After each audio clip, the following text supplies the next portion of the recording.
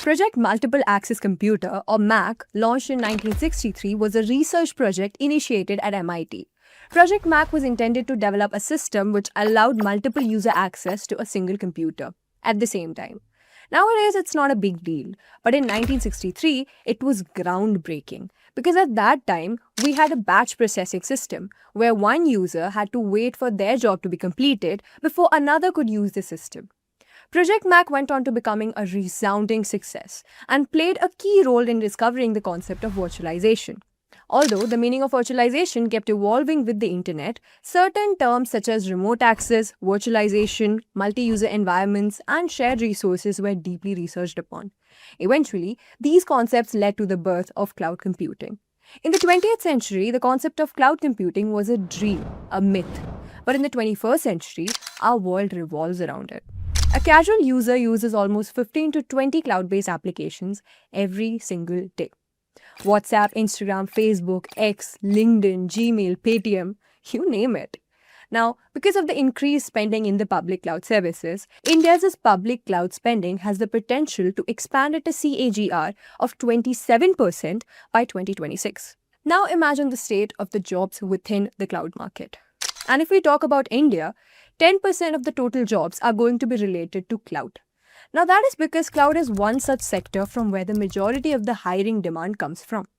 So to sum up, cloud computing has become a necessary skill for the future. And that's why we have brought you this cloud computing full course. We'll cover all the important concepts such as cloud service models, deployment models, virtualization, databases, networking, serverless computing, the CI/CD pipeline, basically everything you need to know in order to kickstart your cloud computing journey. Throughout this course, we'll be focused on AWS. You're free to go with any platform that you would prefer. But since AWS is the leading market player, we decided to go with AWS. But don't worry, regardless of the cloud platform you choose, the concepts are going to remain the same. So, now that all of that is cleared, let's take a closer look at what we'll be covering in this particular video. Let me walk you through the agenda for this course quickly. So first things first, we will begin with understanding what exactly is cloud computing and why it is gaining so much of attention. I'll also see how it's different from traditional setups as well. Then we will dive deeper into the cloud deployment models, where we will see public, private, hybrid, and even multi-cloud strategy models. And then we'll move forward with the service models, where we will understand infrastructure as a service, platform as a service, software as a service, and even function as a service, as these are the building blocks that you need to understand for understanding the fundamentals of the cloud. Next, we will move towards understanding the largest and the most dominant cloud provider in the market, that is AWS. Here you will master EC2, that is Elastic Compute Cloud, to launch and configure virtual servers, and also learn how to create custom AMIs, that is Amazon Machine Images, to streamline your setup. Then we will also cover securing your EC2 instances by configuring security groups and explore the auto-scaling and load balancing to handle the dynamic traffic loads with ease. Next, we will get hands-on with IAM, that is Identity and Access Management, where we will understand how to manage users and assign the roles securely. We will also work with Amazon S3, setting up the buckets, configuring permissions, and managing the storage effectively. Finally, we will put it all into the practice by building a live static website on AWS, from setting up the S3 bucket to configuring the permissions and applying lifecycle rules. You will gain practical real-world experience with the cloud solutions, as this is more than just theory. It's a hands-on journey to mastering the cloud computing with AWS. So, now that you know what's in store for you, without further ado, let's get started. Alright, so let's begin with a question. When was the last time you actually bought a DVD to watch a movie or carried a USB drive just to store your files? Come on, think about it. Alright, let me answer this for you. Probably a while ago, right? And why is that? Well, nowadays we simply stream movies on platforms like Netflix or Amazon Prime, where there is no need to download files or worry about running out of space. Just one click and boom, instant entertainment whenever you want, wherever you want. And it's the same with storing files as well. We just save the files over the Google Drive or Dropbox, where there is no need to panic over losing that USB or carrying extra devices around. Everything is just there whenever you need it. Now here's the fun part. This is what cloud computing looks in the action. and you have already been using the cloud in your day-to-day life without even realizing it. Like through the movies you stream, the files you save online, all of it is powered by cloud technology working silently into the background. Okay, let's make it even simpler with another example. So, think about how you listen to your favorite music nowadays. Do you still keep a giant collection of CDs or download every song onto your phone? Nope. Right. Chances are you just open your favorite music streaming app such as Spotify, Apple Music or YouTube, tap on the song you want and voila. Just instant music anywhere, anytime without worrying about storage or device space. Now, why am I talking about music and movies? Because that's exactly what cloud computing does for businesses and individuals as well. But instead of streaming songs or movies, you are getting instant access to the computing power, storage, software and much more all on your demand. Now imagine if a business had to buy and maintain massive servers and hardware for every little task. It is expensive, right? Not to mention the time and effort to manage it all. But with cloud computing, they don't have to do such a hassle. They can just rent what they need, like how you stream a song without buying the whole album. There is no maintenance worries or bulky equipments, right? Just instant access to the powerful resources whenever you need them. Now that is pretty cool. Cloud computing is like having a magical toolbox that's always stocked up with exactly what you need, without you ever having to carry it around. Now that we have seen how familiar these cloud-powered services already are into the day-to-day lives, let's dive into what cloud computing really is and why it is becoming such a game changer for businesses, startups, and individuals alike. So let's move forward with understanding what exactly is cloud computing.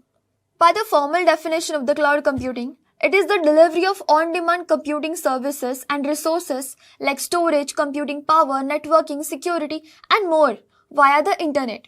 And it operates on a pay-as-you-go basis. But what does that mean in simpler terms? For that, think of it this way. Normally, when you store your photos, documents, or apps, you save them on your computer or a local device, right? Or maybe you use external hard drives or USB sticks to keep them safe. Well, cloud computing flips that. Instead of storing all your stuff on a physical device that you own, you can save it on the internet. It acts like a virtual storage space that's available anywhere and anytime on demand. Now here's the cool part. Just like you don't need to own the movies or music you stream on Netflix or Spotify, you don't need to own all the equipment or servers to store or process data with cloud computing. Here you can just rent these resources whenever you need them and actually only pay for what you use. Think of it like a subscription to power up your business or personal projects without the need for huge upfront costs. Now let's take a look at the diagram of cloud architecture. This will show you how cloud computing services are structured. You will see how different elements work together to provide computing resources in a seamless and a scalable way. In the cloud, there are several key components. First is clients. As you can see, this end line over here, it is even written and users. These are the users or devices accessing the cloud services like from your laptop, mobile phones or from the desktops as well. Then comes this internet highway. This is the highway that connects everything, allowing you to access the cloud anytime and anywhere with unstable internet connection. Then comes the cloud service layer. This is where all the computing resources are live, such as storage, servers, networks and security tools and many more things, which is provided by the cloud service providers, by the companies like AWS, GCP, Microsoft Azure that manage the cloud infrastructure and provides the resources. So this was it for the cloud computing architecture diagram. So yeah, with cloud computing, the internet becomes like your personal virtual space where you can store, process and access anything you need without ever worrying about managing the hardware yourself. It's like renting a super powerful computer that's always ready to serve you. But wait, how does this all actually work? Why is everyone from fresh startups to the biggest tech giants moving to the cloud? And what makes it such a game changer for businesses? Well, that's exactly what we are going to break down in the coming topics. Let's start by looking at how things used to be done before cloud became a thing. In the past, businesses had to do it really hard way. Let's say you start a company. The first thing you would need to buy is tons of expensive servers and hardwares. And not just that, you would need to constantly maintain and upgrade these servers to make sure everything is running smoothly, which could really be an headache. And then you can launch your product successfully into the market. Now imagine your product gains the traction and more people are starting using it. Great, isn't it? But here's the problem. As the product grows, so does the databases. And more data means more servers. So what's next? The company has to spend even more money buying extra servers to keep up with the demand of the traffic. But here's the catch. As you add more servers, the risk of server crashing also increases, especially if the traffic spikes suddenly. So now you got a big problem. Your servers are overloaded and when they break down, you can't just wait around and sit there, right? To get things back on the track, you need a maintenance team to fix everything, to patch the servers and make sure nothing crashes again and everything works just fine. But this sounds expensive, doesn't it? Not to mention it's incredibly time consuming. You need to have experts available around the clock to keep those servers running. And this process could take days or even weeks to fix every time. Imagine how much time and money gets wasted in this process. Now, there comes another scenario. Let's say the traffic slows down over the time. The extra servers you bought earlier, well, what about them? Now they are just sitting there wasting resources. But here's the kicker.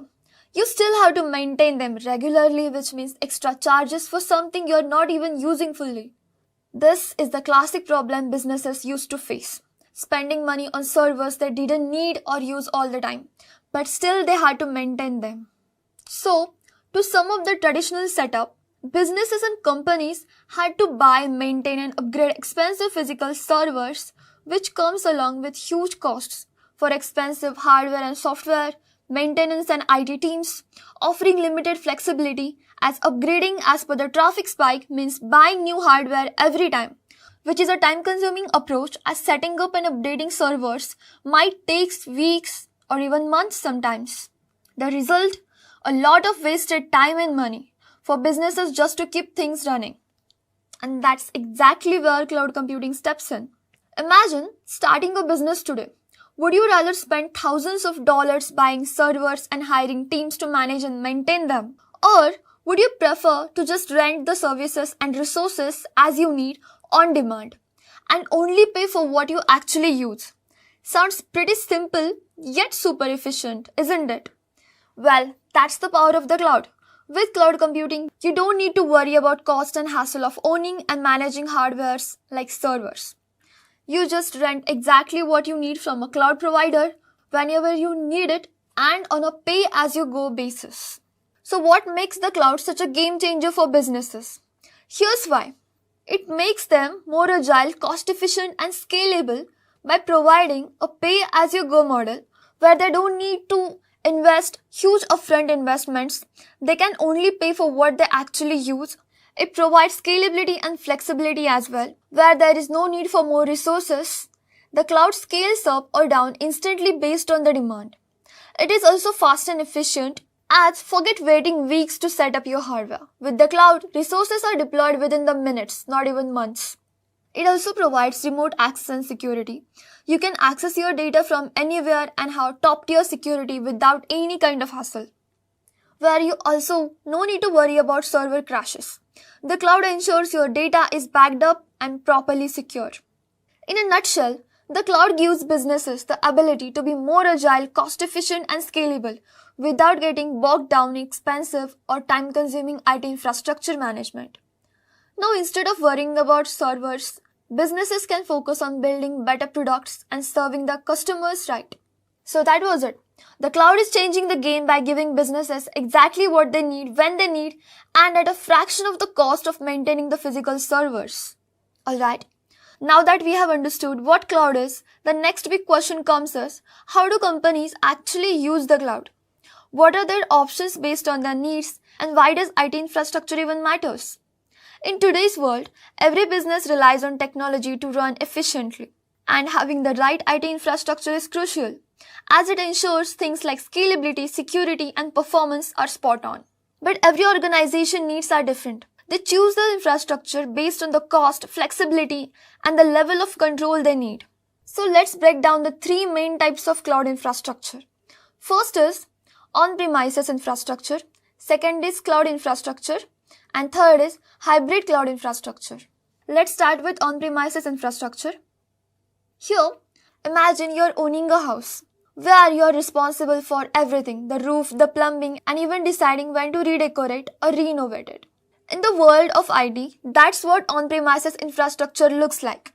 Here, the company owns and manages all of its servers and IT resources in-house, meaning they have total control but also the full responsibility to maintain and make sure everything is running smoothly and efficiently. So now, what are the key features of on-premise infrastructure?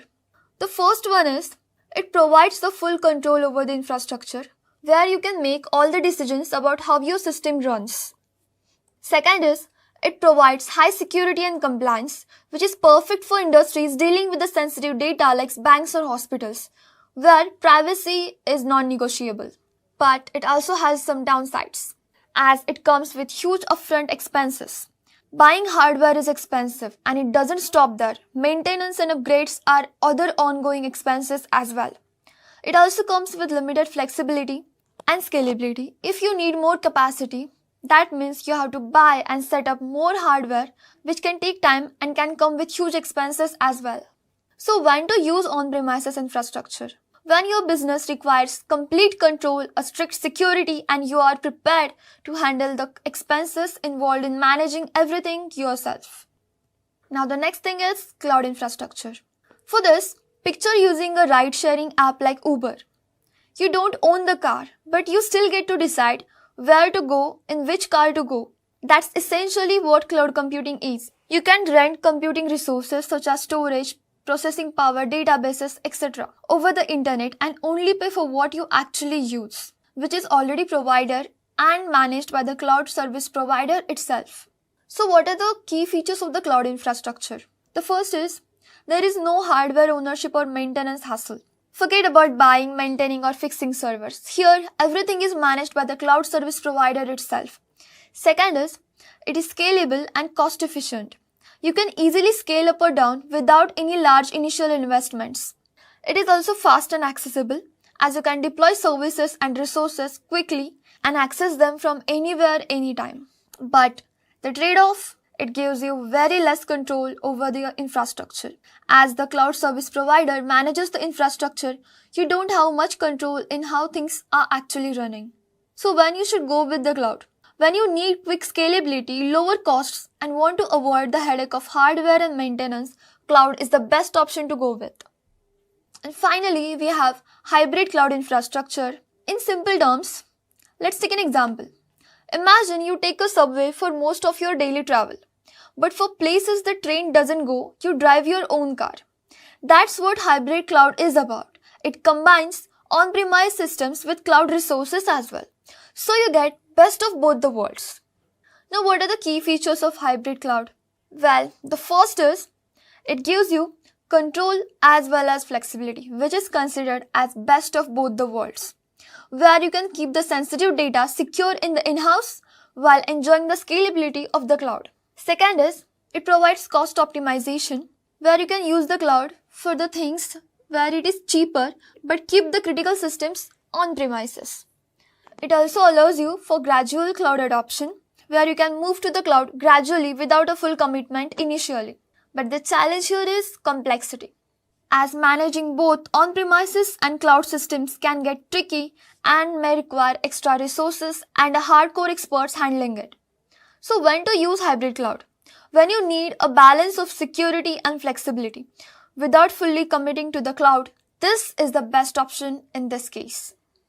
So as we have seen, each of these infrastructure types has its own pros and cons.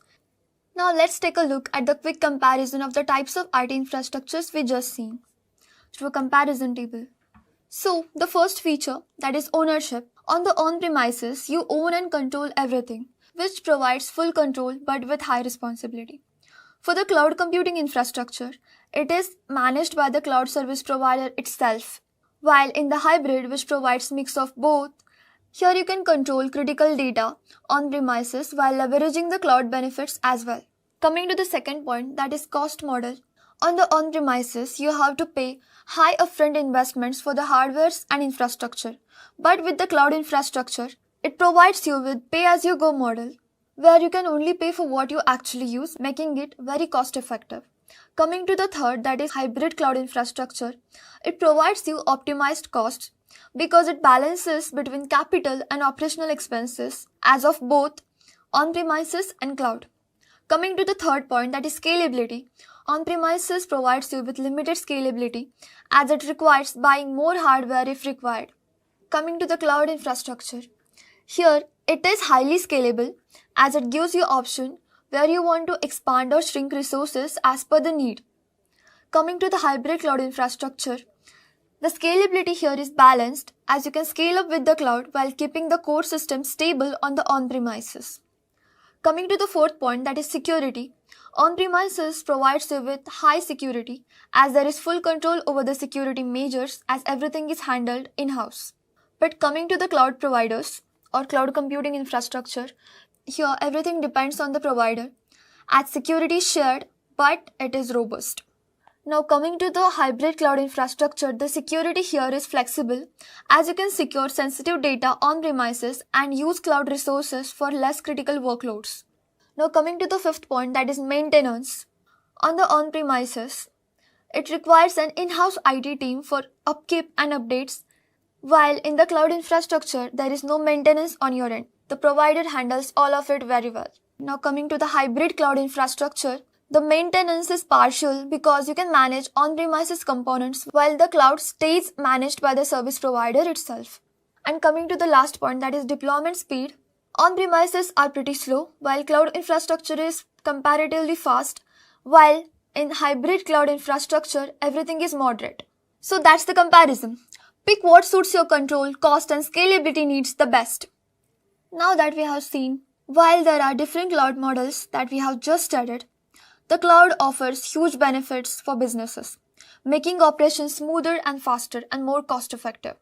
So let's break down the top benefits of cloud computing, as this is what makes it a powerful tool for modern businesses. With the key benefits like, first is cost efficiency. Cloud computing saves businesses money in several ways. Here you can rent resources. No need to buy expensive hardwares. And you can just rent what you need and when you need. Second is, it has very low operational costs, where cloud providers take care of hardware updates and maintenance, so you don't need to worry about any kind of costly IT teams or downtime. Third is, it provides you with pay-as-you-go model, where you can only pay for what you use, avoiding unnecessary expenses. This helps businesses control costs and scale up or down easily as needed. Now the second advantage is security and compliance. Cloud providers invest heavily in cybersecurity to keep your data safe and secure, as the encryption and compliance certificates ensure that your business meets all the necessary regulatory requirements, such as GDPR or HIPAA, etc. Second is, it provides you with MFA, that is multi-factor authentication, and regular security updates, helping you protect your data from breaches, keeping everything safe and secure. Now the third point is scalability. One of cloud's biggest advantages is scalability. It provides you with auto-scaling. The auto-scaling mechanism allows businesses to instantly increase or decrease computing resources, keeping the cost aligned with actual needs, where there is no need to predict any kind of traffic spikes in demand. Whether you are running an e-commerce site during a sale or streaming a platform during a new release, the cloud adjusts everything in real time. Now, the fourth advantage is performance speed. Cloud providers use globally distributed data centers, which means reduced latency. Data is processed closer to the user, speeding up the access.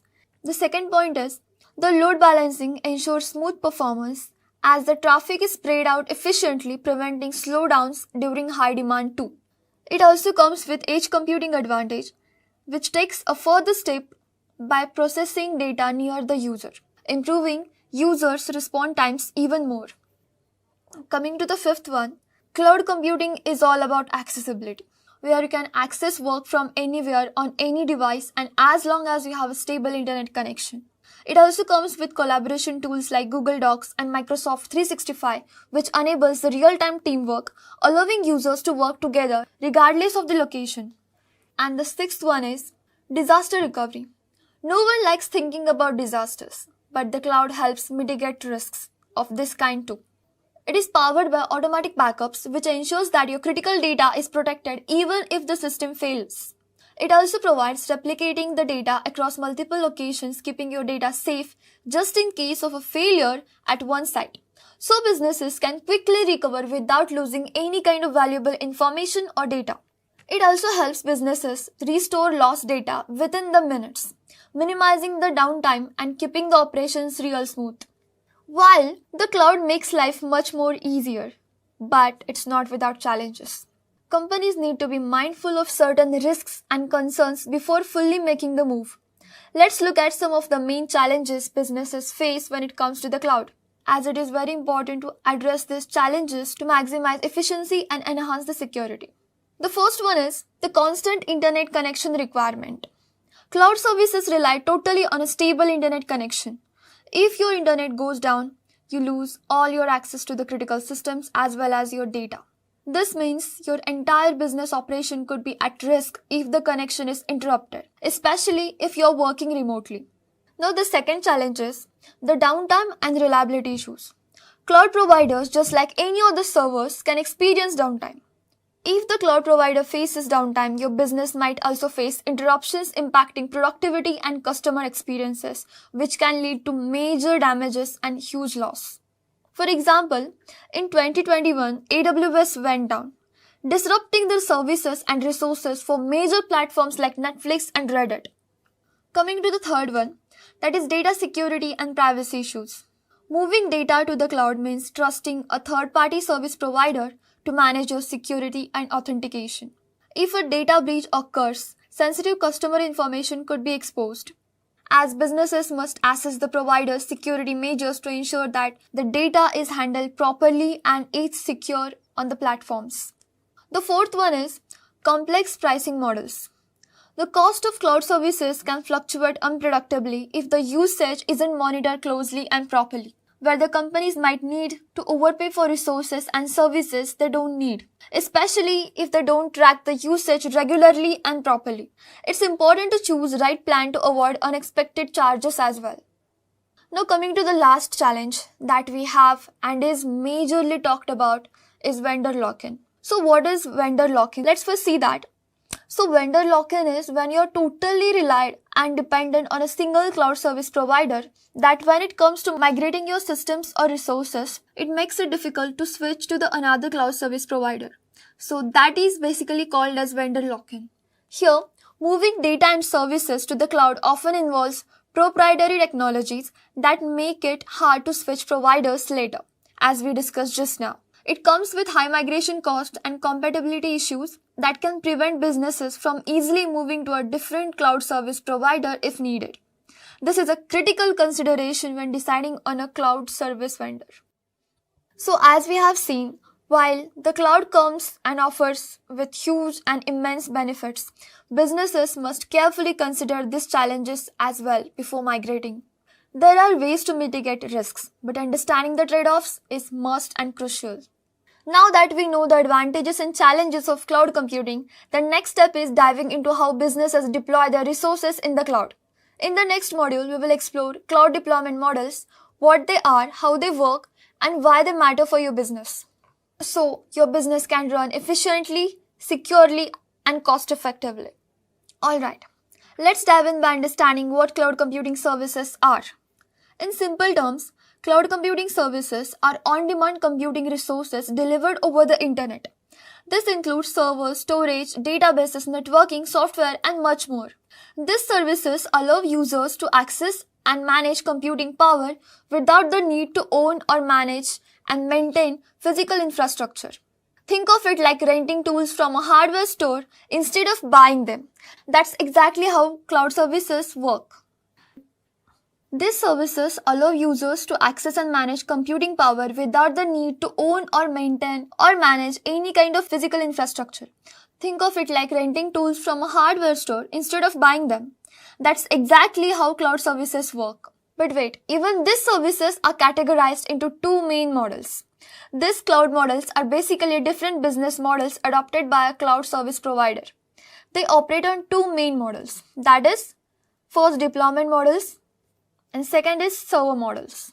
First, we will explore the deployment models as well. So what are the deployment models in the cloud? A deployment model basically defines the cloud services you are consuming, who is responsible for managing them, your cloud architecture, the scalability of your computing resources, and the level of control and customization you can have over your infrastructure, and the services provided to you versus how much you own of the infrastructure. In other words, it's like choosing the type of housing you want. Do you want to rent it, own it, or share your space with someone? That's how exactly cloud deployment models work, defining how you can access and manage your resources. Based on this, there are four major types of cloud deployment models. First is public cloud, second is private cloud, third is hybrid cloud, and fourth is multi-cloud. So, to make it easier, let's compare choosing a cloud deployment model to choosing a ride. When you pick a ride, you think about cost, control, and convenience, just like selecting a cloud model. Public cloud is like taking a bus, which is accessible for everyone, is cost effective, but offers shared resources. While the private cloud is like owning a private car. It's exclusive only for you. It gives you full control and high security, but it comes with higher expenses as well. While the hybrid cloud is like using a taxi, which offers privacy and flexibility without the burden of full ownership. See how relatable that is. Now let's explore these models one by one, starting with the public cloud first. So what is public cloud? A public cloud is a cloud computing model where the third-party providers offer computing resources and services over the internet, which is shared among multiple organizations at once. For that, imagine using a gym. You get to access all the equipments there, but you share it with others as well, right? That's how public cloud works. Shared resources at an affordable price. So what are the key features of public cloud? First is scalability. Here you can dynamically scale resources based on the demand.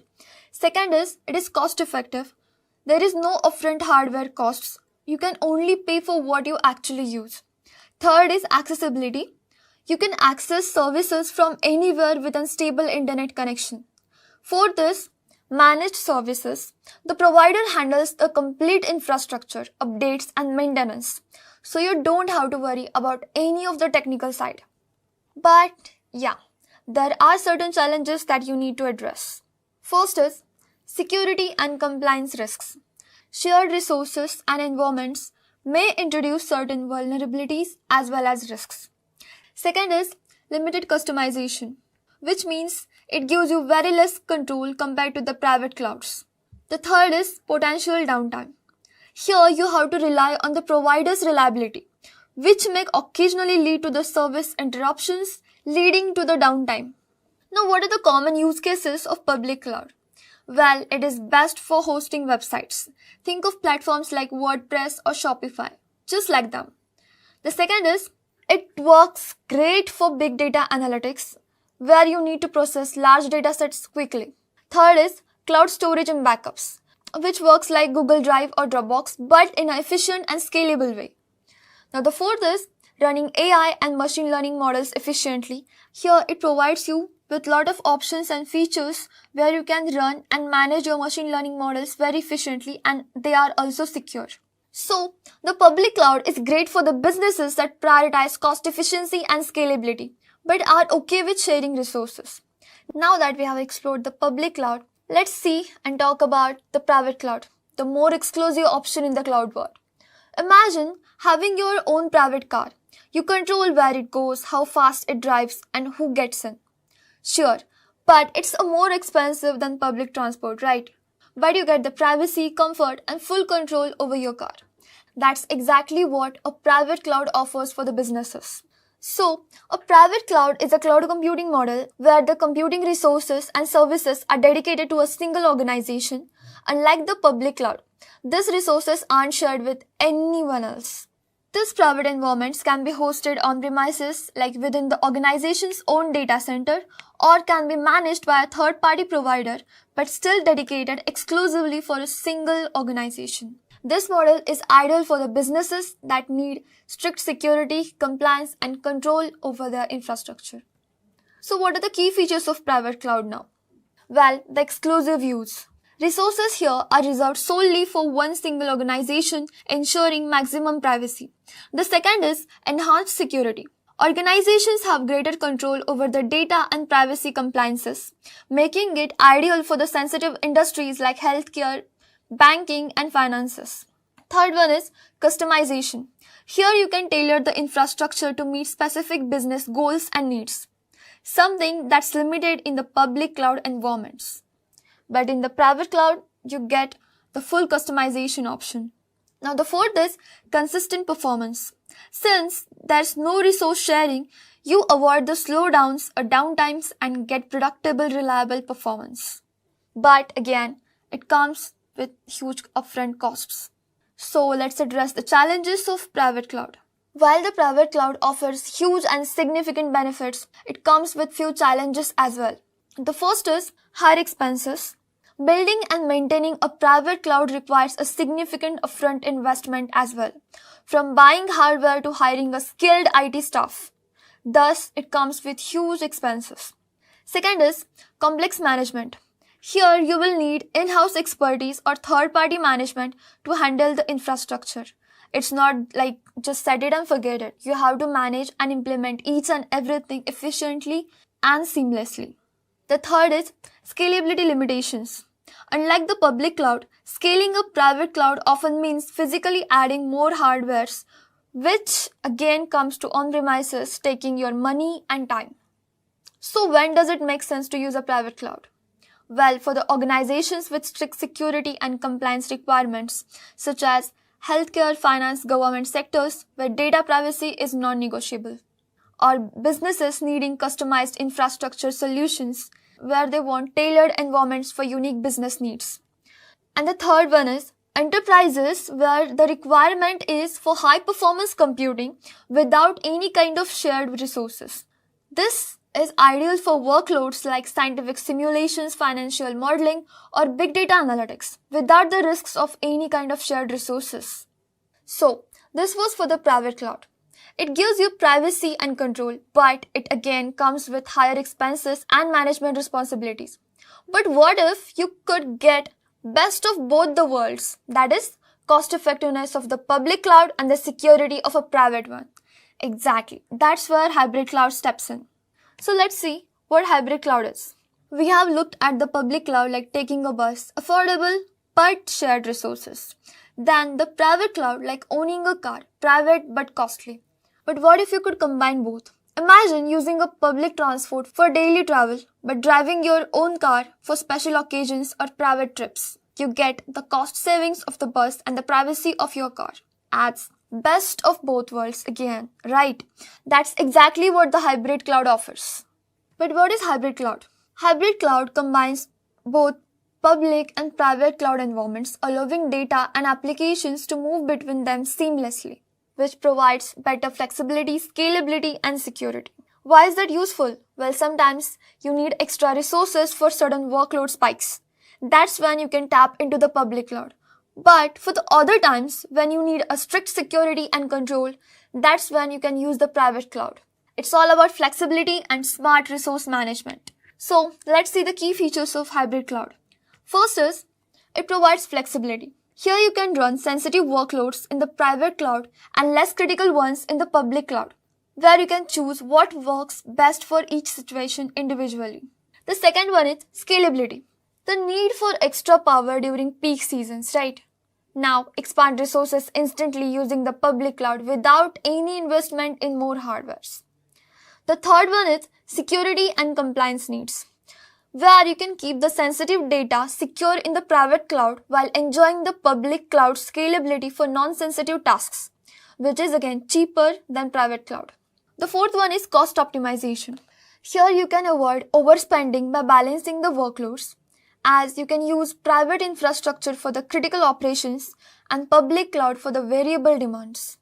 While the public and the private offers great benefits, and then comes the hybrid cloud, which is a perfect solution, but it does come with its own set of challenges. The first one is the complex management. Integrating two different environments means you will need to manage both and ensure they work together seamlessly and without any downtimes or any infrastructure complexity. Thus, it can be complex to manage both of it. The second is security risks. Moving data between the clouds. Well, that really requires a strong security measures to prevent data breaches or data leaks. And the third one is higher upfront costs. Managing both a private infrastructure and a public cloud can be expensive, especially if not optimized properly. As we have seen in one of the challenges, complex pricing. Remember? Yeah, exactly. This refers to that. Now, what are the common use cases of a hybrid cloud? So, when you should use a hybrid cloud? For the businesses needing data privacy and regulatory compliances, such as healthcare and finance sectors that also require cloud stability and scalability. Or for the companies with variable workloads, think of for e-commerce platforms where during holiday sales they need extra resources during peak times, but not around the year, like seasonal demand spikes. The third one is enterprises with on-premises infrastructure. The organizations that want cloud benefits without completely moving away from their existing on-premise setups. This is the best option to go with. Now, while the hybrid cloud offers best of the both worlds, that is flexibility, security, and cost optimization, but managing it can be tricky. But here's another interesting thought. What if you don't just stick to one cloud provider? What if you can use multiple cloud providers to avoid dependency and get the best features from each of it? While the hybrid cloud offers the best of the both worlds, providing you with flexibility, security, cost optimization, but managing it can be tricky and expensive. Here's another interesting thought. What if you didn't just stick to one cloud provider? What if you could use multiple cloud providers to avoid dependency and get the best features from each one of it?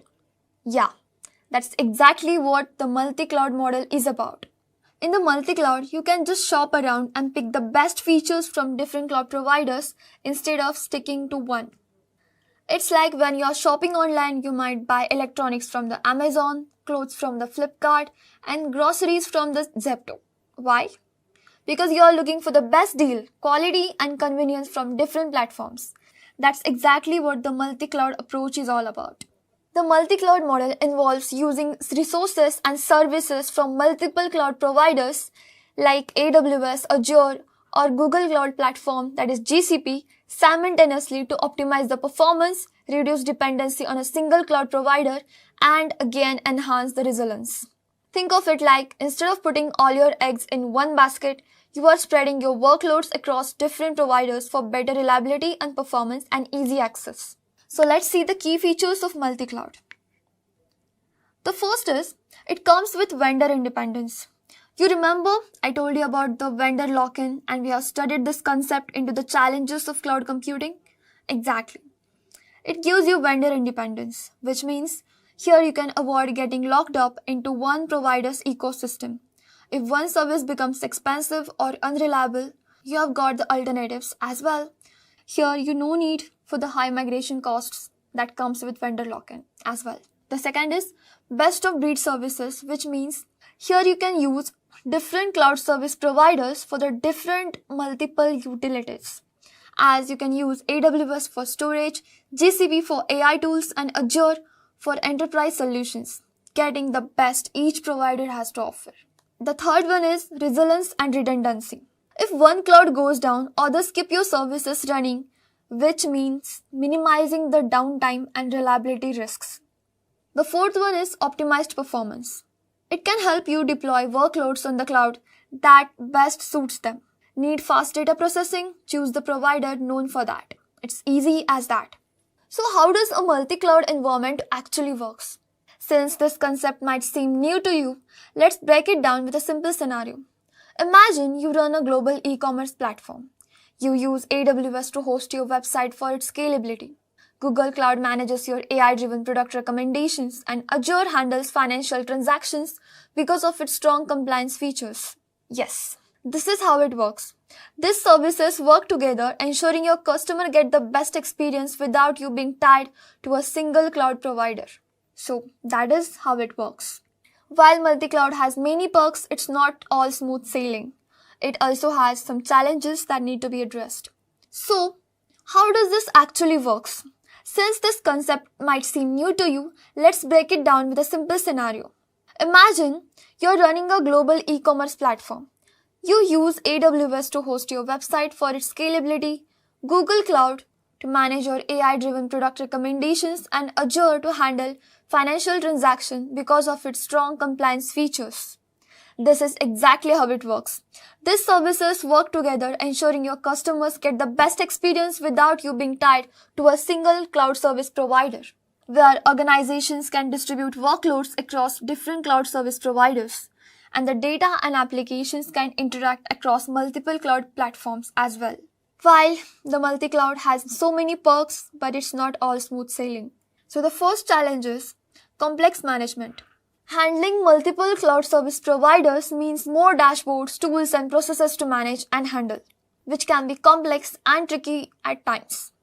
The second is security risks. Different cloud service providers mean variety of security protocols, making it harder to maintain consistent protection as well. And the third one is integration issues. Ensuring a smooth communication between different cloud providers can be tricky and may need specialized tools and hardcore experts around you all the time. So, what are the common use cases and when you should use multi-cloud? For the enterprises needing high availability and disaster recovery, as if one cloud goes down, other clouds or other cloud service providers can keep things running smoothly and ensure everything is running just fine. The second is when you need cost optimization, where businesses pick best price services across clouds to save money. And the third one is businesses adopting to different cloud strength for different workloads. As we already discussed about this, you can use GCP for AI/ML projects, run databases on AWS, or handle enterprise applications on Azure. So now that we have explored how companies set up their cloud environments through different deployment models, let's quickly compare cloud deployment models with just enough context to make things crystal clear. Let's dive in. Alright, now that we have explored the different types of cloud deployment models, that is public, private, hybrid, and a multi-cloud strategy, let's bring these concepts to life with some real-world examples as well. Because, let's be honest, theory is great, but seeing actually how big companies use cloud deployment models in action, that's where the real learning happens, right? So, starting with the first, that is public cloud, let's take an example of Netflix here. Have you ever wondered how Netflix seamlessly streams your favorite shows to millions of the users across the world without any kind of buffering issues? Well, here's the secret. They use the public cloud, specifically speaking AWS, that is Amazon Web Services, to manage their massive streaming traffic, store terabytes of video data, and process big data analytics for the personalized recommendations. Since public cloud is fully managed by the provider and scales automatically, Netflix can focus on delivering an uninterrupted binge-watching experience while AWS handles the heavy weightlifting behind the scenes seamlessly. That was it for the public cloud. Now, what about industries where security is the number one priority? For example, take Bank of America. For an example, financial institutions handle sensitive customer data and they have to comply with the strict regulations as well. And that's why they use the private cloud, which gives them full control over their data, security, and infrastructure, while keeping it accessible only within their internal network. As this ensures that the customer data remains private and secure, meeting all the compliance requirements necessary for this. Now moving forward with the hybrid cloud model, have you heard about Lego? Yeah. Lego isn't just about colorful bricks anymore. It's also a tech-savvy company. To handle their operations efficiently, Lego uses a hybrid cloud approach as well. They store the sensitive data on premises for security and compliance reasons, while they use the public cloud, that is, Microsoft Azure, to scale their operations during high-demand seasons like Black Friday or holiday sales. This combination gives them the best of both the worlds, that is, security and flexibility on demand. Now, coming to the multi-cloud strategy, let's talk about Spotify here. Your go-to app for music streaming. Spotify uses the multi-cloud strategy relying on different cloud providers for different kind of tasks. For instance, they store the data on AWS while they also use Google Cloud for the AI-driven recommendations that suggest your next favorite song. Thus, by using multiple clouds, Spotify ensures high availability, cost optimization, and advanced analytics without being locked up into a single cloud provider. Efficient, isn't it? And there you have it. These real-world examples actually show how businesses use different kind of cloud deployment models to match their specific needs. Whether it's a global streaming service, a high-security financial institution, or a hybrid retail tech company, or even a data-driven music platform, cloud computing plays a crucial role in making all of this happen. So next time when you watch Netflix or shop online or even stream your favorite song, you will know there's some serious cloud stuff happening behind the scenes. Now let's quickly compare the cloud deployment models once again to make things crystal clear with the comparison table here. So coming to the first point, that is the ownership. In the public cloud, everything is owned and managed by the third-party providers like AWS or Azure, which is great when you don't want to manage the infrastructure. Coming to the private cloud, which is dedicated to a single organization, it is ideal for the companies needing full control. Now moving to the hybrid cloud, which is a mix of public and private clouds, is perfect when you need flexibility as well as security.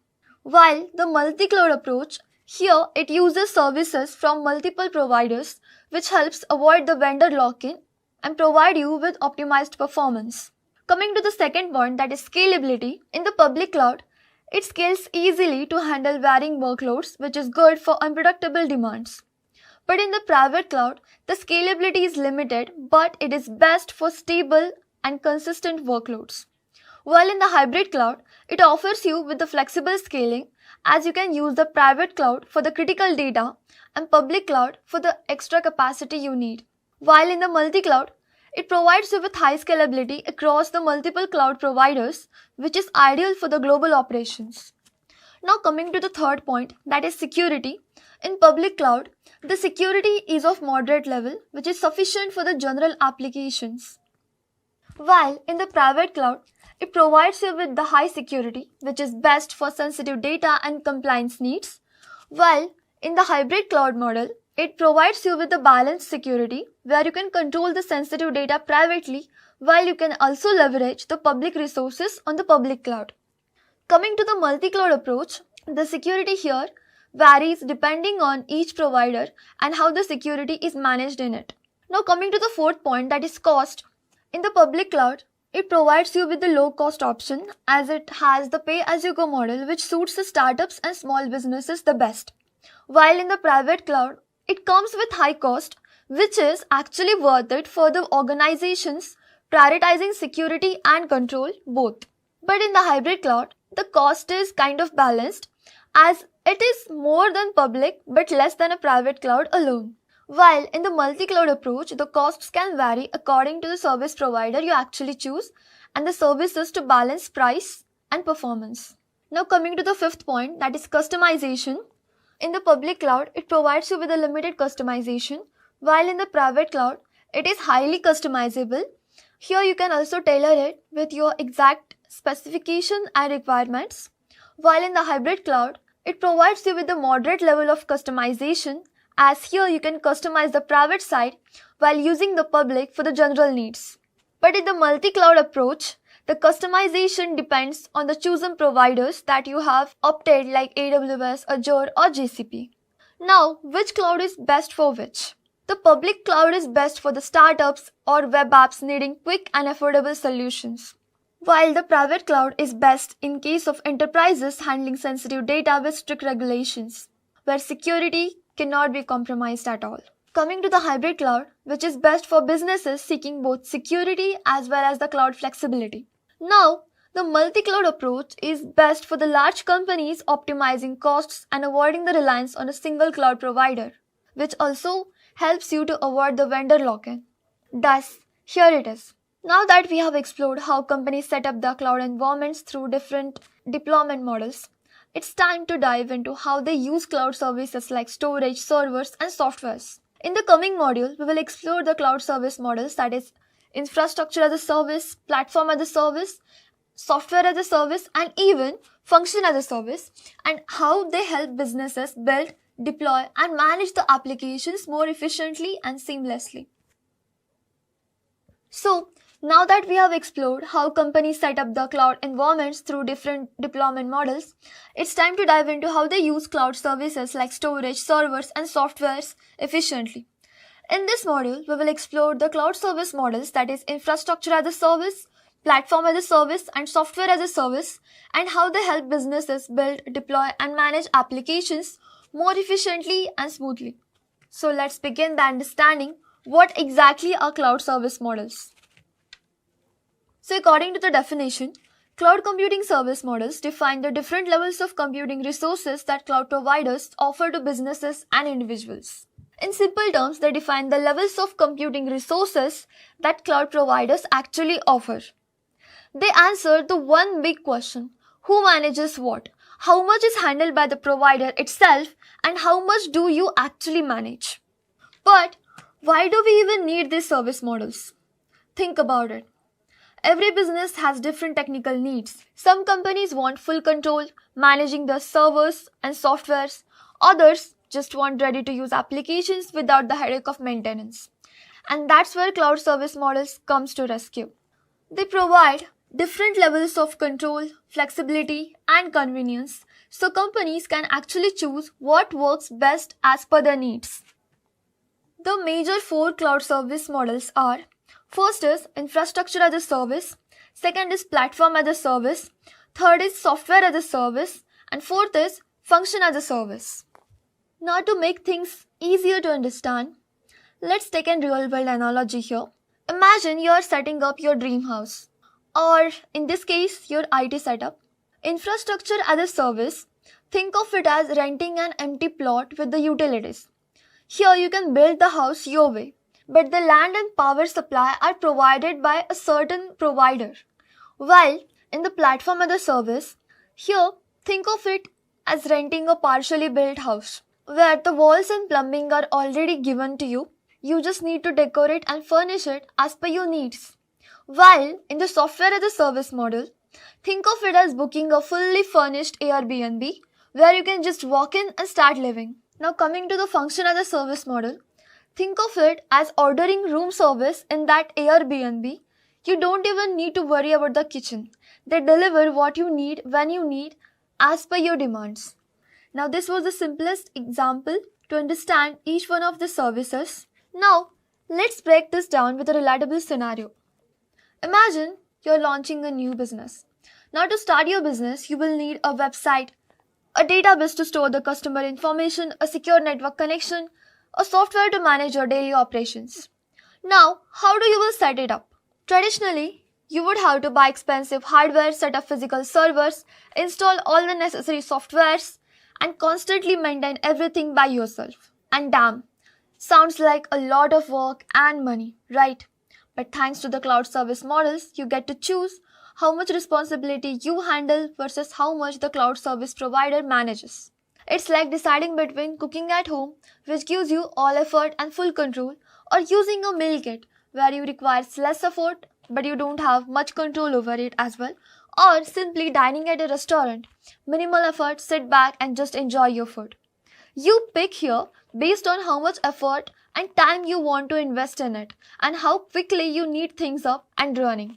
So, here, instead of owning and managing everything, businesses can just rent IT resources from a cloud service provider based on their needs and specifications. So let's understand them in detail.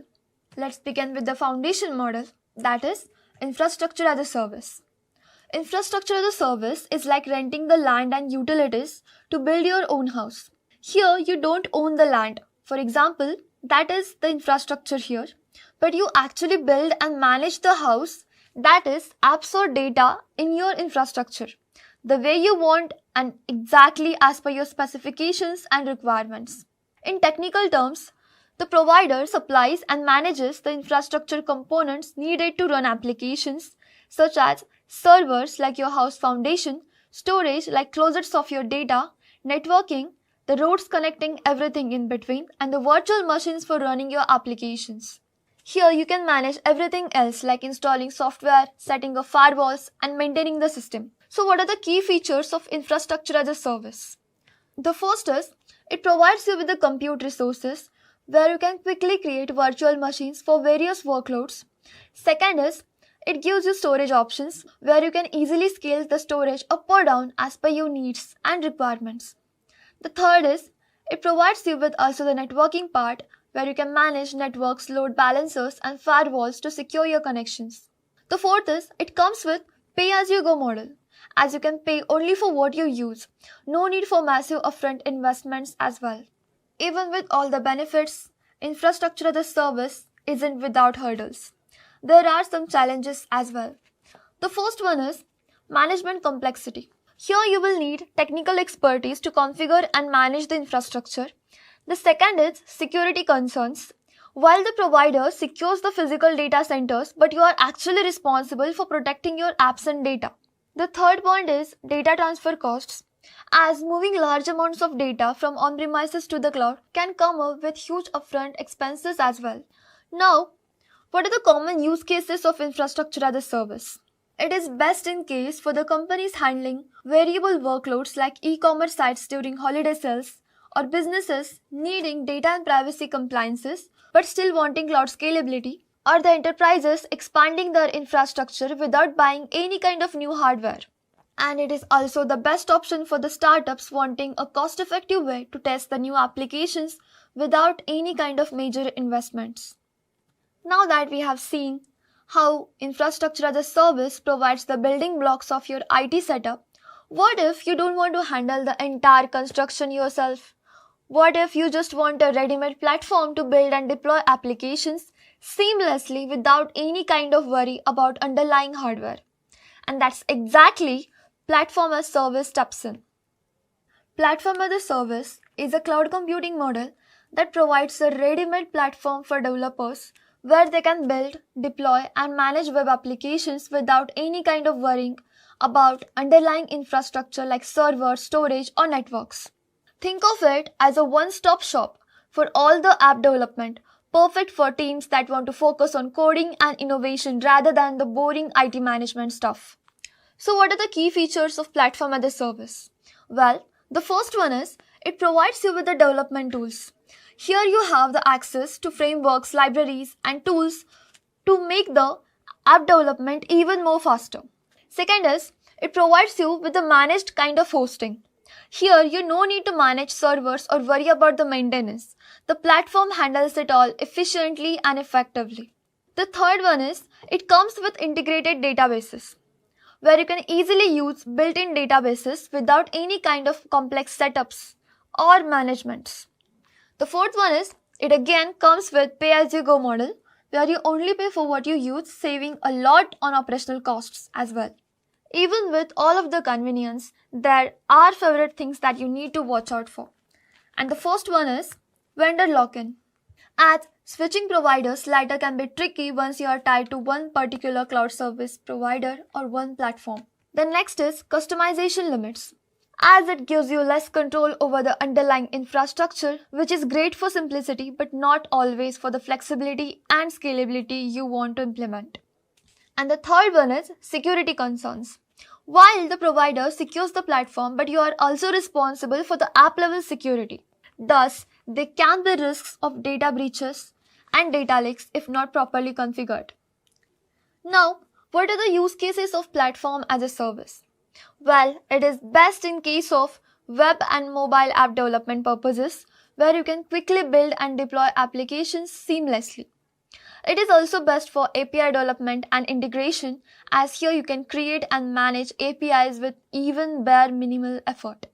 It also comes with database integrations, which is best in case of database management, where you can effortlessly set up databases to power your applications. So, with Platform as a Service, you can focus on your app and the provider takes care of all the techie backend stuff by themselves. Now, what if you don't even want to develop anything by yourself? You just need ready-to-use softwares like email services or project management tools. And that's where software as a service comes into the play. Here, you don't need to deal with infrastructure or development at all. Here you can use the software without worrying about how it runs.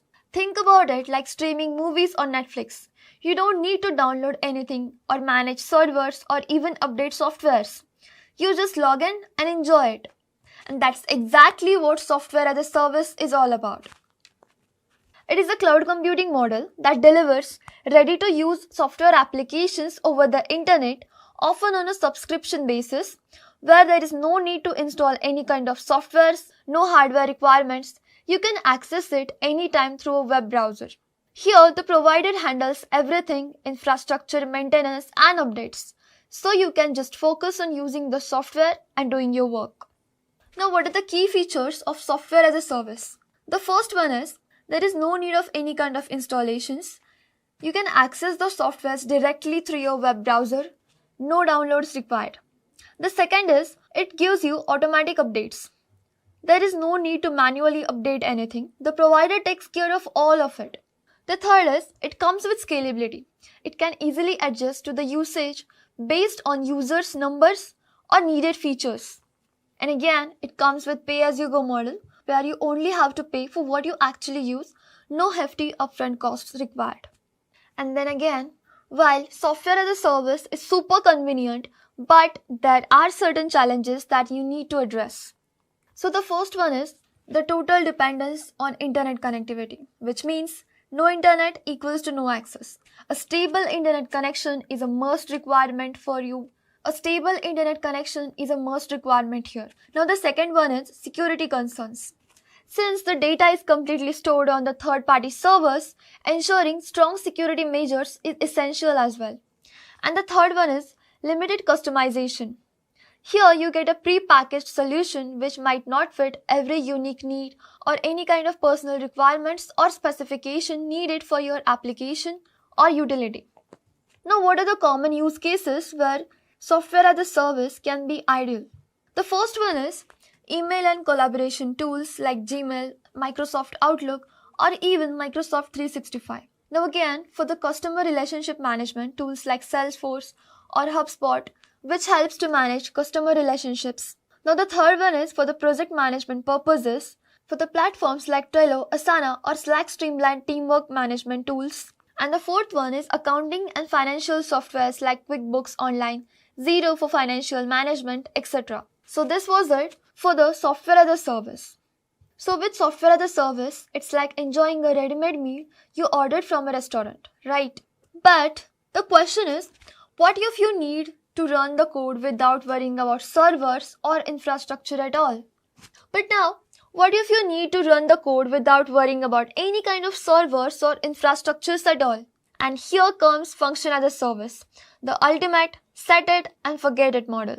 To understand this, imagine a simple scenario. You walk into the coffee shop, place your order and get your coffee and leave. You don't care about how the coffee machine works or how the beans were roasted. You just want your coffee quickly. That's it. And that's function as a service in a nutshell. Here, you only focus on the code and the provider handles the rest of the things in the backend. So let's see what is function as a service. It is a serverless cloud computing model where you can write small pieces of code called as functions that run in response to events like a website click, a file upload, or even an API request. Here, there's no need to manage any kind of servers. The code runs only when it is triggered. And you only pay for the actual execution time of the function and not for any kind of servers. And it automatically scales based on the demand. Think of it like a vending machine. For an event, you push a button. And then as a cloud provider, that is the machine, delivers your snack. That is running your function. Easy, right? Now this is how function as a service works. So what are the key features of function as a service? The first is, it's event-driven execution, where the function triggers when something happens like an HTTP request, a file upload, or even a database change.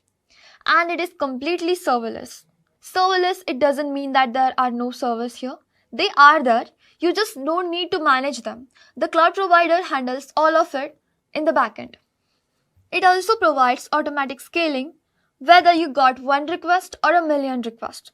Function as a service scales automatically to handle the demands. It comes with pay-per execution, which actually means here you only have to pay when your code actually runs and not a second more than that. The fifth key feature of this is it provides faster time to market where you can deploy your code quickly without worrying about any kind of infrastructure. But it comes with some challenges as well. The first is cold start latency.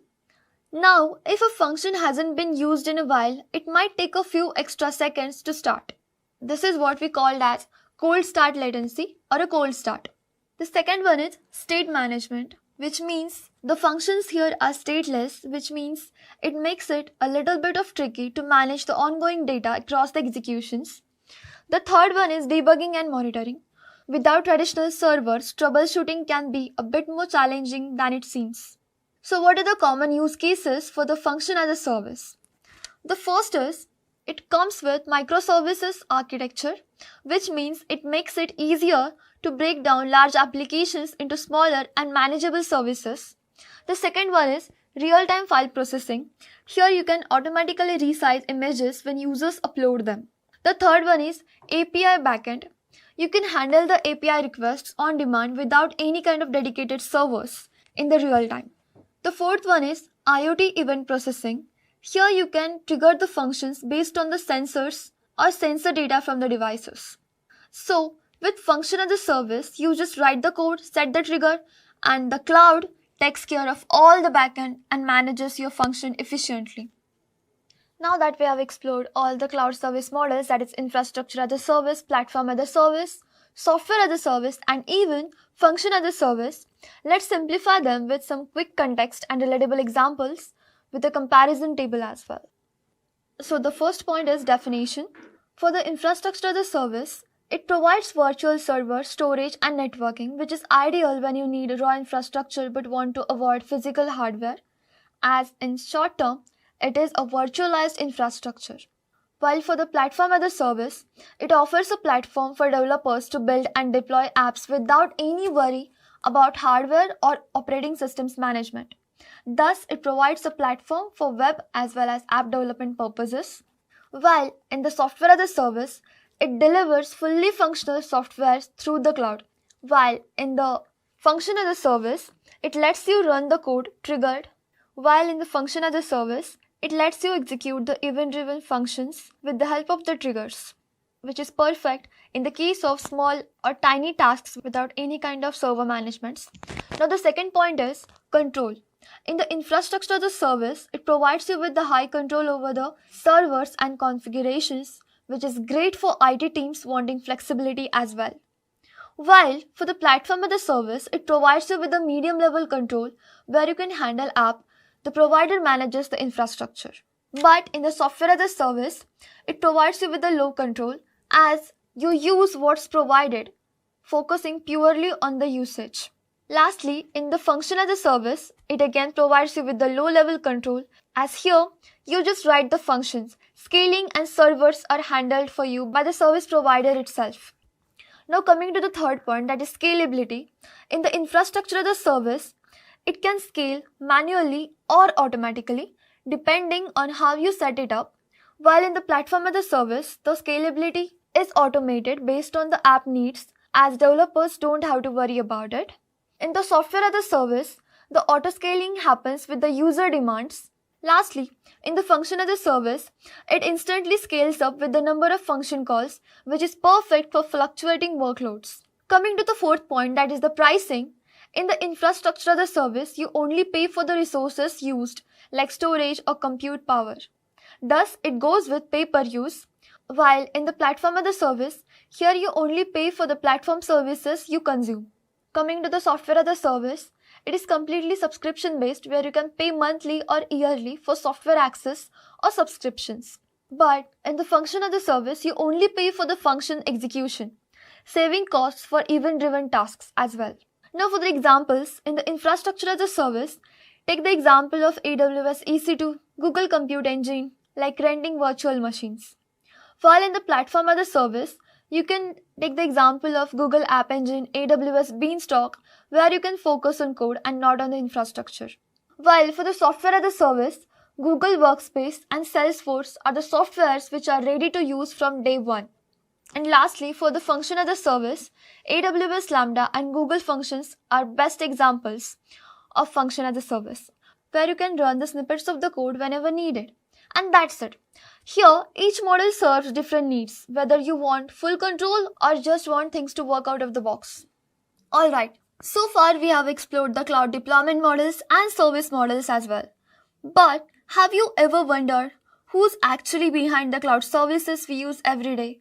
Well, let me introduce you to the top players in the cloud market, the companies that power the internet's backbone and make the cloud possible for us. Alright, let's see who provides the cloud services. The cloud services are provided by cloud service providers, the companies that own and maintain large-scale data centers worldwide, offering the computing power, storage, networking, and more over the internet. These providers own massive data centers across the world, packed with thousands of server, storage systems, and networking equipments. Now imagine a warehouse, the size of several football fields filled with blinking servers. That's the scale we are talking about here. Now, who actually runs the cloud and makes sure it's safe? Let's break it down in simple terms. Cloud governance is a shared responsibility, meaning multiple parties work together to keep the cloud services secure, reliable, and running. So the first one is cloud providers. They own and maintain the cloud infrastructure, making sure the servers are running, the data centers are secure, and services comply with regulations and compliances. Then comes the government and regulatory bodies like GDPR and HIPAA. They create the laws and guidelines to protect the user data, ensure companies follow the security standards and compliances as well. Then comes businesses and users. That's exactly you. You are responsible for setting up security controls, managing your data, and ensuring the best practices are followed within your cloud environment. Think of it like renting an apartment, where the landlord, that is the cloud provider, takes care of the building and ensures the utilities work just fine. Then comes the city government regulations, which enforces safety codes and makes sure the building meet legal requirements and compliances. Then comes you, the tenant, who are staying there. You are responsible for locking your doors, managing your belongings, and keeping your space secure and clean. So, while the cloud providers give you the infrastructure, it's up to the businesses and users to ensure their data is safe and secure. Next, we'll see what is a cloud provider. The cloud provider is simply a company that rents out IT resources like servers, storage, databases, and software over the internet, where instead of buying expensive hardware and maintaining it, you pay for what you use. We have studied it already. So why do businesses use or choose or prefer cloud providers? Ever wondered why businesses don't just build their own massive data centers instead of using the cloud providers like AWS, Azure, or GCP? Simple. It's because cloud providers don't just offer storage. They offer powerful technology that helps businesses grow faster, smarter, and safer. The first one is security and compliances. Cloud providers offer built-in encryption, firewalls, and compliances with the industry regulations like GDPR and HIPAA, so businesses don't have to worry about setting up security from scratch and about the regulatory bodies. They can just focus on their own growth. The next is AI and big data capabilities. If you need to process huge data sets or even build AI-driven applications, AWS, Azure, and GCP provide powerful machine learning tools and analytics solutions as well. So, businesses can run and turn their data into insights effortlessly and without any kind of hustle. Then comes the seamless integrations. Each provider has its own strength. For example, Azure integrates seamlessly with Microsoft tools, while AWS offers the broadest range of cloud services. Then, Google Cloud leads in AI, machine learning, and analytics. The fourth factor is hybrid and multi-cloud flexibility. Companies don't have to stick to a single provider. Many use hybrid, that is mixing cloud plus on-premises infrastructure, or multi-cloud, that is using multiple providers, to maximize the flexibility and avoid the vendor lock-in. Thus, you see, At the end of the day, businesses don't just choose cloud providers for cost savings. They are about giving businesses the tool to innovate, scale, and stay secure while they focus on what truly matters, that is, growth and innovation. And that's why businesses rely and prefer cloud providers. Okay, now that you know what cloud providers do, let's take a look at the top players dominating the cloud market. So this is the revenue graph. You can see it clearly that AWS, being the industry giant, holds the largest market share, that is 31%. It's known for its wide range of services, global reach, and scalability. Then comes the Microsoft Azure, holding the 20% of the market. Then comes our Google Cloud, which holds nearly 12% of the market share. And then comes other notable players like IBM Cloud, Oracle Cloud, and Alibaba Cloud, serving major industries and regional markets offering specialized solutions. As we already saw, the top cloud providers in the market. The first one is AWS, the largest and most widely used. Then comes our Microsoft Azure, which is popular for enterprises and Microsoft users. Then comes Google Cloud Platform, which is strong in AI and data analytics capabilities. Then comes other notable players like IBM Cloud, Oracle Cloud, Alibaba Cloud, etc. These providers are in fierce competition, but each has its own strengths, so choosing the right one depends on your own business needs and specifications. Now let's see the biggest player in the cloud space, that is AWS, which stands for Amazon Web Services, which was launched in 2006. As AWS was the first major cloud provider and has become the go-to choice for startups, large enterprises, and even governments worldwide. But why is AWS so popular? It provides vast range of services, that is over 200 services covering everything from computing to the AI. Second, it provides global infrastructure. The data centers called availability zones in regions are spread all across the globe. Third, that is reliability and scalability. It is trusted by companies like Netflix, Airbnb, and even NASA. Now let's see what are some AWS popular services. For the compute, EC2, which provides virtual machines to run your applications. Then comes Lambda, which is widely used for serverless computing. Remember the function as a service model? Yep, that's Lambda. Then comes the storage. For that, S3, which is a scalable object storage, which provides storage for files and backups. Then comes EBS, that is block storage for virtual machines. Then comes the databases. AWS provides RDS and DynamoDB. RDS is managed relational databases like MySQL and PostgreSQL, while the DynamoDB is a NoSQL database for high-speed applications. Then comes AI-enabled. AWS provides platforms like SageMaker, where you can build, train, and deploy machine learning models easily and smoothly. It also provides the recognition, where it provides the analysis tools for images and videos too. Yes, it can recognize faces and objects. So, that's AWS. Powerful, versatile, and the market leader. But what about the competitors? Yeah. How does Microsoft Azure stand out? And why do companies choose Google Cloud for AI projects? Now, next up, let's see and talk about Microsoft Azure, the second largest cloud provider launched by Microsoft in 2010. Azure is one of the top cloud providers. But why is it so popular? Well, imagine you're already using tools like Microsoft 365, Teams, or even Windows servers in your company. Wouldn't it be convenient for you if the cloud platform just clicked with everything that you're already using? Well, that's exactly where Azure shines. It provides seamless integration with all the Microsoft products. It is the second largest cloud provider with around 20% of market. Impressive, right? Now let's see what are some popular Azure services. For the compute, it provides virtual machines. Here you can run various operating systems and applications as well. And then it also provides Azure Functions for serverless computing, which is perfect for event-driven applications. Then for the storage, Azure provides blob storage, where you can store massive amounts of unstructured data as well, like images or videos. Then it also provides Azure Files, which is used for file sharing across multiple machines.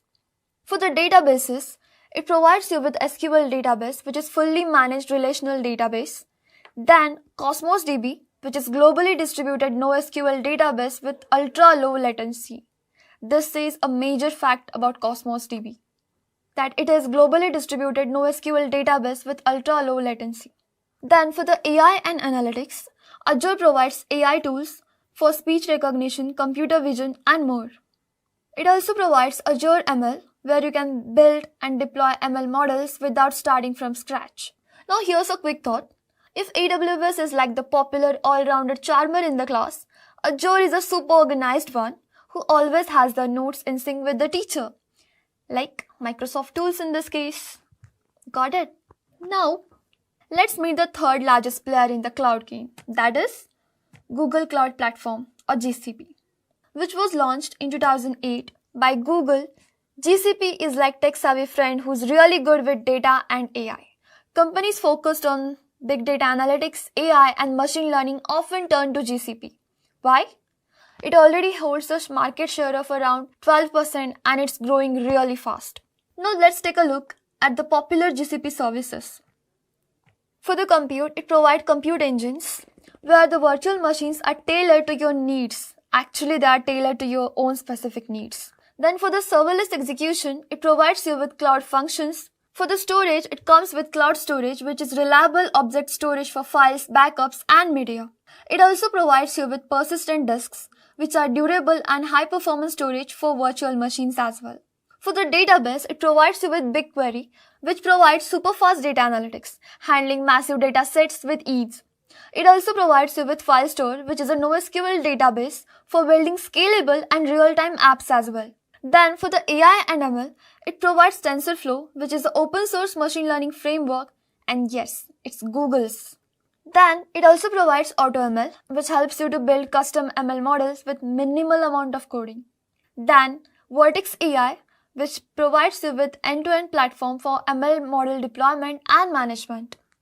Fun fact, have you ever used Google Maps or Google Photos? Yep, that also comes under GCP, AI working behind the scenes. So there you have it. AWS, the versatile leader, Microsoft Azure, the enterprise favorite with seamless Microsoft integrations, Google Cloud, the go-to choice for the data-driven and AI-powered solutions. Now let's see how to choose which provider is best for you. Let's break it down with the help of the comparison table here. For the business needs, when it comes to AWS, it is great for scalability and a wide range of services as well. And it is ideal for businesses of all sizes needing global reach.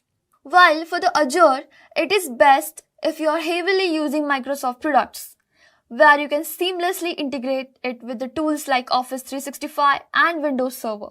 While for the Google Cloud, it is perfect for AI-driven data-heavy workloads and startups looking for innovation and speed. Second point, that is pricing. AWS offers pay-as-you-go with options like reserved instances for cost savings on long-term use, while Azure provides volume-based discounts, which is ideal for large enterprises planning for long-term usages. Then Google Cloud features per-second billing with sustained use discounts, which is great for the cost-conscious projects as well. For the third point, that is performance and availability. AWS has the largest global infrastructure, which is also reliable for businesses needing worldwide availability, while Azure is strong in hybrid cloud solutions and is trusted by enterprises for consistent performances. Then, the Google Cloud excels in AI services and resources with high-speed data processing, which is perfect for analytics-driven applications. The fourth point, that is security and compliances. AWS offers strong compliances with standards like GDPR and HIPAA, which is suitable for sensitive industries, while the Azure matches AWS in compliances, making it a solid choice for regulated industries as well. Then comes the Google Cloud, which focuses on advanced security with robust measures for data protection and enhancements. So now, which cloud is best for what? When it comes to AWS, companies needing global services and a broad range of services and solutions, this is the best one to go with. While for the Azure, enterprises relying on Microsoft products and hybrid environments can be the choice. Then lastly, for the Google Cloud, the businesses which are more focused on AI, data analytics and cost efficiency, this is the best option for you. So that was it. A quick rundown.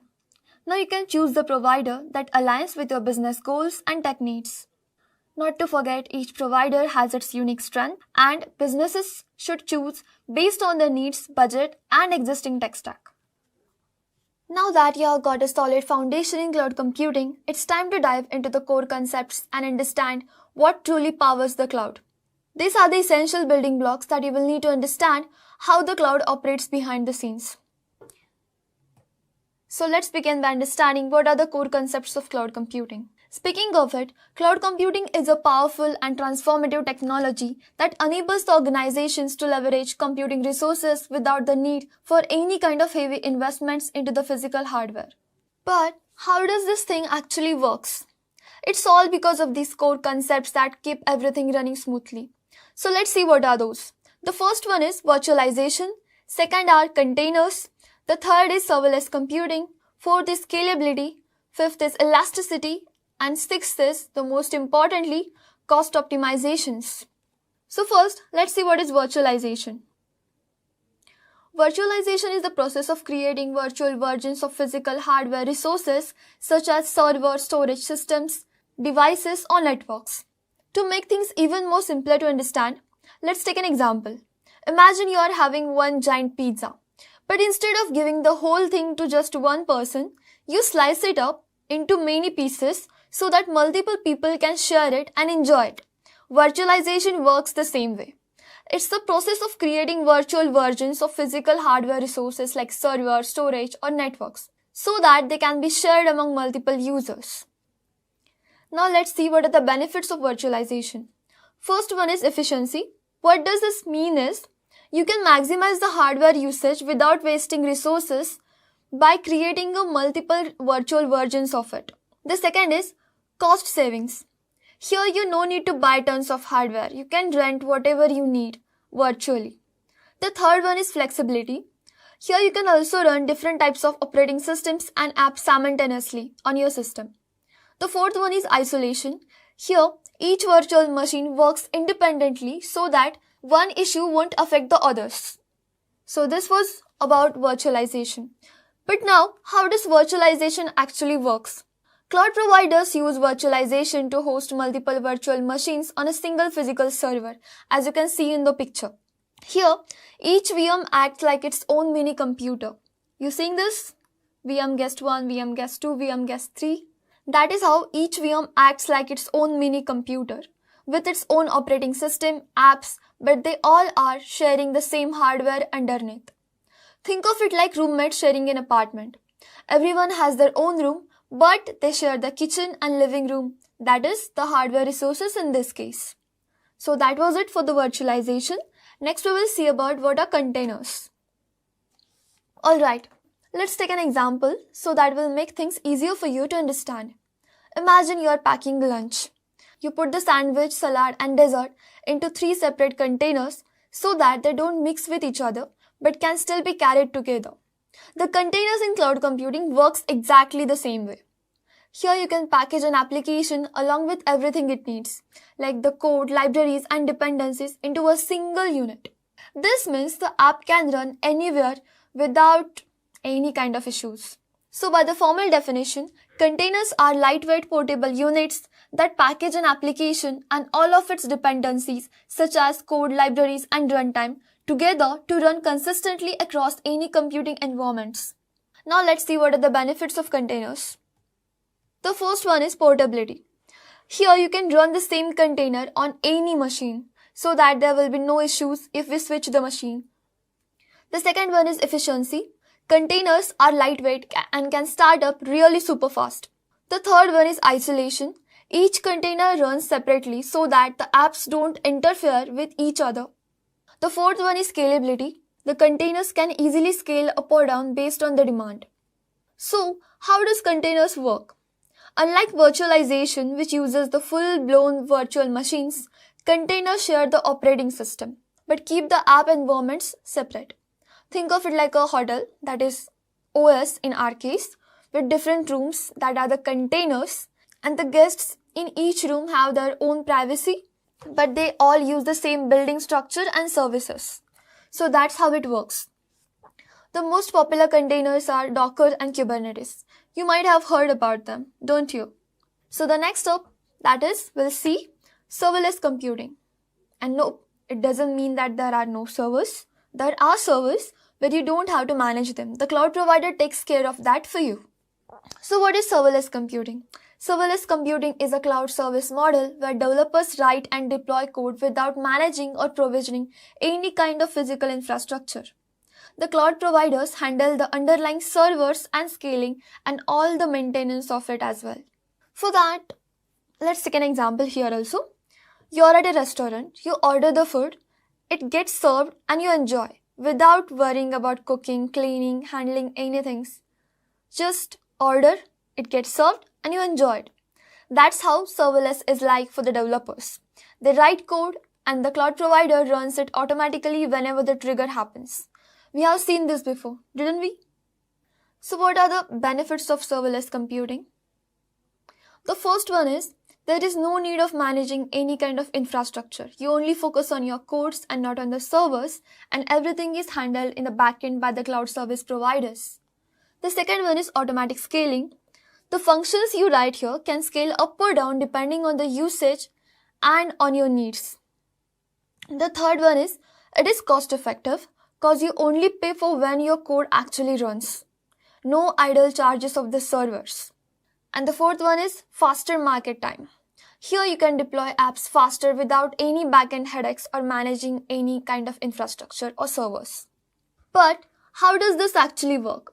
In the serverless computing, the code that are your functions are triggered by the events like HTTP requests, a file upload, or a database changes. Imagine flipping the light switch. The light, that is the code here, turns on only when you need it. No power wasted otherwise. Just like that. And the popular tools for serverless computing are AWS Lambda, Azure Functions, and Google Cloud Functions. Now moving next, let's see what is scalability in the cloud computing and why it is so important. So basically scalability means the cloud's ability to handle growth without breaking anything.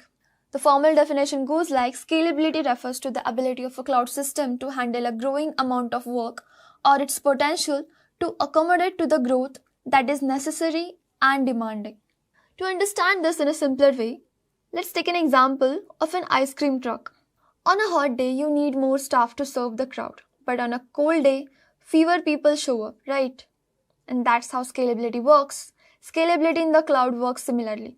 It allows resources to expand or shrink based on the demand without any wastage of the resources. That is the most important thing, without any wastage of resources. So basically there are two types of scaling. The first is vertical scaling. Here you have to add more resources like CPU, RAM to an existing machine, like upgrading your phone to a newer model. The second one is horizontal scaling, or another called as scaling out. Here you have to add more machines to handle the load, like opening more ice cream trucks to serve more people. So what are the benefits of scalability in the cloud computing? The first one is improved performance. Here you can handle more users without any kind of lagging. The second one is it is cost effective. Here you can scale down whenever the demand drops to save money that will be wasting on the idle or extra resources. The third one is business growth, as it supports increasing workload seamlessly and there is no any kind of wastage of the resources here. So that was it for the scalability. Next we'll see what is elasticity in the cloud computing. Yeah, it is closely related to the scalability, but there's a difference. Elasticity is about automatic scaling. The system detects the change in demand and adjusts the resources on the fly.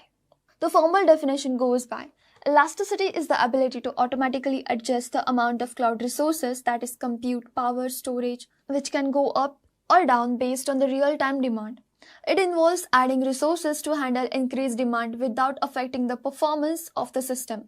To understand this easily, let's take an example of a self-driving car that speeds up or slows down depending on the traffic rate without you touching the steering wheel, accelerator, or brake. And that's how elasticity works. So what are the benefits of elasticity? The benefits of elasticity are, first is on-demand resource adjustment, as you don't have to do any kind of manual intervention. It adjusts automatically. The second one is cost optimizations. Here you only pay for what you actually use, nothing more, nothing less. The third one is improved user experience as it prevents slowdowns during high traffic times. As we already seen how it works, right? I will read it again for you. Cloud resources automatically scale resources in response to any kind of change in the demands. When the demand decreases, resources are reduced to save the costs. But when the demand increases, resources are again brought into the usage so that everything runs smoothly. That's it. Now the next thing is, what is cost optimization? Cost optimization in the cloud is all about reducing the expenses while keeping your services efficient, reliable, and high performing. It's like getting the best value for your money without compromising the quality. It also involves strategies and tools to reduce the cloud service expenses while maintaining the performance and reliability of your application or systems. So, there are several techniques that are used to optimize the cost. The first one is using reserved instances. Here you can commit to certain resources like reserved instances for 1 to 3 years and again enjoy the significant discounts, that is up to 75% compared to on-demand pricing, which is perfect for predictable and long-term workloads.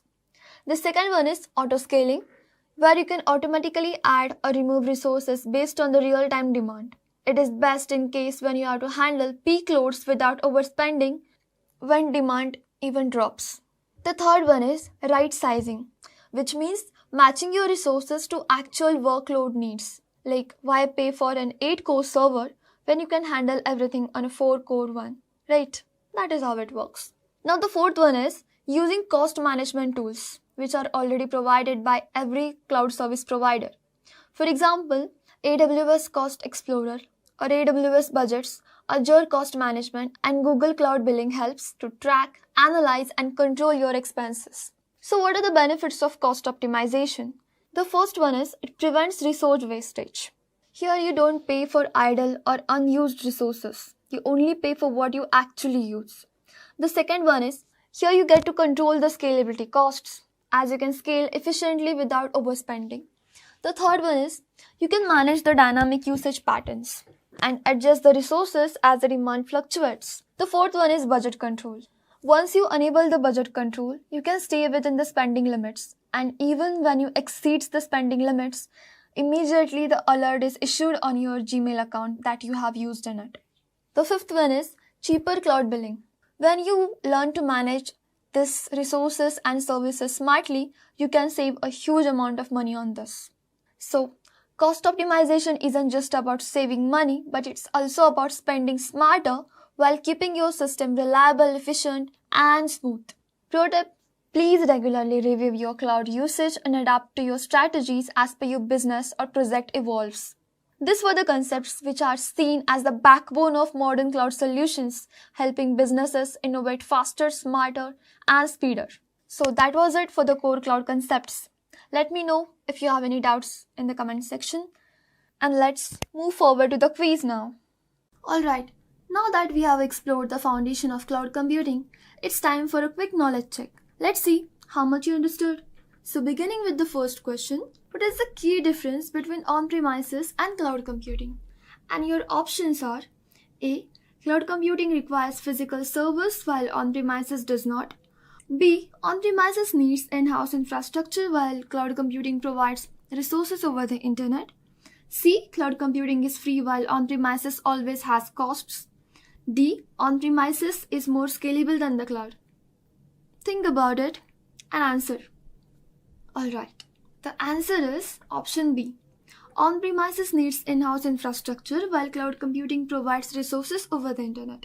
Yes, cloud computing lets business access computing resources without any kind of maintenance of their own hardware. Alright, let's see the second question. That is true or false? So the question is, serverless computing means there are no physical servers involved. What? Do you think that this is true or false? Tricky, right? Think about it. Alright, it is false because servers still exist. But in serverless computing, you don't have to manage them. It has already been taken care by the provider itself. Now moving to the third question, which is a scenario-based question. The question is, A healthcare company needs to store patient records and comply with strict data privacy laws like HIPAA. Which cloud computing model should they choose? And your options are A. Public cloud, B. Private cloud, C. Hybrid cloud, D. Multi-cloud. What do you think? Which suits the best? And the answer is B. Private cloud. Because it ensures maximum security and compliances with the healthcare regulations. Thus, a private cloud would be the best option to go with. Now moving to the fourth question. Here, a company uses AWS for hosting its website but relies on Google Cloud for AI-based customer insights. What cloud strategy are they following and which is the most suitable here? So your options are A. Public cloud, B. Private cloud, C. Multi-cloud, D. Hybrid cloud. So what is your guess? Yeah, it's C. Multi-cloud. Because multi-cloud means using multiple cloud providers for different services, which is best when it comes to AI-based customer insights. So moving to our fifth question. Here, a startup wants to launch a mobile app but doesn't want to worry about its infrastructure, scaling or any kind of updates. So which cloud model is the best fit for this? And your options are A. Infrastructure as service, B. Platform as a service, C. Software as a service, and D. Hybrid cloud. What do you think about this? Exactly. It's B. Platform as a service. It gives developers a platform to build and deploy apps without managing any kind of infrastructure. And here, everything they need to build and deploy applications without any kind of management issues. Thus, platform as a service serves the best. Now moving to the sixth question. Now, a company subscribes to Google Workspace that includes Gmail, Docs, Drive for their daily business operations. Which cloud model are they using here? Remember about the service models that we have studied earlier? Exactly. So the options are software as a service, infrastructure as a service, platform as a service, function as a service. So what works right here? The answer is software as a service. The applications are fully managed and accessed via the internet. Thus, the right answer is software as a service because Gmail, Docs, Drive, this all are softwares provided over the internet, right? So here's your answer. Now coming to the seventh question. Here, a global e-commerce company needs the cloud provider with the wildest global reach and largest data center network in the world. Which provider should they choose? And your options are A. AWS, B. Azure, C. Google Cloud, D. IBM Cloud. Now come on, this is so obvious. Yes, you're right. It is AWS. AWS wins this one as it has the largest cloud infrastructure across the globe. Now moving to the next question, that is eighth one. A startup wants to build an AI-powered chatbot that actually uses advanced machine learning models. Which cloud provider would be the best choice for this? And your options are A. AWS, B. Google Cloud, C. Azure, D. IBM Cloud. What do you think about this when it comes to AI? Yep, your guess is right. It's B. Google Cloud. It excels in terms of AI/ML services. It is a leader in AI/ML services with tools like TensorFlow and AutoML. It simplifies the process of building an AI-powered chatbot. Thus, Google Cloud would be the best fit for this. Now moving forward with the ninth question. An e-commerce site experiences sudden traffic spikes during sales events and needs a cloud solution that automatically scales based on the demand. What should they use? And your options are A. Virtual machines, B. Auto-scaling, C. Static hosting, D. On-premise servers.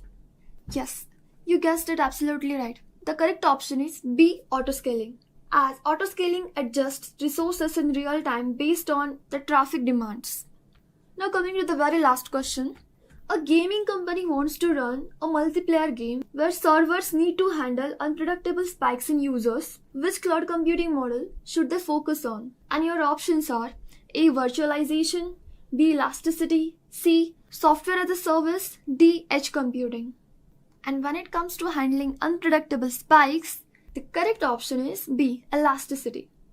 Elasticity ensures the game servers scale up and down dynamically based on the demands. And that's it for the quiz.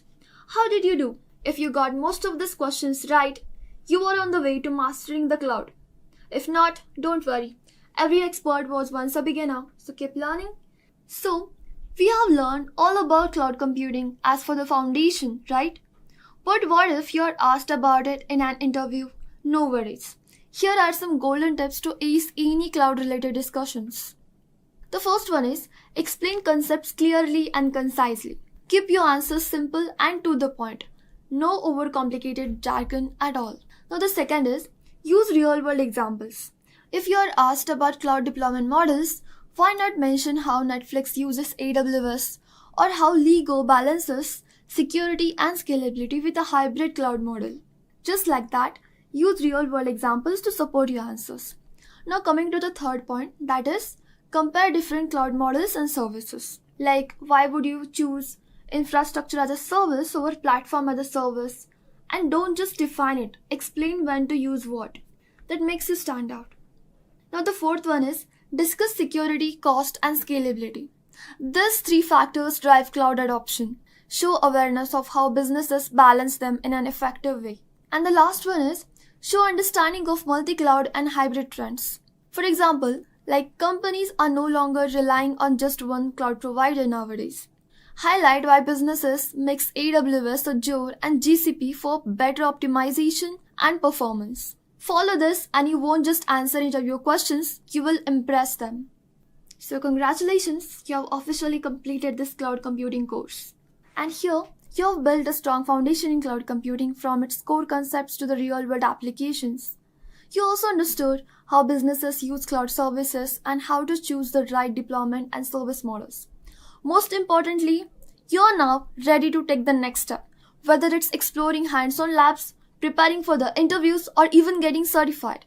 But remember, cloud computing is always evolving. The more you explore, the better you will get. Keep learning, keep experimenting, and most importantly, keep innovating and practicing. Just a quick info, guys. Intellipaat offers an advanced certification in cloud computing and DevOps by IAM Web. Through this course, you can learn all the important concepts of cloud computing, DevOps, AWS, Azure, Linux, and Python. The course features live classes with IIT faculty and industry experts, campus immersion at iHub IIT Roorkee, and includes certifications from both iHub IIT Roorkee and Microsoft. With this course, we have already helped thousands of professionals in successful career transition. You can check out the testimonials in our Achievers channel, whose link is given in the description below. With 24/7 support, placement assistance, and EMI payment options, this course without a doubt can set your career to new heights. So visit the course page link given below in the description and take a first step towards career growth in the field of cloud computing. We discussed about the data centers, right? We discussed that an organization would require data center, and those data centers will have the servers inside them, right? So the servers are deployed inside the data centers. Servers are deployed where? Within the data centers. Now the question comes in that what about the data centers which are owned by Amazon Web Services? Because your organization, for example, you work for a company like Accenture, Wipro, HCL, Infosys, JP Morgan, AIG, Apple, right? Now, when these companies start using cloud computing vendors like AWS, Microsoft Azure, GCP, Salesforce, these companies become their customers. For example, Apple says we want to use Microsoft Azure to deploy our workloads and applications, right? So in that case, Apple would be the customer of Microsoft Azure or Microsoft. Okay, so think of yourself as a customer, or you are the employee for working in that organization who's the customer of any one of these three providers. The next question that comes in is that how exactly you leverage that infrastructure which is owned by your cloud vendor. Let's suppose you're working for Apple, or let's suppose you're working for Netflix. Netflix is a customer of AWS. Now, Netflix is running all its videos, its applications, workloads on AWS. Now, being a part of Netflix, you have to understand exactly that how Amazon Web Services has scattered its data centers, or how it is managing its data centers in different parts of the world. Because Netflix doesn't offer services only in US. It offers the services in a lot of countries, including India, right? So you have to make sure that how you understand its global infrastructure of AWS. You understand that how they place the data centers in different parts, or in different countries or different continents. That's where we discuss. That's where the concept of the global infrastructure comes into play. Global infrastructure means that you understand exactly that how our cloud provider, which is Amazon, has placed its data centers and clustered those data centers in a different location, or what's exactly, not exactly location, but exactly how these things are being placed in let's suppose in Africa and India, in US and Europe, how they have clustered their data centers in these different countries. So in this case, we need to understand concept that's called global infrastructure. Let's try to understand that. Okay, so we're trying to understand first topic. I would say that of AWS, which is the actual topic. The name of the topic is AWS Global Infrastructure. Now, it consists of different components, different parts like regions, availability zones, edge locations. We have, for example, local regions, local zones. I'm sorry, local zones, regions, local zones, availability zones. Uh, we also have edge locations, but there will be two things that we're discussing with you right now: regions and availability zones. Edge locations, local zones, we'll discuss afterwards. Okay, this discuss the AWS global infrastructure. Let's try to understand that. Okay, so the very first component or the part of this infrastructure includes a region. Okay, what is an AWS region? An AWS region is nothing but it's a geographical region. It's a geographical location or a geographical region or a piece of land which consists of which consists of a cluster of data centers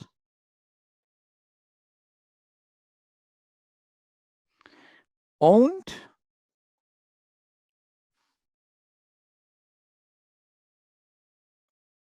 and managed by AWS. Okay. What's a cluster? What do you mean by cluster? Some people ask me this question. What do you mean by cluster? Cluster means group, right? So a region is nothing but it's the geographical location. It's a basically it's a piece of land. It can be on the name of any city, uh, or maybe, for example, most of these are based on cities or named after countries. So it can be any name. It can be based on a city. Like for example, in India, there are two regions: Hyderabad and Mumbai. For in Australia, Sydney and Melbourne are two regions. For UAE, they have a separate region. For let's suppose for South Africa, Cape Town, there's a separate region. Singapore is a separate region, right? Japan is a separate region. A region is nothing but it's a geographical location which consists of a group of data centers which are being owned and managed by Amazon Web Services, which is our cloud provider. We are the customers, right? Like let's suppose we work for Netflix, we work for JP Morgan, we we use AWS to deploy our resources into. So those cluster data centers are used by us, right? But who owns and manages those data centers or cluster data centers? It is the cloud provider. Okay, so a region is nothing but it's a piece of land. It's a geographical location where the cluster of data centers, the group of data centers which are being owned and managed by Amazon Web Services exist over there. I would say it's a geographical location or it's a piece of land where Amazon's owned and managed data centers run, and they are being operated by Amazon. So Amazon Web Services says, let's suppose in Cape Town, I have my 3 data centers running. So I mark Cape Town as a region, right? So a region is a geographical location which consists of data centers, a chain of data centers. Now, in these cluster of data centers are being denoted by a special term. Okay. So what is that special term that we use over here? This cluster of data centers these cluster of data centers are denoted by a term that is called availability zones.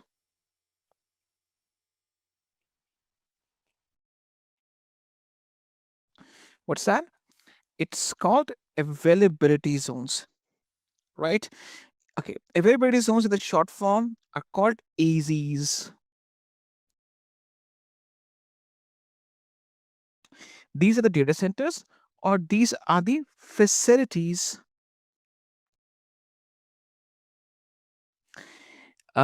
consisting of racks of servers.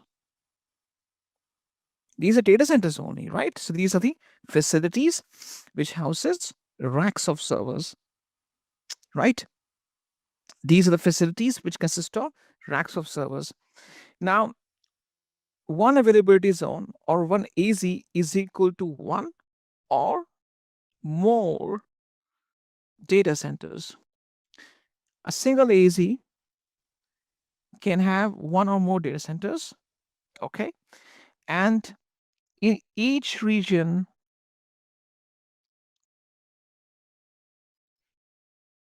there are at least 3 AZs, right? To make your data more redundant, to make your work applications more available. So basically, these are the two terms you have to remember and learn. A region is a geographical location which consists of a cluster of data centers. These cluster of data centers are called availability zones. So availability zones are the data centers only, or they're the facilities which consist of rack of servers.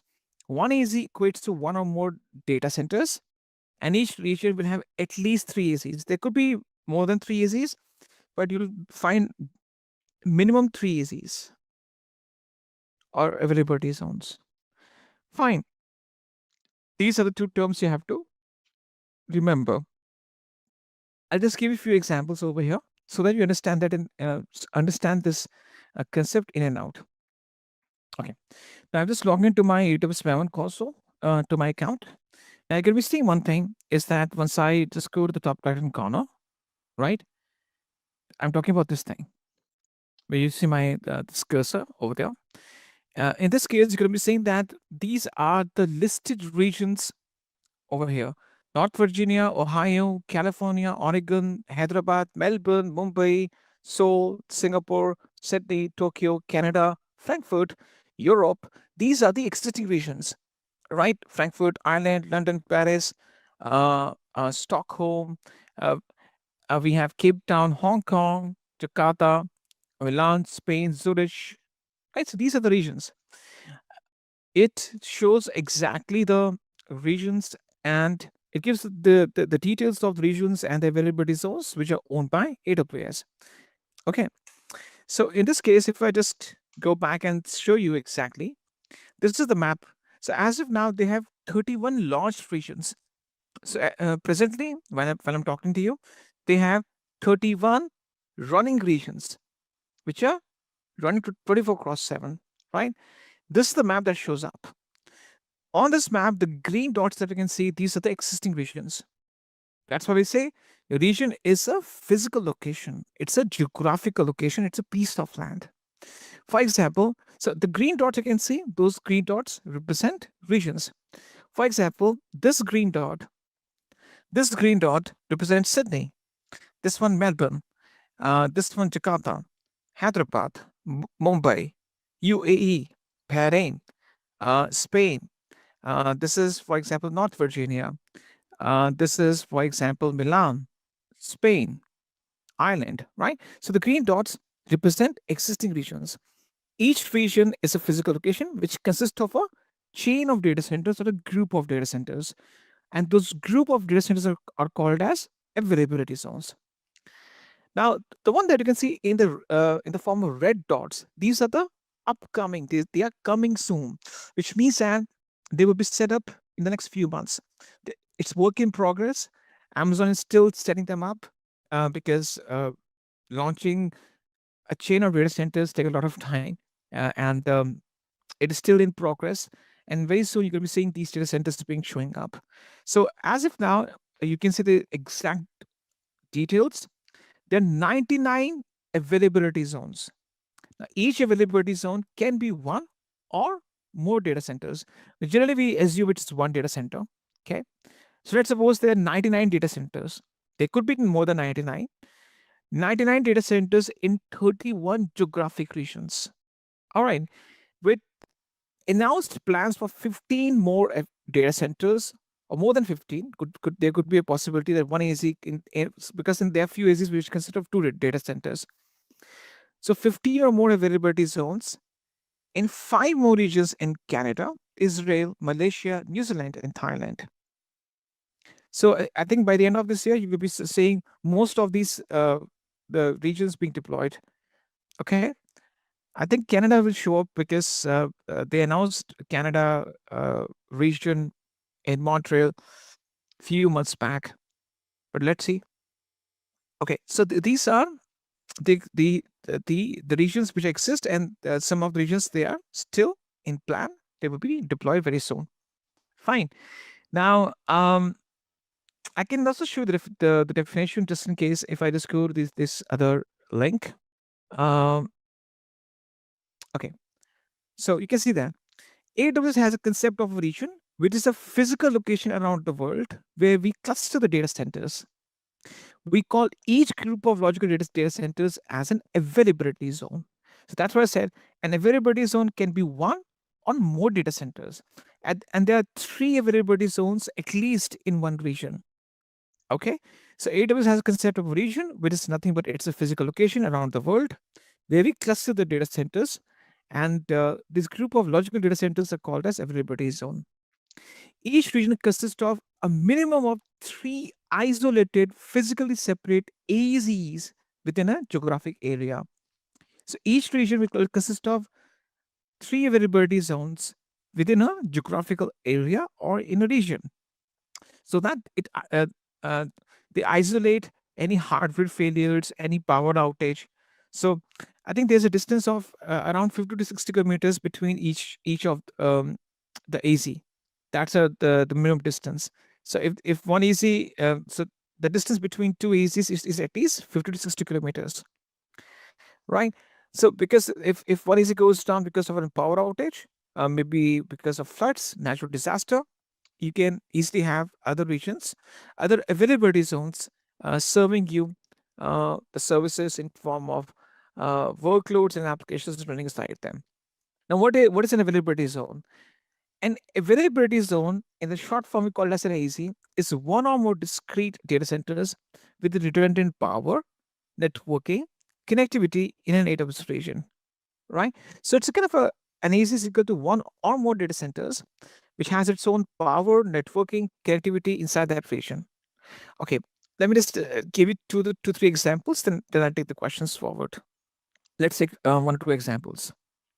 First thing first, we need to understand that each region is given a special name. For example, the one which is labeled as US East 1, that's the North Virginia. What's that? North Virginia. So basically, they don't go with this with the geographical names. They give their own special names. For example, the one which is the US East 1. US East 1 means that they're talking about the Northern Virginia, right? So for California, it's okay. How they labeled US East 1? North Virginia is on the east coast of US, right? And this was the very first region on the east coast of US. So they labeled as US East 1. Now, by the way, US East 1 is the very first region Amazon set up when they started giving AWS as, or when they started as a cloud provider. So this is the Amazon's Web Services first region. So this is the on the east coast of US, the very first region. So they labeled as US East 1. Ohio is the second region on the east coast of US, so it's US East 2. On the west coast, the first region is California, US West 1, and US West 2 is Oregon, the second region on the west coast. For example, let's take in India we have AP South 1. AP stands for Asia Pacific, In the southern region, the very first region was Mumbai, AP South 1, and the second was Hyderabad, so it's AP South 2. You don't have to learn these names. So they've labeled these names, they've given us the abbreviation or special names for these different regions. Okay, so for example, let's go with US East 1, which is North Virginia. Okay, let's take this one. Uh, let's go with Mumbai. Okay, Mumbai was the very first region in India, launched a few years back, I think 2017 or 2018. I'm not sure about the exact date. But anyhow, every region you have, every region is a separate infrastructure on its own. It is independent from other regions. Fine. For example, if you deploy my resources in Mumbai, they will stay in Mumbai only. They will not be visible. I would say they will not be the part of Hyderabad or California or Virginia. So assume that every region is a complete infrastructure on its own or by itself. So, for example, if I use Mumbai and deploy my resources in Mumbai, they stay in Mumbai. Of course, I can access them remotely from other location, but they would be the part of Mumbai region. That's why you have to switch dashboards between regions, right? For example, right now I'm in Mumbai dashboard, so I can access my resources in Mumbai. Similarly, if I switch to California, so in this case, I'll be accessing my resources in California. Understood? So each region is its own. It's an infrastructure on its own. I would say it is a complete infrastructure which is independent from other regions. That's the reason you have to switch back and forth between different regions to access the individual dashboards. So if I deploy my resources in California, they stay in California. If I have to, let's suppose, access my resources in Sydney, I have to switch to Sydney's dashboard. That's the reason. Once I switch between different regions, the link or the URL changes at the top, right? So every region is isolated or it's kept separate from other regions. If I say it is a separate entity, this means that it has its own identity, right? So to access and deploy the resources in Sydney, I have to explicitly go to Sydney, switch to the dashboard, and start launching my resources inside Sydney. I can't deploy resources in Sydney while just using Melbourne dashboard. I can't do that. Okay, so that this thing you have to understand. Okay, let's take the example of Mumbai. I was trying to give you some examples. Mumbai is labeled as AP South 1. This is a special name assigned to it. Okay. Now, let's suppose I want to show you, I want to see the availability zones in Mumbai. I need to see the availability zones inside Mumbai. So I go to EC2. EC2 stands for Elastic Compute Cloud, which helps me to deploy the virtual machines in the Amazon's cloud.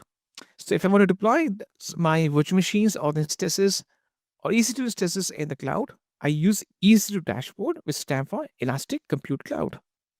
Very well. Now, if I just go to Mumbai right now, let me show you the Mumbai region. Okay. So in this case, this is the region of Mumbai, which is labeled as AP South 1. What's that? It is AP South 1. Okay. Inside AP South 1, I have three availability zones: AP South 1A, AP South 1B, and AP South 1C. Right? So, what is the AP South 1? It is the region of Mumbai. This is the one. So, AP South 1A, 1B, and 1C are the three availability zones which are interconnected with high speed fiber optic cables. Okay. So, these are the three clustered interconnected availability zones which operate inside Mumbai. Fine. I'll give you two or three examples, two or three more examples to give you some more clarity. Let's go to Sydney. Sydney is labeled as AP Southeast 2. Okay, let's go there. Now, AP Southeast 2 is which region out there? AP Southeast 2 is the region which is the Sydney. So AP Southeast 2 is Sydney region, or the region of Sydney. So AP Southeast 2A, which is this one, 2A, 2B, and 2C. These are the three interconnected regions, availability zones. What are these? I'm sorry, it was slip of tongue. What are these? These are the three availability zones or three AZs. Fine, these are three AZs which are interconnected with high-speed fiber optic cables, and where they're being deployed, they're launched inside this region, which is Sydney, which is AP Southeast 2. So AP Southeast 2 is the region of Sydney, which consists of three interconnected availability zones: AP Southeast 2A, AP Southeast 2B, and AP Southeast 2C. Let's take one more example. Let's jump to the next region, which is Frankfurt. Frankfurt is EU Central 1. If you click on that, you will see that immediately the page will change. The details will change automatically. So Frankfurt is represented using this term, which is EU Central 1. It's the central part of Europe, Frankfurt in Germany. So EU Central 1, it consists of three interconnected availability zones. They're labeled as EU Central 1A, EU Central 1B, and EU Central 1C. So these are the three AZs interconnected and located inside EU Central 1, which is the Frankfurt region. So a region is a geographical location which consists of at least three AZs or availability zones. These availability zones represent group of data centers. There are at least three AZs inside a region, at least. I'll show you. North Virginia consists of most of the AZs. If I go to North Virginia, the very first region which was set up by Amazon Web Services. So North Virginia is labeled as US East 1. What is that? It's the US East 1. Fine. It consists of these 6 availability zones: 1A, 1B, 1C, 1D, 1E, 1F. So 6 availability zones inside the region of North Virginia, which is US East 1. Okay. So this is the concept of regions and availability zones. Now the thing is, I know that this question will come up, that how we achieve high availability between them. Can we use all the regions or all the availability zones? The answer is yes. We have to make use of some tools like load balancing, global accelerator, Route 53, auto scaling to disperse and scatter your resources across these AZs and regions and use them as a part of a single application. How they cluster the data center? Basically, the data centers are interconnected with high-speed fiber optic cables. That's how they cluster them. Okay, I guess this is clear. Now, how to make use of all of them or some of them? We're going to be discussing the services. Based on the services that we discuss, we're going to be understanding each one of these different, I would say, how to use them. Right now, we are just seeing them how that these are the list of regions, these are the list of availability zones, but how to make use of them, we'll be discussing that when we start with the process of launching of services. Right? For example, if we deploy the servers or virtual machines, I can explicitly choose the region of my choice and the availability zone of my choice. I can do both. But once we start with the launching process, we start understanding that stuff, how to use them. Okay. So to access the availability zone, you have to go to EC2 dashboard, and there's the service health status or service health dashboard. This is where you can see a list of availability zones inside the region. All right, that's about the stuff. Very well. So guys, let's get started with the next topic, which is quite important for us to understand, which is the topic name is EC2. Now the EC2 as a topic is quite extensive. It requires a lot of things to be discussed. So we're discussing all of these things one by one, including the basics like instance types, AMI, and all kind of stuff. All right. So what is EC2? What exactly that concept is all about? Now, when you start launching your services and applications, it is quite important that you start working on a concept that's called EC2 or the Elastic Compute Cloud. Let's try to understand that concept. It is quite important. So, Elastic Compute Cloud, what do you mean by that? Okay, let's understand what is the full form of it, and what's the exactly the concept is all about. Elastic Compute Cloud means that you get the resizable compute capacity in the cloud. Elastic means it can be resized. It is quite flexible to use.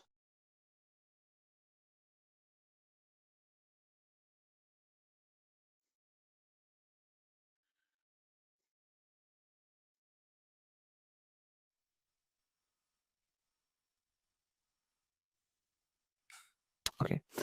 Elastic Compute Cloud. So Elastic Compute Cloud is a service. I'll explain you the definition in depth.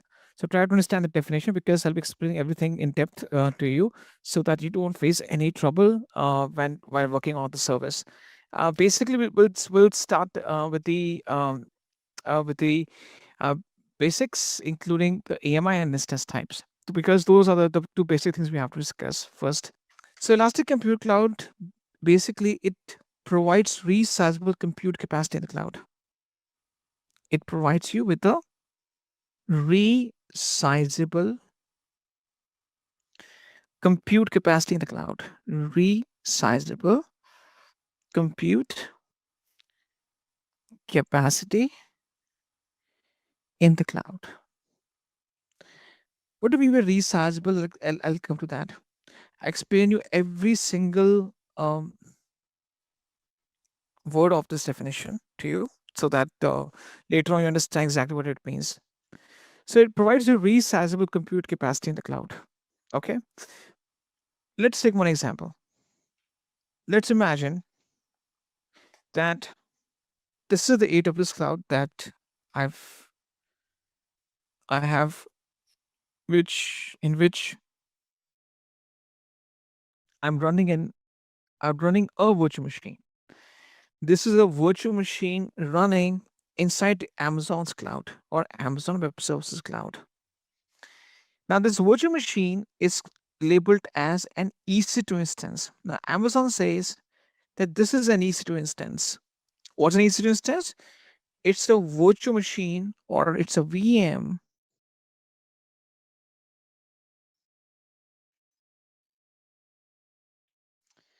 running in the AWS cloud. So basically, it's a virtual machine, it's a VM running inside Amazon's cloud. It's a virtual machine, it's a VM, which is running inside Amazon's cloud, in AWS cloud. Fine. So an EC2 is a virtual machine which is running in the AWS cloud. That's that's a EC2 instance. Now this EC2 instance has some compute capacity. What do you mean by compute capacity? Imagine you want to buy a smartphone or maybe a tab, maybe a computer, laptop, or a desktop. You look for its physical specifications. What do you mean by physical specifications? For example, the amount of storage, RAM, the processor it has, uh, the graphics. For example, I want to buy an Apple laptop, that's MacBook. So I will see whether it's an Intel chip or Silicon chip. If it's a Windows laptop, I'll see whether it's the for example Intel laptop or it is based on for example there are multiple chipsets which are available in the market. What's the amount of RAM I'm getting? What's the processor it's giving to me? The storage, whether it has dedicated graphics or not, right? How many? What's the amount of cores it has? Right nowadays we go for 8 core, 12 core chip. So we go with the compute capacity. That's called compute capacity because we that compute capacity offers that how powerful that machine is, right? If I go with an 8 core, 32 gig 8 core CPU with 32 gigs of RAM, 2 TB of SSD storage, it's a decent performance I'm getting from a laptop. So this is what you do when you go and buy a computer for yourself. But now you're not going to buy a computer. You're going to go for a virtual machine. See whether it's a virtual machine or it's a computer. A virtual machine is a computer only. It's a server only. Server, computer, virtual machine, it's the same thing. It's only the only thing is that because you can't see it physically in front of you, it's virtual in nature. So a virtual machine has some compute capacity. Similarly, as if you see the compute capacity of your mobile phone, of your laptop or the desktop, a server, anything you want to buy. So in terms of this here compute refers to the compute capacity refers to here the compute capacity refers to, let me just correct it over here with using the full term. Here the compute capacity refers to the amount of what's the processor you're using. For example, um, uh, let's suppose it's the amount of RAM, cores, storage, graphics,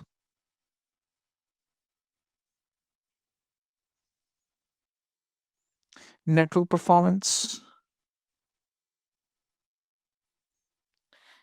etc., etc.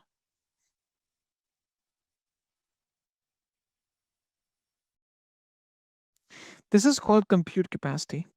What's the amount of RAM, cores, CPU, storage, network performance that computer, that virtual machine refers to? This is called compute capacity, right? I've already given you a very layman and common example. Tomorrow you go to a store and try to buy a laptop, but you will see what's the RAM you're getting, what's the processor you're getting, how many cores are there, what's the graphics that came to you. You see all those things, storage that's came to you. Similarly, in terms of instance, we talk about the amount of RAM, cores, storage, graphics, network performance, etc. Right? So we will see all these things. We see all these things. AWS uses basically Amazon uses special names for everything. All right. In terms of Amazon Web Services, this compute capacity is represented by a special term. So now Amazon likes using acronyms for everything. So this compute capacity is depicted or decided by a special concept or a special term. That special term or that special concept is called an instance type.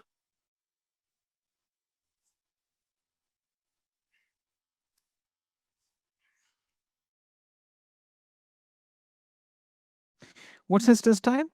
It's a virtual representation. It's the virtual representation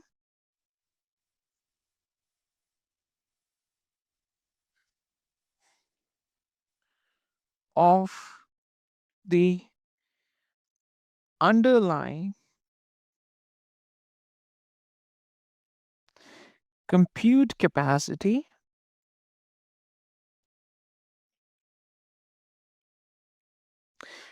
offered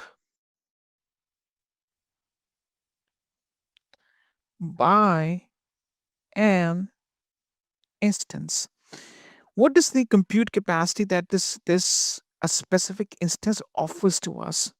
This is represented by a special term that's called instance type. Okay, I'll give you some examples over there. Let's take some examples. Let's understand some of the examples.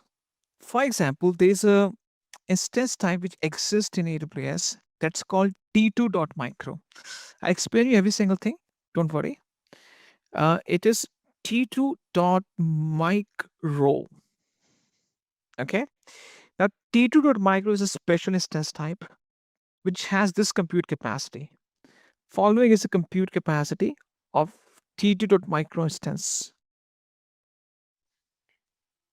It has 2.5 gigahertz of Intel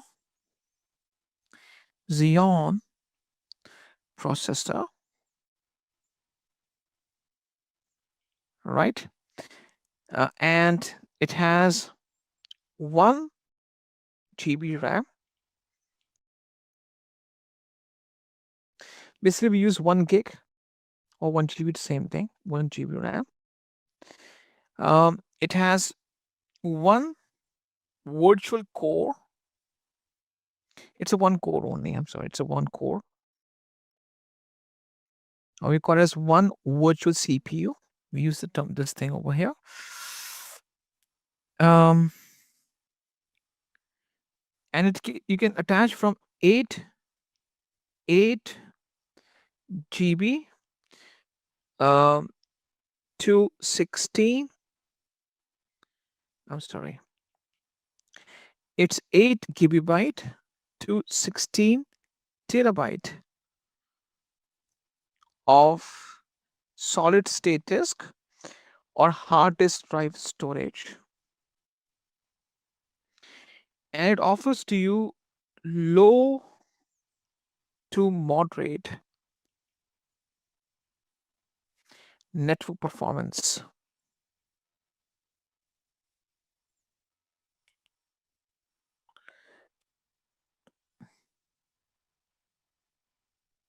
Okay, so these are the physical specifications of an instance type. With this T2.micro, this is free of cost for us. We can use that in a free tier account. I'll show you the list of them. So basically, I'll come to the same concept one more time. An EC2 instance is nothing but it's a virtual machine running in the AWS cloud. It offers you some compute capacity in the form of amount of RAM, cores, storage, graphics, network performance, etc., etc. This is being depicted by something called instance type. And instance type is nothing but it's a virtual representation of the amount of compute capacity a specific instance offers to you. We make use of special terms, for example, T2.micro. It has the following compute capacity: 2.5 gigahertz of Intel Xeon processor with 1 GB RAM, um, one core CPU.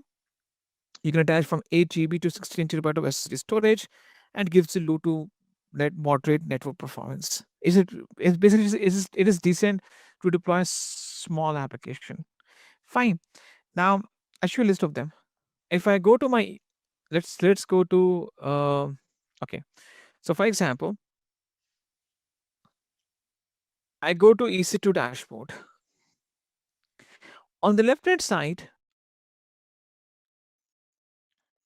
okay, I just go to EC2, right? Now once I just go to EC2, I just go to the instance types on the left hand side. Why it's not loading up? Let me just go to a different region. So I just go to the EC2 right now. I go to instance types. It says loading instance types, right? As if now, let's suppose in North Virginia, I have 640 instance types. These instance types, like it's kind of a model for every instance, kind of instance you can deploy. Let's suppose I'll start the first example. T1.micro. Now it gives you one core. It's a one core CPU. This is the architecture we can use for that. This is the memory it gives me, 0.6 GB only. That's it, and very low network performance. T2.micro. It's a one core CPU with only 1 GB RAM and low to moderate network performance. Let's take some more examples out there. Just give it a few seconds. Now, how you decide this test time? It depends on a number of factors. The types of application services you'll be running. Okay, for example, I want to run a MySQL database. I want to run a MySQL database application on the package bound instance. In that case, let's suppose MySQL vendor says at least 1 gig of RAM is required. If I want to run a MySQL database on a virtual machine, I need at least 1 gig of RAM. If I want to deploy, let's suppose, a MySQL enterprise level database, I need at least 4 gigs of RAM. Right? So basically, the type of application services you'll be running upon these instances, you have a list of instance type that you can choose from, and whichever closely matches that specification, you choose that. Second thing is that once you start launching the service and applications, because on these instances you'll be launching software applications. The software vendor or the software as a service provider will give you the recommendation that this is the instance type you should be using so that an application can run properly. Right? This is the bare minimum specs that you need whenever you deploy any software. Let's suppose forget about instance type. Whenever you download any free software, open source software from the internet, now you see that at least 1 GB storage is required. For it to run properly, at least 1 GB RAM is required. So every vendor gives you a specific specification for its software to run properly. Whether it's MySQL database, Oracle database, Apache proxy server. Let's suppose you have to deploy a Python web application. So when you start deploying the application, the services, based on your past experience, and also based on the vendor recommendation, you have to go for the specific instance types. No option for customized instances. There are more than 640 instance types. Okay, so Amazon has already created a complete list of 640 instance types. You can choose any one of them. Instance type is nothing. It's a make and model of an instance. It's a make and model of instance, right? Don't mix it with Elastic Compute Cloud. Okay.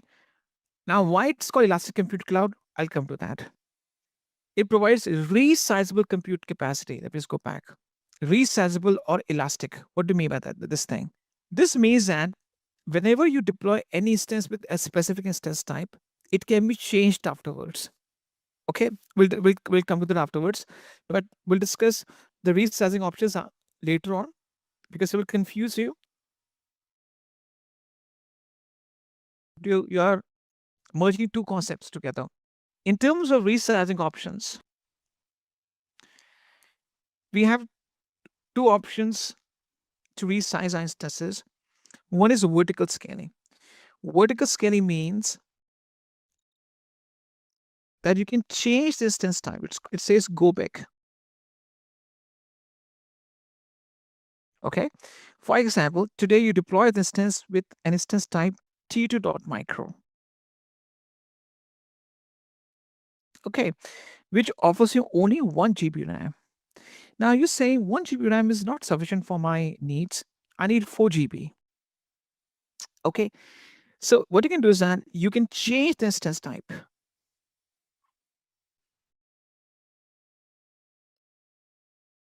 of the running instance, right, on the fly. Now, of course, you need to stop this instance first. We'll discuss the process afterwards. Let's suppose I want to have 4 GB RAM, right? So let's suppose I go with t2.x large. I'm sorry. Yeah, sorry. t2.medium, which gives me 4 GB RAM. So in this case, I can change this type of a virtual machine, and I can say that I want to change it to t2.medium, which gives me 4 GB RAM, right? This is called This is a kind of a one of the concept of elasticity. This is elastic. It doesn't mean that if you choose the make and model of instance type, you're fixed to it. It's malleable. It's flexible. That's why it's called resizable. Don't confuse that with the definition of the instance type. Instance type is a make and model of the instance. Because you can change the instance types later on of the instances, that's what's called elastic compute cloud instances.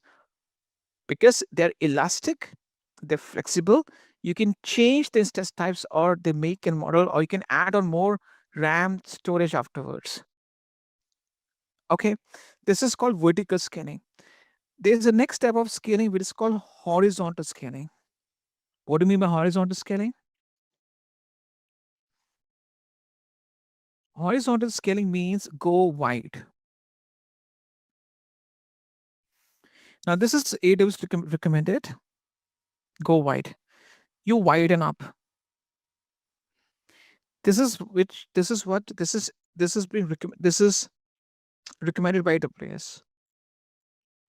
This is more beneficial. Recommended. Right? What do you mean by horizontal scaling? So in this case, if you go with vertical scaling, what you do is that you have the same physical server, right?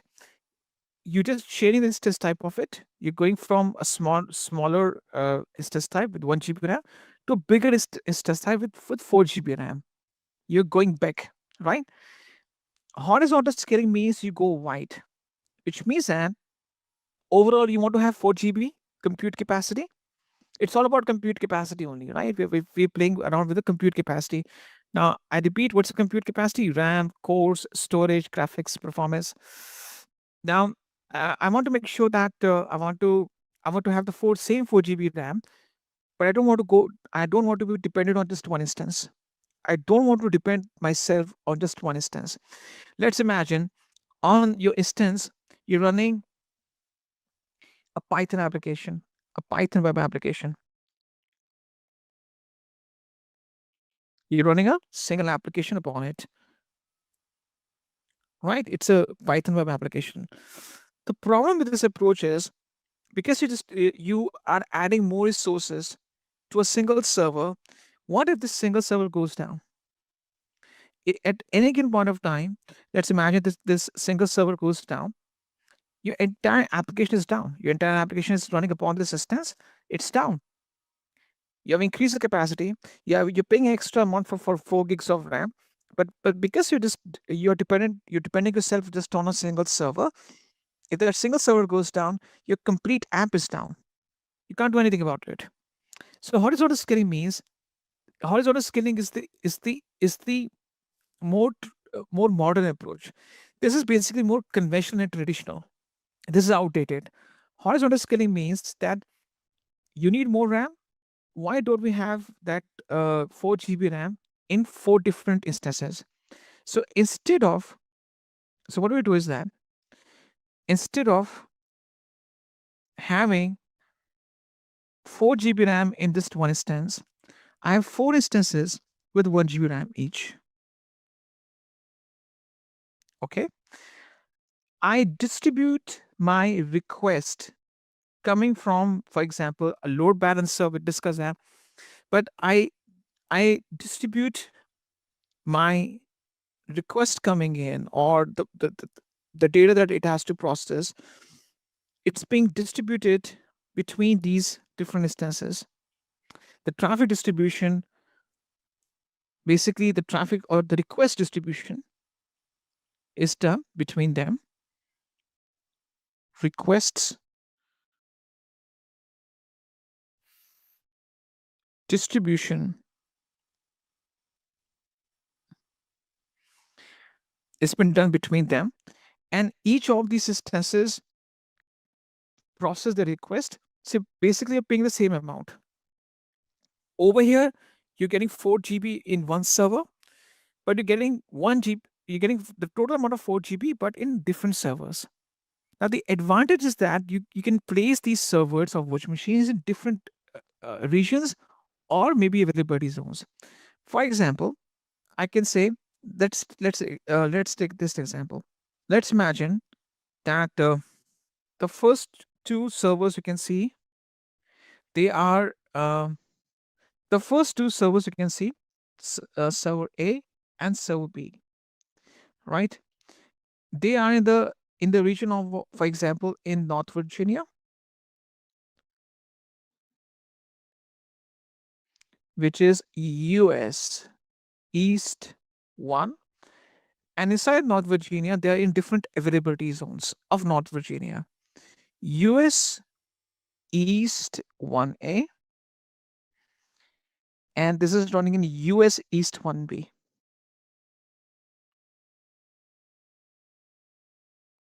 Right? The one which are there, instance A and B, are running in, for example, EU North 1, which is Frankfurt in Europe. Frankfurt is labeled as EU North 1. So this is the EU North 1A, and this is EU North 1B availability zone. So what I'm saying is, I'm intentionally putting my instances in different regions and availability zones inside them. So they are less prone to failures. I'm intentionally putting them into different location. Distribution of the traffic or the requests are being done between these different instances. So this is a more modern and more smart approach. This is a smarter approach compared to this one. You're paying for the same amount, 4 GB RAM. The compute capacity you have to pay for is the same thing. But in this case, you are putting that in just one instance.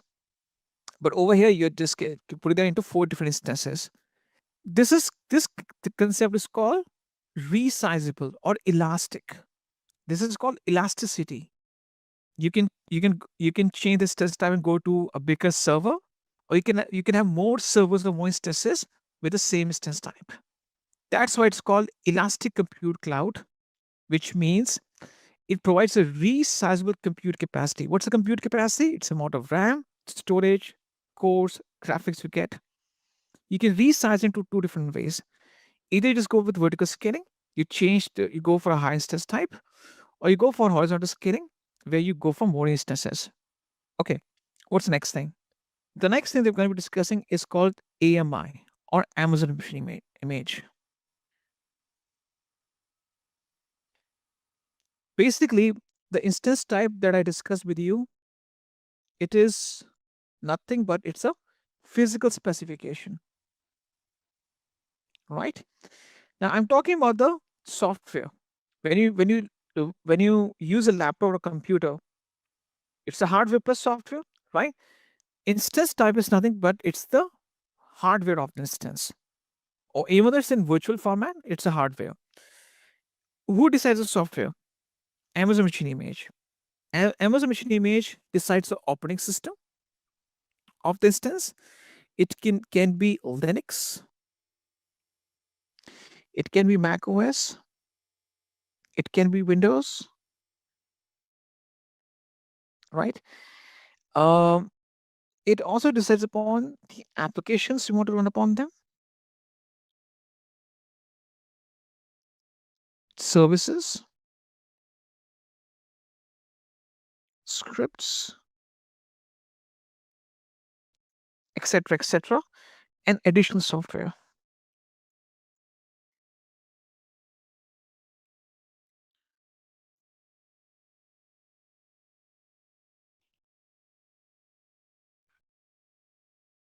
All right.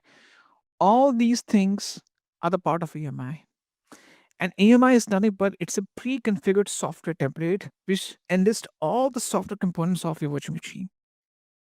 This is a pre-configured template.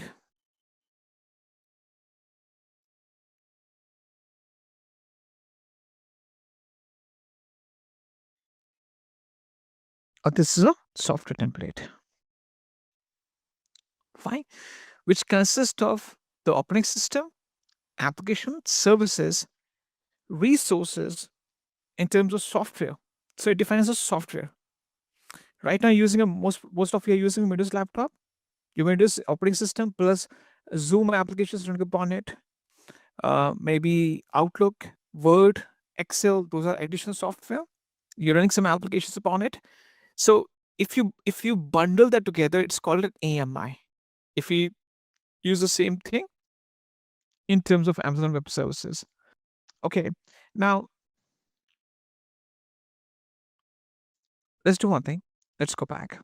If I just go to the left hand side, there's something called, okay, I go to the EC2 right now, and there's on the left hand side, you will see that there's something called images AMIs catalog. Now, these are the different categories of AMIs that we can use, right? Quick start AMIs, my AMIs. For example, I'll discuss with you few of the things. For example, these are the quick start. Quick start are the commonly used AMIs. Most of the companies use them. Most of the organizations use them. For example, I can show the list of them. We have the Amazon Linux, macOS Ventura, Monterey, Red Hat Enterprise Linux, Big Sur, Ubuntu Server, Microsoft Windows Server. These are different packages or different special images with special built-in operating system and some additional applications. running upon them. Uh, right. So let's go. These are the commonly used AMIs. You can just filter that based on the free tier only. Free tier only means that they're only used. They can use it with a free tier account without paying any charges. You can browse by Linux and Unix, and also you can browse by the type of architecture. Okay. My AMIs are the one which you create privately. I'll show you how to create a private AMI, which is customized by a customer. So we can create our own customized AMIs that are called private AMIs. There are some AMIs which you can buy from marketplace. There are some software vendors like Microsoft, SAP, Zent, Cisco, Juniper. You can buy the AMIs from them. For example, I want to go for Palo Alto. I want to I want to deploy a firewall, Palo Alto VM series virtual next generation firewall. Now, firewalls are used to secure your infrastructure. Let's suppose I want to deploy Palo Alto firewall uh, on Amazon Web Services. So Palo Alto give me some of the details. If I go to the product details, or let's go to the pricing. Now again, you will see that vendor will, let's suppose I want to deploy Palo Alto firewall. This VM series virtual next generation firewall, 5 core security subs bundle 2, right? My vendor, who's vendor in this case, Palo Alto, will give me the recommendation that please use this instance type C5N.xlarge, because Palo Alto in this case it's my software as a service provider.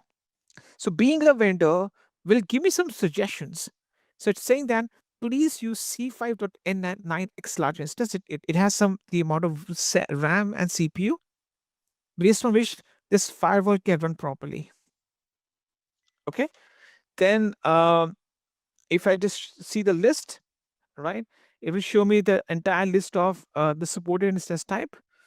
But you will see that I can choose any of these test types. But C5.N9 C5N.X large is vendor recommended. Fine. This is called marketplace AMIs. For example, I want to deploy any of the software out there. I can purchase the software uh, from the vendor. I can pay on monthly basis, or maybe I can just go for a software subscription for 1 year or 3 year plan. All right. So this is the thing. Community AMIs are it's a developer community. It's open source AMIs, which means that anyone, you, me, or any Amazon's account owner, AWS account owner can publish the AMI in the community AMI. It's an open source developer community based AMI. You can see that community AMIs are public, therefore anyone can publish an AMI and it will show in this catalog. Most of them are used for hands-on purpose, for research purpose. So these are the different categories of the software configuration that you can choose from. You can see a clear definition. An AMI is a template that contains a software configuration, including the operating system, application server, and applications required to launch your instance. So it's a software part of instance.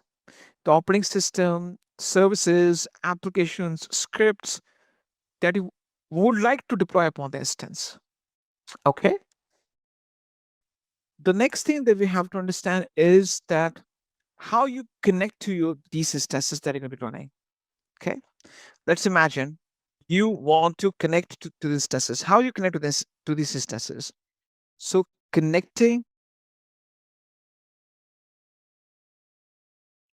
to your EC2 instances.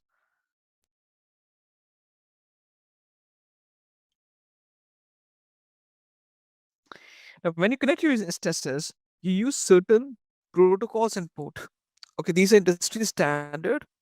These are not being invented, or these are not being made by Amazon Web Services.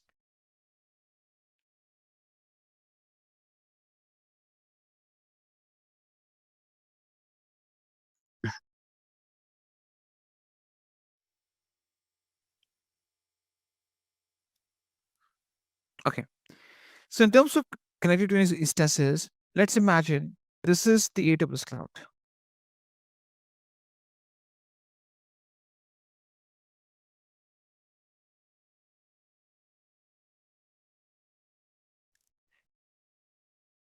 Right. So let's suppose this is a Linux instance. Right. Now you want to connect to it. For example, you're the administrator, you're the admin.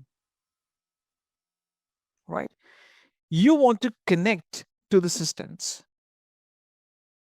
From your computer, you want to gain access to this instance. Now, why would you do that? Why would you do that? Because as an administrator, you need to get to the root or the operating system of the Linux instance. You want to get the root access or operating system access or shell access, right? So as an admin, I can say that you need to get root, shell, or OS access. You want to get to the core of the server, right? Why would you do that? Because as an administrator, you have to start with the installation of the software. You have to install some business applications upon the instance. For example, you need to configure something. You need to do with something called patching. Patching means running some security updates or additional software to be deployed. Maintenance, right? You want to do a lot of things. For that, you need to connect to the server remotely. Why use it remotely? Because this instance may be running in, for example, in California, you're in Hyderabad, in India, or maybe in Dubai. So basically, you're trying to connect it over the internet or from far distant location, and you want to gain access to it. Root access, share access, or OS access. So in this case, what happens is that if it's a Linux instance, you're going to be using a protocol.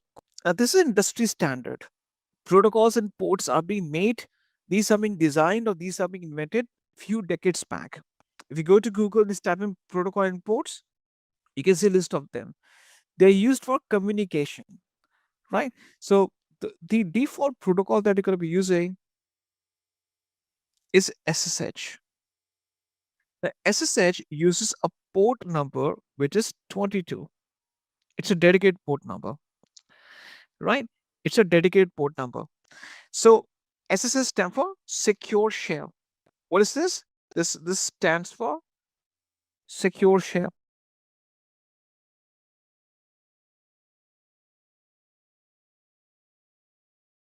right? This stands for secure shell.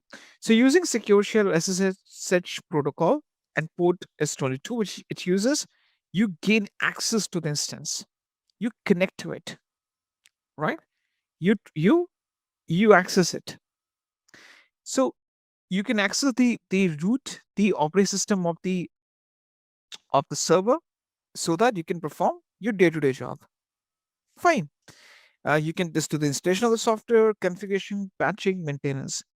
So as an administrator, you be getting access to the instance. So you're the internal administrator, you're the IT software administrator, or I would say that the employee in one of the IT software verticals in your organization. You can be an architect, a list administrator, a database administrator. You can be a developer, a quality analyst. You need to get access to the instance from your end. Okay. Now, for the authentication purpose, we used a certain. Okay, so I think this is understood. We use the SSH for Linux. Now, if you run a Windows computer, I'm sorry, a Windows instance, if instead of a Linux instance, this is a Windows instance, the operating system of this one is different, right? So instead of running a Linux instance, you tend to run a Windows instance, right?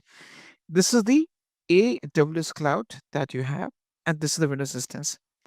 Now for Windows instance, so basically you want to gain access to the Windows instance from your end. Fine. So for this purpose, or for this type of instance plus Windows instance, the protocol that we use is remote desktop protocol.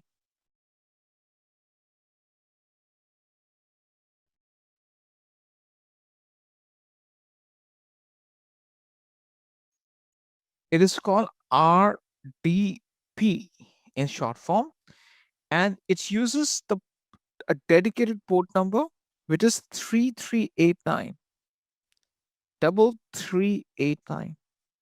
Okay, so as an administrator, you want to get to the Windows operating system or to the root of the Windows systems, get the server access. You need to get to the operating system of the Windows, I would say Windows operating system, get the server access, the root access. Then in that case, for Windows, we use a different protocol, which is the remote desktop protocol, RDP, which uses port 3389. Fine. So the type of instance that you're going to be running as an administrator, behind the scenes, you're going to be using different protocols and port numbers. These are the industry standard, and they've been used from past many decades. So this is the standard protocol and ports we use to connect. Fine. So this is what you do. Now the next thing that comes into this entire conversation is the authentication. Authentication means I want to confirm and I want to ensure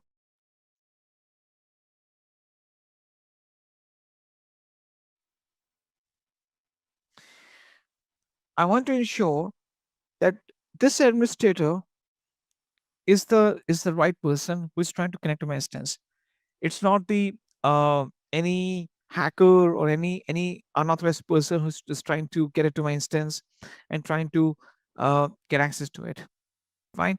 I want to ensure that only the authorized person can get access to my instance. Right. So you need to authenticate. Whenever you just use your pins, OTPs, IDs, passwords. Why do we use them in terms of banking transactions or logging to our smartphones, devices? Why we use user ID and passwords? For a reason that only the authorized person is able to unlock the devices.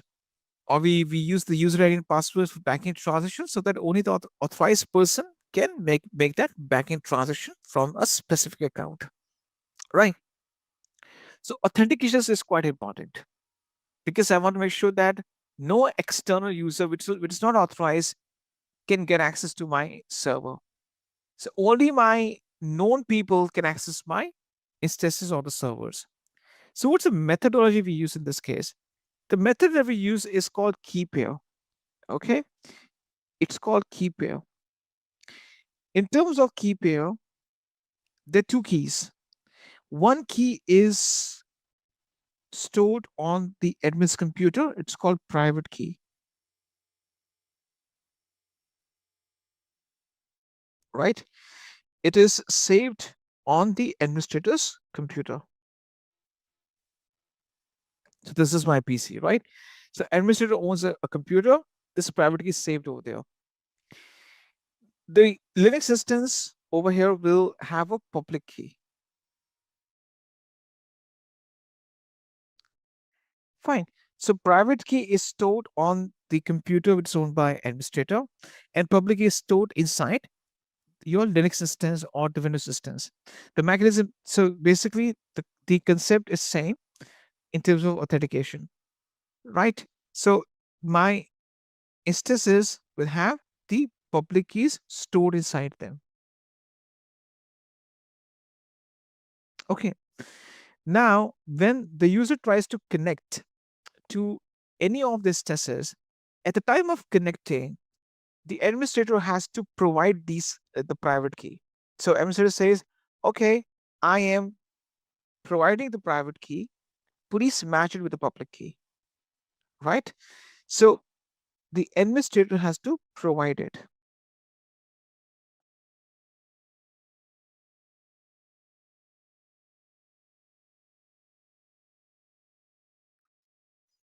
Fine. So at the time of connectivity, the administrator has to provide the private key, which is being matched with the public key. If the match is perfectly all right, then the administrator is able to get inside the instance. You must have seen this thing where whenever you operate lockers in any of the banks. So, for example, you have a locker in Indian Bank, Bank of Baroda, or Andhra Bank, Punjab National Bank. Now, we generally people they own lockers in these banks to store their valuable items. There are two keys that we have to open the lockers. One key is with bank official, other key is with you, right? So, for example, you want to open your locker. You go to the bank premises, you sign the register, and you're being escorted to the locker's room along with the bank official. So you use your key to unlock your lock, and the second lock is being unlocked by bank official because the bank official will have its own key or it's his own key, right? So there are two keys used to open lockers. One key is with you, other keys with bank. Okay, the same concept applies over here. To make sure that only the authorized person is able to open the instance and get inside it or unlock the instance, one key is with the administrator and the other key is that private key is stored on the administrator's computer and the other key is stored inside the instance. So at the time of connectivity, this key has to be provided. And if the private key matches perfectly the public key, the contents are in align with each other, then in that case, the administrator is able to successfully get the remote access to the instance. Fine. So this is the mechanism we use for authentication purpose. This is the mechanism we use for authentication purpose. Fine. So this is exactly the concept is we make sure that we try to access the instance remotely and it's only the authorized person who's allowed to get in.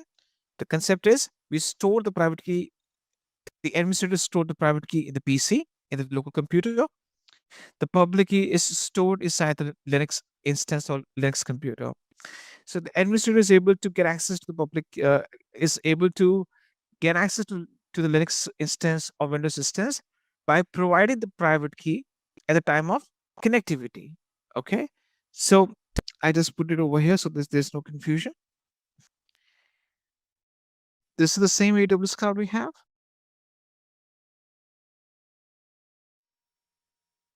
Right.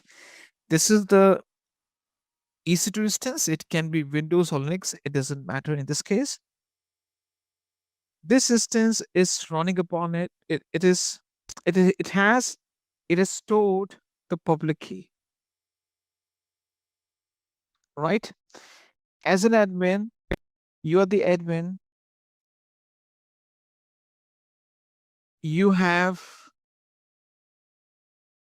a local machine, a PC or a computer.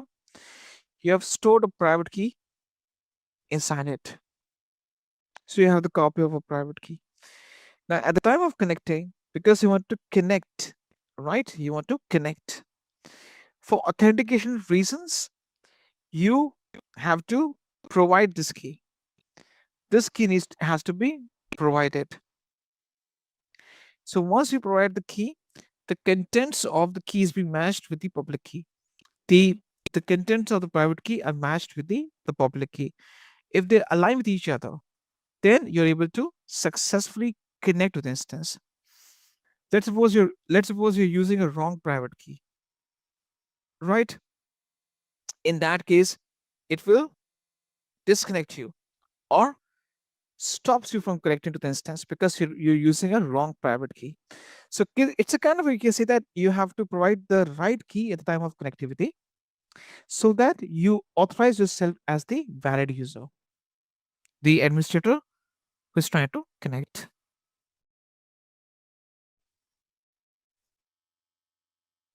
Okay. So this is the mechanism used to authenticate. Authenticate means that you're the right person to connect. This is exactly the stuff. Okay. All right, so we discussed about the protocols and ports we're going to be using to access the instances of the servers, and to authenticate, we use the key pair authentication methodology. What's that called? Key pair. Why it's called key pair? One key is with you, other key is in the instance. That's what it's called, the key pair. All right. This is what we have to use. Okay. So this is exactly the concept is.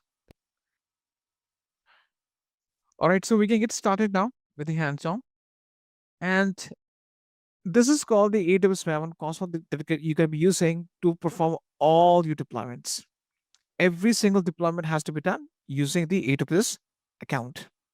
Now, to get started, first thing first, if you are by mistake have gone to some other location or service, on the left hand side, you can just click on the AWS icon and you'll be back on the home page. You'll be back on the home page after that. Okay. And once you're back to the home page,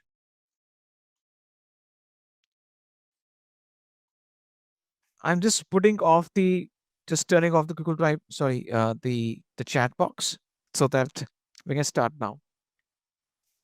All right. So in this case, we need to start with the basics, which is getting started with the Amazon EC2 Linux instances. And the very first thing is that we have to go to the EC2 dashboard. Now, how to go to an EC2 dashboard? You will see a list of services on your home page. You go to the search menu at the top. Now, you can see the list of services in the recently visited section. Okay. Now, if you don't see the list of services, you can click on view all services. You can see the services like this, and you can see more than 100 services. Fine. So these are the services that you can see on AWS. And on the left hand side, you can see there is also a kind of grid. You can just go to services and you can see the list of services based on different categories. But it's very tough to just find your specific service in the list. There's a search menu on the top. You can just search for the exact service you're looking for and it will show up.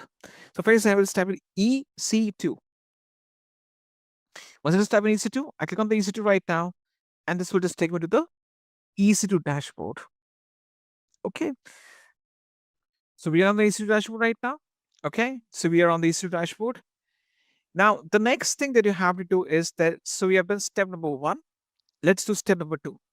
Okay. Step number 1 and step 2. So once you just go to the EC2 dashboard, you land on this page. From this is where you can deploy instances, and also you can deploy other resources like load balancers, elastic IPs, auto scaling groups, EBS volumes, and so forth. There are a lot of things you can deploy. Right now, we need to deploy instance, so we'll be focused on that one. But one thing we need to understand that once you go to the EC2 dashboard or any service, you can do that before or after. You need to change to the region of your choice. Right? Now, on the right-hand side, you can see a list of regions out there. Okay. These are the regions that you can access to deploy your instances into, because right now we're going to, our main preference is to deploy an instance. Now, you can choose any region of your choice, but I would strongly suggest you to use North Virginia. Okay. Now, people will ask me the reason why exactly you say North Virginia, because there are few regions which have some issues in terms of the free tier resources. See, right now, you guys are using a free tier account. A free tier account consists of some free resources. All right. For example, instance type T2.micro. Mumbai, for example, it doesn't have sufficient T2.micro free tier instances. So sometimes you may bump up to an issue where you're trying to deploy a free instance in Mumbai and you get an error message, insufficient capacity. So there are few regions which are problematic, which doesn't give you enough free resources when you want to launch them. Using North Virginia will guarantee that you will never face shortage of or scarcity of free resources.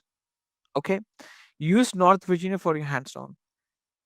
Number two, staying to only one region will ensure that you don't scatter your resources unnecessarily in all the regions. See, what happens is that when you start launching resources in multiple regions, at the time of removing them, you sometimes get confused. Okay, so if you have all the resources in one single location, tracking the resources and removing them becomes much more easier. See, we are not working in a business environment. In business environment, everything is well documented. How many tests are running, how many load balancers are running, how many buckets are there in each region, how many databases are there. Everything is very, very well documented. So of course we're not documenting anything in this case. We're just using this for the hands-on.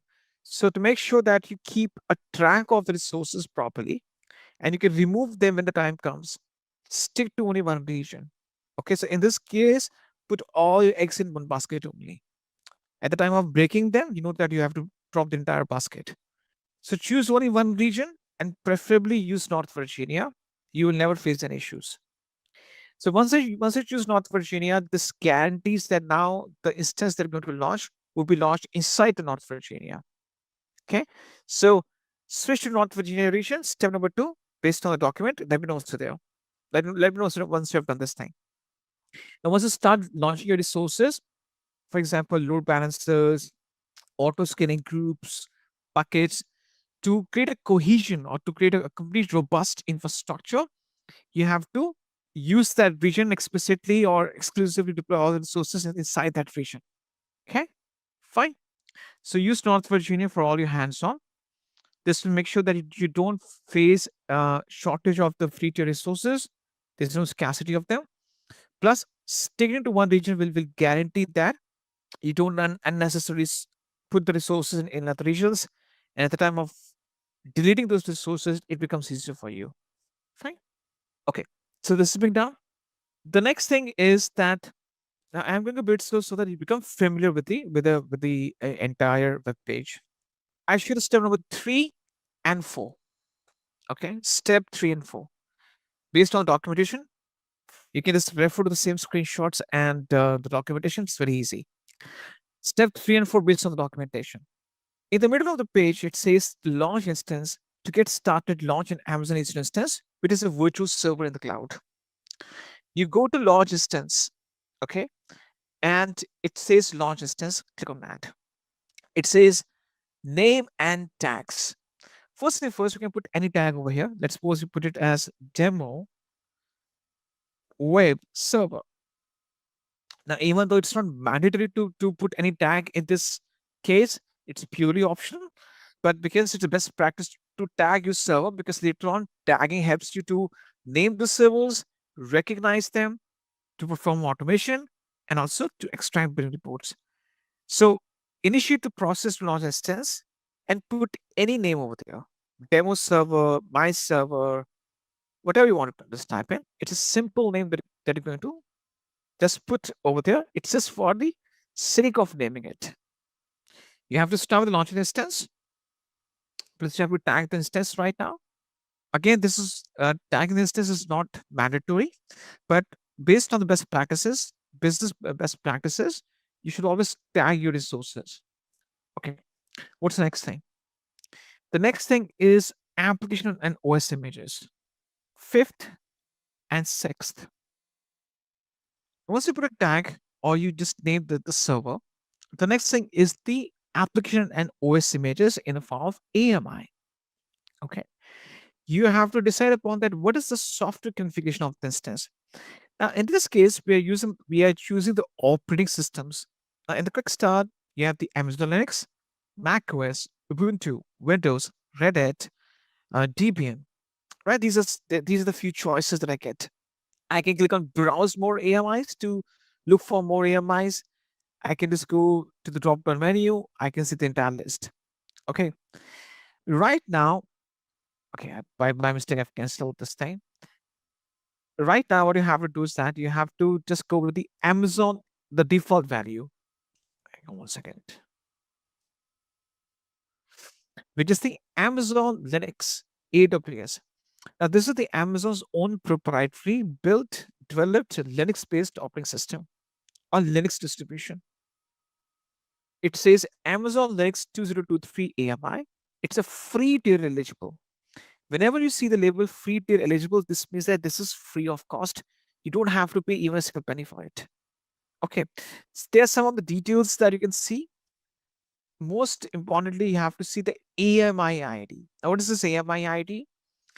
AMI ID is nothing but it's the auto-generated identification code for this image, right? It can be same for all of us. It can be different based on regions. So there's a high probability that if you're using North Virginia, the Amazon Linux AMI ID of all of us is same. Okay. So AMI ID is the auto-generated value. And when we start using templates, like for example, CloudFormation to automate the infrastructure, we have to provide these AMI IDs over there.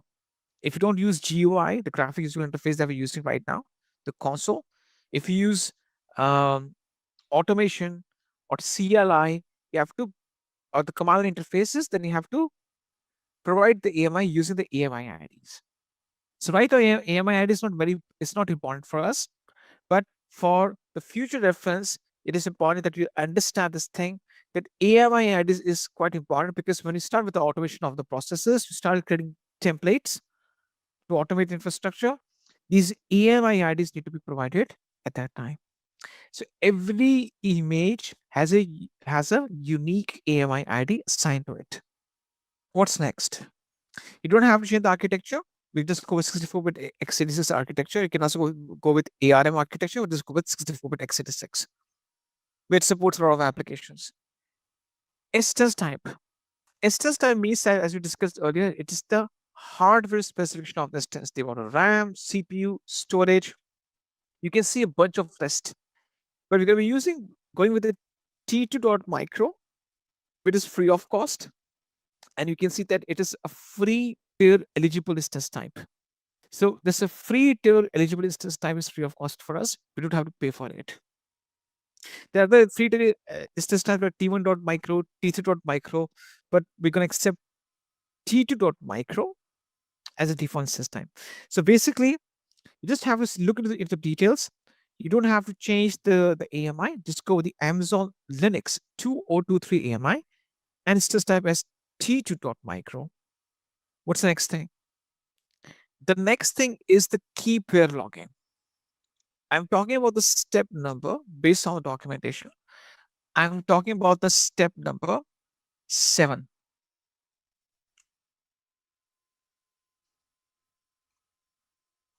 As per the step number 7, what you're going to do next is that you have to click on create key pair login. This key pair login is the same concept that we discussed. Which concept? This one. Private key. It is stored on a computer, which has to be provided at the time of gaining connection to the instance, and the instance has a public key embedded, or it stores your public key. So the time of gaining connection, you have to provide this private key to instance, and if it matches perfectly fine, if it aligns with the contents of the public key, then you're able to get access to the instance. So to create a key pair, you can see that you can use a key pair to securely create your instance, right? Click on create a new key pair on the just right hand side. Fine. So it says key pair name. You can put any key pair name. It doesn't matter whatever name you just choose in your case. You can just put any key pair name. For example, I name it as, let's suppose, demo, or let's suppose WP-KP. Anything. I would say that you can put any name over here. For example, name it as Intel server-KP. I have a lot of keys stored, so just to avoid duplication, I'm using kind of a complicated name. You can put any name in the key pair. Okay. Now the thing is, there are two standards we use for the key pair type: RSA and ET25519. We always use RSA because RSA can be used for Linux and Windows both. In the private key file format, will not change this thing. That I discuss with you tomorrow, because the format changes based on what's the type of client software you're going to be using. Format means it's let's suppose we have the format of the images JPEG, PNG, or we have format of the documents like docx. For spreadsheet we have file extension like xlsx. For PPT we have pptx. So it's a format of the key. What's a extension of the key? In what format? In PEM format or PPK format? So basically what you have to do is you just have to click on create new key pair and name the key pair. That's it. We never ever change the key pair type. The industry standard is RSA, which can be used for both Linux and Windows instances. And as of now, don't change the private key file format. Okay? Don't change it. What's next? The next thing is that you can create key pair and the key pair will be saved on your computer. If you go to download section, if you go to downloads folder, you will see that the key is being saved. The key pair is being saved. Okay, this is the private key, right? This is in printable encoded archive. So basically, this is the PEM key that you have downloaded. This is the private key. I'm sorry, yeah, in PEM format. You need to provide this key later on if you want to connect to the instance. Fine. Okay. What's next? The next thing is you have to go for the network settings. Steps 8 and 9. In steps 8 and 9, what we're doing next is that you have to go to network settings first. Now, under network settings, you don't have to change anything. This concept is called VPC or the virtual private cloud. Okay. What is this? We'll discuss this thing in depth because there's a complete section dedicated to VPC. A VPC is a your own virtual data center on the cloud. In this case, whatever you're going to launch is inside your own private cloud. It's a virtual private cloud. It's called VPC, right? Virtual private cloud. So AWS says that we give you your own virtual data center, your own private cloud. And when you deploy resources in that cloud, those resources are not visible by other customers. Okay. So if I deploy my resources in this VPC, you can't see that because it is owned by me. So basically it protects my resources. VPC stands for virtual private cloud. It's a virtual data center which we get inside which all our servers are being deployed. This gives us security and privacy. Okay. I'm not touching upon the networking components as of now because there's a complete section dedicated towards that. The important thing that you have to do is that you have to go to security groups. Now, what it says, we're trying to connect to a Linux instance, or we're going to launch a Linux server. Now, for Linux, we use SSH to connect. Okay, if I just go back to the diagram, if you just go back to this diagram that I created, this drawing, you're going to be using SSH as a protocol to connect. This is what you're going to be using. SSH as a protocol to connect. Okay. Now the thing is, you'll be trying to connect from your machine, from your PC, which stores your private key. Now your machine is on the internet, or it's in your data center or in your company's network. This PC is getting an IP address.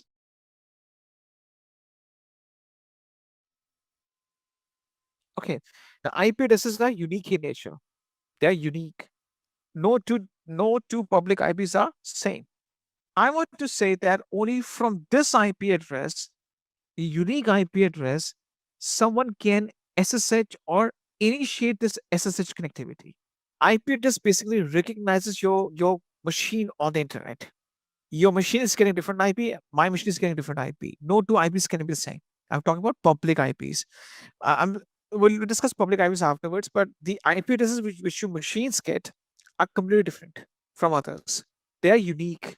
So I'm saying that only my admin's IP address is eligible to initiate the SSH connectivity, because if you're going to be using a computer, right? Only your computer's IP address is recognized to get access to the instance via SSH to connect to it. So in this case, what we're saying is that allow SSH traffic from anywhere. Anywhere is 0.0.0.0.0.0/0. This is a security threat. This means that any machine on the internet can get SSH access to my instance. You can see that rules with the source 0.0.0.0/0 allow all the IP addresses to access your instance. So for security reasons, we choose my IP. Right now, what we will be choosing my IP. This will pick the IP address of your computer, which your computer is getting, so that only from this computer that you're working right now, you become eligible to connect to the instance. You can choose a custom IP range, but I'll choose my IP. Okay. So this will automatically ensure that only your computer's IP is eligible to initiate the SSH connectivity to the instance. Then what about launching a website upon the instance? For accessing the websites, we use two protocols, HTTP and HTTPS. Right? When you go to Intellipaat.com, you or Google.com or Facebook.com, you use the HTTP or HTTPS protocol, right? So if you're trying to host a website, you can check both of them. If you now HTTPS is a secure version of HTTP, but it needs some certain provisions. We choose both of them. It's because we're going to deploy a website upon the instance. Okay, so basically, you don't have to change any one of the network settings on the top. You have to configure the firewall. You allow the SSH from your computer's IP only, because you, as an administrator, only from your computer, it's only your computer from where you can access the instances operating system. Fine. Plus, if you want to deploy a website upon the instance, you allow the HTTP and HTTPS traffic coming from the internet. What's the next thing? The next thing is that you don't have to do step number 10, straight away go to step number 11. What I've done is that I've given you 3 documents, out of which there's one document which is a script. The name of the document is this one. Okay.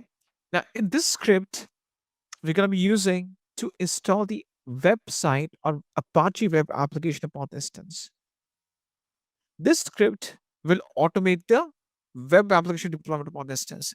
Now, this is a bash script which will run some updates upon my instance, install the HTTPD. HTTPD is for the Apache package. Start the service, change the directory to the HTML folder, and configure the index.html page inside it. Right? Now you have to copy this entire script as it is. Go back to the last category that's called advanced details. And under advanced details, you have to go to the last category, which is user data. You need to paste it under user data. Okay, what's the next thing? You have to straight away go to the 12th step number 12. You need to just go back, and on the right hand side, you can see a summary. Click on launch instance, and instance will get launched. On the right hand side, you have a summary table. What's next? The next thing is testing. Step number 13, 14, and 15. You need to go back, click on the instance ID. Now, this is your instance that you just got deployed. Your instance gets a unique instance ID. There's a checkbox which is on the left-hand side. You need to select it. Once you make the selection, you will see that there's a tab that's called Details. Under Details, you have this thing called Public IPv4 address, or it's a public IPv4 DNS name. Right. This is basically used to access the your instance over the internet. If you're using internet as a medium, and let's suppose you want to access the website upon it, or maybe you want to SSH to the instance, then you're going to be using the public IP address. So public means internet. What to do next is that you need to just go ahead and copy the public. There's a copy icon. Click on this copy button and paste that in the browser. And you will get this thing. displayed. So this is a simple HTML page we have deployed, and this shows us the result. Now, if you're not able to browse a page, make sure that if it's showing you HTTPS by mistake, remove S from HTTPS. Just in case if it says page can be displayed, make sure that by mistake you're not trying to browse the HTTPS website. Remove S at the end of it, because to configure the HTTPS, we have to also configure the SSL certificate. We haven't done that. Yeah, great. Yeah, by default it got HTTP, but sometimes it gets to HTTPS based on browser settings. Okay, so this is a simple website you have just deployed upon the instance using a script that I given to you. And this is a simple procedure that you have to follow along to deploy your instance in AWS Cloud. Okay, great. Now, guys, once you're done with this thing, before you log out, you terminate the instance. Terminate means that you don't need this instance anymore. You want to get rid of it. Now, how to terminate the instance? Now, either you right click on the instance, you have the options from where you can just stop, reboot, or terminate the instance. Or you select the web server, go to instance state, you can stop it. Stop means you can come back and restart it. Reboot means you can reboot its operating system. And terminate means that you're trying to kill it. You can't get it back. So either you right click, you can see there's a terminate option, or you just go to test state and click on terminate. It says terminate instance. I sure want to do that. You click on terminate, and this will lead to the termination of the instance. This, I think, procedures is laid out in step number 16, 17, based on the documentation. Step 16 and 17. Fine. We discussed briefly about security groups, and I should just deep dive inside that, or dive deep into that concept and make you understand exactly what the purpose of security group is. All right. So basically, we want to understand this thing is that security of our resources is our priority, right? When we go to cloud and we start launching our resources into the cloud, our applications, websites, databases, backend servers, processing servers, whatever you want to launch inside cloud, one of the priorities that we have is security, right? Priorities means that in terms of priorities, we mean that we want to make sure that we have all the things achieved and we get the same sense of reliability, security, high availability as we would expect in our own data centers, right? So you're shifting your entire application and services and you're putting them on the cloud.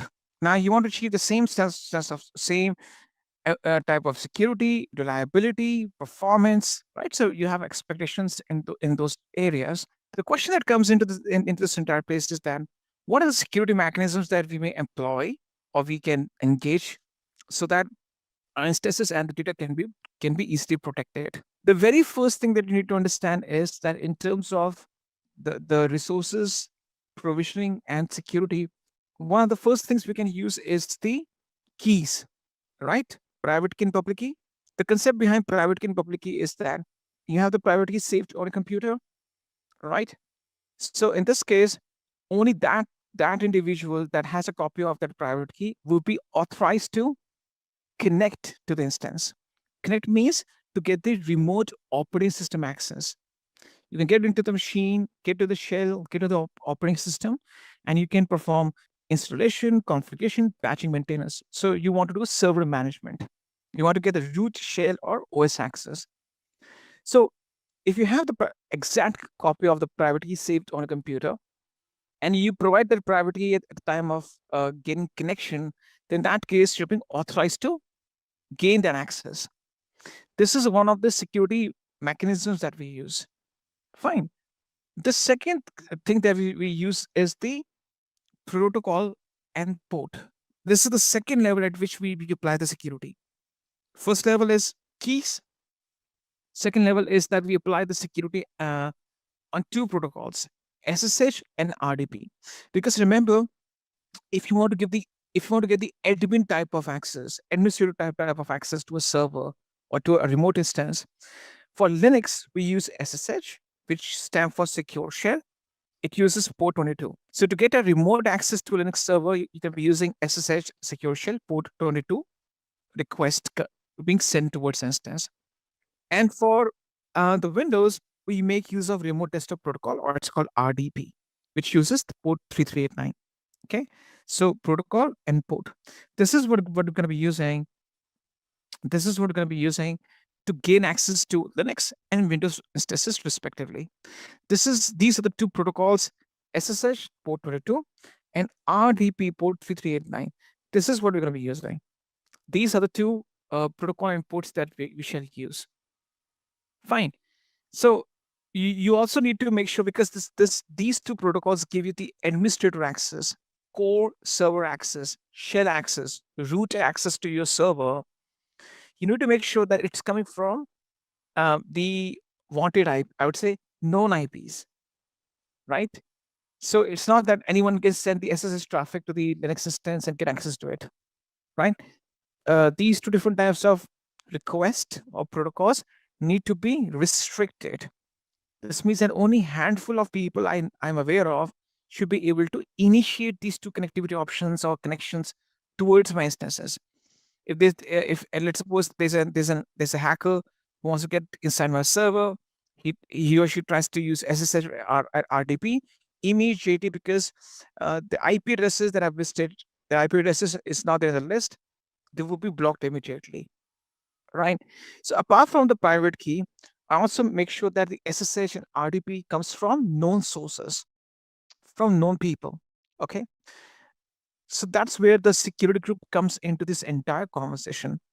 What is a security group? Let's try to understand. Let's dive deep into this concept and try to understand that. So what is a security group?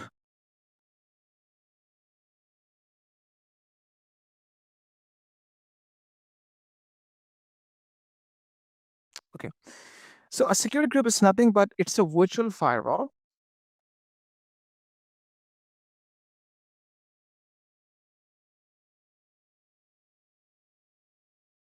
It's a virtual firewall which restricts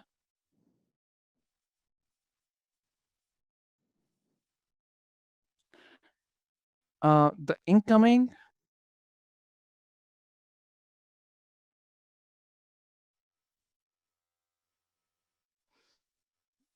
and outgoing traffic. So basically, this is a virtual firewall. Is a security group is nothing but it's a virtual firewall through which you can impose restrictions in terms of the traffic that's coming in or it's going out from distance. What do you mean by that? So for example, this is my AWS cloud, right? This is the Amazon Web Services cloud that I have. And this is an EC2 instance that we are running. This is an EC2 instance which we are working on. Fine. Now, I want to impose restrictions in such a way that any traffic that's hitting my instance, right? So if a traffic is coming from outside and it's reaching instance, from the instance perspective, what type of traffic we are dealing with, right? It is incoming. It could be inbound. So these are the three terms, but the meaning is same. Or it could be something called ingress.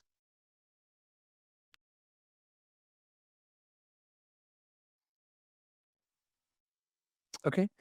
Incoming traffic, inbound traffic, ingress traffic, that's the traffic that's coming inside the instance. So the traffic is coming from outside. It's hitting the instance. Think from instance perspective. If you are the instance and traffic is coming and reaching you, from your perspective, that traffic will be the incoming traffic, the inbound traffic, or the ingress traffic. These are the three words with the same meaning.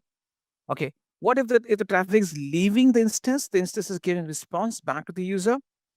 If the traffic is it's left out, it's being sent out from the instance, This is the egress traffic. Or say let's outgoing.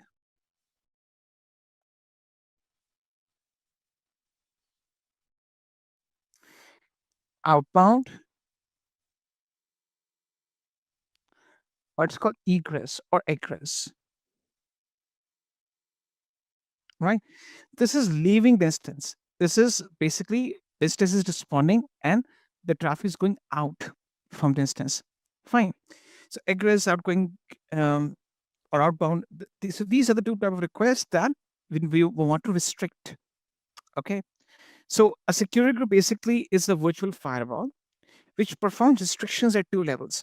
Number one, incoming. Number two, outgoing. Fine. We need to perform restrictions. Now, to perform restrictions, we use three filters. What are those filters we're talking about? Filters that we use during our school days.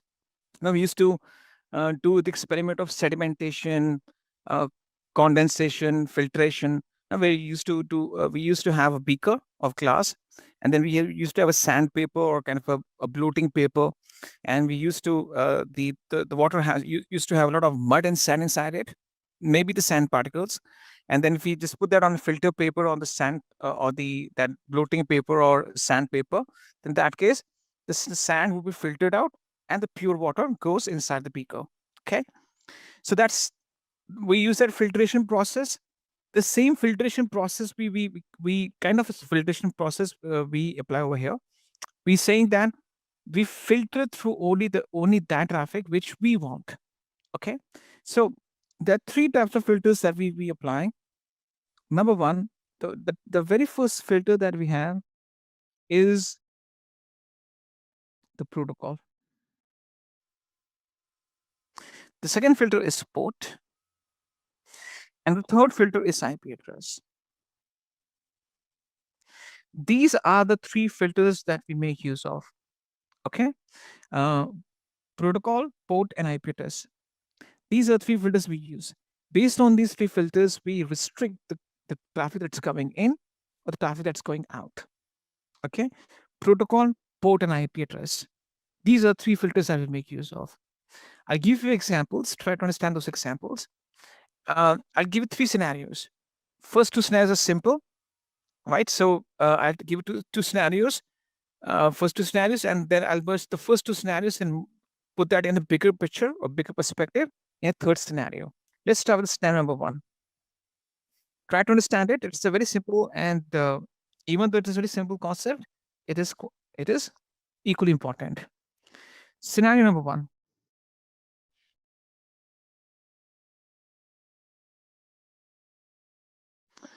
Scenario number one is that let's suppose I want to have the users access my web application. So this is accessing, or you want to allow your end users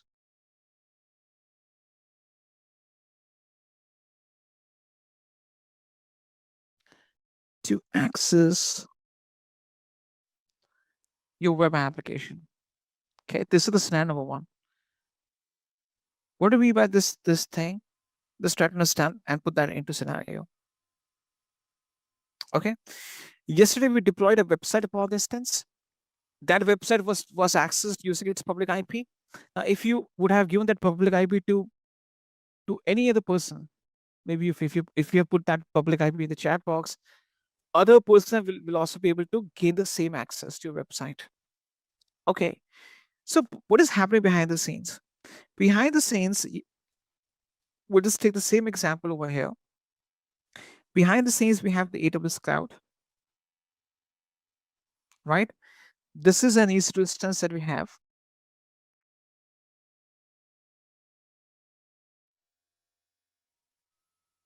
Right, which is running the Apache PHP web application upon it. Right, we deployed. We would like to deploy an Apache PHP web application. All right, so this is the the application running upon the instance. Now, I want my customers who want to access my website. These are my end users. These end users would need to access my site. So what they were going to be doing is they would be sending these two types of requests, right? The first type of request that they would be sending would be the HTTP request. So HTTP,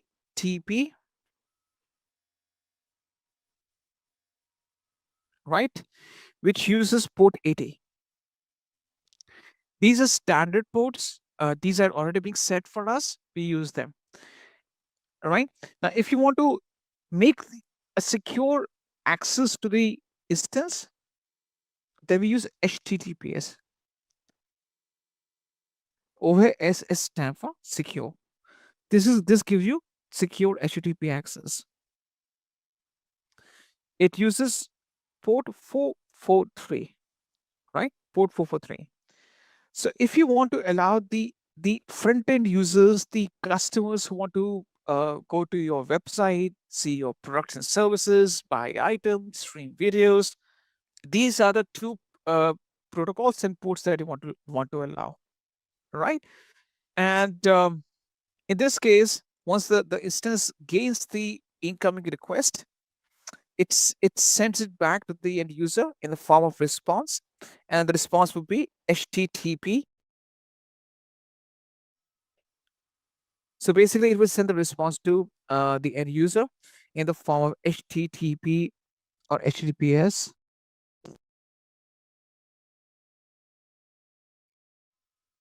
Outbound, right? So that response will be sent back to the customers. Fine. So these are the two levels at which we apply the protocols and ports. What about the IP addresses? See, I don't want to restrict anyone from accessing my website. Today, for example, Intellipaat.com has its website running.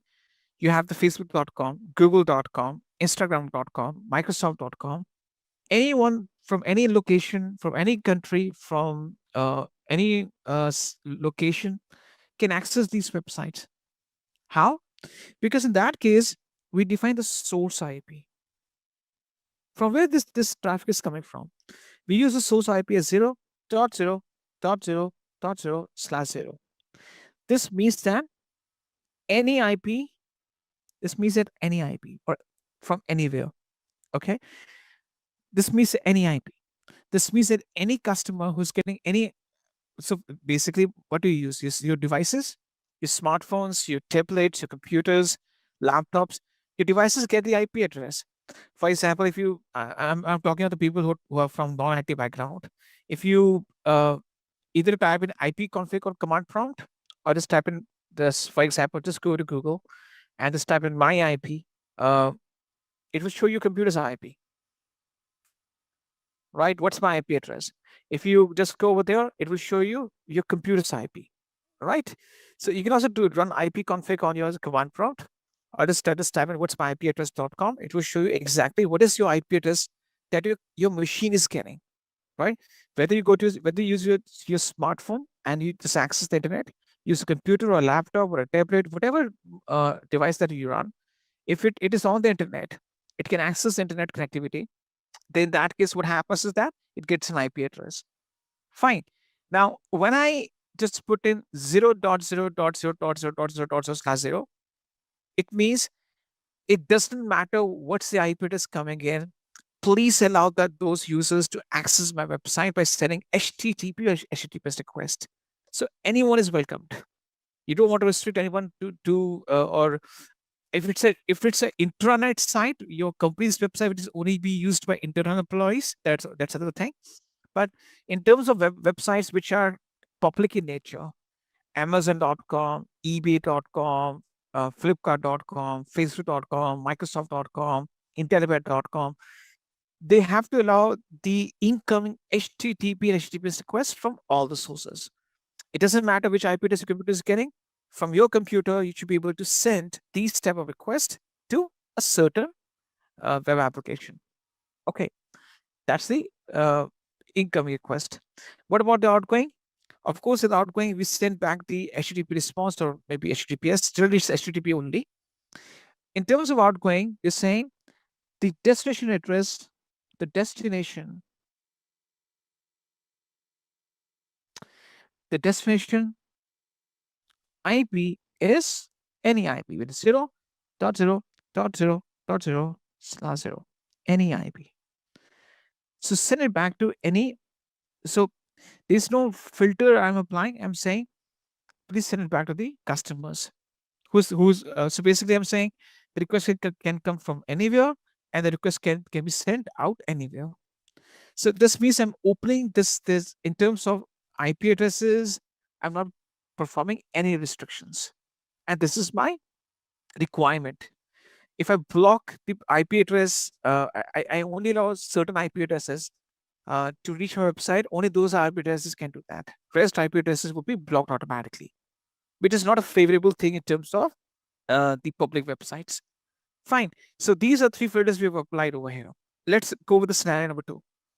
Scenario number 2 is that we are talking about now in terms of scenario 2. In scenario 2, we want to make sure that we perform restrictions.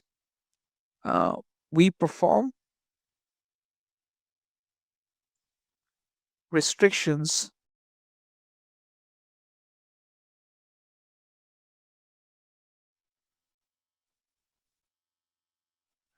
for admin access. Right? We want to make sure that only the authorized people can get access by SSH or RDP. So in this case, for example, I have this is the AWS cloud which is running. Okay, this is the same AWS cloud which is operating, which is running right now. And let's imagine I have two instances. Right, this instance is Linux, and this instance is Windows. Right, so I will put this thing in the middle. Okay, now I want that I need my administrators, my internal IT administrators, to gain access to these instances and get access to their operating systems. They get the root access, the admin access. See, right now, for example, you're going to, let's suppose I go to Intellipaat.com, right? I go to Intellipaat.com. I'm sending the HTTPS request to Intellipaat.com and seeing the website. But this doesn't mean that Intellipaat is giving me access to the server on which this website is deployed. This website must be deployed on a Linux server, maybe a Windows server, right? It must be running on a server. That server has shell, operating system, everything. So Intellipaat.com is giving me access to the website, but not to the server or the operating system on which this website is running as an application. Fine. So I can only see the front end, but I can't see the back end. I only see the front end, but I can't see the back end. Now, you must have heard about this thing in terms of full stack web development or in the website deployment. There's something called front end development and back end development, right? Front end means we only see what we get access to. This is a front end. At the back end, the server is running this application. So the front end is given to the users. I am the customer of Intellipaat, and Intellipaat.com says we give you the front end access, but the back end access is with our internal IT software people, the architects, right? So in this case, we get the front end access. What about the administrator access to the server? Or I would say access in terms of getting access to the operating system, shell, or server management, so that you can perform day-to-day patching, upgradation, deployment, and so forth. So having said that, let's imagine this is my office building, right? This is my on-premise. This is my branch office.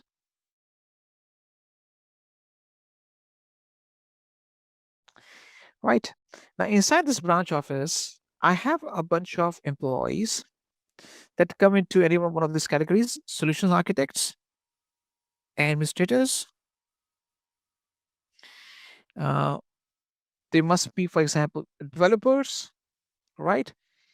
They need to access to the server on daily basis, or frequently basis whenever they want. Let's talk about the Linux server first. They would like to initiate the access. For the Linux server, the access that they will initiate would be the SSH request, which uses port 22. Okay, they should be able to send the SSH request to the Linux server, and the connection will be established. The question that releases in this case is that from which IP address I will initiate. I should not. This is You should not allow in from business point of view. You should never ever allow the SSH request from this IP. Instead, you should allow that from known IP address. For example, my branch office is given this IP address 54.78.1.0/24. Okay, /24 means that it's a block of IPs. This is a block of 256 IPs. 1.0, 1.1, 1.2, 1.3, 1.4, 1.5, 1.6. So it's a block of 256 IPs. 256 known IPs.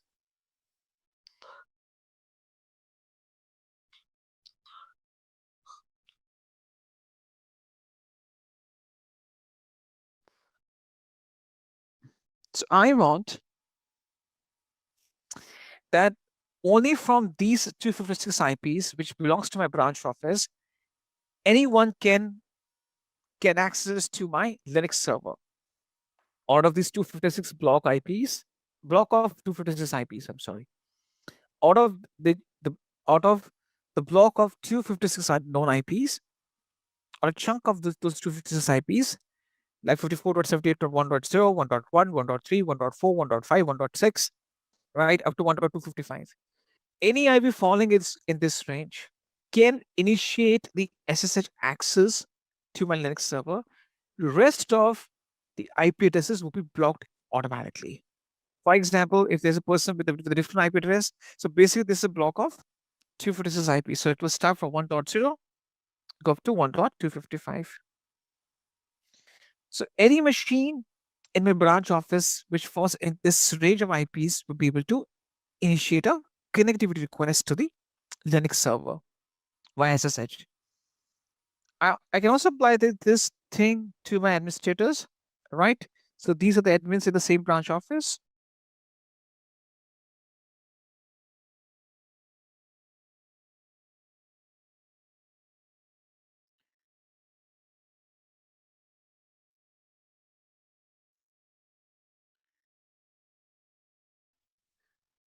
So they can send the RDP request, which uses port 3389 towards the Windows instance.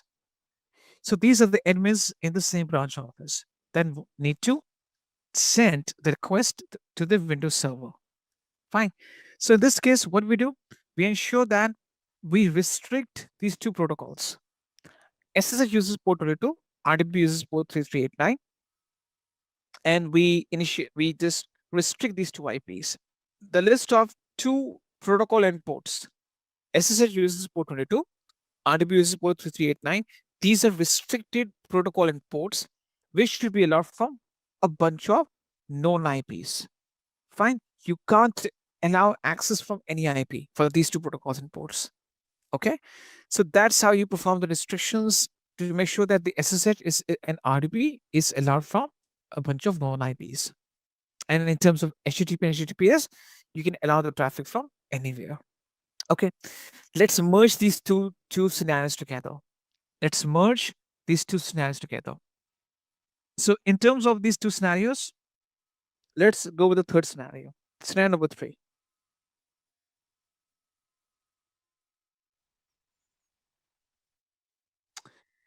This is This merges web application or admin and website access, both. This allows the request coming or reaching my instance in at two different levels. You get the admin access and the website access both. This is the scenario number 3 we're going to be discussing.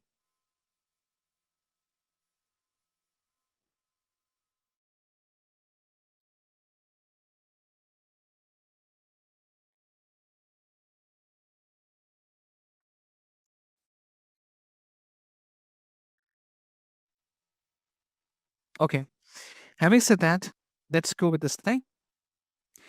This is the AWS cloud that we have. Okay, and inside this AWS cloud, we have this EC2 instance running. This is a Linux instance.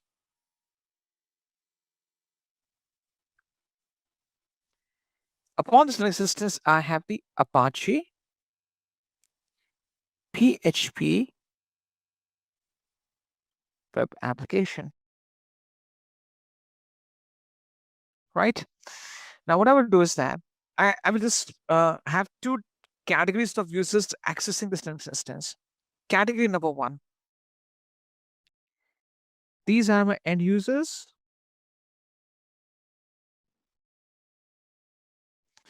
who will be sending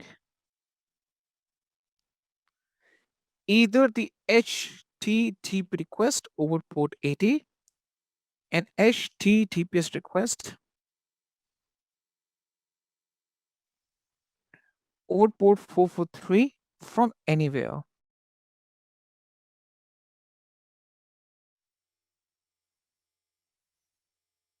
Okay, so they will be sending the request from any IP. The second category of the users would be my Linux administrators in my branch office. So this is my, let's suppose, corporate office.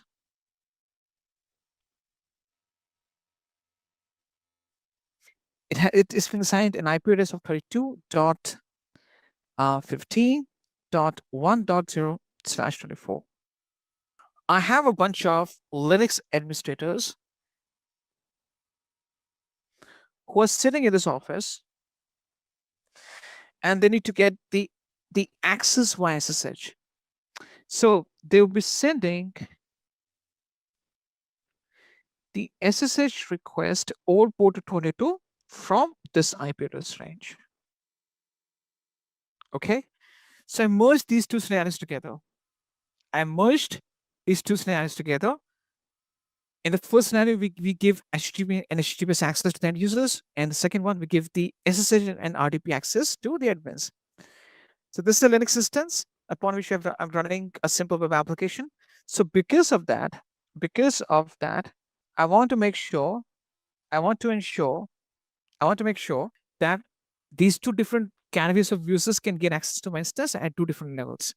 The front-end access is given to the end users, and the back-end access is given to the Linux administrators in my office. So through this method, I apply security for my servers or instances. And of course, these administrators will be using the private keys for further security. So they will have the copy of the exact private key so that they can authenticate that they are the authorized user to gain connectivity via SSH. Having said that, this is exactly what a security group concept is all about. Fine. Okay, I'll also show you the hands-on of this one as well. Okay, let me show you the implementation of it. Let's imagine, so you can create security groups in two different forms. Either you can just apply that when you deploy the instance. For example, I go to EC2, right? And once I go to the EC2, I go to launch instance, go to launch instance. This is what we did yesterday, right? This is the step that we performed.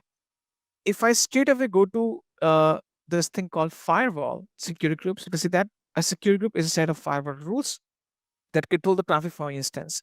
So you can click on create security group or you click on select the existing one, and you can see the existing security groups in the list.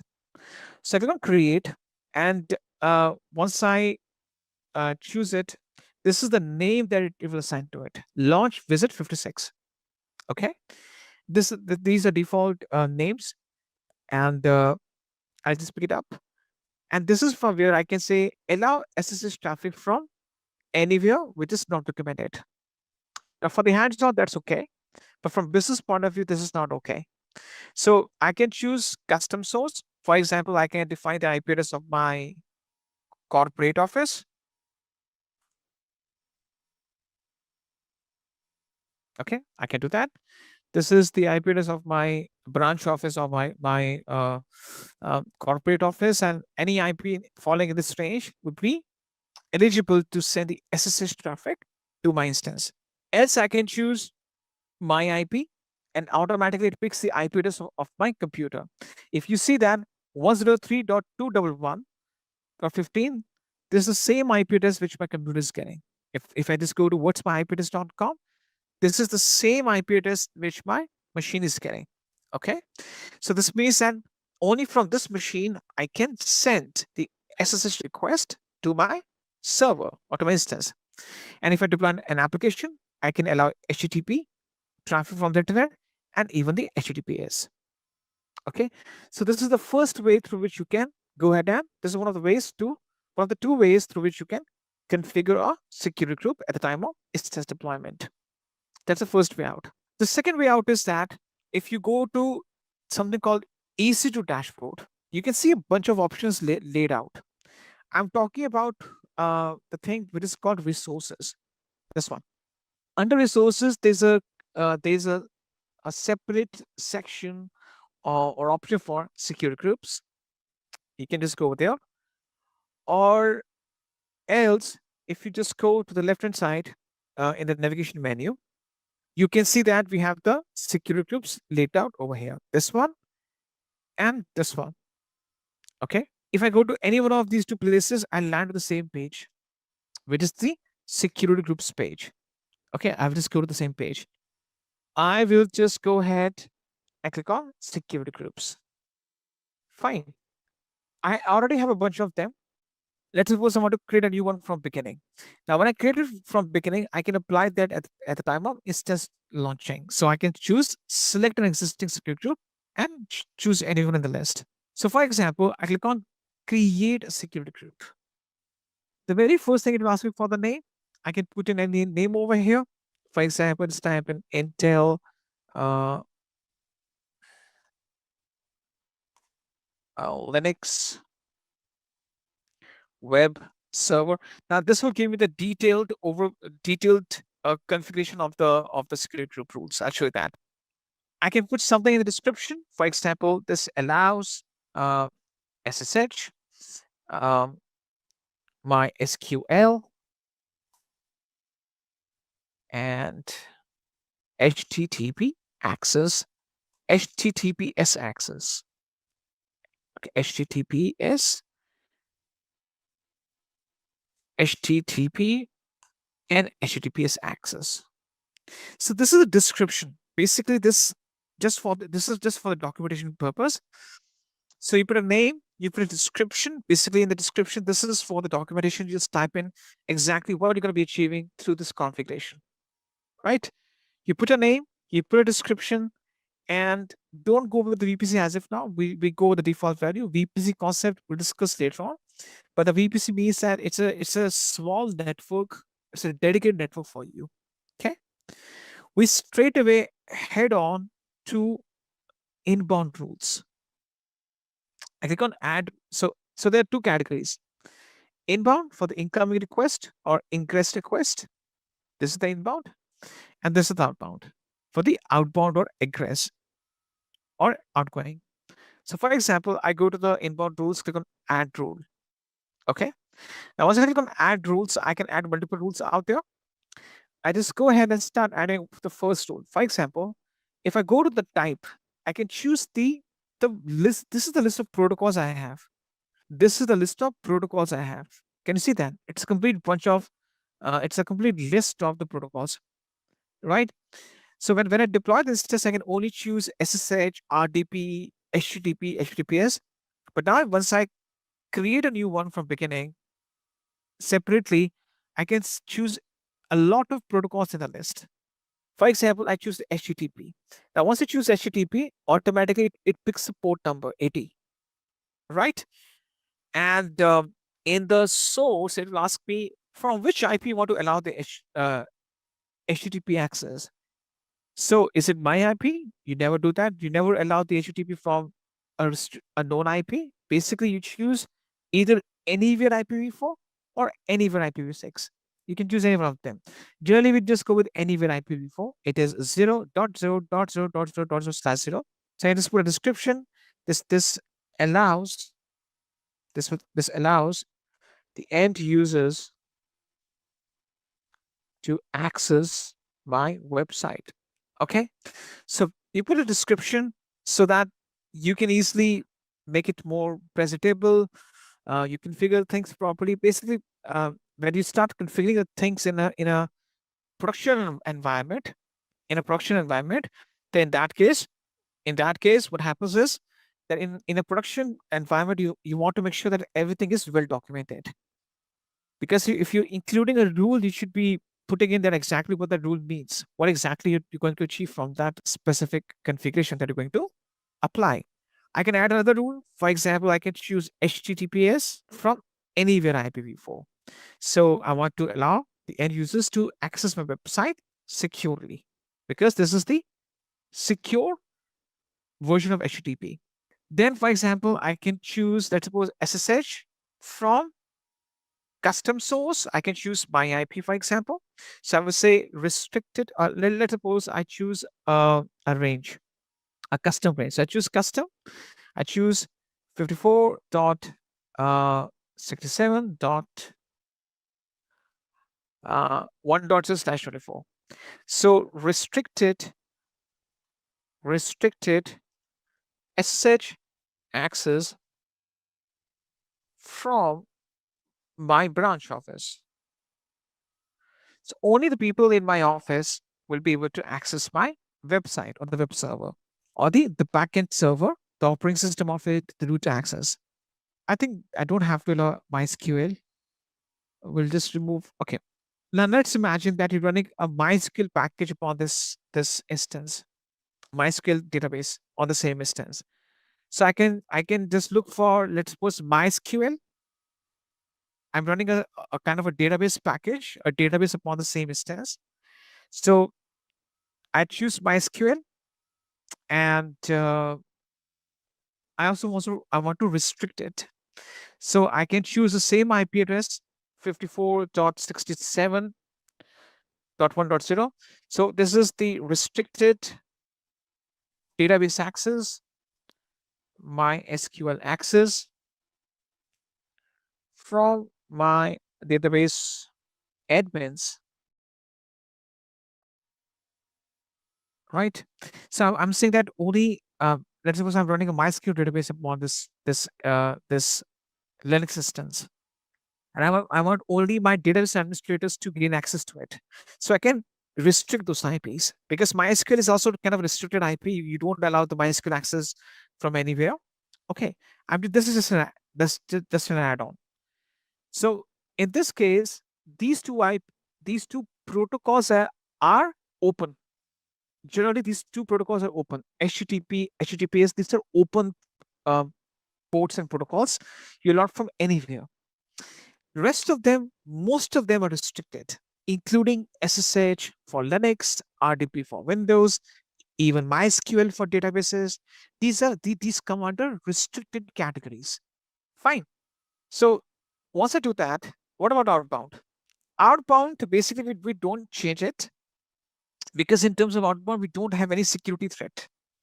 It's the incoming which poses security threat, not outgoing. So outbound says all traffic includes all protocols and port ranges to all the destinations. Now, if you want, you can apply the restrictions over there. Okay. If you want, you can perform the restrictions out there, but I'll not do that. Fine. You can optionally tag this thing but tagging is not that much important in terms of security groups management. So you understood what we are doing. We are trying to say this is my Linux web server, which allows the SSH, MySQL, and HTTP access, SSH, MySQL, HTTP, and HTTPS access, and I have opened these two protocols from all IPs. Anywhere can access my website, but I want to restrict these two protocols because these are they give the special access. It's a privileged access. For example, the SSH access is given so that the users can SSH list administrators. They can perform something. I want to run some database packages. Let's suppose I'm running a database. My database administrators need to gain access to the database running upon this. Let's suppose I'm running a Ubuntu server with MySQL package running upon it, or a Debian server, a Debian Linux instance. So there are a few things I need to do, for which I need to open this MySQL port. So I can say restricted MySQL access from my database administrators. And that's it. In terms of Outbound, I haven't touched it. All right. So that's about this stuff. This is what exactly the type of confusion I'll be applying. I click on create security group, and this creates my security group. Intel Linux web server. Now, at the time of instance deployment, I just go ahead and apply the same one in front of you. So I just go ahead and, for example, I click on select existing security group under network settings and look for the one that I just got created, Intel, this one, yeah. So I can choose select existing security group and apply the one that I just got created. Okay, this is exactly what you need to do. You can either create a new one, but you don't get a lot of options out there. You just have these three rules in place. But if you create a security group separately, you can choose a bunch of options, bunch of protocols, and then at the time of instance deployment, you choose select existing security group and apply the one. You can just search for that in the list and then apply the same one that you already have created beforehand. Fine. I'm going to give you a document, a text document, which consists of either I can just give a text document, or this is the exercise. It's already there in the Google Drive. And if I copy and paste the content of this text right now, this is the DIY exercise. DIY stands for do it your own. Do it on your own. Okay, DIY exercise. Okay, this is a scenario. So I've already explained you exactly that how a security group needs to be configured. Fine. This is the scenario that I've laid down in front of you. Okay, this is the scenario that's being in front of you. And you have to go through the scenario. Open your AWS Management Console. Try to configure a new security group on your own based on the scenario. All right. All right. So let's go to this statement. It's a DIY exercise. This do it your own exercise. So based on understanding and based on what you already know, you have to apply these steps. It says create a security group based on the following requirements. The first requirement is that you have to go for the inbound rules. You want to allow the users to access the website running upon this test in such a way that they can access it safely and the communication is encrypted and quote unquote secure. So you want the users to access the website. It can be a Python website, a Node.js website, Apache PHP web application, whatever you want to deploy. You want to give them safer access.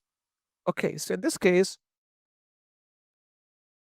I go to the security groups on my instance dashboard. So basically, if you go to EC2 dashboard, you can just click on security groups on the resources under resources menu, or you can find resources. You can find security groups on the left hand side under network and security. You can just go to either of these two options. So you land on the same page. Now you can create security group and you can put any name out there. For example, demo Intel Web Security Group. Let's put it as SG in the short form, which stands for security group. So I can put some description for the documentation purpose. allows access for my end users and customers and the internal employees. Okay, so I just put a simple description. This is just for the documentation purpose. Access to my end users and the internal employees. Okay, let's start with the inbound rules. Let's start with the inbound configuration. Based on this, it says allowed users to access the website or upon instance in such a way that they can access it safely and the communications is encrypted and secure. Now, whenever you want to give a safer website access, you always use HTTPS. Right now, you go to Intellipaat site, it's HTTPS only. All right.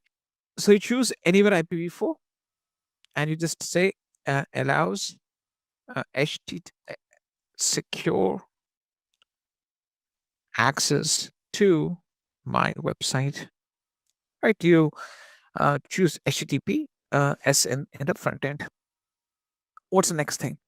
The next thing that you have to do is that you have to, it says, as this is a Windows server, your admins should access it from the branch office. This is the IP address I've already pasted over here. So I'm saying that let's allow the RDP. So RDP is for the Windows server, and I paste the IP address over there. So I say restricted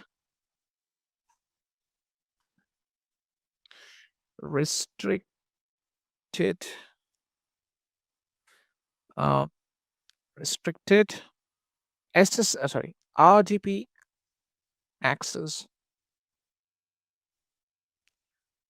from my internal employees, the people who are working for me, the Windows administrators. So for my internal employees in the branch office.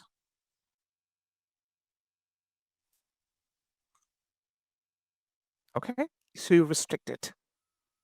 Now the third one says that this Windows server is also running a MySQL database.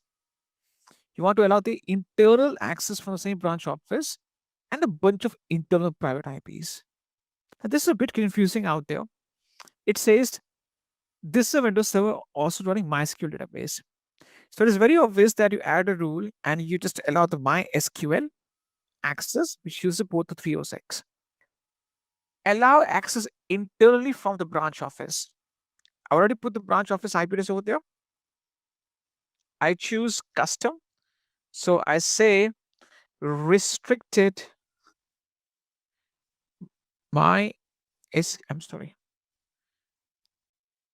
MySQL access from my branch office. Okay.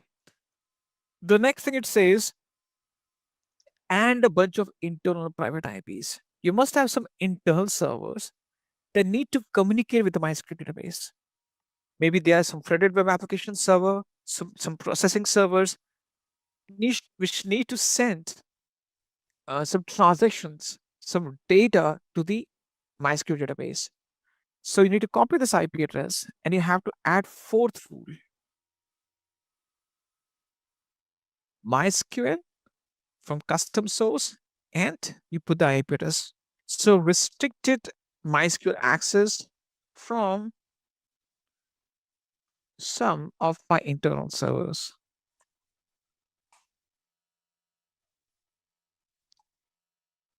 Understand the point?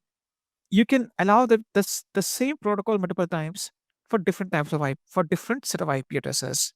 I'm saying this is the MySQL access from my branch office. I put the branch office IP address and put it across. Also, there are some bunch of internal servers that need to access the MySQL database to send some transactions or some data towards it. So I allow the MySQL access from a bunch of IP addresses from the internal server, which belong to some of my internal servers. Okay, so if you have different categories of IP addresses or different sets which can be grouped together, you can put it across in two different rules or multiple rules. So the same protocol can be applied in multiple rules. if you have different types of sources. These are the 4 rules that we have to apply. In terms of outbound, I'm saying that keep it to default. Don't do it anything. Go ahead and click on create. Right. So this is the one. That's how you have to create it. This is what the concept is. Fine. But there's one important thing I need to discuss with you before we can move forward. That is launch template or launch configuration. So I discussed with you the concept of load balancer, auto scaling, what exactly the purpose of having a load balancer is. Because basically, when you go with the horizontal scaling and you want to deploy more instances for the same application, which supports the same infrastructure, it is very obvious that you have to make sure that there should be some component or any type of device, whether it's virtual or physical, you should be sitting in the middle and should be diverting the traffic to the instances or routing the traffic out. It will dividing the traffic between them equally. For that, we use load balancer, right? So we discussed about load balancer, the health check capabilities that it has, and the downside of the load balancer we discussed was that it has no capability to deploy more instances if there's a scarcity of them. So if you lose, for example, one instances or two instances, and you just have one or two instances left out, then load balancer will divert the entire traffic to that leftover instance, okay, or leftover instances. So in that case, you'll be putting those instances to exhaustion. Will be sending a lot of traffic to those leftover instances. So to compensate for that, autoscaling can deploy more instances automatically. It will see the difference between the desired capacity and the actual capacity, and based on that, it will launch additional instances for you to compensate. Right. So whatever lesser amount of instances are there in the infrastructure, it will deploy the same number of instances for you. Then we discussed that autoscaling can also increase or decrease the number of instances based on the principle of elasticity, based on the time of day, patterns of the incoming traffic, demand. It can increase or decrease the number of instances. They make use of scaling policies as well, based on which, for example, you have the metrics like CPU utilization, the number of requests coming and hitting a load balancer, number of packets coming in or bytes going out. These can be the metrics or the parameters based on which we can have the autoscaling to increase or decrease the number of instances. Autoscaling and launch instances, it's which comes under the category of scale out action.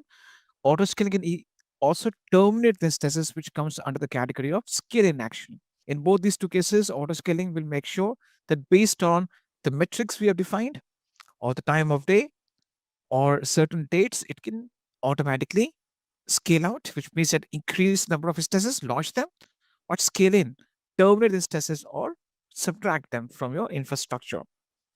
Now, all these operations are being done within the auto scaling group, which is nothing but it's a logical collection of identical targets or identical instances. So you group these instances or the targets together in a single group. Right. So I'll give the example that the load balancer is getting a lot of traffic. You can just choose this metric that the load balancer request count per target or per instance is more than 100 requests. So on average, the load balancer is sending more than 100 requests to every instance in the group. Then in that case, autoscaling can increase more instances. And once the amount of requests go below a certain level, autoscaling can terminate the additional instances which are no longer required. Okay. So based on these metrics as well, autoscaling can function for you and it will automatically increase or decrease the number of instances. We discussed that. Okay. The thing that we need to discuss is that, for example, the autoscaling has to initiate a scale out event.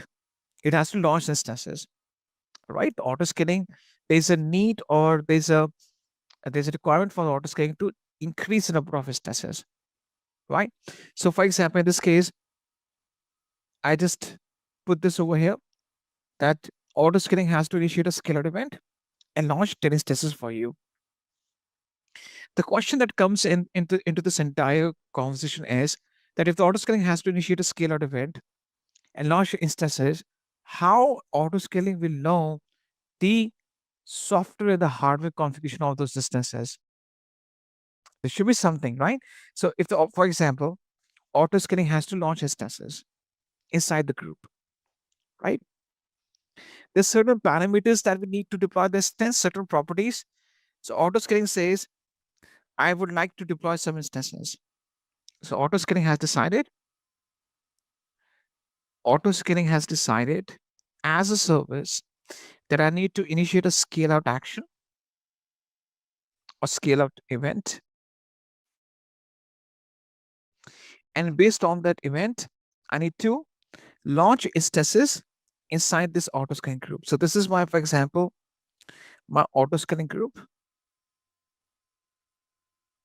which is a collection of identical instances, right? So auto scaling has to launch some additional instances inside this group.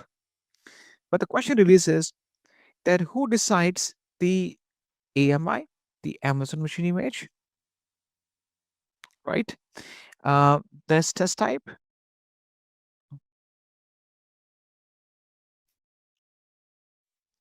right? Who decides the, for example, key pair, security group, etc., etc. For example, you have some storage settings. Storage, for example, EBS or EFS. These settings need to configure them. So basically, these are some basic properties. These are some basic parameters.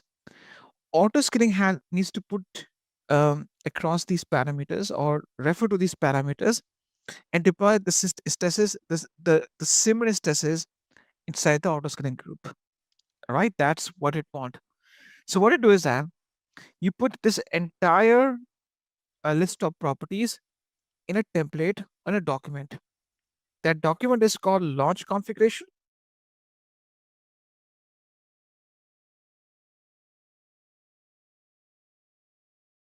or launch template.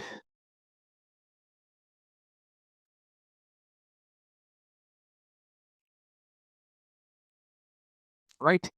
This is called launch template or the launch configuration. You can use either of these two things. They're the same thing. Launch template gives you some more advanced options. Otherwise, the purpose of both these two different options, launch configuration or the launch template, is the same. These are the documents based on which it will list down the parameters or the properties which is an instance requires, or we need or autoscaling requires or needs to deploy the similar instances inside this autoscaling group, right? So we want that in an autoscaling group, all the instances have the same AMI, same instance type, same key pair, same skill group, same storage settings. So we'll have to list exactly these parameters. Autoscaling will refer to these parameters. Basically, it will use the document, the launch configuration of the launch template, and based on that, it will initiate a scale out event and deploy the similar instances with exactly the same AMI, instance type, key pair, secure group, whatever properties are you define in the autoscaling group. Fine. So the launch templates or the launch configuration need to be configured first before you can put autoscaling into action. Fine. So this is exactly what we need. Now, in this hands-on that we're doing, we'll be using launch configuration. How to use launch templates, we'll discuss afterwards. Because when you start configuring launch configuration, Amazon Web Services or AWS will give you notification, use launch templates. They are recommended. Yes, launch templates are recommended over launch configuration, but you can use both of them. Both will work perfectly fine. In launch templates, basically, you can create the versions and revisions. Okay, that's the advantage you get. We'll discuss launch template as a separate topic. So in this hands-on, we'll use a launch configuration for auto-scaling. Fine. Public image. Okay, what's a public image? Public image is the one which are already available for all of us. It's common for us. For example, if I go to EC2 dashboard, I go to AMI catalog, right?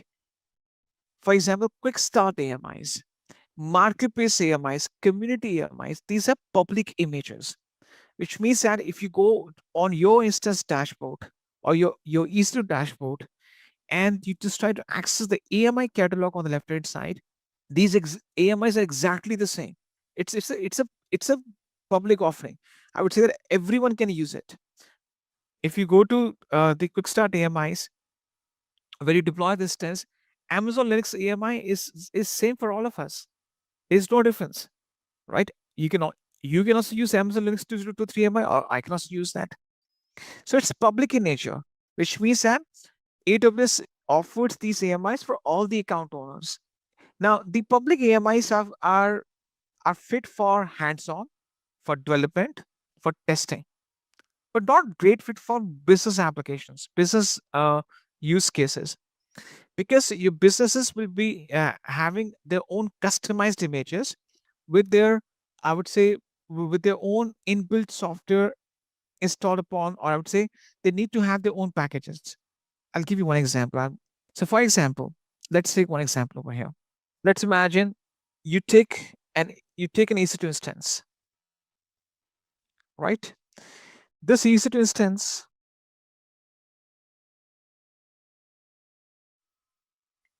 is launched using a public AMI. For example, I'm sorry, let me just remove the annotation. Let's imagine I use one of the public AMIs in the list. Let's suppose I pick Ubuntu 22. Yeah, this one, Ubuntu Server 22.04. Now, if you see in your quick start AMIs, this is the same AMI you can see. No difference. This is a basic plain AMI which is visible on all the accounts. So, for example, if I launch this instance using Ubuntu 22.04 AMI, public AMI. Now, this is not being customized based on business requirements. This is a plain image, a plain operating system. Okay. Now, what you do is that you SSH to the instance, or you run a script, and you say, all right, let me install upon it. Let me install, for example, WordPress upon it, MySQL. So WordPress 5.1.1, MySQL 6.0, Apache PHP application.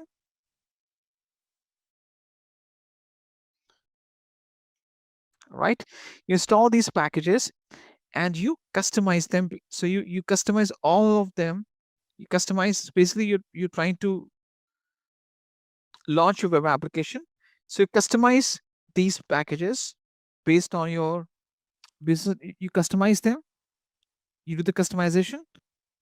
You customize the WordPress site, the MySQL database. You have the entire data in that database. You run the Apache PHP application. So you install all these bundles. Okay.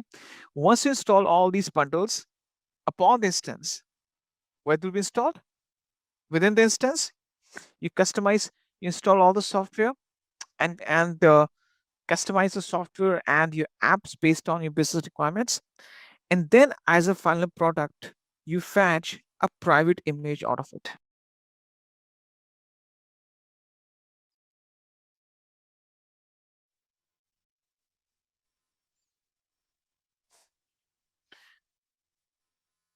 Right? Now, once you get this private image, where it shows up, let me show you. So it shows up under this category, My AMI. It says created by me, which your business creates for its own needs, because a business will have its own AMI. The advantage that you get is that once you have this AMI ready for you, okay, you don't have to manually log into every instance and every Ubuntu AMI instance and install the same software again and again. This private image can be taken as it can be stored in my AMI space, and from this private image can help you to launch identical instances, right? And these instances can be of any instance type.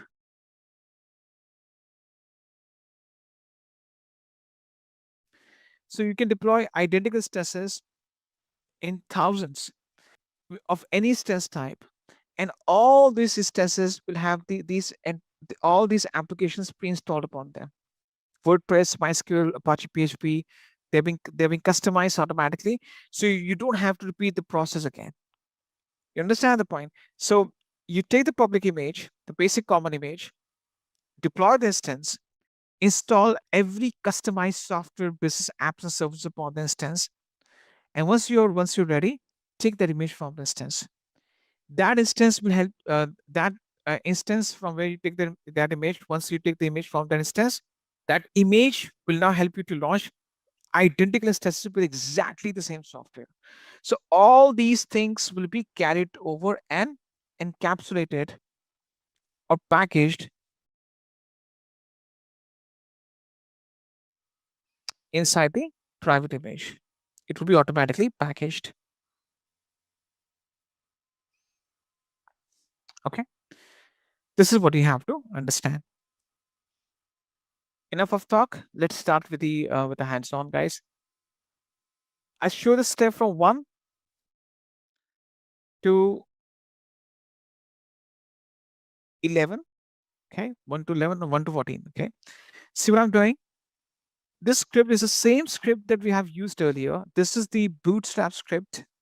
Now, this will install a kind of a customized software for us on the instance which is launched using the public AMI. Okay, so we're going to be using the script. I launch instance first. I go to my instances dashboard and I click on launch instance. I name this, I can put any name to this instance, or I can just leave it blank. If you want, you can tag it, or you can just not tag it. It's purely your choice. Now, in terms of the application OS images, we're using the Amazon Linux 2023 AMI. Now, this is a public image.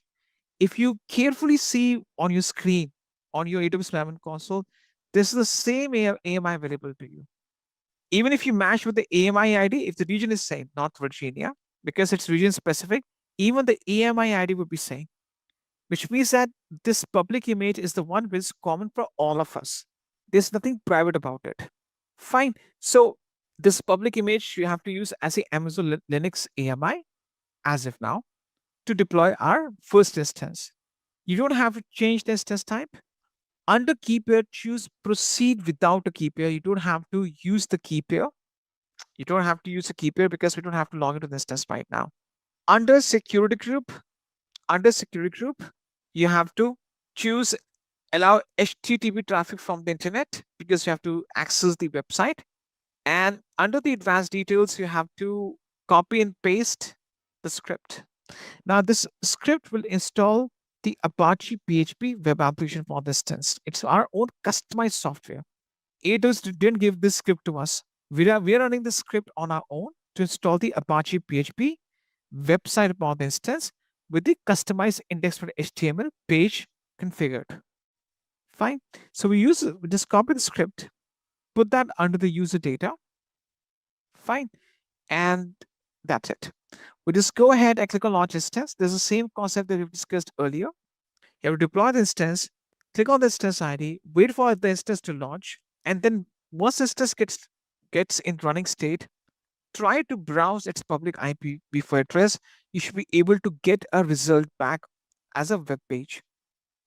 Now, once you perform the first 14 steps, I would say once you deploy the instance, copy its public IPv4 address and paste that in the browser, and you will get this result. Now, after launching the instance, even after, I would say 30 seconds, or maybe let's suppose 60 seconds, let's say give it a 1 minute buffer time. Even after 1 minute, the instance doesn't respond with this page. Now, what you have done, you have deployed your customized business application for the instance. Fine. Now we'll be taking the private AMI from this instance. We deploy this instance using a public image, install this Apache PHP application upon it.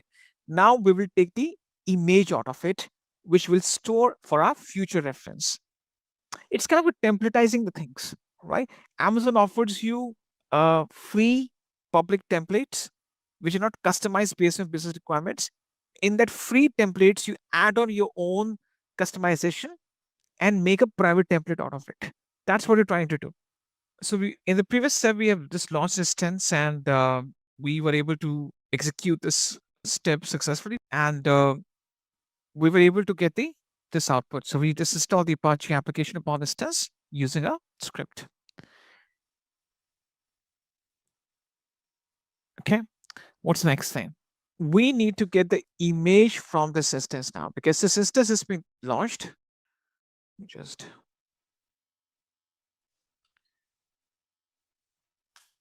okay.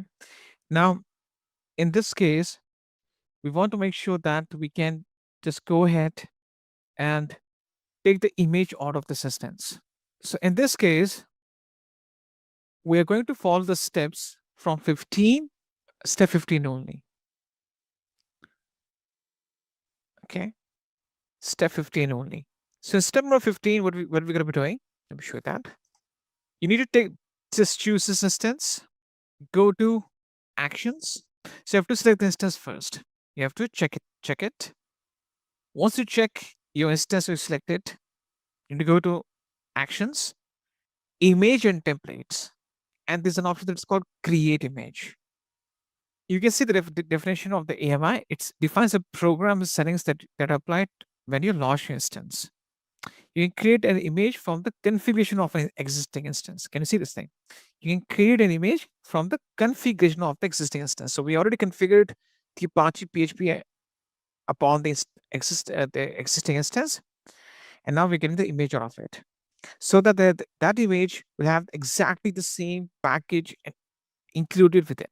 So for example, I name this image as HTTPD image. I put a description. For example, this image will be used with auto scaling to launch identical instances. I put some description over there. Now it says no reboot, so we have to uncheck it. So whenever we take the image from an instance, it gets removed. It is rebooted automatically. And when we take the image from an instance, it takes a backup of the image files in the form of snapshot. Right? You can see that during the image creation process, easy to create a snapshot of the above volumes. Basically, this is when we the data storage linked with instance will back up the image files. So we want to back them up in a form of a snapshot. Fine. So in this case, we want to back up all the image files in a storage device that's called snapshot. It is a storage service. So snapshot will back up all those images, and the size of that backup is 8 GB. Okay, this is this will cost us 10 to 15 cents. Okay, because I already told you that for the image you have to pay 10 to 15 cents, because when you back up the image files, they're being backed up in the form of a snapshot, SNAPSHOT. So snapshot is a backup of your data. So that backup of the image files of 8 GB will cost me 10 to 15 cents. I click on create image and my image starts getting created. On the left hand side, I go to AMIs, and this is my private image showing up. Can you see the visibility? It's private. Status is pending as of now. If I go to AMI catalog, go to my AMIs. Now under my AMIs, this private image shows up. And you will see that your AMI ID will be different. This is the private image. This is not public now. This is private to you. It's not visible from other account owners.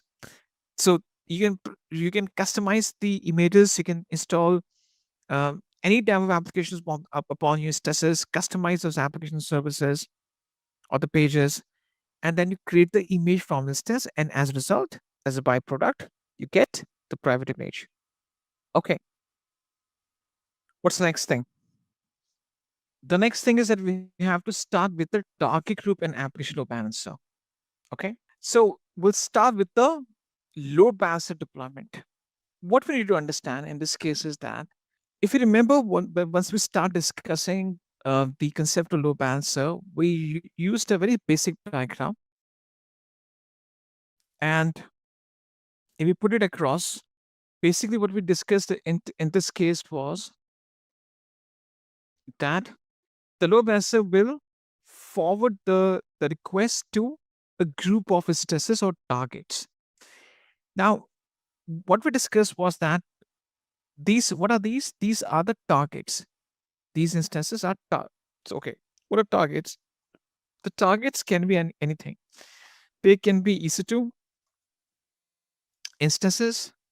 They can be, for example, containers, Docker containers, for example. They can be, for example, um, instances, containers. These can be also your on-premises servers, with the servers which are running in your own data center. You can also link that with the AWS load balancer. So targets can be instances, your containers, on-premises servers, and there's something called Lambda functions. Now, Lambda is advanced concepts that we'll discuss afterward. It is basically a part of serverless infrastructure deployment. Lambda functions. Lambda functions basically are used to deploy your serverless websites or serverless applications. So the targets, what we're trying to do is that the load balancer will start diverting the traffic to targets. Targets can be instances, containers, on-premises servers, and Lambda functions. Okay. Now, in this case, we are using the targets as instances. We're going to be using them. Now, the thing is, load balancer will group these targets together, and it will label and that will be called as a target group.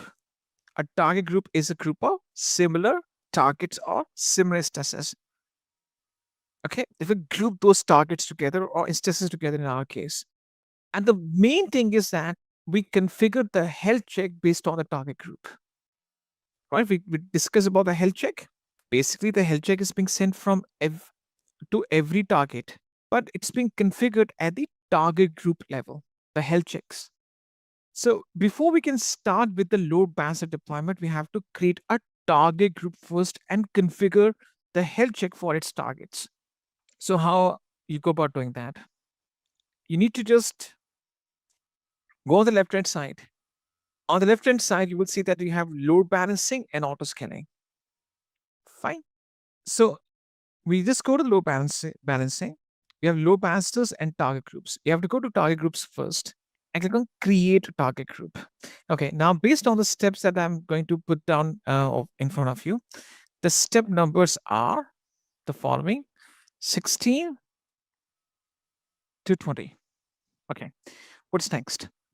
Well, once you start with the once you start with the process to create a target group, it says choose a target type. Is it instances? Are these are the instances? IP addresses? These are Lambda functions or application load balancer. What is this? So, for example, we are using instances. IP addresses can belong to our containers, on-premises servers. Lambda functions are it's used to deploy serverless application. You can also link one load balancer with the other one as well. We'll discuss that afterwards. It's an advanced concept. But right now, we'll just go with instances. In our case, the target equates to instances we're going to deploy. Okay. And we're going to be using auto scaling to manage and scale our capacity. What's capacity? The number of instances or number of targets. Now, once I choose instances, okay, hang on 1 second. Let me just put it across one more time. Create a target group. I go with instances. I put the target group name as, for example, HTTPD target group. So I just put a simple name in this case, HTTPD target group. Okay. And I choose a protocol and port, HTTP 80, because my target group will be receiving this traffic from the load balancer. I don't have to change VPC or the protocol version. Now, this is quite important. Health checks. Let's say that the associated load balancer will periodically send requests per the settings below to register targets to test their status. Now, what I conveyed to you earlier was that the load balancer will send an HTTP request by default to the targets at the backend, and the targets will respond back to the load balancer with 200 OK status message. Now, if we set a health check path means that do you want to ping any document, any configured page of your application? If you carefully see the script, we have already configured the index.html page of our website. So we can use this as a path. And I'm saying that I'll be sending my health check messages to the index.html page of my website. And if my website is running properly, they should respond. There should be a response in the form of 200 OK message, right? So basically, I'm saying please try to reach the home page, the index.html page of my website. So in this case, what we're going to be doing is the health check ping path we're going to be putting in as /index.html. Okay, this is case sensitive, which means that please don't use uppercase letter anywhere or any alphabet in uppercase. This should be lowercase only. I've seen people sometimes put capital I, so it is lowercase only. Put a /index.html. Now I can just go to advanced health check settings. Right now, let's focus on this interval. It's the approximate amount of time between health checks of an individual target. So there's a default frequency of 30 seconds, which means that the load balancer will send the health check request to every instance every 30 seconds. Okay. And the success score is 200, which means that generally, if the instance is healthy, it will respond back with a 200 OK acknowledgement message. That's a status success code, right? So the interval is 30 seconds. It's the time frame between the consecutive health checks. So every 30 seconds, the load balancer will perform a health check towards every instance. You don't have to change these values, just for your information. So basically, you have to create a target group. What's a target group? It's a group of targets. The target I will choose instances. The name of the target group is, we put any random name. The protocol and port would be HTTP port 80. And you have to configure the /.index.html as a health check path. Go ahead and click on next. You don't have to do anything over here, and click on create target group. And your target group gets created. Now this target group will be added on to the load balancer in the next step. Guys, make sure that the configuration should be exactly the same. What I mean to say is that in terms of, for example, the details that I've included, let's suppose the protocol and port should be HTTP 80. Fine. This is quite important because this is the traffic that our targets will receive, and the health check protocol is HTTP. And you go with the lowercase /index.html. Okay, so the settings should be same as it is. Don't change the settings because based upon our website configuration, these settings are applicable to us. I'll show you one more time. So if you, for example, click on create target group, you have configured everything over here, right? You have configured everything over here. Okay, you have configured everything on the first page. Click on next. Don't do anything over here. In the registered targets, you don't have to configure anything. Okay, click on create target group at the bottom right-hand corner straight away. That's what you have to do, because the targets will be registered afterwards. Will not add on any targets or instances to the this target group, right? So what's a target group? It's a group of targets, and those targets will be added afterwards. So right now, because we'll be using autoscaling to deploy the targets, and they will be added automatically based on the configuration. So in the advanced level, once we start configuring autoscaling, we'll merge the target group with the autoscaling group. So whatever instances autoscaling deploys will show up in this target group afterwards. There will be an overlap. You get to know this concept. Okay. Now, guys, one thing, once you're done with this thing, one thing you need to do is that if you go to AMI, AMIs, please confirm that the status of your AMI is available. The status is available. Okay. Now, this means that the image is created successfully. You can go ahead and terminate the instance that you deployed just for the sake of getting this private image. This instance that you deployed just for the sake of launching the app upon it and getting the image out of it, the private image, this instance is no longer needed. You can go ahead, you can right click or terminate the instance or go to test state and terminate the instance. You don't need this instance anymore now. The purpose of having this instance is to just launch instance using a public image. We use the Amazon Linux 2023 AMI or Amazon Linux AMI, install the Apache PHP app upon it, and took the private image out of it. That's it. Right? This image, if you use now, from now onwards, will install the same app upon same operating system, same application upon the next instances that we're going to deploy. So our mission is accomplished so far. You can just go ahead and terminate the instance. We don't need this instance anymore now. The purpose of this instance is to get the image out of it. That's it. Fine. Go to the instance dashboard. On the left hand side, we have instances. Right? We have instances. You choose instance that you had launched previously in the first step, the first 14 steps. You have to choose that instance, go to instance state, and click on terminate. Okay. Just a quick info, guys. Intellipaat offers an advanced certification in cloud computing and DevOps by IAM Web. Through this course, you can learn all the important concepts of cloud computing, DevOps, AWS, Azure, Linux, and Python. The course features live classes with IIT faculty and industry experts, campus immersion at iHub IIT Roorkee, and includes certifications from both iHub IIT Roorkee and Microsoft. With this course, we have already helped thousands of professionals in successful career transition. You can check out the testimonials in our Achievers channel, whose link is given in the description below. With 24/7 support, placement assistance, and EMI payment options, this course without a doubt can set your career to new heights. So visit the course page link given below in the description and take a first step towards career growth in the field of cloud computing. Right. So if I just go to AMI is over here. When I issued the command create image, I got this image, the private image. Create template is nothing but it's a launch template or the launch configuration. On the left hand side, you will see that there's something called launch templates. Launch templates, right? This is what we're going to be discussing. The downgrade version of launch template is launch configuration.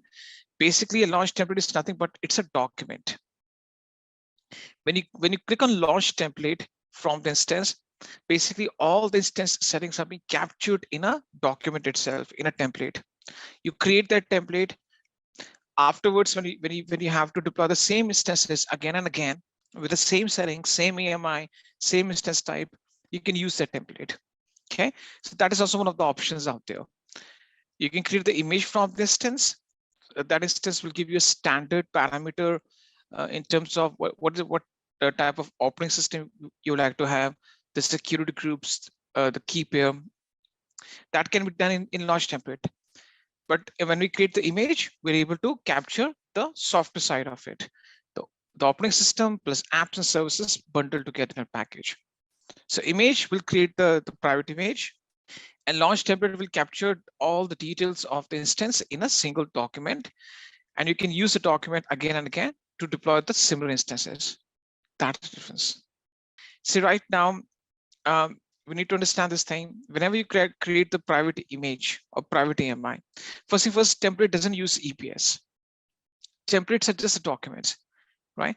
In the next step forward, we'll be able to create the document. So that is already included. You can see that it says create a launch template. Okay. On the fifth step, you'll be able to understand what's the launch template. Okay. So basically, just to reiterate what I said, it's a simple document which encapsulates all the configuration parameters of the instance, including AMI, instance type, key pair, security group, everything. AMI is nothing but it's a software configuration. That's it. So you have to images is a software configuration, or it's a packaged bundled software that you use to deploy the instance.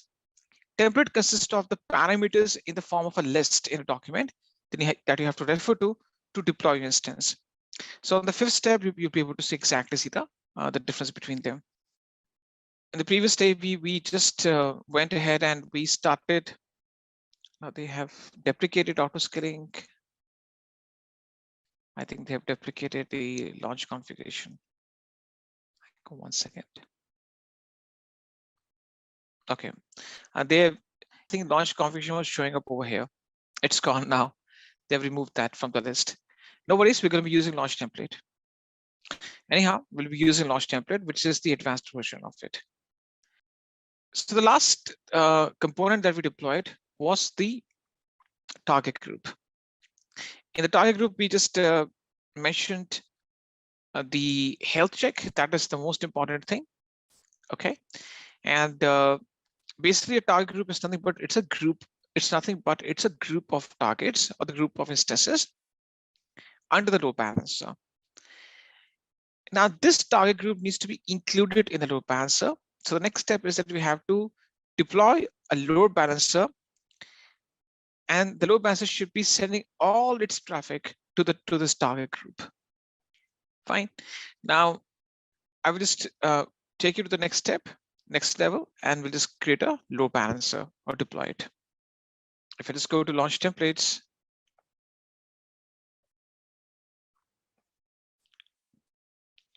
yeah, I think that's been deprecated. There was a lot of updates going on that the launch configuration would be removed. I think they removed that. That's okay. We'll be using launch template. So I'll show the steps in terms of the load balancer deployment. I'll show the steps. The steps would be, I'll show the steps right now. So I'll show the step. I'll go a bit slow in terms of load balancer configuration because I have to explain a lot of theory in terms of how you configure the load balancer, what's the purpose of every step, the types of load balancers. So I'll be discussing those things with you as well. Now, right now, I'll be going from step 21 and just take you up to 21 to 23 only. That's it. Fine. So I'll be going. Now, in terms of the load balancer, you have to understand this thing, that once you start with the load balancer deployment, to get started, the very first thing is that you have to be on the EC2 dashboard, right? So once you go to EC2, it will just take you to the EC2 dashboard, right? On the left-hand side, where you can see some of the menu options, you have this thing called load balancers, and target groups. So I go to load balancers, I click on create. Now I have three main load balancers in front of me. I can deploy either of these three. Now, if I choose any one of these three, the basic functionality, the common functionalities of the load balancer, I'll still be able to leverage. I'll still be able to access those basic functionalities of a load balancer, right? But why we have these three classes? Why we have these three different types of load balancers, even if we get the basic functionalities out of them? Because at certain level, they are being used in different situations, in different scenarios. For example, application load balancer is mainly fit for HTTP and HTTPS websites. All right. So the application load balancer is the most basic and most common form of load balancer that you're going to be using. In 95% of the cases, you'll be using this one. In 95% of the cases, you will be using application load balancer because it fits the requirements. It takes care of the HTTP and HTTPS websites. It can work for microservices, containers, on-premises servers. It's quite advanced load balancer, and it is suitable for two types of requests to be processed: HTTP and HTTPS. Fine. So in 95% of the cases, the application load balancer is more than sufficient. Now, why it's called application load balancer? Because it works at the application layer, which is HTTP and HTTPS, which includes HTTP and HTTPS protocols. Then we have network load balancer. Now, network load balancer is the one which is kind of, you can say that it's the advanced version of application load balancer. It can take care of any type of traffic: HTTP, HTTPS, SMTP, DNS, IMAP, POP3. So it can take care of any type of traffic. Fine. So let's suppose you want to take care of the SMTP traffic, which is for email servers. It can perfectly work in those situations. But that's not the main advantage of the network load balancer. Network load balancer is suitable in those cases when you have more than 1 million requests coming in each second. You can see the clear definition over here. Operating at the connection level, the network load balancers are designed or capable of handling millions of requests per second securely while maintaining ultra low latencies. Right. So, for example, if you have let's suppose a kind of requirement when you're, let's suppose, going for OTT platform streaming service like Hotstar, and you expect that because of certain events or IPL or FIFA World Cup match, you expect that millions of requests will be hitting your load balancer, and you also have to maintain ultra low latencies, which means that you have to bring down the lag. And sometimes you must have seen this thing. You have the best internet connectivity, but still there's a buffering going on. There could be possibility because a lot of traffic is hitting that OTT platform. It's not able to handle that amount of load. So that buffering is kind of a lag for us. So the network load balancers are designed to or capable of handling millions of requests per second by maintaining ultra low latencies. This means that the users will not face any lag or latency at their end. So if you have that type of requirement, then you could be using the network load balancers. Again, I'm saying so. In 95% of the cases, the application load balancer is suitable.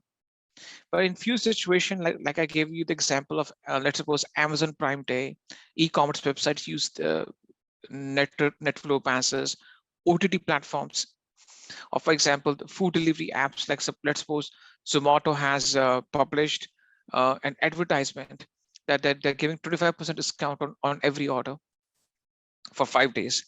So they know that a lot of users will be coming in and accessing the Zomato platform to place the orders and get to 25% discount. So e-commerce sites, OTT platforms, they generally use these type of load balancers in those situations when they expect that millions of customers will be coming in and trying to access their platform. Gateway load balancer is not being used that much. This is used for third-party virtual appliances. Let's suppose you're running VMware virtual machines on AWS. You're running VMware virtual machines on Amazon Web Services. In that case, you can make use of gateway load balancer. This is the rarest of the rare cases where you're going to be using gateway load balancer. 95% of the cases, you're going to be using application, and rest 5% network. That's it.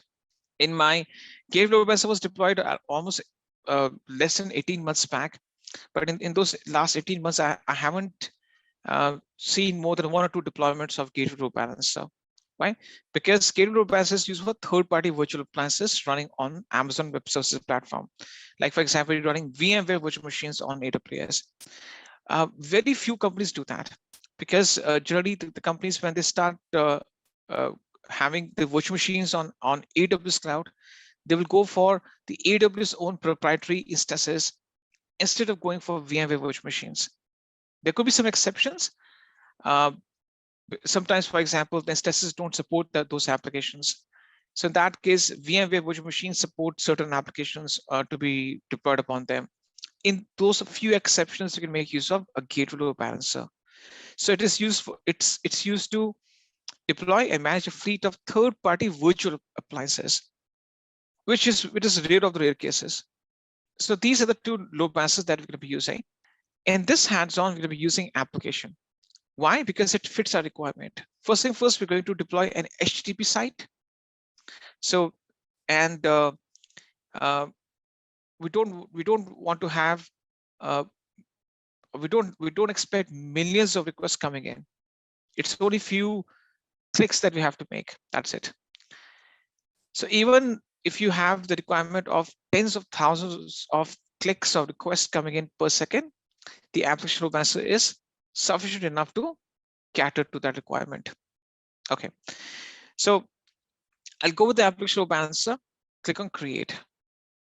Now, in this case, the very first thing that I have to do is that I have to go ahead and just put a name over there. For example, name it as HTTPD load balancer. You can put a simple name. It doesn't make any difference. Even if you just put your first name, that's okay. That's a simple name that you can easily change afterwards. Scheme, is it internet facing or is it internal? Now, in this case, we always use internet facing, because if you're using for the HTTP websites, if you're using this thing, if you're using to deploy our websites, our load balancer should always be receiving traffic from the internet. Internal load balancers means that you just want the load balancer to route the traffic for internal operations. It will not receive traffic from internet. Maybe the load balancer is receiving traffic from internal servers. There could be a possibility when you're using load balancer to just receive the traffic from internal components. Fine. But in this case, we always use internet facing, because if you're going to use load balancers for the website deployment, the load balancer should always be internet facing, because if it's internet facing, it can receive requests for your website over the internet and forward those requests to where? Instances at the backend. IP address will go with IPv4, right? Because the instances we are using right now, they're using the IPv4 addresses, which are of 32 bits, right? So that's what we have to do. You have to start with the load balancer deployment, and in the first 2 or 3 steps, you have to just go ahead and put a name. Make sure that the scheme is internet facing. Don't go with internal, because we're going to deploy a public website. And also the IP address type should be IPv4, which is the default one. Please go ahead and do that. Let me know it's done. Why are we using internet facing? Because we want the load balancer to receive traffic from public users, internet users, right? So if we don't use internet facing, or we choose internal by mistake, what happens? The load balancer loses the capability to receive traffic over the internet. Okay, it will only receive traffic from internal servers. Okay, so in that case, we should be using the internet facing load balancers. What's next? The next thing is the 23rd step. I'm sorry, 24th. In step number 24th, we have to go with the availability zones mapping. What is this? Step 24 only. What we're trying to achieve in this case is we want to make sure that every available, see the thing is that based on the best practices being recommended by Amazon Web Services, the best practices which AWS suggests you that these are the best practices that you should be going for, you should be choosing at least 2 availability zones, the instances of which can receive traffic from the load balancer. You should have at least 2 AZs, or the instances should be put across 2 AZs to make sure that you have a highly available application. Why it is so? Because if one AZ goes down, of course that AZ goes down, the instances will also go down in that AZ. At least you have the second AZ fully functional with instances running inside it, and in that case, it will guarantee that your application has no downtime. Fine. So it is always recommended that you just choose at least 2 AZs within the load balancer's configuration, within the network mapping. Now, in this case, under mappings, I have a list of 6 AZs, I'm sorry. If you're using different region, that's a different story. Whatever regions are showing up, you have to check all the boxes. So we are saying that we want to, whenever auto scaling launches the instances, it can launch instances equally between any one of these AZs or all these AZs.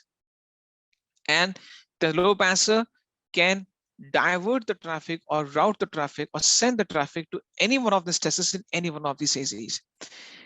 This means that I'm trying to make my application highly available.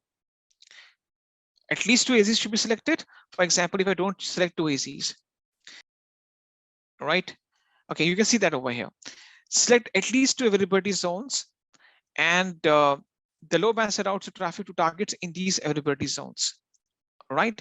So I will be choosing all the availability zones in this thing so that I make all these AZs or these testers inside them to become eligible to get or receive traffic from the load balancer.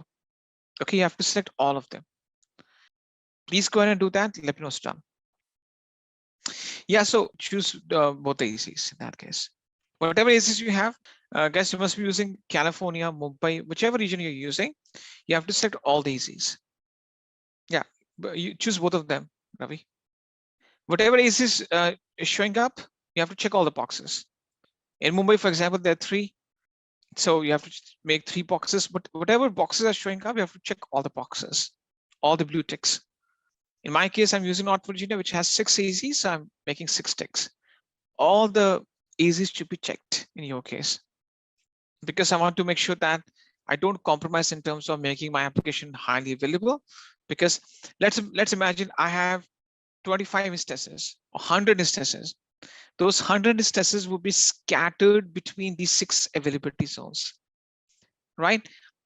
Auto scaling will try to maintain the equal number of instances between them. Of course, we have, if we divide 100 by 6, we don't have the equal number, but it tries to makes a balance between these different AZs. It tries to deploy equal number of instances in each of these AZs. So this is being done, fine. All right.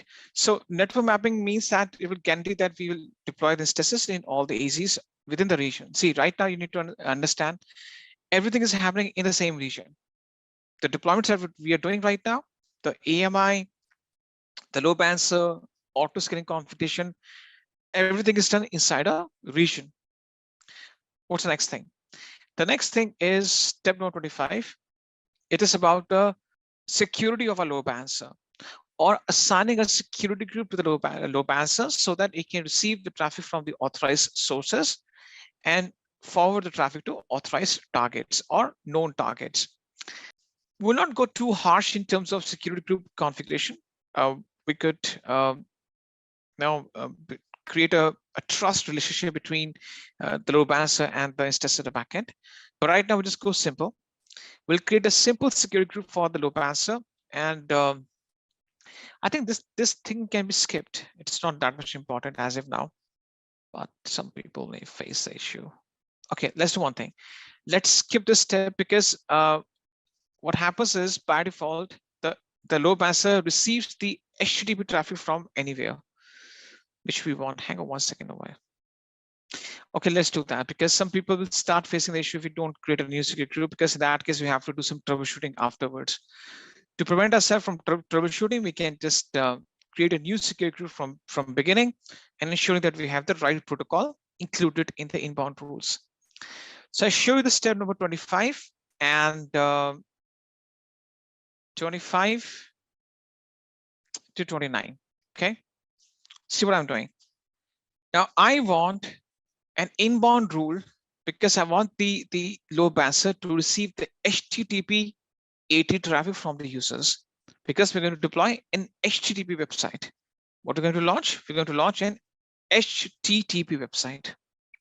So I want the load balancer to receive the same traffic, but I have to open that port at the security group level. What is the security group?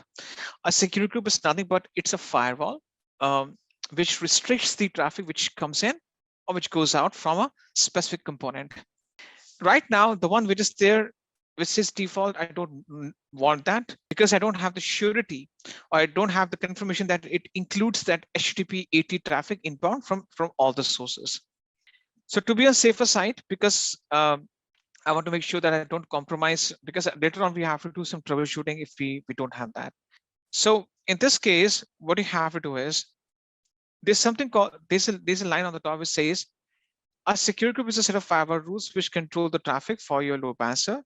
Select an existing security group, or you can create a new security group. Now, once you click on this one, this will open a new tab for you.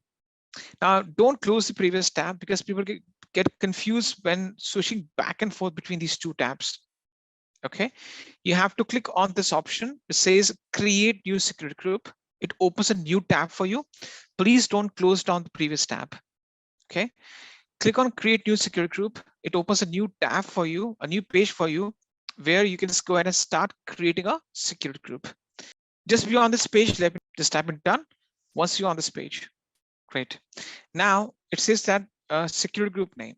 You can put anything over here. For example, name it as Elastic. Or let's suppose I put it as app load balancer SG.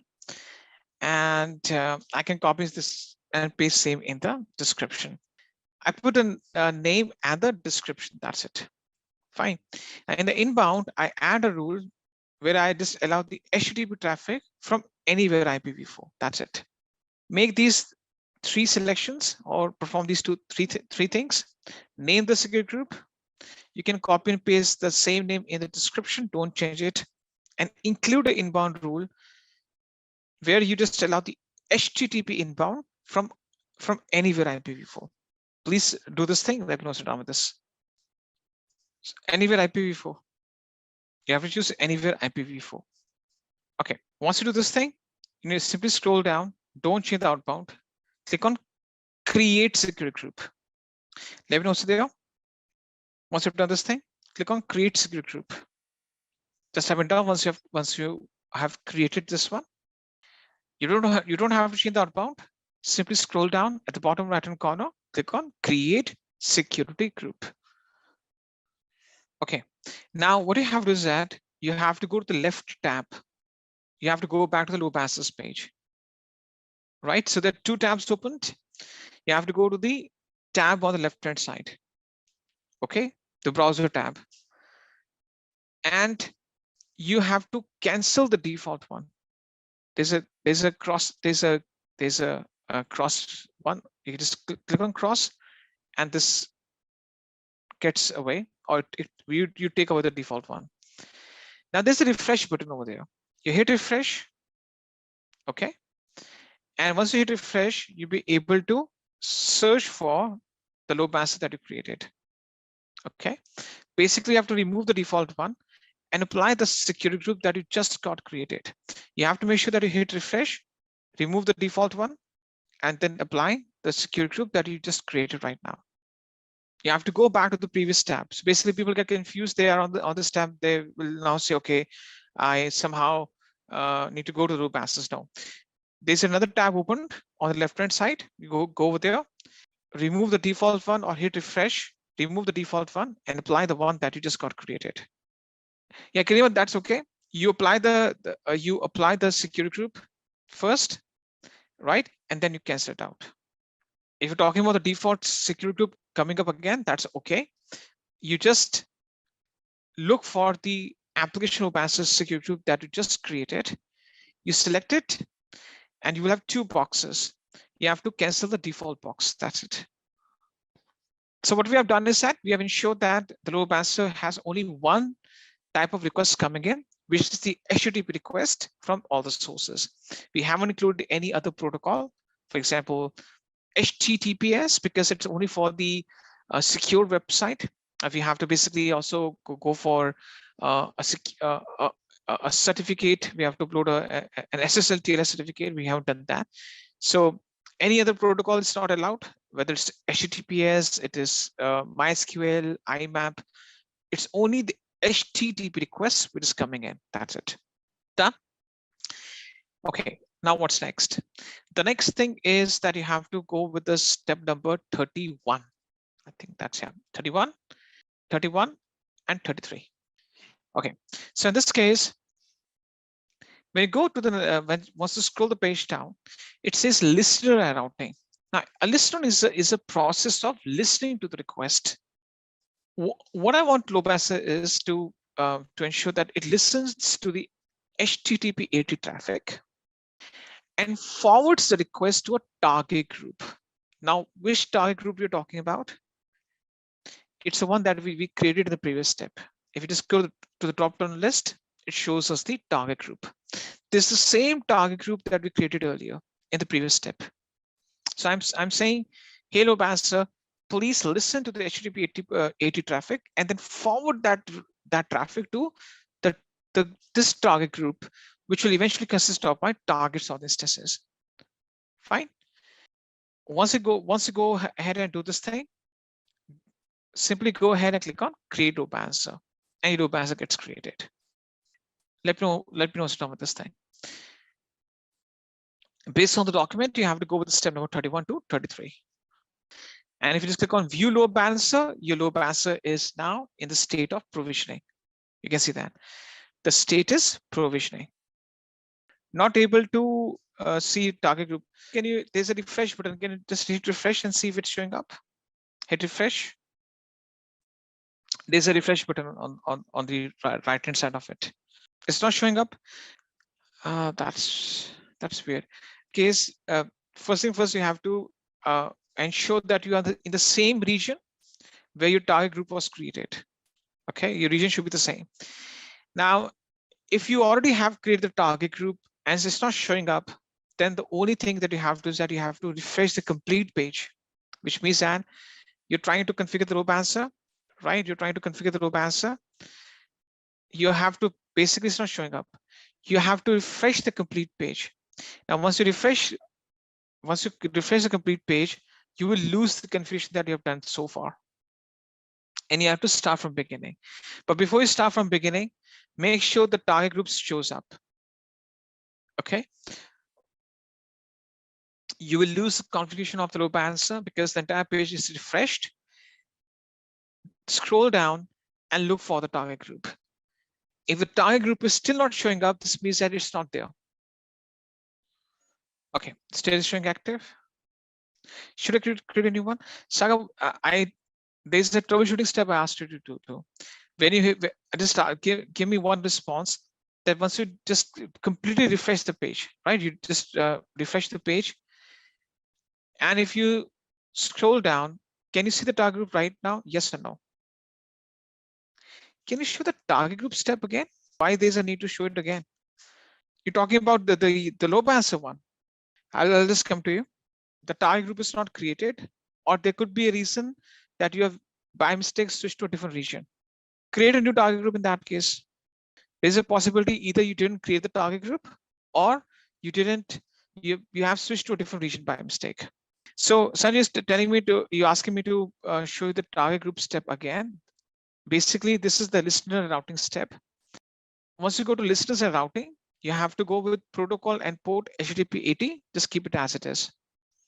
Then it says default action. Forward to select a target group. You have to go to the drop-down menu and the target group shows up. You have to select it.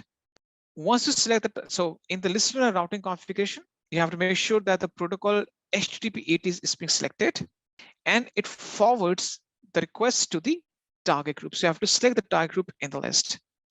And once you do this thing, thereafter, you have to straight away click on create load balancer. Okay. We're all set as if now. Everything's going perfectly fine based on what we planned. Now, the next thing that comes up is we have to focus on the auto scaling now. The next thing that we have to, so we have to focus on the next part, which is auto scaling. All right. Hang on 1 second. Based on the documentation, we have to create a launch configuration, which is step number 34. But because configuration was there, it's been deprecated. It's being discontinued from the dashboard. So I didn't have the privilege to change the documentation because I just saw that it's been removed. But that's okay. We create a launch template instead of launch configuration. Launch template basically is the advanced version of it, or basically it gives you some more advanced options. Now, what is this launch template, this launch configuration we are talking about? See, when I discussed with you auto scaling, I discussed with you a few of the important ingredients, and the main thing that I discussed with you, I discussed this thing with you that when the auto scaling has to initiate a scale out event. What exactly is meant by scale out event? If you use the term scale out event, what do you mean by that? So auto scaling, if it has to initiate a scale out event, it has to launch instances, right? Scale out means launching, scale in means terminating. So autoscaling has to initiate a scale out event, and it has the task to launch instances. The problem lies in this case is that how the autoscaling will understand that what should be the AMI, the instance type, the key pair, the security group, the storage linked with the instance. We basically put this all these parameters in a template or a document. The document is called launch configuration or the launch template. Now, this launch configuration is kind of deprecated now. It's no longer supported. This is deprecated.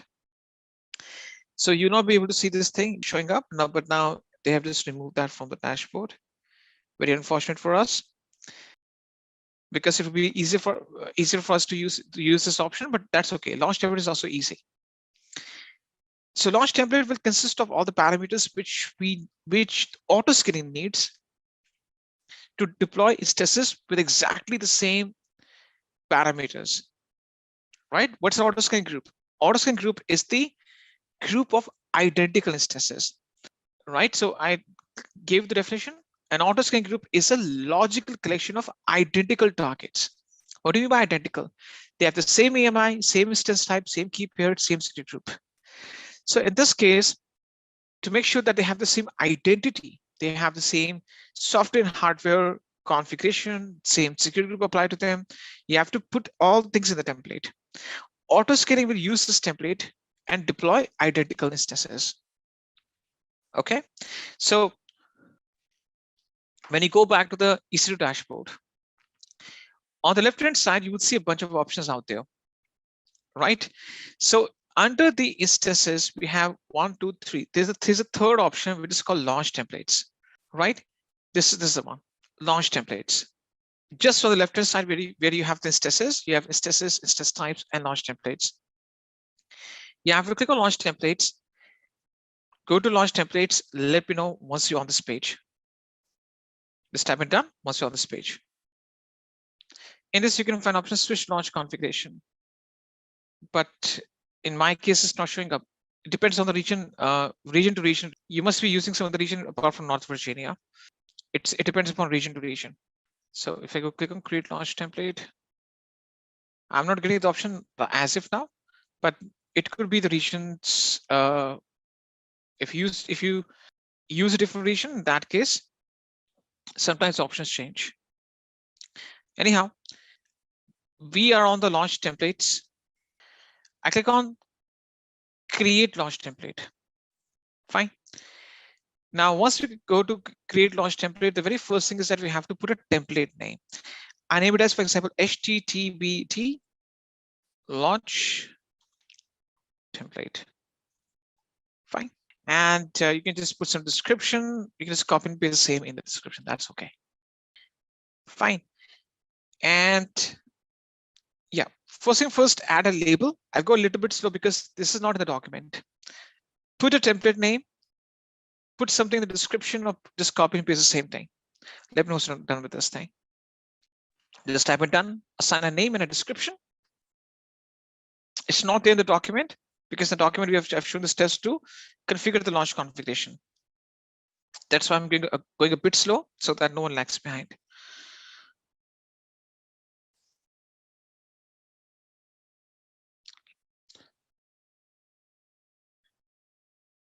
Done. Now, once you perform these two things, once you just put a name and description, there's something called auto scaling guidance. It says select if you intend to use this template with the EC2 auto scaling, right? You have to check this option. Provide guidance to help me to set up a template that I can use with auto scaling. Just check it right now. Let me know what's done. You have to check this option. Provide guidance to help me to set up a template so that I can use that with auto scaling. Please check this option. Okay, so basically it will show us the important options which the auto scaling needs to initiate a scale out event or increase the number of instances or launch instances for me, right? Once I'm able to perform these three things, I just go down to the application and OS images. Fine. Now, in the application and OS images, you have to choose owned by me. Okay.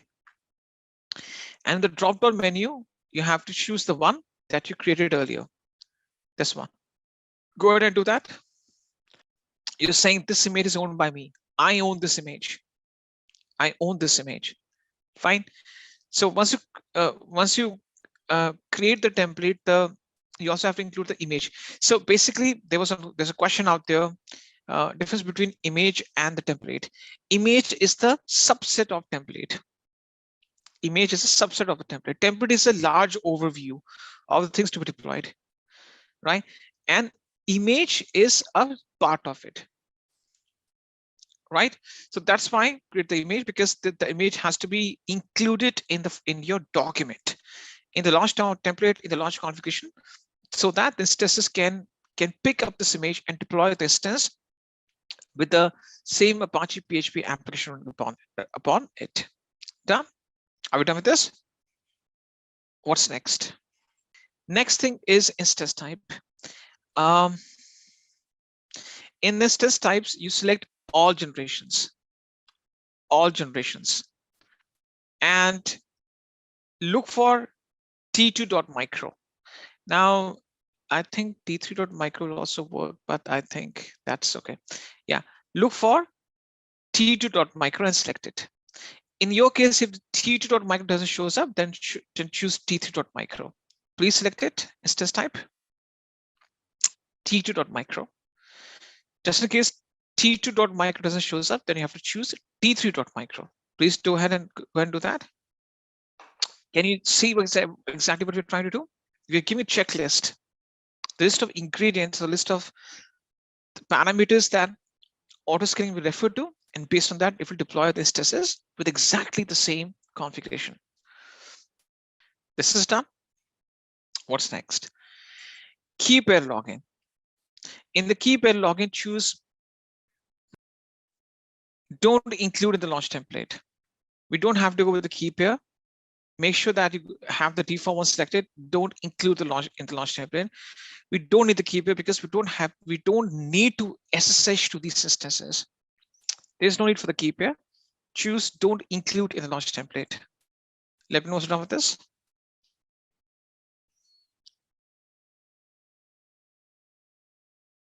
Done. Okay. What's the next thing? You have to straight away go to security group. Okay. Now we want to allow the HTTP traffic from anywhere. So what you can do is that you can go to select exist security group and choose the same security group that you apply to the load balancer. Same one, because this instances have to receive the HTTP AT traffic, right? So you select the same security group that you apply to the load balancer. Same one. Please go ahead and do that. Let's type it down. Once you're done with this. If you wish, you can create a new one, but just to save our time, because we just have to include the inbound HTTP AT traffic. Don't have to configure any of the advanced details as of now. No, this is not required. Okay. You don't have to configure anything. So what we have done, we have put a name. The main thing is that we chose the image. We chose instance type. For the key pair, we went without the key pair, and we applied the security group, which allows the HTTP inbound from all the sources. Fine. We have just made these selections. We could have gone to some more details, but right now, these things that we have selected are more than sufficient for us. So rest of the parameters will be taken by default. Okay, we're not configuring the storage, resource tags, advanced details. You will pick the default values for them. Click on create launch template, and your launch template gets created. And then go to view launch templates, and your template it's created. Let me know once you are on this launch templates page. This time it done once you're on this launch templates page. Okay, so right now you have put a list of parameters for the instances to be deployed. So the instances with exactly the same properties, same AMI, same instance type, same key pair, same security group would be deployed automatically. Now, what's the next thing? The next thing that we're going to do is that we have to create an auto scaling group from this template. Now, the steps on the document would be exactly the same. It was only that the launch configuration has been deprecated, it's being removed. Now you can easily see the documentation and follow the steps. I'm showing the step number 38 and 39. You need to go back and you have to select your template. Once you make a selection, there's an actions on the top right hand side. You have, for example, launch instance from template. You can launch instance from it. You can modify the template. Now, when you modify the template, it creates versions of the template: version 1, version 2, version 3, version 4. You can delete it. You can delete the version of it. You can set a default version. Default version means that let's suppose you have 5 versions. Out of 5 versions, you want the third version to be default one, which means that whenever you deploy launch instance, the third version is used by default. So default version gets the priority. You can manage the tags. Okay, let's go to this option, create auto scaling group. This is the second last option you have. Because from this template, we want to deploy an auto scaling group. What's an auto scaling group? It's a group of identical instances. You click on create auto scaling group and you come to this page. The step done. Once you're done, you have to go to the actions. You have to choose the launch template, go to actions, the top right hand corner. The second last option shows up, create auto scaling group. And this will take you to this page. Okay, Patel, you have to basically choose the template. Fine, you have to choose a template, go to actions, and you have to click on create auto scaling group. It's an option. Okay, this is the launch template. You select it, then you go to actions. Within actions, you have the second last option, create auto scaling group. You have to click on that. You just think that's what I said, sir. But this option is only visible only to you. Reason being because you already have created all the steps. You already done all the steps. That's why the option is visible to you. Perform the steps. Launch configuration was there. You created the auto scaling group, and once you go to the auto scaling group, you get that option by default, which is not a privilege for all of us. You understand the point? So to view this launch configuration, we have to create the launch template first. Now, in your case, the launch configuration is already created. The auto scaling group already exists. That's why the option is showing up for you. Let them complete the steps, because see, one thing I can tell you from my experience, it's not the step which is important. These steps are very, very easy. If I give you this document to perform the steps on your own in the document, you can easily perform the steps. If you perform the steps by yourself, it doesn't mean that you're a champion. I'm talking about all of us. It's not the steps which are important. It's the concepts behind the steps which are important. When you go for the interviews, when you go for evaluations, they will look into your conceptual overview. Steps you can just Google and you can see the steps everywhere. Okay, steps are not that much important, but the concept, the conceptual in-depth concept behind those steps, that's what makes the difference between the person who just knows the steps and the person who knows the concept behind the steps. So focus on the concepts. Don't focus on the steps too much. And no one is awarded if someone performs the steps way earlier before other people. That's why I always recommend don't go too fast, be with other people and focus on the concepts. All right, so I just named the auto scaling group as HTTPD ASG. Name the auto scaling group, right? So you have to name it. Fine. Now, once you name the auto scaling group, it automatically shows you the launch template details. Fine. You don't have to change it. You don't have to change these details because we are picking this launch template to create the auto scaling group from. And once you name it, click on next. Let me know once you're on this page.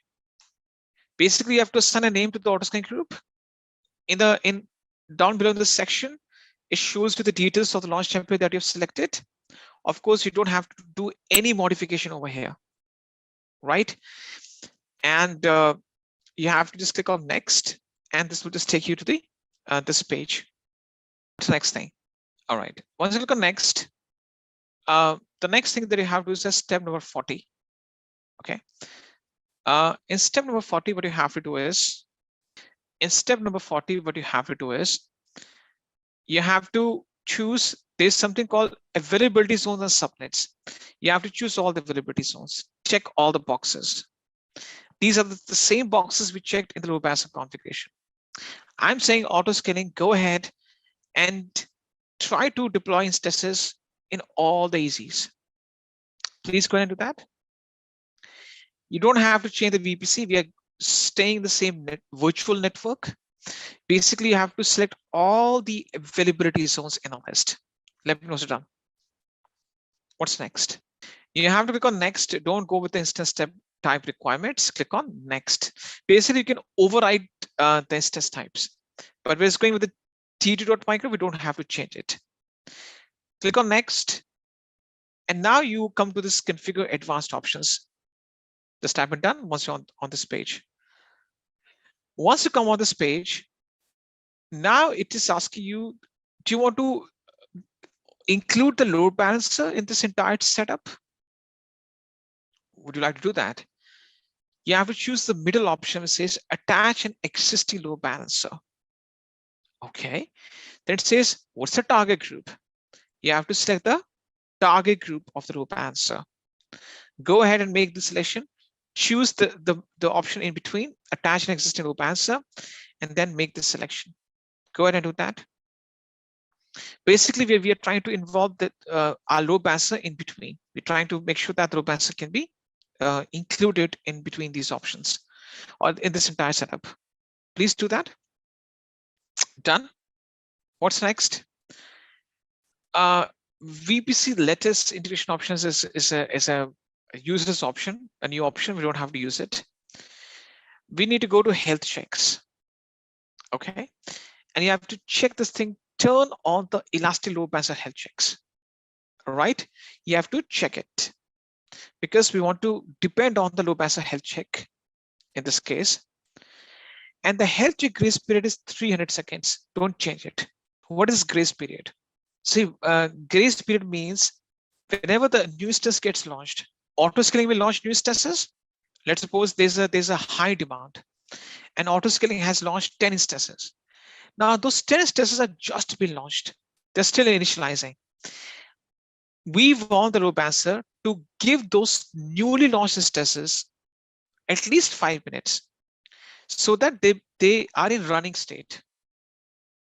See, whenever you launch an instance, you must have seen this thing, the instance goes to initializing phase. In that initializing phase, the instance boots up, it installs operating system, services, applications upon it, script, software. And once everything runs perfectly fine, it shows you running state. Now, the problem is when the instance is initializing, and if I allow the load balancer to start health checks towards that initializing instance, it will fail the health check because instance is still booting up. It is not in running state. So before it comes to the running state, if load balancer starts sending the health check towards that instance, which is still initializing, in that case, the instance will not respond with 200 OK message. And by mistake or mistakenly, the load balancer will declare the instance as unfit or unhealthy. Fine. So to prevent yourself from those situations, you're saying load balancer, whenever the instance gets launched, give it a buffer time of 5 minutes. 300 seconds is equal to 5 minutes only, right? Let that instance launch for 5 minutes, be it in running state, let it completely launch. And then once it's completely launched, it's ready, then you start sending the health check towards it. So it takes the first 5 minutes as the grace period. You can see that there's a clear definition over here. Health check grace period, this is the time period delays the first health check until your instances finish initializing. So there's a time gap between the instance just launched, it is initializing, and between the first health check. It does not prevent instance from terminating when placed in a non-running state. Okay, so basically the instance is still initializing and the load balancer is sending the health check towards it, it will fail the health check. So to prevent that from failure, you give a buffer time of 300 seconds. Okay, just an FYI. Now you have to make sure that you check this option and ensure that the grace period is 300 seconds. Don't change this value. Let me know once you're done with this. Just type it done once you're done. Let me know once you're done. Let me know once you're done with this. What's next? You don't have to configure additional settings. Click on next. Now I'm going to show you the next step, which is step number 42. Now we have to configure the main thing within auto scaling is the group size and the scaling policy. What is this? What is group size? Group size means that what's the minimum and maximum number of instances you want. I coined a term in front of you, coined a term that's capacity. What's capacity? Capacity is equal to number of instances. If you remember, I discussed this thing with you. Capacity equates to number of targets or instances, the same thing. Number of targets. Capacity equates to number of targets. Okay, so capacity or size is the same thing. Now it's saying that what is your desired capacity? What's the minimum capacity and what's the maximum capacity? Desired and minimum is the same thing. I'm not sure why they've divided these two different things as different, but generally they're the same thing. Desired and minimum capacity means that what's the bare minimum instances you want to be running. It never goes below that. Now, for example, let's suppose I give a very layman example. It's getting hot in Delhi, right? So I'm saying that the minimum temperature I'll need to set in my air conditioner is, for example, I'd say 23 degrees Celsius, fine, or 21 degrees Celsius. And the maximum cooling I can go up to is 18 degrees Celsius. So I can set the cooling temperature, or it's kind of a thermostat. So I'm saying in our case, the desired and minimum capacity is 2. Now I'm going for lesser value. Of course, in a big environment where you're working in production environment, it will scale up to 20s, maybe 200, right? So I'm saying that in normal situation, when everything is normal, there's no high demand, there's no high peak in traffic, the number of requests are below a certain level, I need 2 instances to be running, healthy instances running every time. But let's suppose there's a high surge in traffic. More and more users are trying to access my website. Let's suppose generally in an hour, I have 10,000 visits, 10,000 clicks towards my website. But in that hour, instead of 10,000, it's 100,000 clicks going on. So in this case, I'm saying I want to increase to the maximum capacity, which is 4. Fine, maximum capacity 4. So in this case, what you do is that you set the minimum threshold and the maximum threshold. It never goes below 2 and never goes above 4. We have to set the maximum capacity. See, there's no concept called unlimited capacity. You have to set the maximum threshold. Fortunately, this can be changed afterwards. Let's suppose you put it 4. After some time, I realize 4 is a less number. I can change it to 8 or 10. I can change these values afterwards, but you have to set the maximum capacity. There's no thing called unlimited capacity. At the end, we are consuming physical resources at the back end. So in this case, Amazon Web Services want to ensure that you set the capacity, which is beyond a certain range, which is within some limits. Fine. So we're going with lesser values, but in production environment, you go for higher values. Fine. Okay, just to do that, go ahead and put these numbers. Let me know what's wrong with this. Okay, what's next? Scaling policy or the conditions. See, basically the thing is that auto scaling, we have given it a buffer value, minimum capacity 2, maximum 4. But the question is that what are the conditions which will enforce auto scaling to increase or decrease the number of instances? Those are the scaling policies or the conditions. For example, I choose this condition, load balancer request count per instance. In this case, the users are end users are my end users are trying to access my website. They send a huge amount of traffic to the load balancer. I can set a value that if load balancer is sending more than 100 requests per target, on an average, every target or every instance is getting more than 100 requests from the load balancer, then in that case, initiate a scale out event and launch the instances, right? And once the request goes below 100, then it will start decreasing or terminating those instances if the requests go down. But right now, I'm saying if the requests go at 100 or above 100, autoscaling can increase the number of instances. And eventually, if the requests go down, it will automatically decrease them one by one. So in this case, what I will do is, and I'll go with the scaling policy, choose target tracking scaling policy, and choose the metric. Now we have the CPU utilization, number of packets coming in, number of bytes going out. We're going to be choosing application load balancer request count per target. Choose the load balancer target group and set the target value of 2 only. Now, of course, you should have in hundreds. By default, it's 50. It should be 100 or 1000, right? But because we're just doing testing, we want to see the faster result, we put the target value as 2. Fine. So I'm saying if load balancer is sending more than 2 requests to each of my instances, this means that there's a high volume of traffic coming in, and now auto scaling has to increase the number of instances.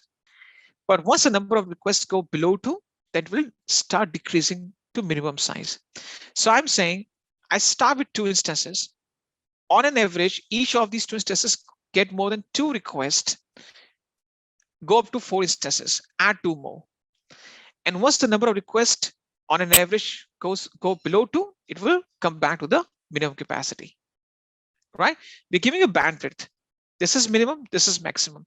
If the number of requests per instance is above 2, go to the maximum. If the number of requests per instance goes less than 2, then you have to go back to minimum. Okay. And we are giving 300 seconds for the instance to warm up so that they get enough time to boot themselves up and be a part of this auto scaling group, right? So basically, you have to choose a target tracking policy. Make sure that you choose the application request count per target. Choose a load balancer target group. Put a low target value of 2 so that you can get a fast result right now. And choose 300 seconds for the instance to warm up, which means that when the new instance get launched, we give them enough time to install everything and be in running state. Let me know once you're done with this thing. You don't have to check this option, disable scaling to create scale out policy. This is not, I'm saying disable scaling means disable termination, which we never do. Okay, so I'm saying that you only increase, don't decrease. There's an option, but generally we don't check this option. There's no target group option for me. Option is not there. You might be looking somewhere else. You have to choose a metric type, application load balancer request count per target. You have to make sure that it chooses the exact metric type. You must be choosing some different metric type. That's the reason. Because the metric type only shows up if you choose the application load balancer request count per target metric type. Then the target will show up. Done. But because we're doing testing, we're going for lower value. In a production environment, you'll be going with hundreds, 200, maybe 2000, right? So that's what you have to do. Don't check this thing, disable scaling, only scale out policy. Don't check this option, enable scaling protection. If you choose any one of these 2 options, you prevent this test to be terminated. We want the termination to happen if the amount of requests go down. If the target value goes less than 2, we want the instances to be terminated. The additional instances to be wiped out and get back to the normal size of 2 instances. So you don't have to check these 2 boxes. Okay, now you don't have to do anything else. Next, and create. Okay, the rest of the options are useless. Click on next, click on next, click on next, and click on create. So 3 next and create. 2 to 3 next, click next thrice and thrice or twice, I'm not sure. Yeah, it was twice or thrice, and click create. Basically, those are optional tagging and notifications. Click next, next, next, and create. Let me know what's done with this. Next, next, next, create. Fail to create one scaling policy. I'm not sure why I didn't get that option. Okay. What you guys can do is, you click on the auto scaling group, right? You click on auto scaling group.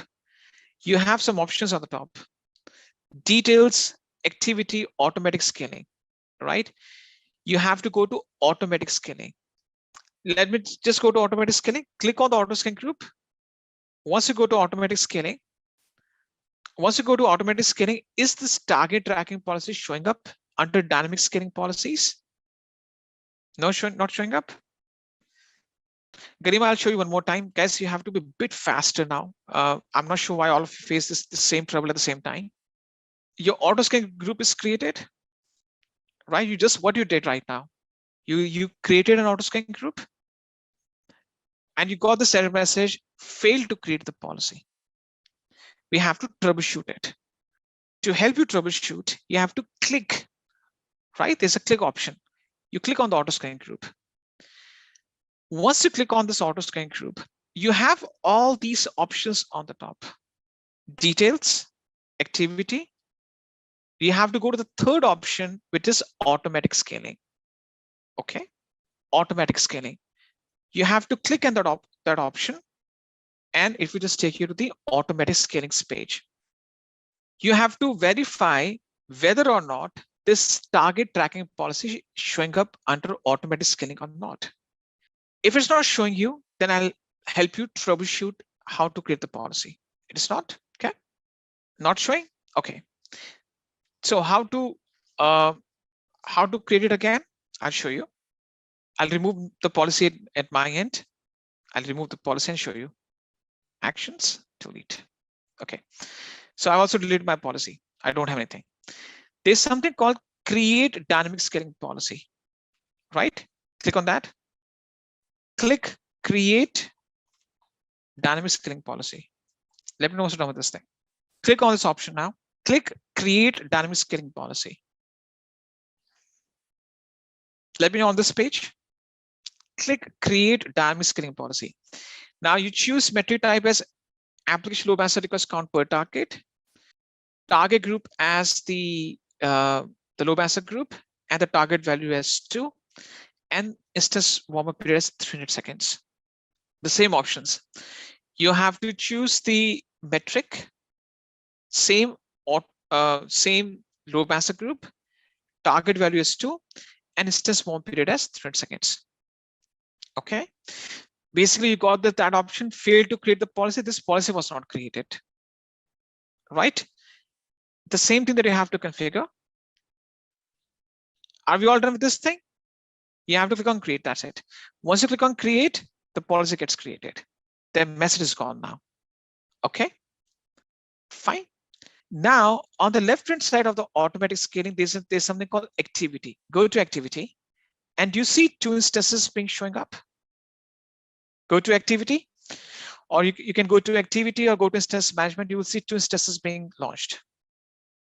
So this is basically we got an opportunity to troubleshoot. If you get this message, go to automatic scaling and create the policy again. Okay. All right. What's next? The next thing we have to do is testing. Okay. Let's do this thing. You have to go to the step number 51 and 52. Now, once you go to the you're on the auto scaling page, you can see that there are 3 vertical lines on the left-hand side. On the left-hand side, you have to go to the load balances page. Okay. And there's a DNS name of the load balancer showing up. Okay. You go on the left-hand side within load balancer, and within load balancers, there's a DNS name showing up. You have to copy it. There's a copy button, right? So you have to copy it right now. Just copy it, and you paste that. You just try to access the website. You try to access the website. So I just paste it, press enter. I'll be able to see the page. Now, basically, load balancer is taking my request and sending it to one of the 2 instances running at the backend. Now, what you have to do is that you have to increase the number of requests. It will take 5 minutes for you to get the output. Make some refreshes. Refresh 30-40 times. Now, refresh. There's a refresh button. Let me just show you that. What if I talk about refresh? What do you mean by that? Either just click on enter or this refresh button, right? So either you just click on, either you just go to the menu bar, press enter, or just keep on hitting refresh. 502 bad gateway means that there must be some issue with the security group, or must be issue with the instances deployment, which means that, or the health checks. In that case, guys, please hit refresh 30-40 times. The DNS name of the load balancer, I need to see that. Okay, now guys, once you've made 30 to 40 clicks, you go back to the load balancer auto scan group on the left hand side. Click on the auto scan group, go to activity. Now there's a refresh button. Can you see that? You go to auto scaling groups, you click on the auto scan group, go to activity, and there's a refresh button. I just make a connection between them. You click on auto scan group, go to auto scan group, go to activity, hit refresh button, and now you will see that your 2 instances will be launched. Right? Can you see that? Just try it out. This is being done. We're getting the result. Guys, you have to check your auto scan group now, right? You have to select the auto scan group, select your auto scan group, go to actions and click on delete. You have to select your auto scan group, go to actions, click on delete, and it says auto scaling group consists of running instances. Just type in delete and click on delete and remove the auto scan group. And guys, if you want to repeat these steps in your 3 days ahead of you, you don't have to remove the AMI. The first 2 steps you can skip them. Okay, guys, please remove the auto scan group. Let me know once you're done with this. Okay, initiate it. Now you have to go to load balancers. Go to load balancer, check the load balancer. You have to select the load balancer, actions, and delete load balancer. Now, if you don't delete the load balancer, you still be in free tail limits. But if you don't need this anymore, we don't need this anymore now. Delete the load balancer, just tap in confirm, and your load balancer also needs to be removed. Please go ahead and do that. You basically have to delete the load balancer and auto scaling group. Auto scaling group deletion will help you to terminate the instances. Okay.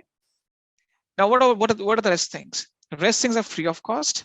Regarding AMI is you've already paid the amount to basically in the month of, you can use it till 30th of June without paying further for it.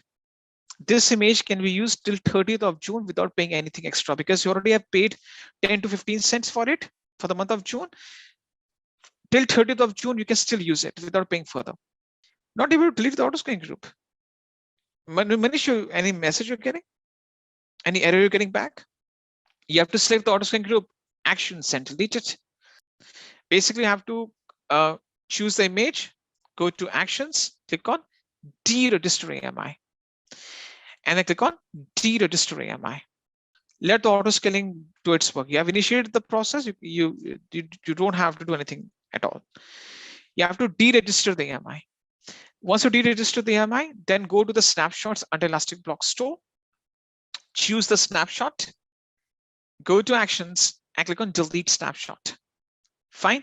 So once you choose this deregister AMI under AMI, you have to delete the snapshot of the image.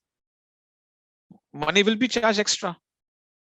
You don't have to remove the security groups. What's there into deleting the security group? Any error message you're getting, hit refresh, basic computer skills. If your page gets stuck, hit refresh your browser, go to auto scan group again, select it, actions, and delete it. choose your AutoScan, go to AutoScan group again. See, basically, I'm not sure why people are so much in terrible confusion. You have initiated the AutoScan group deletion. It is there, right? It is removing. There's a cycle going on. Let it be, right? Machines don't work as human beings. They don't have too much of curiosity. You have initiated the process. It is running. It will remove itself automatically. Basically, at the backend, it's terminating the instances. Have some patience.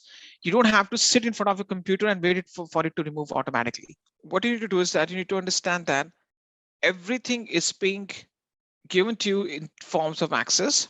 And the form of access, you need to ensure that whenever you access any account which is being signed up using a credit or debit card, that's called the root account. Okay, what's a root account? Root account means that it's a master account and everything that you access on AWS can be easily accessed without any issues, and you don't have any type of restrictions as such. You can easily perform the operations, you can deploy any of the services, and in the root account, you have all the access. Okay, now you must say that, but as a free tier account, yes, free tier account is also a root account. It's called root or the master account. So just give me a few seconds as I try to just explain this thing to you by just jotting down some important points. But what happens is that whenever you start working in the organization, you don't have the root account to be accessed. Instead, you would be using or you'd be considered as one of the IAM users. Let's start with the basic concept first. Before you can start clicking and navigating the items, first of all, let's discuss the theory behind IAM, why you need the IAM. Okay, because without theoretical foundation, clicking the things and navigating the things will not make any sense to you. So let's first of all understand the relevance. So the relevance of IAM is IAM stand for Identity Access Management. Let's understand why this term is used, IAM or Identity Access Management. Whenever you start working in the organization, you are being identified as resources. So there are identities that you have in the organizations. For example, you must be working as a developer, or you're working as a manager, maybe a team lead, a quality analyst, a database administrator.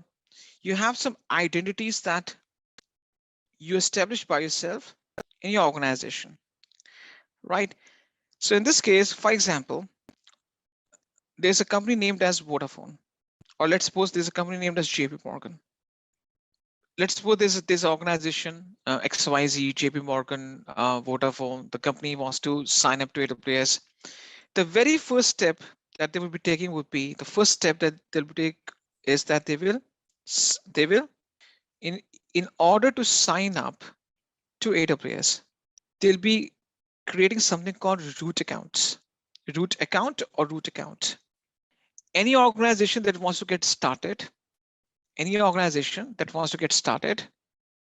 will always ensure that it will sign up to AWS, and in that case, it will be using the root account to sign up. Even the free tier accounts that you're using, right now, the free tier account that you're using right now, it's also a root account. It is also a root account, right? So root account is also called a master account. You can also call it as a master account, but AWS, we use the term root account for that one. All right. So any company gets started with sign up for a root account. Now, technically, or I would say from the business point of view, the root account is never supposed to do any deployment, implementation, or any type of configuration on AWS. What I mean to say that root account is not supposed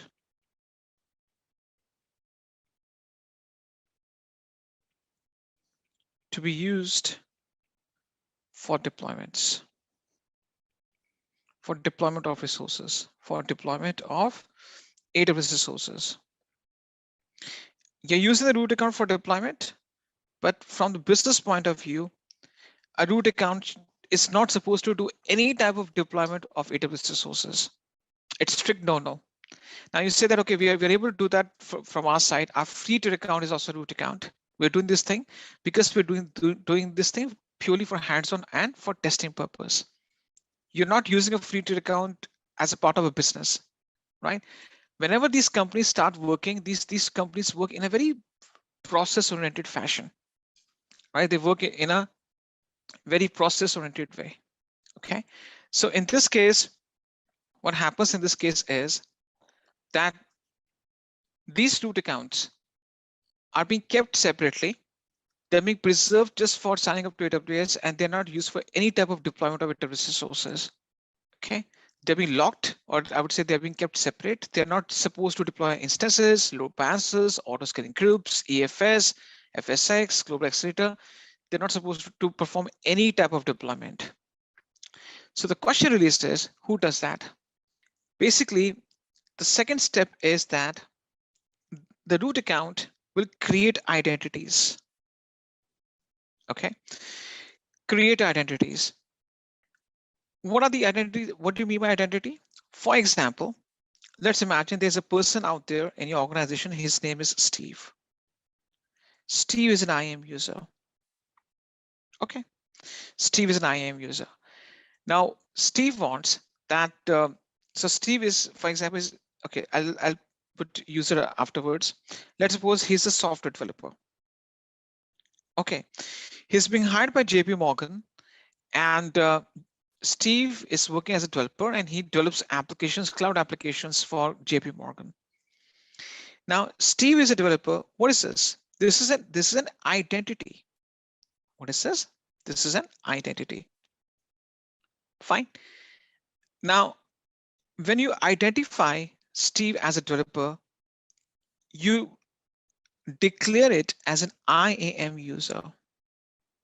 Okay, it's an identity. Steve is a developer. It's an identity you created, and this is used as an IAM user. Now, what you do is that Steve, as an IAM user, will log in to the root account, right? So he will log into the root account and perform all the deployments.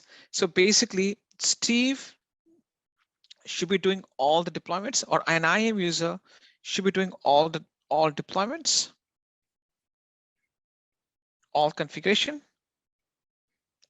etc., etc. So an IAM user should be able to technically be able to perform these things. So IAM user will log into the root account saying, okay, I'll be doing all the deployments and configuration. So I'll log into the root account. Root account will make all the provisioning for this user in two ways. Number one, root account will assign credentials or allocate credentials to this user. Credentials means login ID and password. And number two, apart from allocating the credentials, we'll also manage permissions. Now, allocating credentials and managing permissions come under the category of access management. Okay, that's the reason IAM stands for identity and access management. What you do is that you create the identities. Steve is a developer.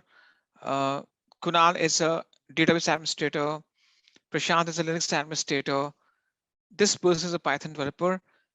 These are identities. These identities are called IAM users. These IAM users log into the root account, and the root account will allocate the credentials to them and manage their permissions. These two things come under the category of access management. That's the reason we use this service or term this service as identity and access management. You identify the IAM users in your organization, and you give them access, or you manage their access. This is called identity access management. That's why it's called service identity access management. Right now, I give you a very common. I'll give you a simple analogy. Let's imagine there's a businessman who opens a factory. He has a large gigafactory where 10,000 workers can easily work, right? So the owner of the factory will buy land, right? Lease out the land, set up the machines, set up the entire infrastructure. But who will do the labor? Those 10,000 laborers? Let's suppose Elon Musk is involved in, or is a CEO of Tesla, right? So he manages all the operations of Tesla as a CEO. But who works on assembly line? It's the workers who work in the assembly line, and um, they are responsible for manufacturing Tesla cars, right? So this means that the higher management or CEO, chief staff or executives, they take care of the entire management or the operations, but it's the actual people, the actual labor, or I would say uh, software engineers, quality analysts who do the job. The same concept applies over here. JP Morgan creates a root account just to be on AWS. A root account can be created by your vice president or chief technical officer. So your company's credit card will be used, or debit card will be used to sign up for the root account. Now the question is, who will do the deployments? Linux administration, database administration, Windows administration, development, software development, quality analyst, solutions architecture, being a solution architect, system administration, DevOps, machine learning models. Who will do those things on cloud? It's the IAM users, the people from IT and software background. So JP Morgan, for example, has 10,000 IT and software people, and all of them are migrated to AWS so that let's suppose JP Morgan's entire infrastructure is on AWS. It has 10,000 employees in the form of IT and software teams, so that there are 10,000 employees in IT and software departments. Those 10,000 employees are developers, quality analysts, Linux administrators, database administrators, Windows administrators, solutions architects, and so forth. And they'll be using AWS to perform day-to-day job. So they'll be signing into the root account, perform all the job for the root account, and root account will say, okay, I'll give you some permissions and I manage your access. So that's why it's called identity and access management. You create identities on IAM and you manage your access. I think this is clear why we use the term identity and access management. So this means that once you start working in organizations, you don't have access, you will not get access to the root account as you're getting in a free tier account. Basically, you'll be an IAM user. And being a cloud architect, your responsibilities include designing, provisioning, and implementation of resources on AWS. So you'll be designated as an IAM user. Your company will have certain root accounts. You'll be part of a root account, and you'll be signing up to the root account through the credentials given to you, and you'll be doing your day-to-day job. Okay, this is what the concept is. Now, show you exactly that how this thing is put into perspective. First thing first, how can you differentiate between a root account and an IAM account? Let's start with the root account first. If you navigate to the top right-hand corner, you will see there's a special account ID. It's a 12-digit unique ID. This will be given to you. This 12-digit unique ID is being offered to you. I would say this is a root account ID. Every root account, if you just go to the top right-hand corner and you just navigate, you will see that there's a root account ID. Right? It's a 12-digit root account ID. So every root account will have a unique ID given to that specific account. That root account is used. That root account ID is a special identifier. Okay, AWS will identify or differentiate your account from other accounts using your root account ID. Okay, this account ID is not given to an IAM user. Let me show you that. For example, I just go to IAM. Let's go to IAM right now, and I just go to the IAM dashboard. Now, one thing, if you go to IAM dashboard, it does not require region selection. If you see the top right corner, it shows global, right? Now, why it is a global service? Because IAM doesn't differentiate between regions. When you deploy instances, load balancers, auto-scaling groups, and the databases, you have to choose the regions. But in terms of IAM, it's not region specific because it's just purely account management system or service. Once I go to IAM, I can just go to users on the left-hand side. And I think I may have a bunch of users out there. Let me just navigate over there. Okay, let me just go ahead and delete these users. Okay, and I just go ahead and create a new user right now. So this is my root account. This is my root account. And from the business point of view, the root account is not supposed to do any deployments. It's an IAM user that will do that. You can see the definition. An IAM user is an identity with long-term credentials that's used to interact with AWS in an account. So I click on add users. And for example, I name the first user as Steve. And I set a custom. So Steve is the user ID. I can, for example, the name of the employee is Steve Jobs.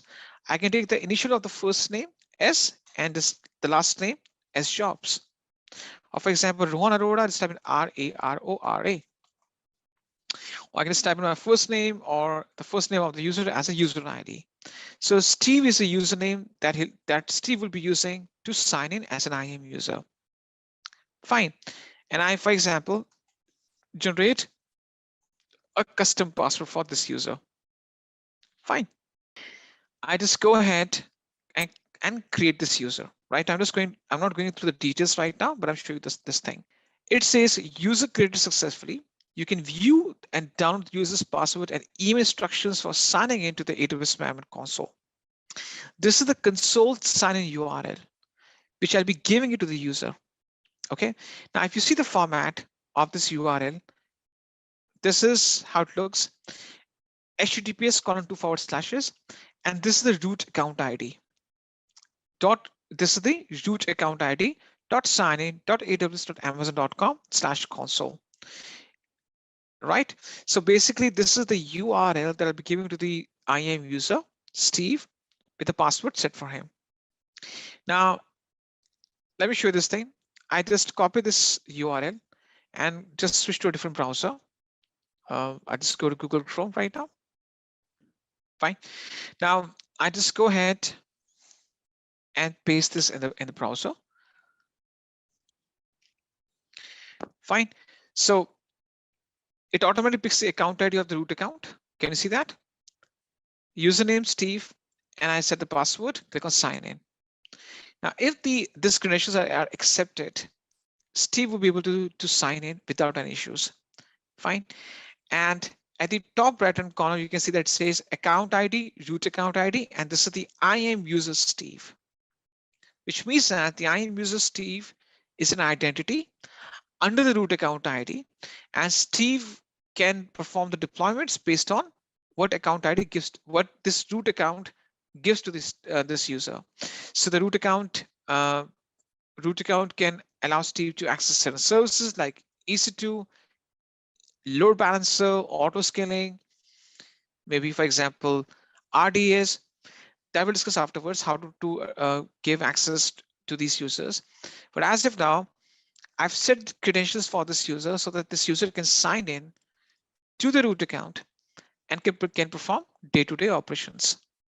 Fine. Now, the issue out there in this case is that Steve is able to sign in as a IAM user. But once Steve tries to get into any of the services, he'll be automatically blocked from accessing any of the services. So why is this case? Why Steve? Because I've already allowed Steve to log in, but what exactly the problem is? What I've missed in this case? As a root account owner, what I might have missed because of which Steve is not able to access any of the services. For example, Steve goes to S3, and let's see what type of error message it gets. You just try to create a bucket right now. Okay, let's go to, for example, some other service right there. If I just go to buckets right now, you don't have any permissions. So I've done half of the job. As a root account owner, I've just given Steve access to log in to my root account, which means that I've managed the credentials for this person, but I didn't give the access to this person, right? So as an IAM user, you're able to log in via the user ID and password that root user gives to you. Plus, the root user also has to give you access to certain services like EC2, S3, RDS, load balancer, auto scaling, so that you can use those services. So the type and level of access is also given is also provided by an IAM user, by a root user for an IAM user. So the root user generates credentials for an IAM user, and also the root user is responsible to give permissions to an IAM user. Root account is a master account. Master will not do anything. Basically, the master will sit and give instructions to an IAM user saying, do this thing. I give you the permissions. You have to perform all these operations on a daily basis. So the access management in this case includes giving credentials and also giving permissions. So the next thing that comes into this picture is that if that's the case, then how we manage the credentials? What's the process? To manage the credentials, the thing that we need to understand is to manage the credentials, you have to make use of a concept that's called IAM policy. Let's try to understand the next stuff.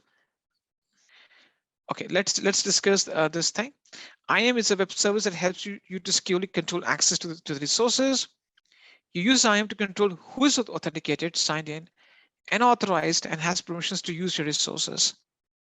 So IAM is basically it is an account management service which gives you access to creating the IAM users who can sign in, and you give them permissions or authorization.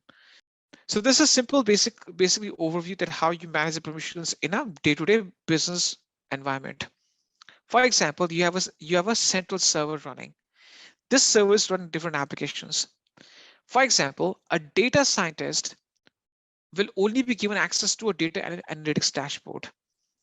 A web developer will only access or get access to the web development tools and dashboard. An administrator generally gets all the access. So there's a server running, a central server running, with different servers and applications running upon it. Data analytics tools are given to data scientist, right? So he can only access those data analytics dashboard or tools. A web developer can only access the web development tools and services. An administrator can only access or all the services on that server. Generally, in a business environment, an admin has almost all the access. Okay, because they have to do certain things which requires the complete access to be given to them. Fine. So this is how we do the access management in an organization. Now, let's discuss what's an IAM user. It represents an entity that's created in AWS. It can be a person or a service, but generally it's a person only. There are no permissions given by default. Nothing is allowed. You have to explicitly give permissions to the user. You have to give permission to the user. Fine. What are the type of access we'll discuss later on. But we need to understand this thing that how you assign the permissions. The permissions are assigned using a concept that's called IAM policies. So once you create the user, and let's imagine this is an IAM user. You perform two things. One is authentication. Authentication means that you set the user ID and password for the user. And the second thing is authorization. Authorization means that what type of things he's authorized to do or she is authorized to do. The authorization is done using IAM policies, which means that what type of access this person gets is been defined or decided by IAM policies. Now, what are the IAM policies? The IAM policy, basically, it's a JSON document. JSON stands for JavaScript Object Notation. It's a JSON document which helps you define,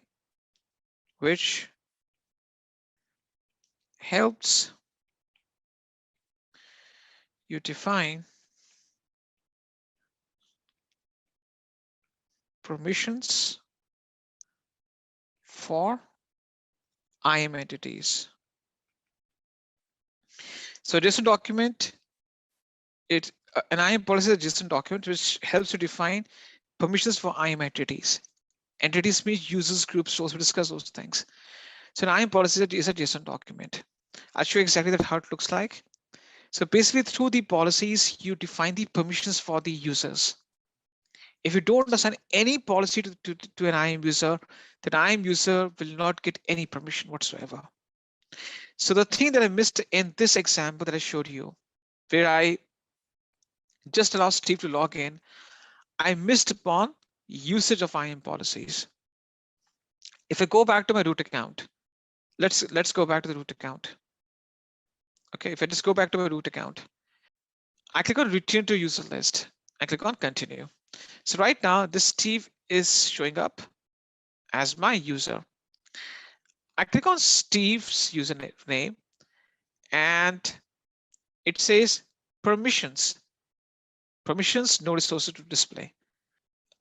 The thing that I'm talking about is this section. Now, if I click on add policies or add permissions, it says add permissions. And I choose the last option, attach policies directly. Okay, these are the policies I was talking about. These are the IAM policies that you can use to define permissions for the IAM users that you create on the root account. So the root account owner will allow the IAM users to perform certain operations through these permission policies. Okay, for example, I'll explain you this stuff, try to understand the anatomy of this JSON document.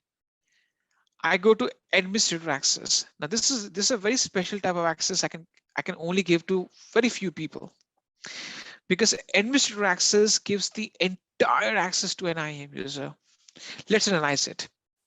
We'll discuss some more examples, but let's discuss that thing.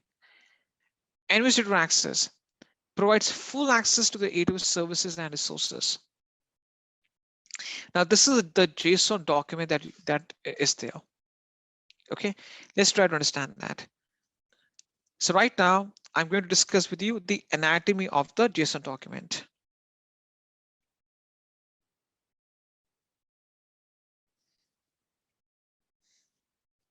Okay, so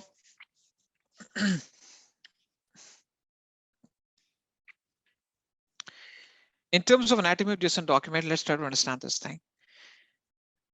Anatomy of JSON document means that we need to understand exactly what each line of this document means. Number one is version. Version means that it's a timestamp when this policy was created. You can also put version 1, version 2, version 3, version 4, but generally version is the timestamp when this document was created. So in this case, the very first thing is the version, right? Version is the date of the policy generation.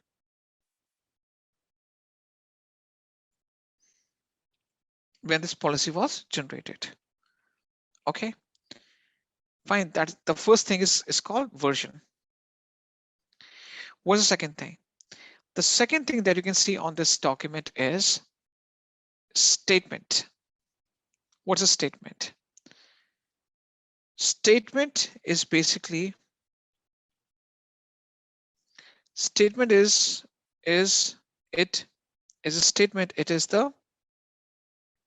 It defines permissions, or it specifies permissions. So a statement is what? Specify permission or permissions. And in each statement, you will see that we have something called, first thing called effect. What do you mean by effect? Effect means that what type of effect this permission will make. There are two types of effect: allow or deny. Do you want to allow access to certain services, or you want to deny access to certain services? One is allow, other one is deny. Effect is allow and deny. Fine. What's the next thing? Action. Action means that what type of action means that So action means what type of action? Let's suppose I give you some examples. For example, launch instance is an action. Launch instance is an action. Delete load balancer is an action. Terminate instance is an action. What type of actions do you like to perform? Do you want to launch something? Do you want to delete something? Okay, what are the type of actions you want to define?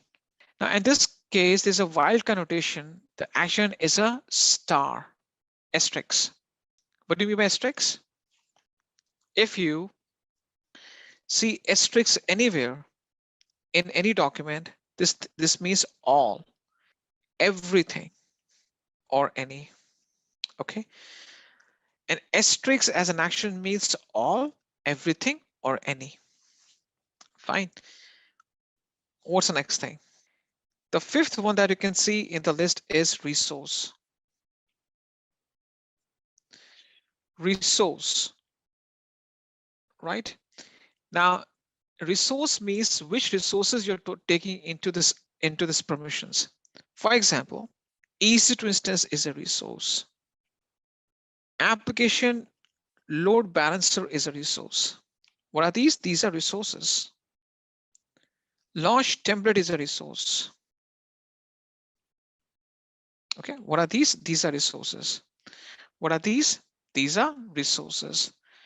EC2 instance, application load balancer, right? Auto scaling groups. What are these? These are resources. What are these? These are resources. So resources means that which of the resources you want to include in this permission. For example, let's imagine if resource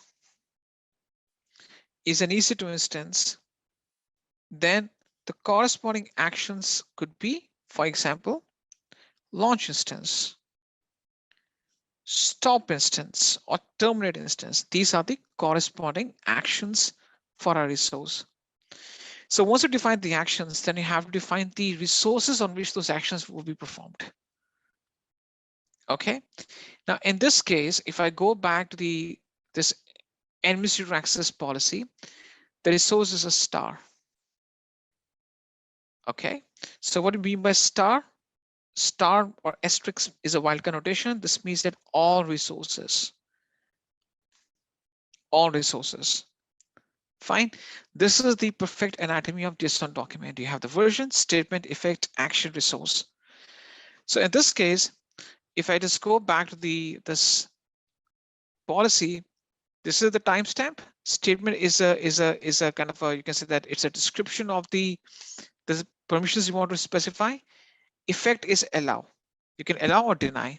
So I want to allow something, action, all the actions, resource on all the resources. Through this policy, I want to allow all the access to all the resources.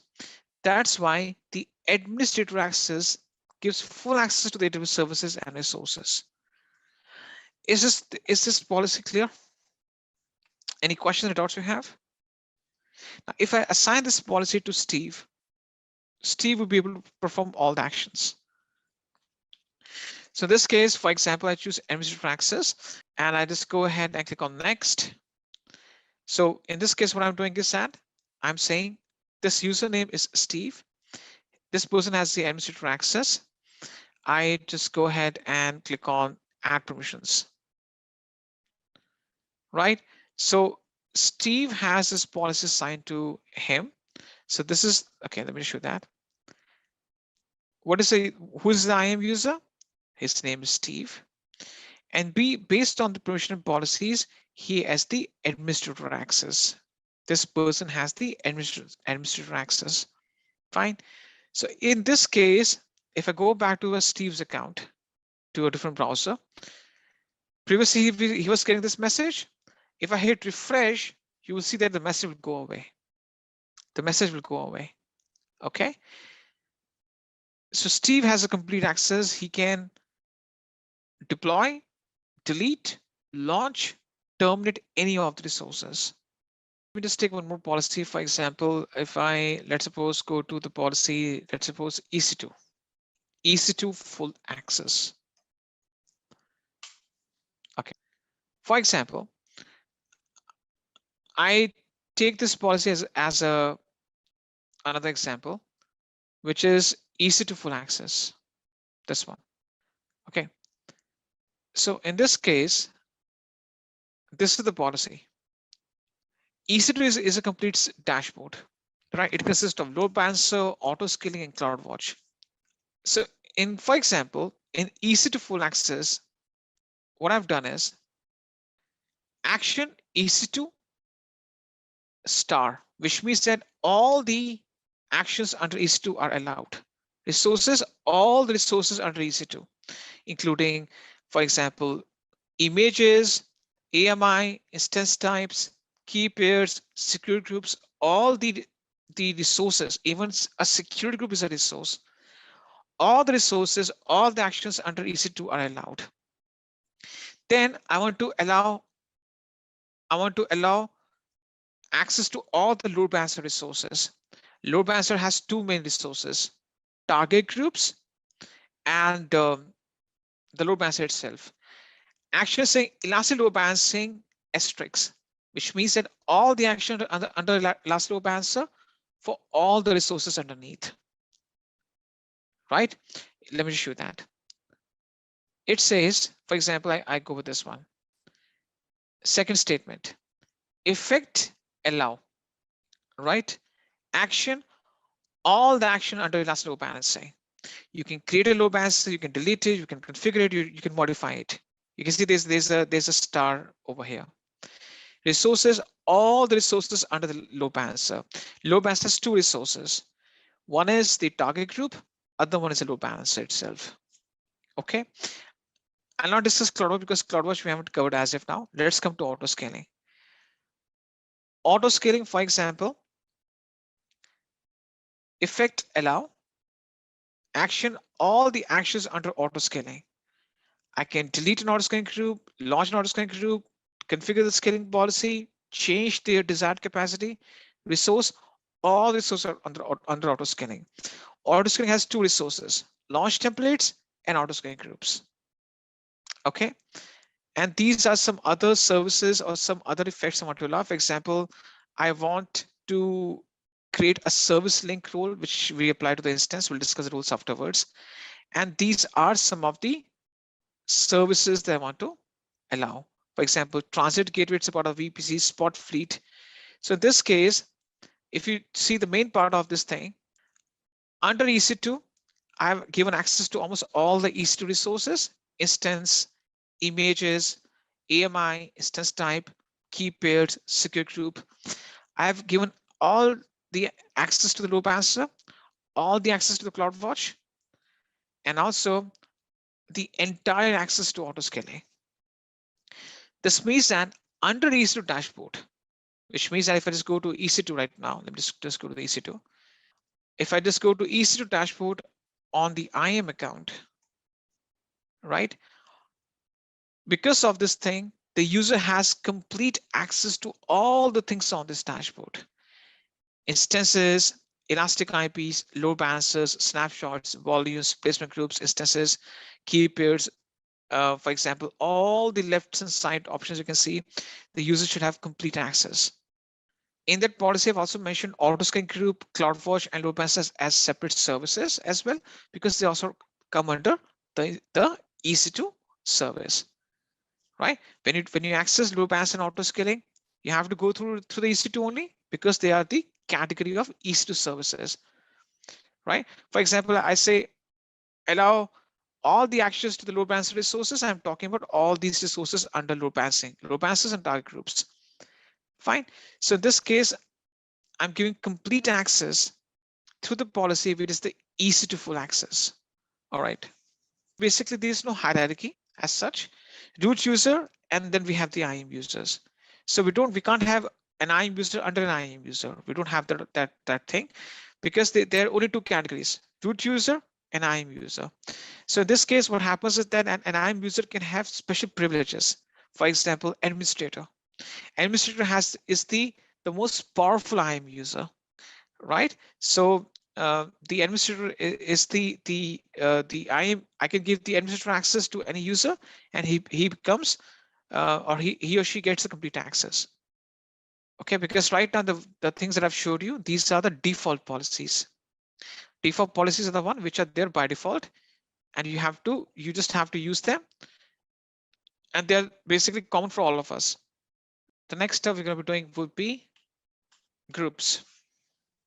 What is groups? What are groups? What are they meant for? What's the purpose of behind them? And why do you need them? Okay. What is a group, by the way? Group is a collection of IAM users.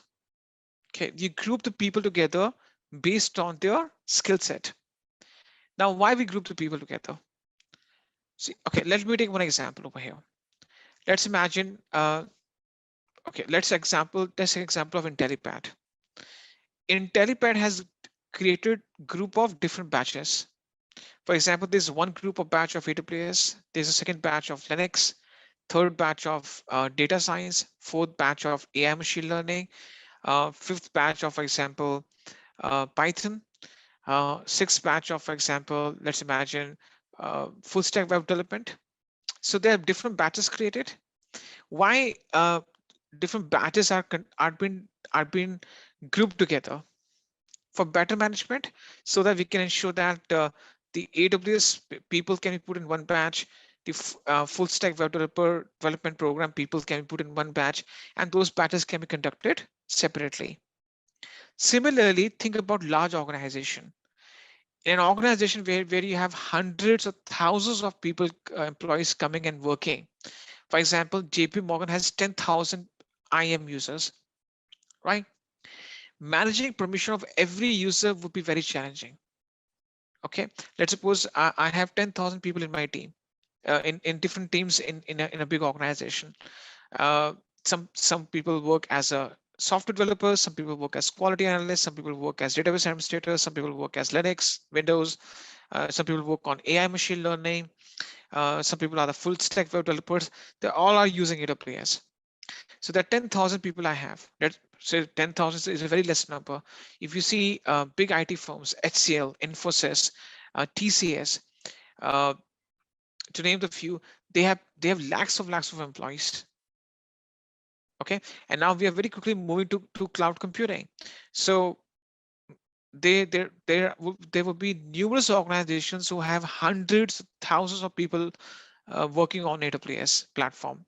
So being an IAM users and assigning the permission to every IAM user is a very tough task, because the thing is that if you start doing the permissions management or policy assignation to every user one by one, the chances are that will start making blunders and mistakes. Okay. So which type of blunders and mistakes I'm talking about? For example, I give more permissions to a person that he needs, or lesser permissions that the person needs. Or maybe I give the administrator access to a person by mistake. See, administrator access, as I already told you earlier, gives a complete access. Only very handful of people in your organization, maybe team leads, vice presidents of the engineering department, maybe there's a separate team for the administrators. Very few people will have the admin access. If I accidentally give to some people, they can terminate my instances and shut down my complete servers or my complete network. Fine. So I don't want to take any risk. Now for the perfection or for the better management of the permissions, I group the user together in different categories. For example, I have one group for admins, right? I group the people together based on their job profile. I have a different group for software developers. I have a different group for operations. I group the people together. People can be grouped based on skill set. People can be grouped based on the job profile. They can be grouped based on the roles and responsibilities that I give to those users. These people can be grouped based on projects they're working on, right? Now, what I do is that I start putting the people or IAM users under these groups. So these admin 1, admin 2, admin 3 that you can see right now, what are these? These are the IAM users, right? Similarly, day 1, day 2, day 3, day 4, day 5, these are the IAM users. Ops 1, Ops 2, Ops 3, these are the IAM users. What are these? These are the IAM users. And they are being categorically put into 3 different groups, right? They're being intentionally put inside 3 groups. So this is group 1, GP1, group 1. This is group 2, and this is group 3, right? So what I do is that I group the people in 3 different categories. Group 1, group 2, group 3, right? Now what I do is that instead of assigning the permission to every user, what I do is that I assign the permission to the group. For example, I assign a policy, simple policy, administrator access. All the IAM users under the group will get the same permissions. Okay. For example, under operations, I assign a policy, or 2 or 3 policies. Let's take a few examples over there. Let's imagine I assign 2 different policies, 3 different policies. Let's suppose for the operations guy, I just put in Amazon EC2 full access. Okay. And for example, auto scaling. Okay. S3 is a storage service. We'll discuss afterwards. S3 read-only access. So these are 2 policies I've assigned to the operations team. All the people under this team or this group will get the same permissions. Okay, so this is a very neat and clean and process-oriented method of permissions management. So based on the best practices, we never ever assign the permissions to the users directly. Instead, we group them together. We can categorically group them together based on the job profiles, skill sets, based on their projects, their teams, business units they belong to.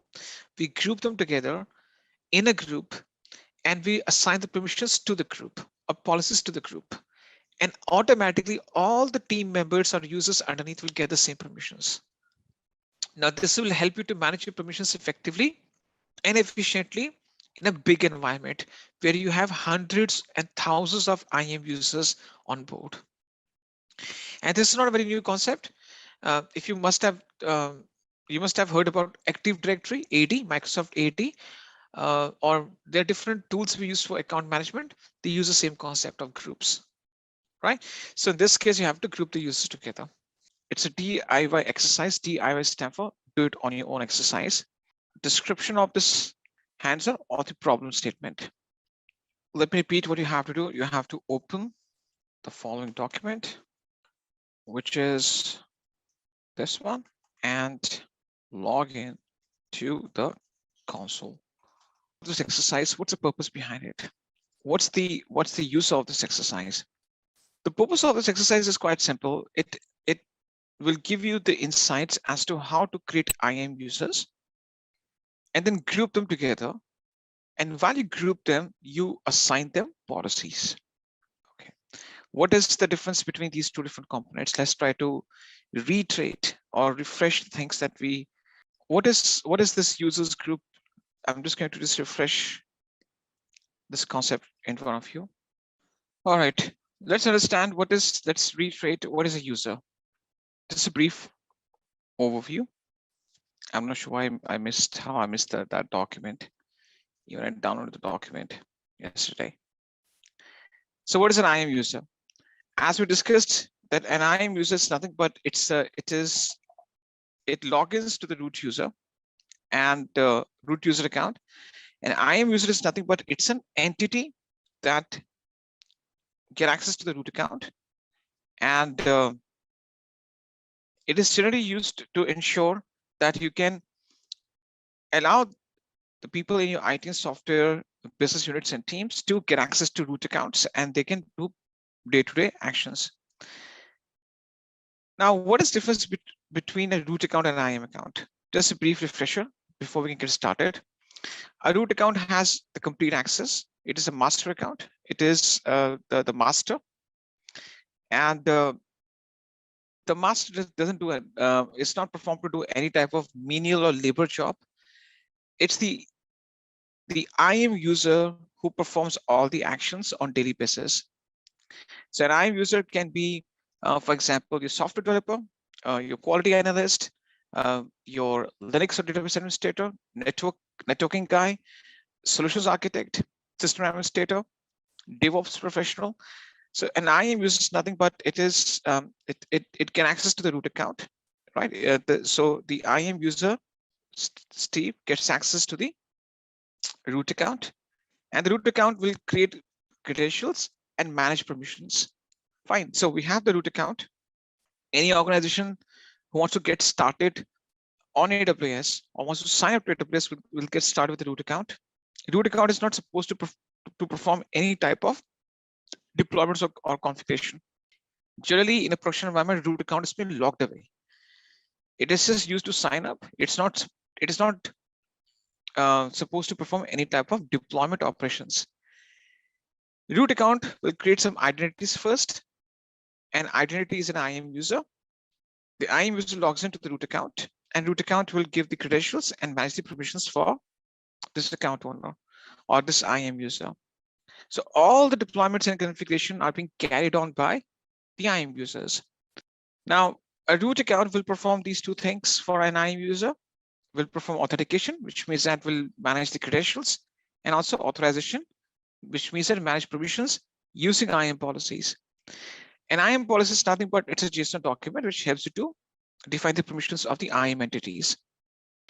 What type of actions an IAM user can perform, what type of access this person has is decided by the IAM policy. And we discussed the complete anatomy of the JSON document or the IAM policy, how it looks like. Fine. Now, we also discussed one example. I'm unfortunately unable to find the slide, so I just logged in. In a big environment, I'm just doing the revision just to make sure that we can refresh the previous day's concepts. In a large organization, it is a very tough procedure to go person by person and start assigning the policies, because the chances are that you start making some blunders or mistakes, right? Because in a business environment, IAM is a security tool. You need to understand this thing. IAM is a security tool. You can't have the appetite or the tolerance towards the security issues, which can haunt your entire infrastructure or your operations. So in this case, what you do is that you group the people in based on different. You group the people in the form of IAM users. Or so we discuss this example. So what happens is that when you group people together, for example, these are the IAM users. These blue boxes consist of IAM users. These IAM users get access to, or they're put under groups. So the one you can see in pink boxes, these are groups. These IAM users are put inside the groups or under the groups. Okay, so they're the part of the groups. What you do is that you group the people, or you categorically create different groups based on skill sets, teams, business units, job profile. And once you group the people together, you identify the group of people working in your organization. Instead of assigning the permissions user by user or individual by individual, instead what you do is that you assign the permission based on the groups. So the policies are instead assigned to are assigned to group. So once you assign the policies to the group, all the users or IAM users or people under that group will get the same permissions. This is a very, I would say, process-oriented and neat and clean and organized way of permissions management. Because once you start working in organizations, you will see that things are very well organized and structured. There's no scope of mistakes or blunders. The things have to be organized. So this is a very organized way of permissions management. What Amazon recommends is that even if you have a bunch of users, still use this methodology. Still use this methodology or this process of permissions management. Okay. Having said that, this is what we discussed, and also we discussed the policies I've already given you the brief overview. So in this hands-on, we create 2 or 3 users. I'll walk you through. It's a very simple process, and you group them in the form of developers in a group called developers, and then you start assigning the policies to them. Now, these policies are basically the tools which developers will use to perform day-to-day operations, and then you assign these users to the group. Okay. What we're going to be doing is that we're going to be performing the first 3 steps. Okay, we'll be performing the first 3 steps. Search for IAM under services. Just type in IAM and just click on IAM, and this will just take you to the IAM dashboard. Let me know what's there. Just navigate to IAM dashboard, and please let me know once you have reached that page. Okay, once you go to IAM, right? So you just have to search for IAM, and it will just take you to the IAM service. You have to click on that. This is called IAM dashboard, right? Now you will see that there are different resources under IAM. You have, for example, you can see you have user groups, users, roles, policies, identity providers. You can access resources by clicking on any one of these resources listed down, or you see there you have the resources on the left-hand side. The same resources that we talked about that are there on this page. The main page display: user groups, users, roles, policies, and identity providers. What I want to say is that want to convey in this case is that you can just click on any one of these 2 places to navigate to resources. The resource that we are looking for is the users. I'm talking about this one. So the resource that you're looking for is the users. Either just click on the, now in your case, users would be 0. This is one user because this is the one that I created just for explaining the concept. So you can just click on the users, which says number 0, or you can just click on the users. In either of these 2 ways, you just land on the same page. Okay, you must have created one, that's why you have one. Whatever the number you have, whether you click on the number or whether you just click on the users on the left-hand side, it will just take you to the same page. Let me know once you have navigated to users page. Just type in done once you're done. So in that case, Garima, you have to work on finding the things on AWS. You have to go to the menu page. See, there's a bar on the top, okay, which says services. Find right to services. There's a search menu. Just type in 3 key alphabets, IAM. Automatically, the IAM will populate. You have to click on that. How to log into as an IAM user? So Vivek, you have to wait for some time. You have not reached the destination yet. That's what we're trying to do. So you want to get the result before you can perform some actions. Wait for some time. That's what we're trying to achieve. What's next? Not able to see IAM option. That's quite strange. There's no search menu showing up on the top. You don't have any search menu. There's a search bar which has this magnifying glass or the search menu. You just go to that search menu, just type in I for identity, A for access, M for management. You just type in IAM and you will see a list of services in front of you. And you have to click on IAM. There's something called add users on the right-hand side. Once I go to user details, what's the next thing? You have to start mentioning the user IDs or the usernames. What you have to do is username. Now, username can have any naming convention because username can be anything. For example, if I want to just type in my initial of my first name R and then my surname Arora, I can just put that like this.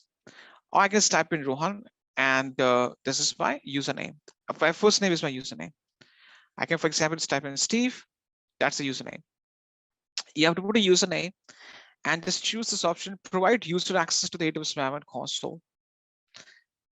And then you have to give you, so there will be a question asked to you. Are you providing console access to a person? Choose yes, I want to create an IAM user.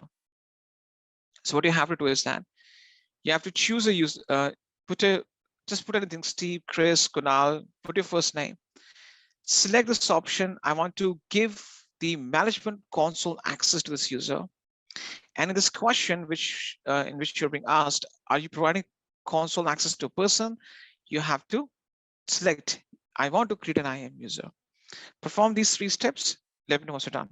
Choose the username as Steve, choose provide user access to the console, and choose I want to create an IAM user. What I'm saying is that I'm assigning a username for the user, giving my consent that yes, I want to give this user access to the console, the root user access, or the root account console access will be given to this user, and I want to create this IAM user. Okay, what's next? I'm waiting for a few more confirmations.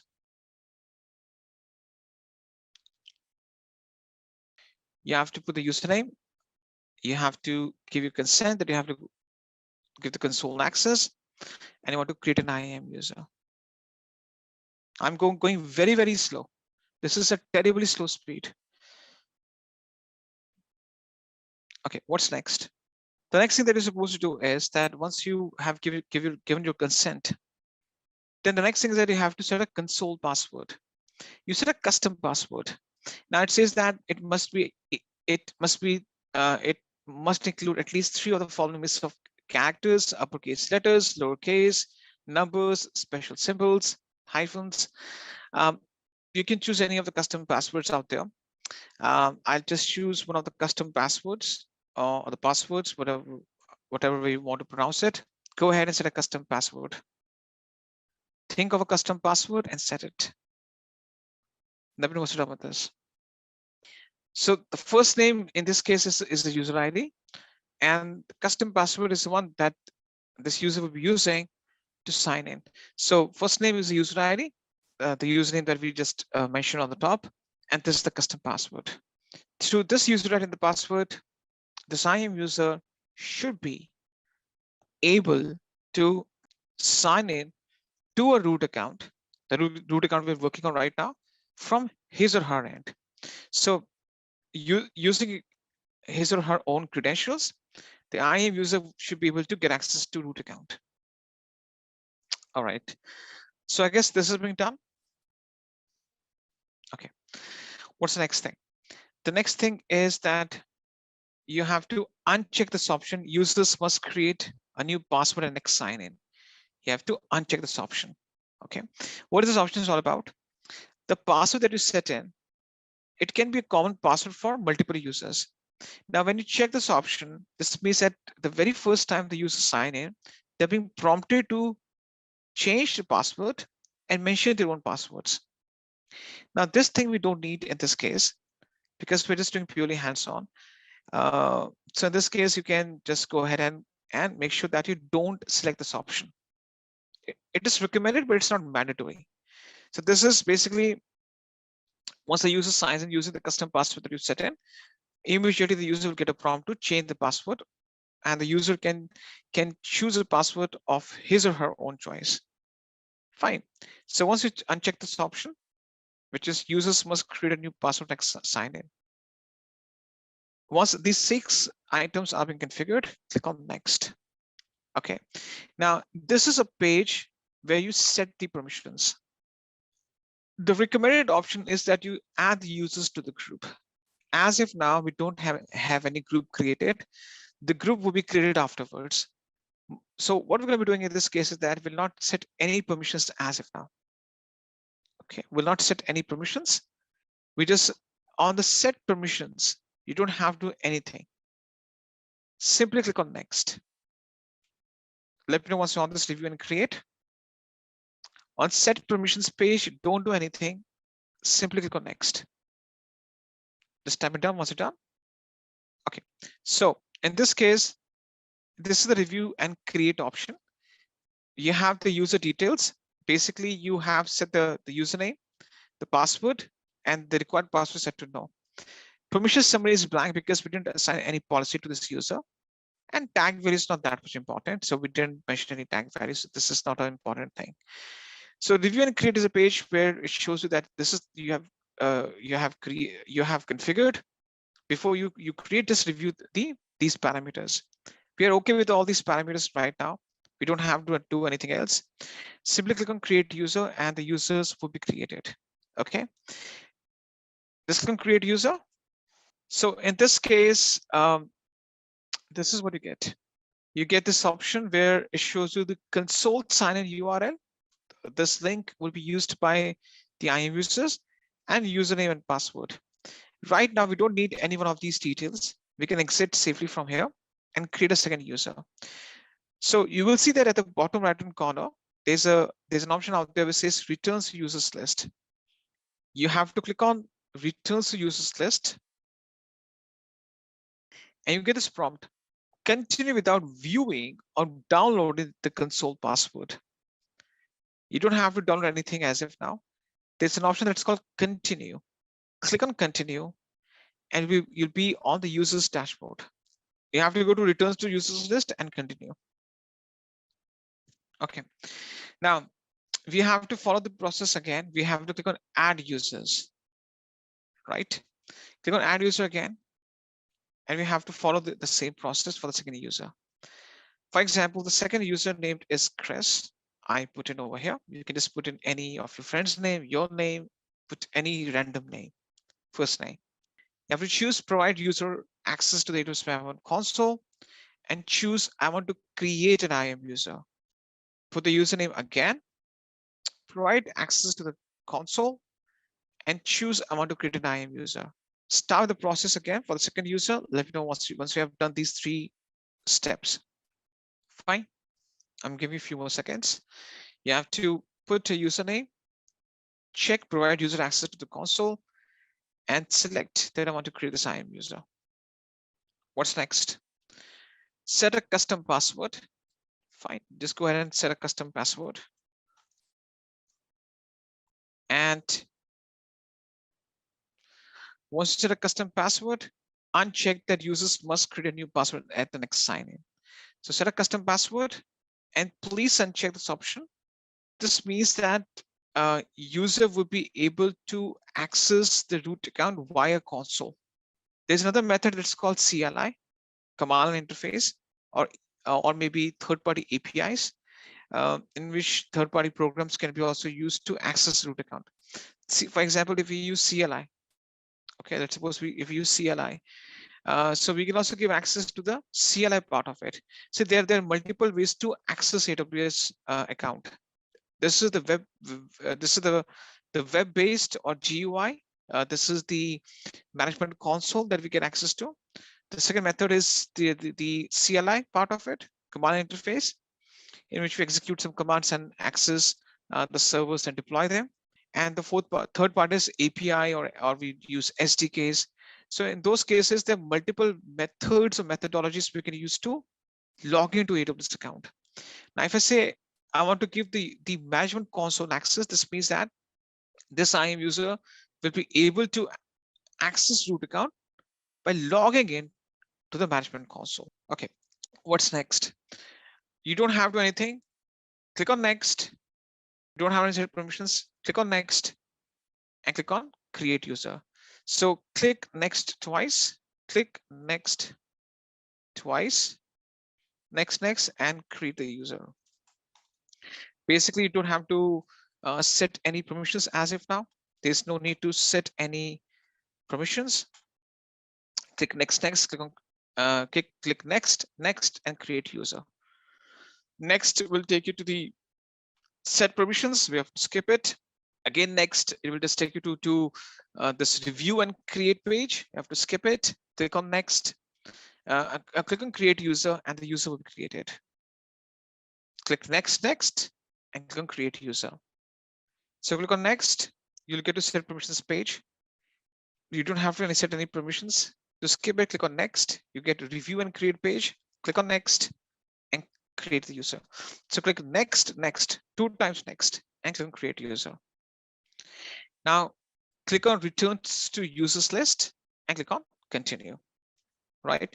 Click on returns to users list and click continue. Return to user list and click on continue, right? Now, as a challenge, you have to create a third user by yourself. And I'll help you out right now.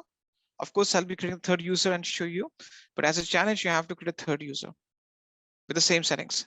You choose the same password. Of course, the username should be different. The username should be different, but as a challenge, create a third user by yourself. That's great. Okay, so I click on add user in my case, name the last user as Kunal, right? Choose provide user access to the console. Choose I want to create an IAM user, right? Choose a custom password. Okay, and then I uncheck this option. User must create a new password at the next sign in. So the same thing you have to do. You have to choose a username, give that user access to the console access. You want to create an IAM user, set a console password, and then you uncheck this option that the user must change the password. Click on next. You don't have to set any permissions. Click on next and click on create user. Click on return to user list. Click on continue, and you're back on the user dashboard. And as of now, you have 3 users that you have already created on this IAM dashboard. So this has been done. Okay, we're on the same page. So as of now, we have performed the first 3 steps successfully. Okay, now let's do the last 3 steps.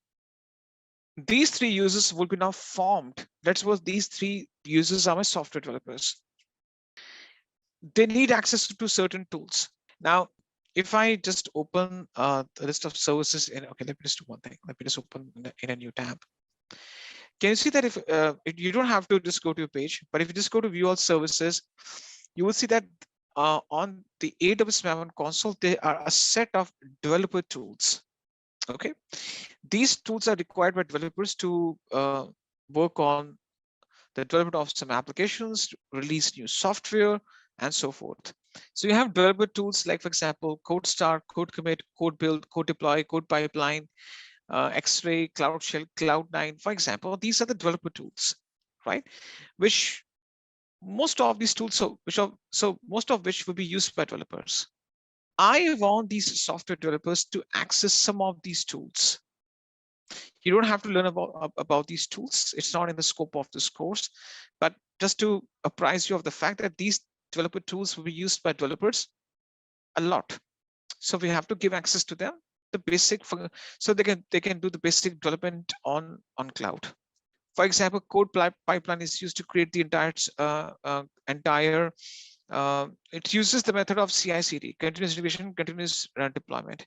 So the entire pipeline is created starting from the commits to the deployment. So it creates the entire flow of how the software is released. I'm giving one example. Now, I want that all these 3 users will have certain access to some of these tools under developer tools. They should be having access to some of these tools out there. In this case, what we shall do next? We should be going to user groups on the left-hand side. So on the left-hand side, where you can see the menu options, we have users. We have to go to user groups.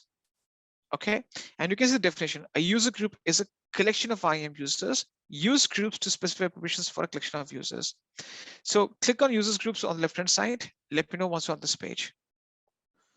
Okay, what's next? You click on create group and it says user group name, enter a meaningful name to identify this group. Fine, click on create group. You name the group as developers, right? Just put a name and select all the 3 users. So click on create group, enter a meaningful name, for example, developers, and select all the 3 users in the list. Let me know what's wrong with this thing. So I'm saying that all these 3 users will be the part of the group called developers. They will be having the same access to my developer tools, the same type of or the same level of access or same type of access. Please go ahead and do that. Okay, what's next? Under attached permission. So this is being done. You create a user group name and then you have added these 3 users. What's the next thing? It says attach permission policies. I've listed down these 4 policies that I need to, or these type of 4 permissions. These 4 permissions I want to give to my IAM users. The first one is AWS code commit full access. This is basically used to host private key repositories. Now, you can search for the policy. For example, there's a search menu. It says filter policies by property or policy name and press enter. For example, let's type in CODE code and COMMIT code commit. Press enter, and I will see that I will see a list of these 3 policies. Please search for code commit and let me know once you are able to list down or filter out these 3 policies. Right. Now you have to, once you just search for code commit, you have to select AWS code commit full, FULL access. Right. Policy selected. If you see on the top, even I was confused initially when I started working on this with this dashboard. They've just changed a few months back. Can you see that in your case, it will show you selected 1 out of and the total number of policies. So selected 1 out of the total number of policies. This means that this policy has been selected. And this is applicable to all of you guys. Once it is showing 4, you must have selected 4. That's why. Whatever policy you have selected, it will show you those policies only. No worries if you selected 4 by mistake, that's okay. No worries, don't change anything. Fine. So the overall numbers can change because I have some customized policies. That's okay. I have some additional policies added. I've customized them. That's why. Fine. Okay. So you have added 1 policy. I guess we're on the same page. Now you will see that there's an option which says clear filters. Now you have to clear the filter and look for another policy. Okay, so click on clear filters so that the filters are being removed, and you're back to the same page where you can filter the policies. The next policy that you're looking for is AWS code deploy full access. Now, either you can just put in code deploy full access or just type in code deploy and just type in FULL, right? And you need to select code deploy full access. Go ahead and do that. Basically, this is a tool to release a software or upgrade the application version on multiple instances at the same time. Please go ahead and do that. Just type in done once you are done with this thing. Okay, done. Now the same thing, you will see that on the top, it says selected 2 out of 850 in your case, right? The same thing you have to do now. You have to click on clear filters. You have selected 2 out of the overall number of policies you have. Now the next policy you're looking for is code build developer access. And this is for building a build and test server. It is a part of the software development lifecycle. So it is code build developer access. So you can just copy and paste as it is, or just type in code, CODE, build, or you just press enter. You will see that it says code build developer access. And you will see that once you've selected it, it will show you selected 3 out of 880. And will show you that this is being selected. You have to go ahead and clear the filters, right? Now, as a challenge, you have to search the 4th policy by yourself and select it, which is Amazon S3 read-only access. Go ahead and just do the stuff by yourself. I'll show you, but just to make sure that you just do it by yourself, search for the fourth policy and select it. Now, the 4th policy that I'm looking for is S3 read-only access. Read. If you just type in S3 read as a keyword, so basically I'm just making you comfortable looking for the information on the management console. so that you don't have to struggle later on afterwards once you have to start. Because see, it's a skill that you have to adopt, that whatever information you're looking for, you can just search by just typing some keywords, and the information comes in front of you. Whether it's looking for a service, looking for a policy, you have to attune yourself or adapt yourself in searching for the information looking for by just tapping certain keywords. I choose just to read only access, and you will see that on the top it says selected 4 out of 880, and I click on clear filters to clear the filters out, and this is being done. Fine. So overall, so far so good. We have grouped the people together under the same group name as developers. These 3 developers have been selected, and we have added 4 policies out of 850 in your case, right? We can attach up to 10 policies to this user group. Fine. So as if now it's been done, click on create group, the bottom right hand corner, and it says, so I go to user groups right now, my group has been created. Just do that. Okay. So I click on the group name. So this is my user group called developers. These are my 3 users. Fine. And if I go to the permissions on the right hand side, these are the permissions added. This means that all these 3 permissions, yeah, it's under permissions. All these 4 permissions, I'm sorry, all these 4 permissions, S3 read only access, code deploy full access, code commit full access, code build developer access. All these 4 policies are under the permissions menu. All these 4 policies are being applied to these 3 users. Testing part is really easy. There's nothing too much technical about testing the things out. We need to understand one thing, that when you need to test an IAM user, you have to either log out from the root user account, because you can't have 2 login sessions on the same browser. Either you can open the private window, or you can use a different browser. So for example, if I go to Google Chrome, right, there's an option called new incognito window, right? So for example, on the main browser window, I have the root user logged in. I've logged in as a root user. I just go to file and choose new incognito window, and the incognito window I can sign in as an IAM user. So on the main Google Chrome browser session, I can just log in as a root account owner, and I can open an incognito tab and sign in as an IAM user.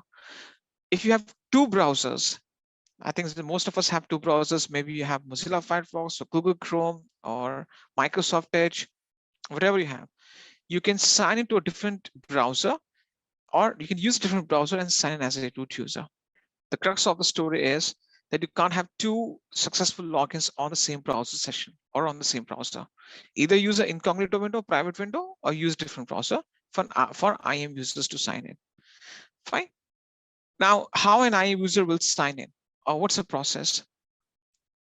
There are multiple ways how to find that link, but if you could just go to a dashboard, right? You just go to the dashboard, and you pay attention to the right-hand side of this page, this one. The right-hand side of this page, you will see that there's something called sign in URL. This one. Okay, this is the link that your IAM users would be using to sign in. Now they can also go to aws.amazon.com and sign in as an IAM user. They have to put in the root account ID and their username and password. That can also be done. Or you can just give link to the IAM user, and this link already contains the root account ID, right? If you see at the top right hand corner, every root account gets a special unique root account ID. So the format of this link is https:/, the 2 // then this is the root account ID that you have, .signin.aws.amazon.com/console. So this link can be used. This link can be used. So in this case, what we're going to do next is you just go ahead and copy this link, right? First of all, please find this link and copy it. Let me know once you've done this thing. You have to go to the dashboard. on the left hand side, right? Just click on the main dashboard, and on the right hand side you'll find the under the AWS account you'll find the link. You have to copy this link. Just do that. I'm not able to see permissions. Where exactly we're in right now? We already bypassed, or we have already surpassed that permissions question that you put in. I've already shown you how to see the permissions. Now you're not able to see the permissions, but you're still working on the groups configuration. Okay, now you just copy this link. So I'll use Google Chrome in this case and paste this link. Right now, of course, it will automatically pick the root account ID. You put the username and the password, click on sign in, and then you should be able to sign in on behalf of this IAM user. Right now, this IAM user is trying to access a root account only. This is not a different account. Steve, in my case, is an IAM user who is trying to, or who has accessed root user's account by logging in via his own credentials. If you see the top right hand corner, it says account ID. This is the account ID of the root account, and this is the IAM user Steve. Now, if you go to any of the services, for example, you go to EC2, right? You would just go to EC2 right now, you will get that API error message. Why? Because the policy that we selected, the policy does not, the policies, they don't include, there's no inclusion of the EC2 access over there.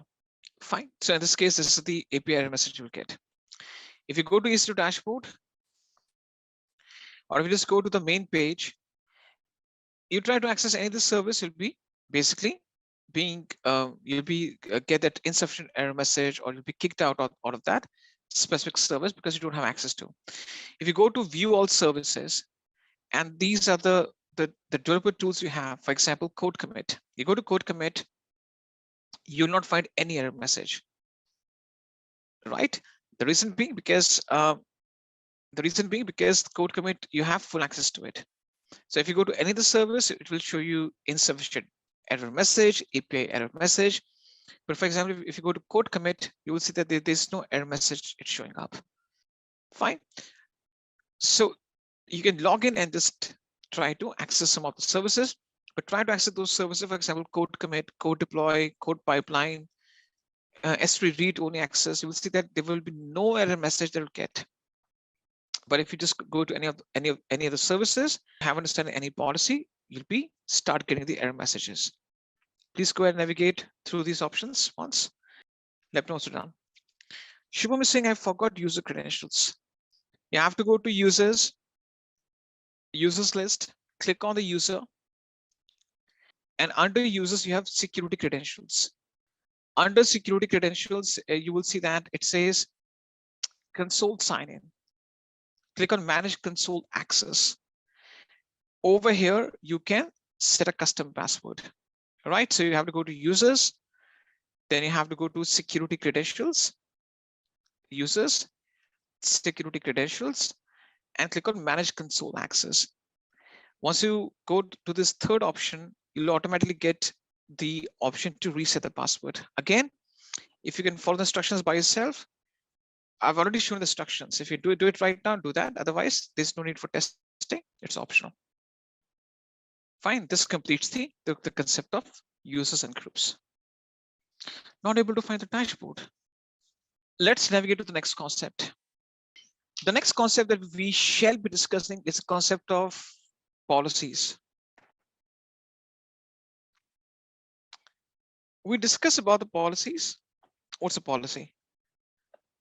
A policy is a JSON document that helps you to define the permissions of IAM entities.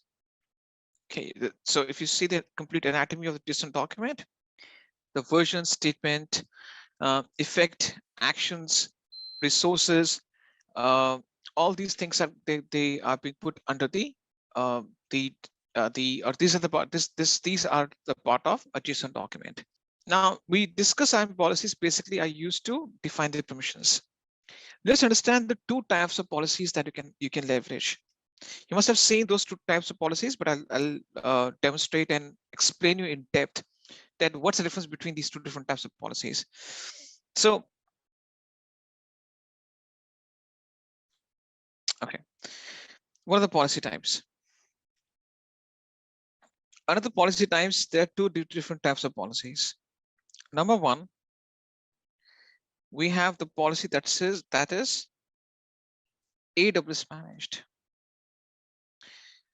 AWS managed is a policy type. The next one is customer managed. These are the two different types of policies that you can start leveraging. Now, what are the differences? The differences are that the first major difference is that the AWS managed is a default one. Default means that it is there for your use. You don't have to configure it. It's already being created for you. You start using it. Fine. The custom managed policy in this case is customized by AWS customer. Who said it is a customer? We are the customers. We are the customers, right? We use AWS for our deployment, so customized by AWS customers. So we can customize and create our own custom tailored policies. Second thing, so AWS managed is a default policy and custom managed is customized by AWS customers. Fine.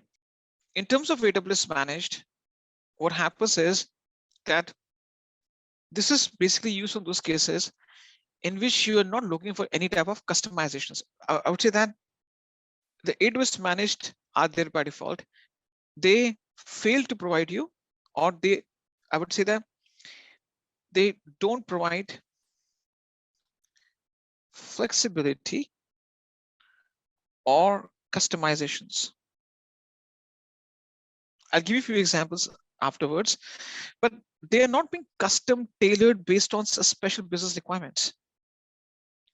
So it doesn't provide no flexibility or customizations. So it doesn't guarantee any type of flexibility and customization for you. And it's there, it's created, and you start using it. No flexibility, no customizations.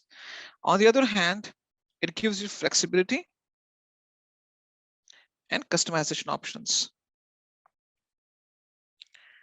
So in this case, what happens is there will be few scenarios where the AWS managed policy may not be suitable for you. Few situations. Of course, there are more than 800 AWS managed policies. You should be using them. But there could be few scenarios. I think there was some question put that question that, for example, I want to make sure that the user gets complete access to the EC2 dashboard, which I need to refrain that user from terminating the instance. Users should get complete access to EC2 apart from terminating the instances. Now that's a special requirement. That requirement cannot be alone fulfilled by AWS managed, because AWS managed policies are set. So in this case, you start using customer managed. Customer managed policies are the one that you can use based on your requirements or needs, which may change over the time. See, there are more than 1 million customers on AWS platform. It is kind of hard to customize the AWS managed policies for those more than 1 million customers, because businesses have some special needs, some special requirements which change over the time. So Amazon says we give you a bunch of, or more than 800 policies, which we think you're going to be using it a lot. But in few cases, when you think that you have to create your own policies, because you have to set up your own infrastructure, you may have some special needs and requirements that you should be taking care of, or should be working on them. So in that case, you create a custom managed policy. We give the tools to you to create a policy by yourself on your own. So in that case, you're going to be using the custom managed policy. Okay, so I give the example which Prashant has given. For example, let's suppose Amazon EC2 full access is what is this? This is a AWS managed policy. Full access means that user can even terminate the instance. But the problem is that I want that users should get full access except terminated instances. In that case, I need to create a custom managed policy saying that Amazon EC2 full access is given to the user except terminate instance. So in this case, I have to create a customized managed policy and apply it to my users or the groups. Fine. That's where the customization comes into play. Now let's take a scenario. I give you Google Drive links to share with you the documents. What is a Google Drive? A Google Drive is nothing but what is a Google Drive? A Google Drive is nothing but it's a online backup storage or online storage service. Google Drive, Dropbox, Microsoft OneDrive. What are these? These are the online backup options. Virtual storage, you can say that, right? Now, when I put something in the Google Drive, it's not necessary I have to put the same data on my hard disk, on my computer's local disk. I can have some documents on the cloud.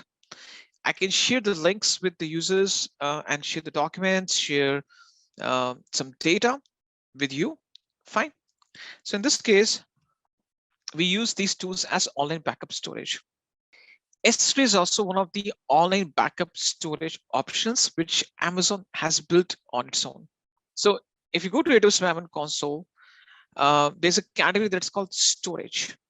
Telling you for the sake of understanding, there's an option called S3. S3 stands for Simple Storage Service. It's an online backup storage that you use for your businesses.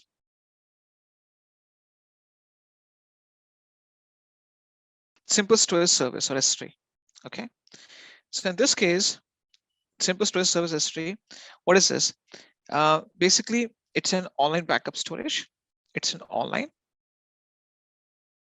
backup or storage service. Okay. And it helps you to put a lot of unlimited amount of data that can be accessed from anywhere on the web. So it allows you to put unlimited amount of data that can be accessed over the internet, right? So you can put untold quantities of data. There's no any limitation. You can put any amount of data that can be accessed over the internet. Okay, so it's an online backup storage service which Amazon gives to you. Now there are two building blocks of S3, two major building blocks. Number one, the number one building block is an S3 bucket. So for example, let's imagine this is an S3 bucket. All right, so what is this? This is an Amazon S3 bucket. Now, what is an Amazon S3 bucket? It's a fundamental container.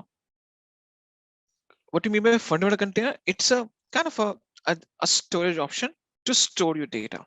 It is a fundamental container that can contain your data. Okay, so an S3 bucket is a kind of a container. The data that you put inside this bucket is called an object.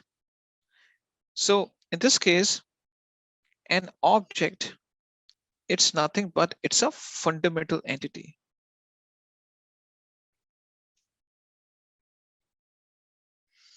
It's a fundamental entity. So in this case, object is a fundamental entity that you put inside the bucket. Now, an object is a simple file, right? For example, it can be a PDF. It can be a document. It can be a spreadsheet, a PPT, a PNG image. It can be a JPEG image. It can be, for example, an HTML file, a CSS file, a Python file, a Terraform file, JSON file, YAML file, AVI file, MP3, MP4, etc., etc.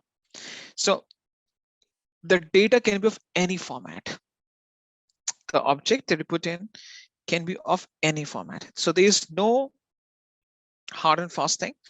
The data can be of any format, PDF, docx, xlsx, ppt, png, jpeg, html, css, python script, terraform file, whatever the format is, it does not matter. You can simply put a data or object inside a file inside a bucket, and you can store it. And you can store any amount of data inside it. Basically, the storage size is unlimited. AWS has not put any restrictions upon it. So this, I would say, the storage capability, it is kind of unlimited. The storage capacity is kind of unlimited. This one more thing. An account. If I'm talking about account, I'm talking about root account only. Can have maximum of up to 100 of these S3 buckets. This is the limitation. Fine. If I show you some policies on S3, we have used one of the policies that's called S3 read-only access, right? You used one policy that's called S3 read-only access. Let's imagine, let's go to policies. Let's take one example over there.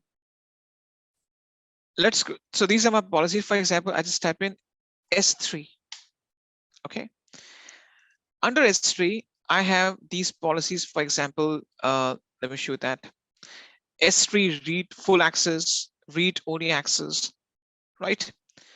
So these are the two main policies I have for the S3.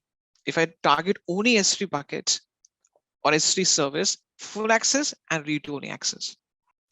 Full access will give complete access. User can put some data, take some data out. Read only means he can only read the data inside the bucket. He can't remove or put some data. Okay, S3 full access and S3 read only access. Okay, so what do you mean by that? I'll list down some actions under S3 full access and S3 read only access. Under Amazon S3 full access policy, these are the actions allowed. One is list action.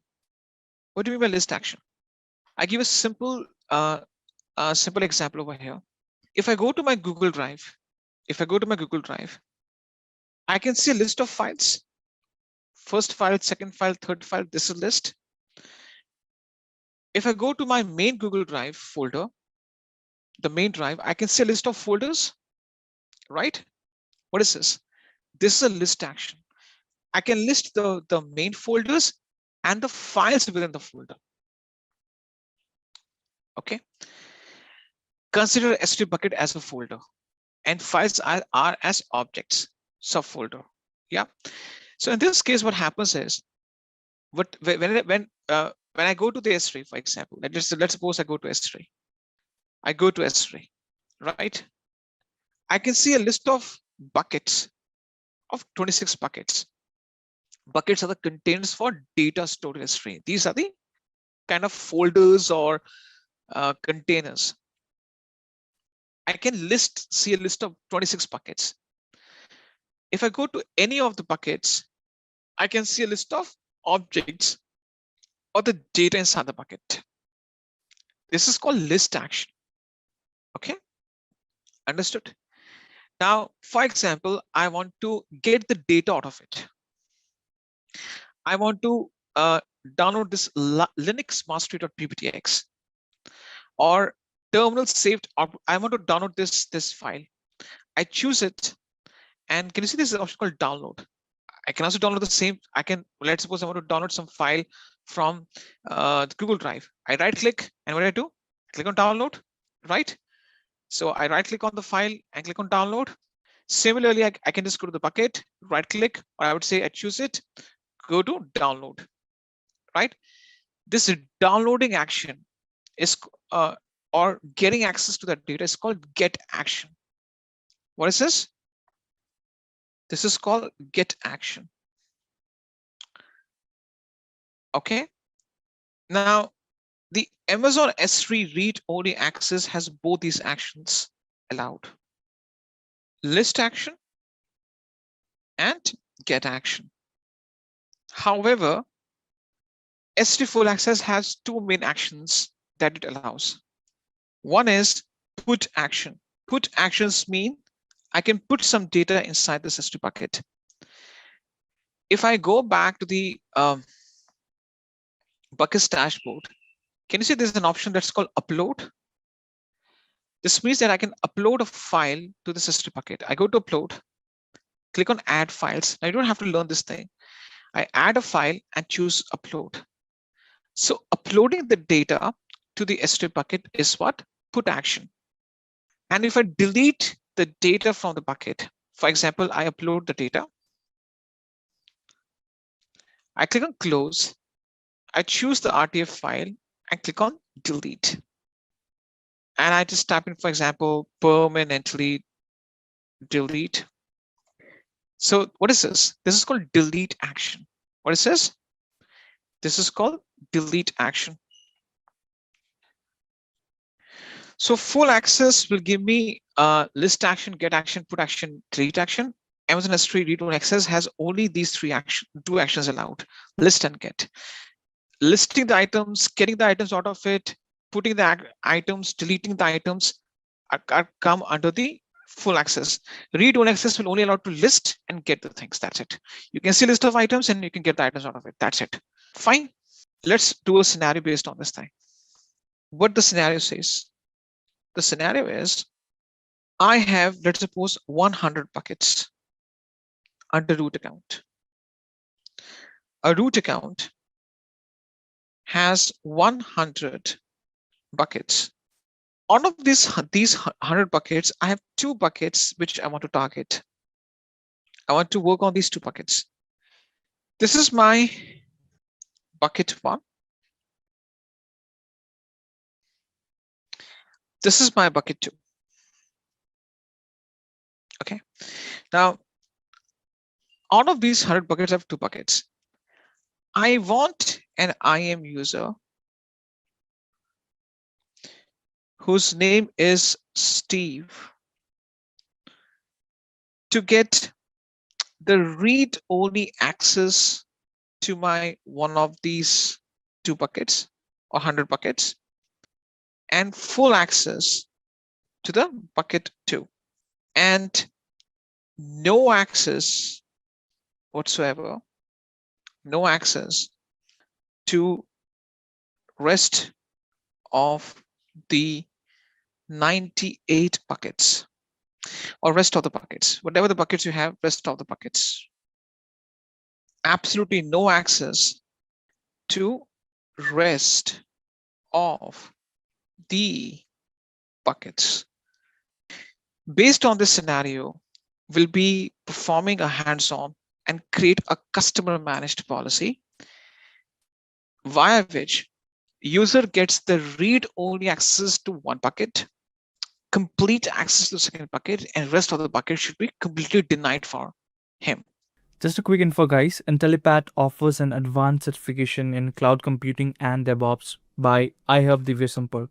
Through this course, you can learn all the important concepts of cloud computing, DevOps, AWS, Azure, Linux, and Python.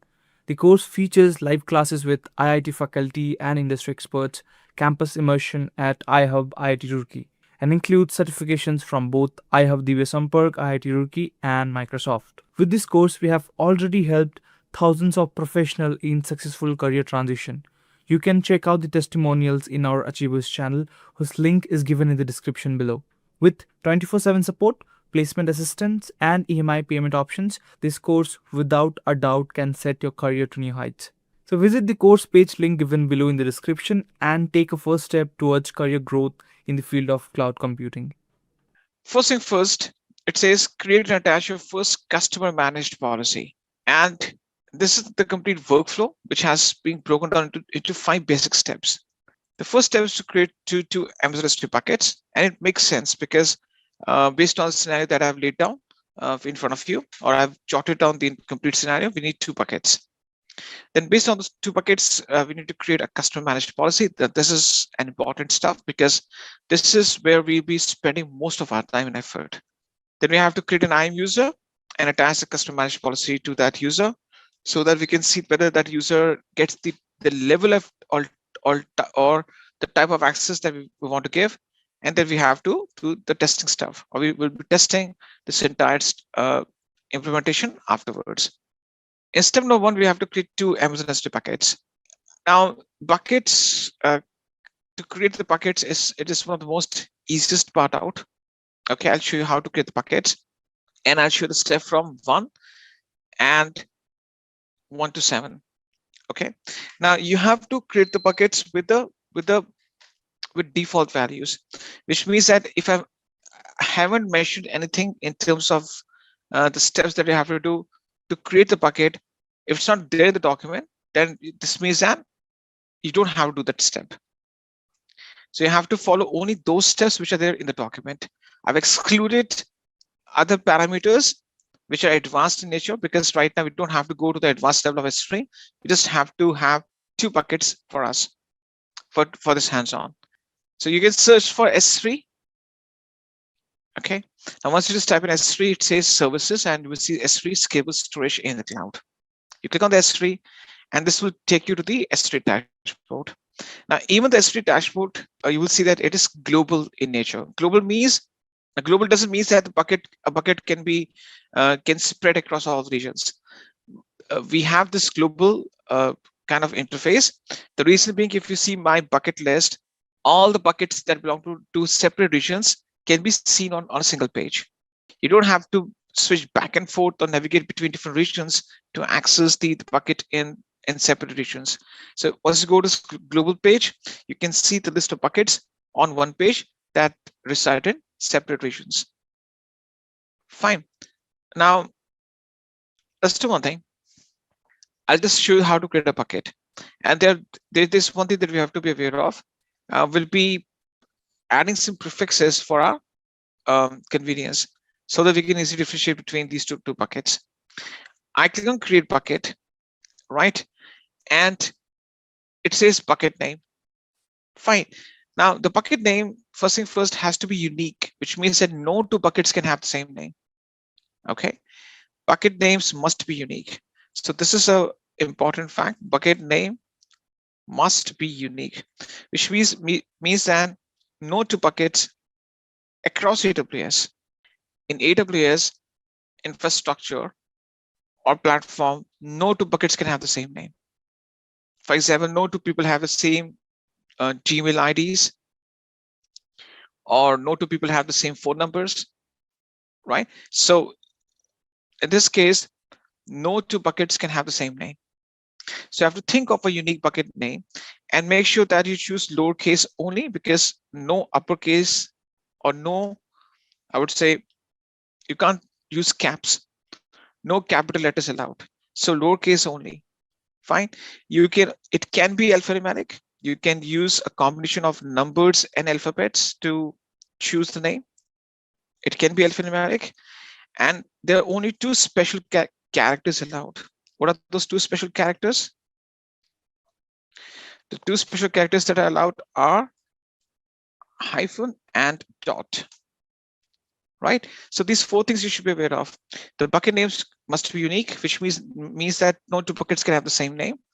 For example, if I just put the bucket name as test, right, and try to create a bucket, it will throw me an error message. Bucket with the same name already exists. Fine. Now you have to think of a unique bucket name. And what you can do is that you can just type in your, for example, your first name, and just type in, for example, just type in IAM policy, for example, IAM policy demo, right? And just to make sure that we'll add, because we create 2 buckets, we'll add 2 prefixes. I will add 1 prefix for, like, for example, ONE1 for the first bucket, or just type in first, FIRST, right? Because we'll add the prefix first for the first bucket and prefix second for the second bucket. Or you can just type in ONE1 or TW2 for the second bucket. It's all up to you. So for example, I put in Rohan hyphen IAM policy demo hyphen first. And the second bucket would be this one. For example, this would be my second bucket name. I'll not put it right now over here. So for example, I just put second for the second bucket, just for the sake of example I'm giving to you, right? So that's how you have to differentiate between these two different buckets, right?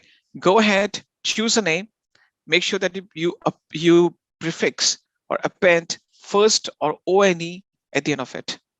Go ahead and do that. Now you can just copy this bucket name because we're going to be just pasting it for the second bucket name, but we'll just change the prefix of it. You can just copy it, right? I just right click and copy it, because the second bucket I'll be creating will have the same name, except I'll be putting second as a prefix for this bucket, for the second bucket. Please assign a bucket name. You can put your first name, right? Hyphen IAM policy demo hyphen first, because some people may struggle to choose a bucket name because bucket names are unique, and you may be trying to choose a bucket name which already exists. So for simplicity and to make sure that you don't face issues, put your first name hyphen IAM policy demo hyphen first. Okay, I'm just putting in, yeah, just go ahead and do that. Now, the buckets are contained inside a region. You should not be bothered about the region as of now, because we're not doing any advanced hands-on in which we have to contain ourselves in a specific region. But just an FYI, you can choose the region of your choice. Whichever region is selected, don't be bothered about it. You simply have to go at the bottom. There's an option that is create bucket. Click on that, and your bucket gets created. Those regions are disabled regions on your account. That's okay. Don't be bothered about it. Go ahead and click on create bucket. Go ahead and click on create bucket. Just tap in done once you're done. And this is what the bucket you have. So in my case, this is my first bucket created. Are we done with this? We need 2 buckets to get started. Based on these 2 buckets, we will be configuring the customer managed policy. We shall just perform this operation again. We click on create bucket at the top right hand corner. Fine. Now paste the same bucket name, but just remove first at the end and put second. That's it. If you put 1 for the first bucket before, just put in TW2 for the second bucket, so that you can differentiate between these 2 different buckets that you have. This will help us to easily differentiate between them. Fine. Of course, the bucket names are unique, just for the sake of convenience, just having the same bucket name, but we're just changing the prefixes. Once you put second for the second bucket, go straight to the bottom and click on create bucket. Please do that. Let me know once your buckets are being created. As you can see, I have 2 buckets. One has a prefix as first, and the second has a prefix of second. Prefix or suffix, whatever you want to say. So I've added first at the end of the first bucket name, and second at the end of the second bucket name. Done. Fulfill the first prerequisite, or I would say we have performed the steps till 7, right? So we have performed steps 1 to 7. Fine. Are we all done? We have the 2 buckets in front of us that we're going to be using, or we'll be using these as objects, or I would say these as the target points to create our policy. Okay, great. What's the next thing? Now, in the next step is that we have to start working on the policy configuration. Now, this is where I have to go very slow, because this is the very first time you are getting engaged in the process of creating a customer managed policy. The process is quite simple. It is just that once you perform this once or twice, you become aware of the entire process. So we'll just go with the second step. The second step is step number 2, create a customer managed policy, right? Now, what you have to do, all of you, what you have to do is that you can have this S3 dashboard opened up. don't close this page. Just type in IAM. Now you have to open an IAM tab. So what I can do is that just open IAM, right click, and you can just open that in a new tab. Because why I'm saying to open that in a new tab, because you have to copy and paste this S3 bucket name afterwards. It will be easier for you to do that. So I open IAM in a different tab, right? So I have S3 dashboard on the left-hand side. On one tab, it's opened up. On the second tab, I've opened IAM. So please go ahead, access the IAM dashboard. You can, for the convenience, try to open that on different page or a different tab. Please go ahead and do that. Just tap into once you're done with this. Now, once you go to the IAM dashboard, you're going to be looking for IAM resources. You have the policies. In this case, now I guess you must have 0 policy, 1, 2 policy. Basically, this shows me that the number of customer managed policies. I have right now 30 customer managed policies created. You may have 0, 1, 2, whatever number you have. That doesn't make any difference. Or you can just click on policies on the left-hand side. You click on either of these two options, you land to the same policies page. Okay. So once you land to the IAM dashboard, click on policies. Let me know once you're on the policies page. Just type in done once you're done with this. Policies page under IAM. Okay. I'm on the policies page right now. Now, what's a policy? It's an object in AWS that defines permissions. Fine. There are 2 types of policy that I've discussed with you. One policy is customer managed and the policy is AWS managed. We're going to create a customer managed policy based on the 2 buckets that we have created. I click on create policy at the top right hand corner. And this gives me a page in front of me. Let me know what's on this page. Just type in done. It says specify permissions, policy data. So click on create policy and you land to this page. Now it says select a service. This clearly demonstrates to you that you have to select a list of services: auto scaling, CloudFront, EC2, IAM, Lambda, RDS, S3, SNS. These are this is the combination of the services that you can see. Now you need to click on S3, right? Because the service that we would be working on, or the service for which this customer managed policy would be configured, is S3. So we are trying to create a customer managed policy for the S3 service. Fine. You have to click on S3. Click on S3, and then it takes you to the S3 configuration page. Click on S3. Let me know once you are on that page.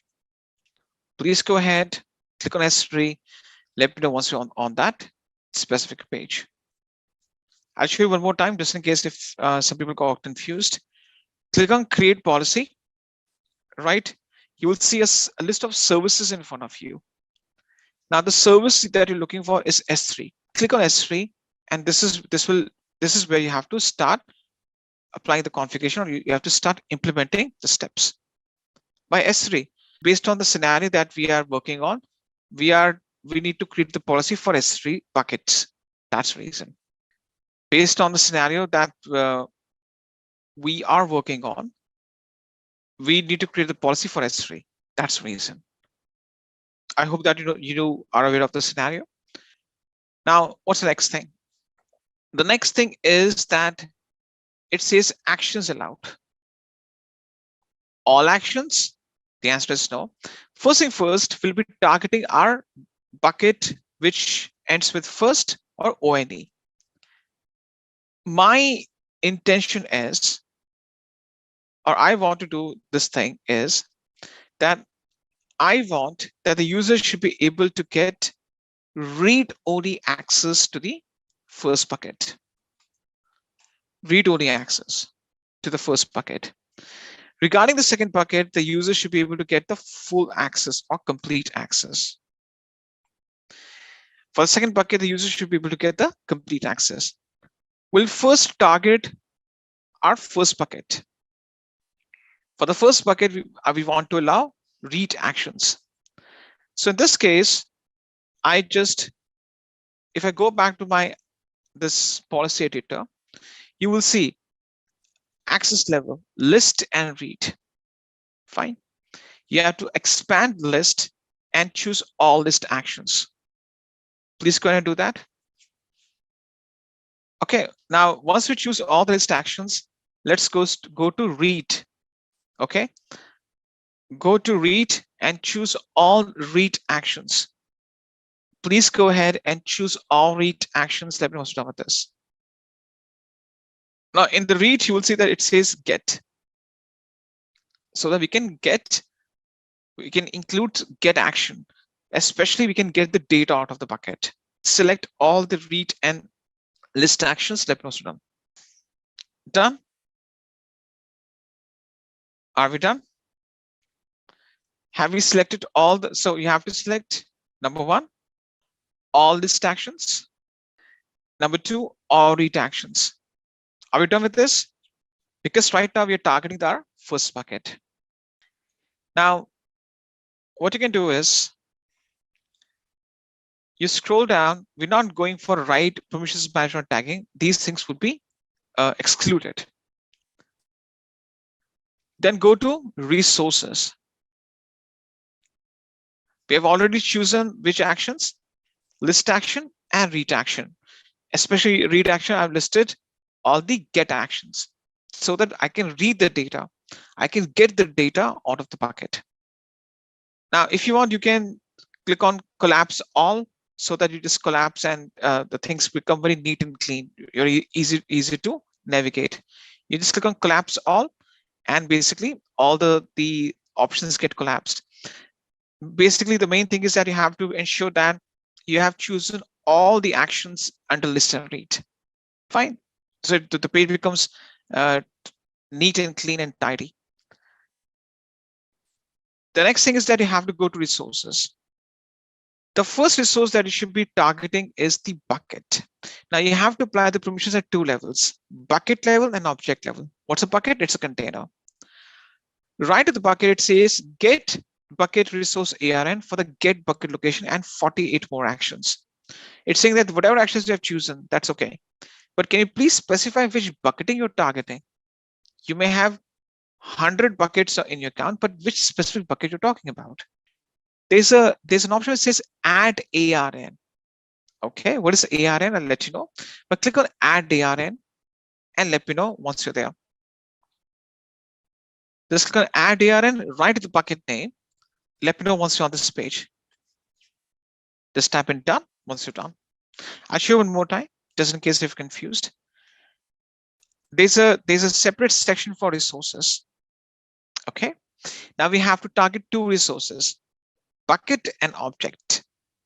Under bucket, it says specify bucket resource ARN for the get bucket location, and it says add ARN. I click on add ARN over here, and this is what I get, right?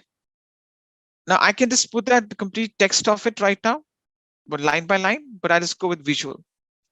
Let's suppose if I choose any bucket name, it says a star. What do you mean by star? You don't have to select it. I will be mentioning about bucket name. It means all the buckets. So if I by mistake choose star, this means that this policy I'm going to create right now applies to all the buckets, which is not the case, which is not applicable in our case. So you have to unselect it and you have to specify the exact bucket name. Okay, so go back to the bucket dashboard, copy the first bucket name as it is, and you're going to be pasting it. Automatically, the Amazon resource name of the bucket. Now, ARN is a special identifier for specific resources. The ARN of your bucket populates. So you have to copy and paste the first bucket name as it is in any bucket name list. Please go ahead and do that. So basically, it will automatically populate the ARN of your bucket. Fine. Now, once you have put your first bucket name, so ARN stands for Amazon resource name. It's a special identifier you give to a bucket, which Amazon gives to your buckets and some resources. Once you have done, what next? Click on add ARNs. Add ARNs. Can you see that? There's an option at the bottom right hand corner. The option is add ARNs. Go ahead and do that. Done. You will see that once you click on add ARNs, your first bucket ARN or Amazon resource name populates. Are we done with this? Right? So you've right now you've targeted your first bucket. You're saying that this read-only access I'm going to mention for the first bucket. Okay, what's next? You scroll down and now you have to target the objects. What's an object? It's a file or data that you put inside the bucket. So once you scroll down, the last item it shows in the list, and this entire list is object. It says add ARN to restrict access. Go ahead and click on add ARN right to the object name. And this is what you'll get. Click on add ARN right to the object name. Let me know once you're on this page. I'll show you one more time. You have the object as the item last in the list. You have to click on add ARN right to the object name. Okay, click on add ARN. Fine. Once you're on this page, you have to again copy and paste the first bucket name. Please do that. What's the next thing? Under the resource object name, choose any object name. So what do you mean by that? This means that this policy applies to all the objects in my first bucket. You have to, again, you're saying that I want to apply this thing to all the objects. What does the star stands for, or this file kind of notation means? All the objects. In this case, the previous step targeted the specific bucket. The second step targets the objects inside the bucket. So the previous step targets the buckets that I want to list down. Once I mention the bucket name, now it asks me that which object inside the bucket comes under this policy. Okay, so when you apply the permissions to restrict access, you have to apply the permissions at the bucket level first, and then to the object level. Because maybe you have some objects that you want to restrict, and other need to be taken out from the restriction. Fine. Have we done with have we done this thing? You have to mention the copy and paste the bucket name, first bucket name, and under resource object name, you have to choose a check, or you have to check any object name, which means that all objects in my first bucket will be included, or the policy that I'm going to create right now would be applicable to all the objects under the first bucket. Are we done with this? So this means that any data, any folder, any file inside this bucket would come under this policy. So this policy I'm going to create right now will apply to all the objects which I'll be putting inside my first bucket. Are we done with this? Okay. Go ahead and click on add ARNs. Add ARNs. And you will see that this under the object, it shows you a single line where it shows that this is the bucket name / us a wildcard notation, which is asterisk. This means that now this policy is applicable to all the objects or folders inside this bucket. Done. So to reiterate what we have done, we chose list and read actions, all the list and get read actions over here. And then what we did, those list and read actions will be applicable to the bucket which ends with first. And inside the bucket, it is applicable to all its objects. So the list and get actions or read actions is applicable to my first bucket and all the object that it may contain. Okay, we're clear about this thing. What's next?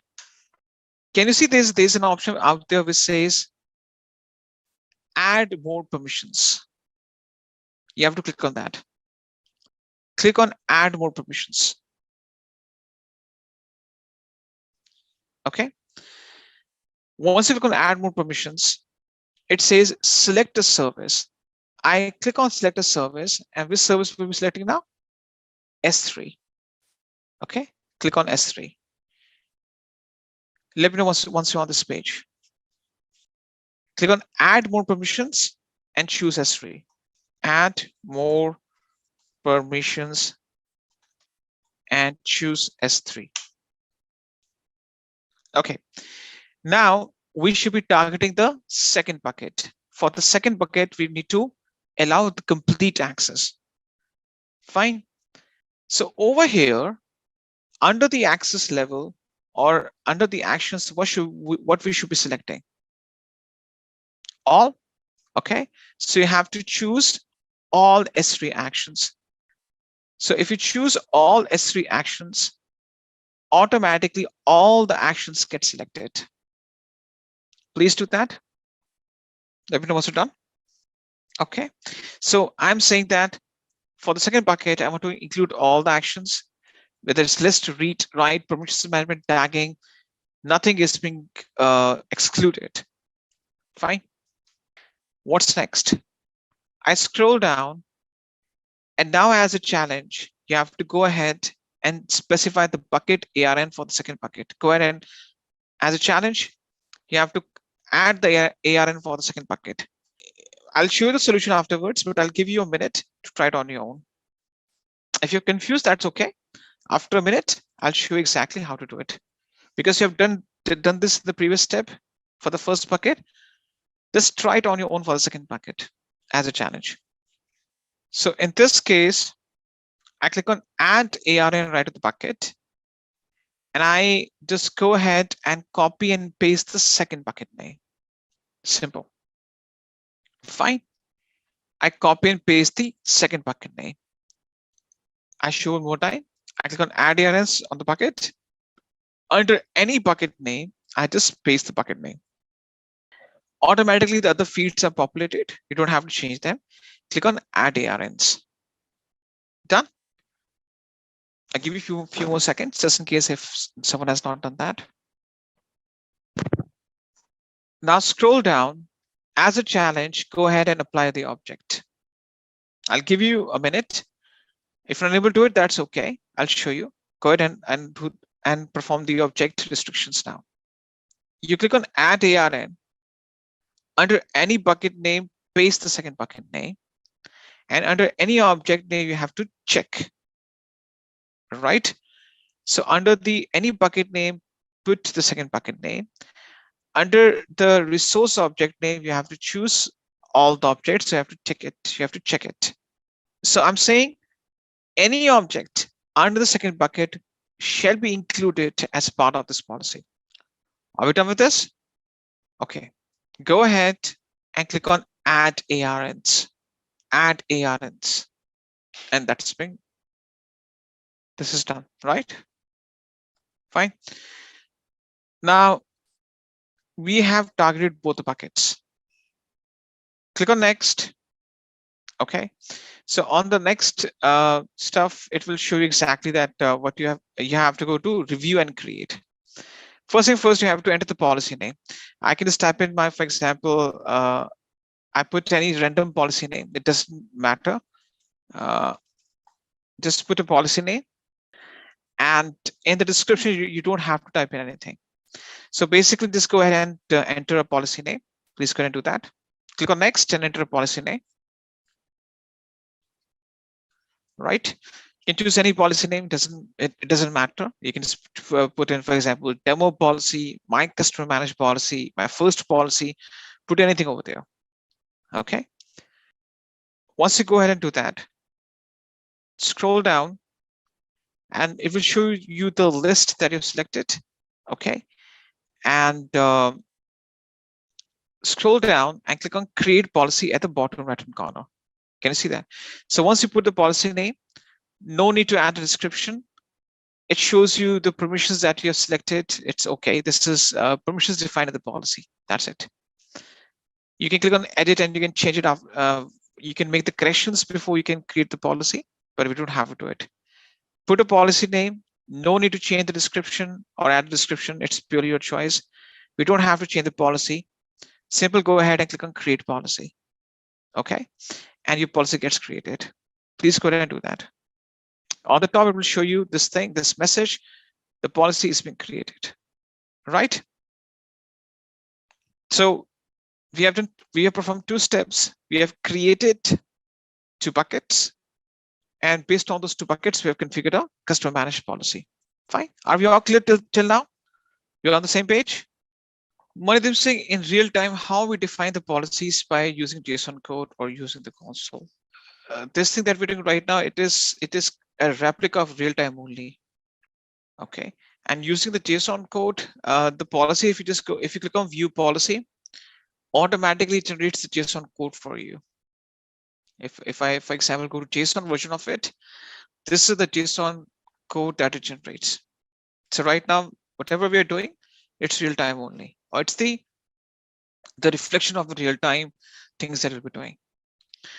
So if you just go to the JSON, click on the policy, click on JSON on the right side of it, the policy data that you have used, it automatically generated the JSON policy. Okay, so guys, what's the next thing we are going to do?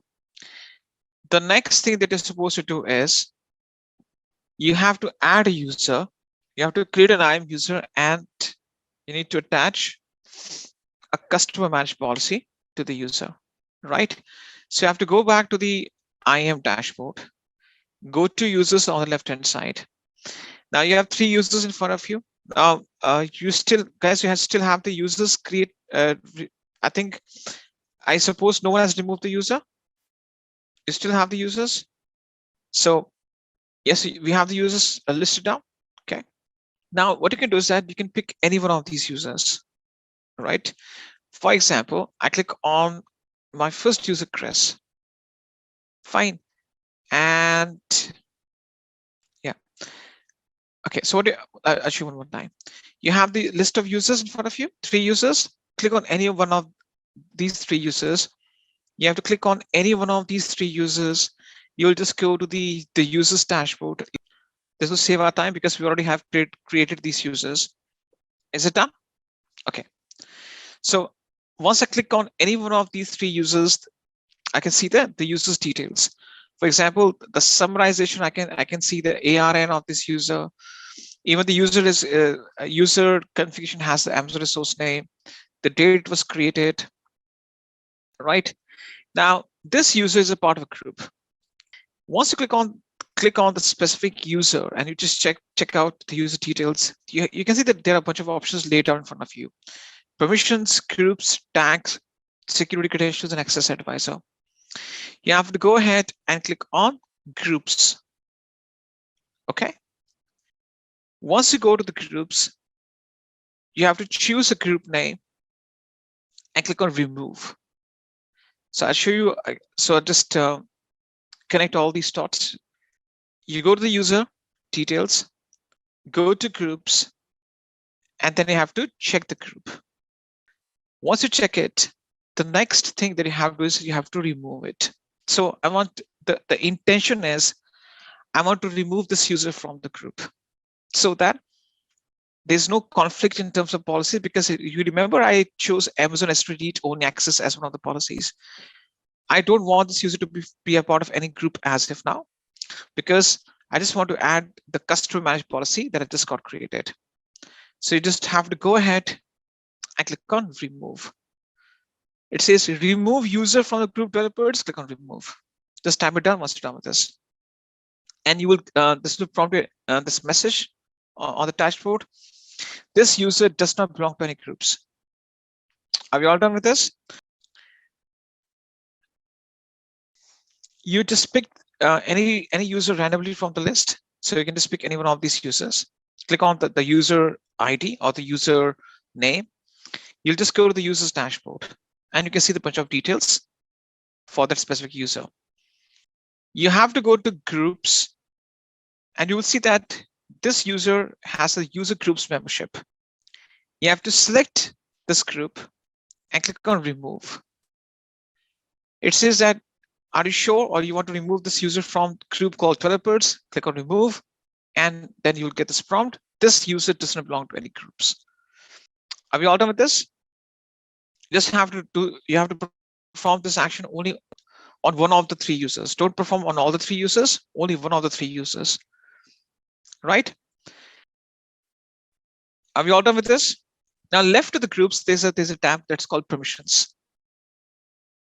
You have to go to permissions, and then there's an option on the right hand side which says add permissions. So you have to go to permissions on the left hand side of the groups, and within permissions, just on the right hand side, there's an option that's called add permissions. Once you go to add permissions, now what you have to next is that you have to go to add permissions, and there's something called add permissions. Add permissions and create inline policy. Click on add permissions. Okay. Once you go to add permissions, the option on the right hand side is, it says attach policies directly. Okay, you have to click on that option, attach policies directly. Basically, it's we are saying that we don't have to add the user to a group. We are going to attach the policies directly. Please go ahead and do that. Okay. Now, once you go to attach policies directly, it says all types. Okay. So what it says, types. So in the types, you have to choose customer managed. Can you see that? Once you go to attach policy, in the all types, you can see it says customer managed. You have to select it. Please go ahead and do that. Okay. Once you choose customer managed, you'll be able to see the policy that you created. You have to select it. So you have to choose customer managed, and you have to select. So once you choose add permissions, you choose attach the policies directly. In the type, you choose customer managed, and automatically the policy that you created will show up. Please go ahead and do that. Done. Okay. So what we have done is that we have removed the user from the group, so that there's no conflict in terms of policies, because in that policy in that group, we gave the read-only access. So we want to make sure that there's no conflict in terms of policies. We remove the user from the group, and they're trying to add this customer managed policy, right? So what's next? You have to click on next. So it shows you that this is your username, Chris. Fine. And this is the permission you're going to add to it. Now you need to go ahead and click on add permissions, and the permissions will be added.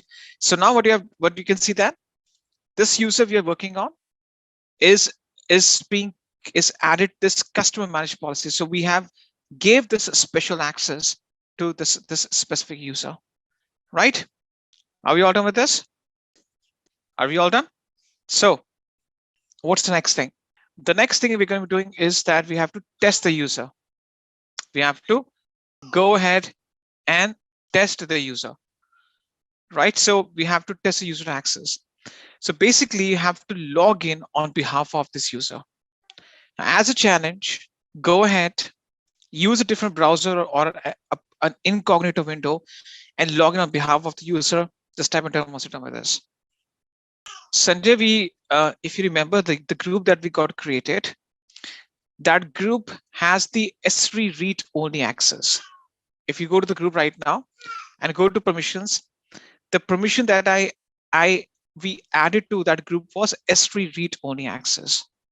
Okay, so to avoid, I would say to make sure that there's no conflict, because we created a special policy for the S3 buckets, and this gives S3 read-only access to all the buckets. To avoid the conflict, to make sure that there's no issues out there, that's why. Because sometimes, see, generally what happens is that when you apply the permissions at the user level and at the group level, the user level permissions get high priority. This means that technically this should be null and voided, this one. Okay, so the user permissions gets high priority, just to make sure that sometimes we're not sure whether the user is a part of group or not, just to make sure that we don't make the users a part of any group. To test it, we have removed that.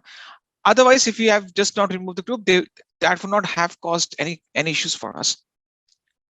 Okay, Now, guys, as a challenge, you have to go ahead and you have to log in on behalf of this user.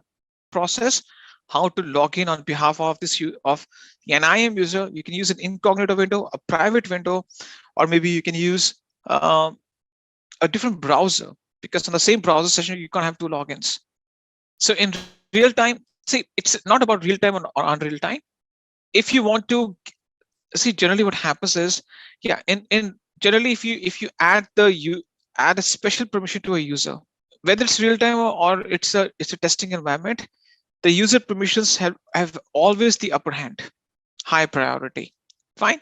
So it all depends whether you want to make the user the part of a group or not. But yes, you can go with any one of those two approaches. Either you remove the user from the group itself if you don't want to add those permissions, or you add the permissions above it. Both these two approaches will work. Okay.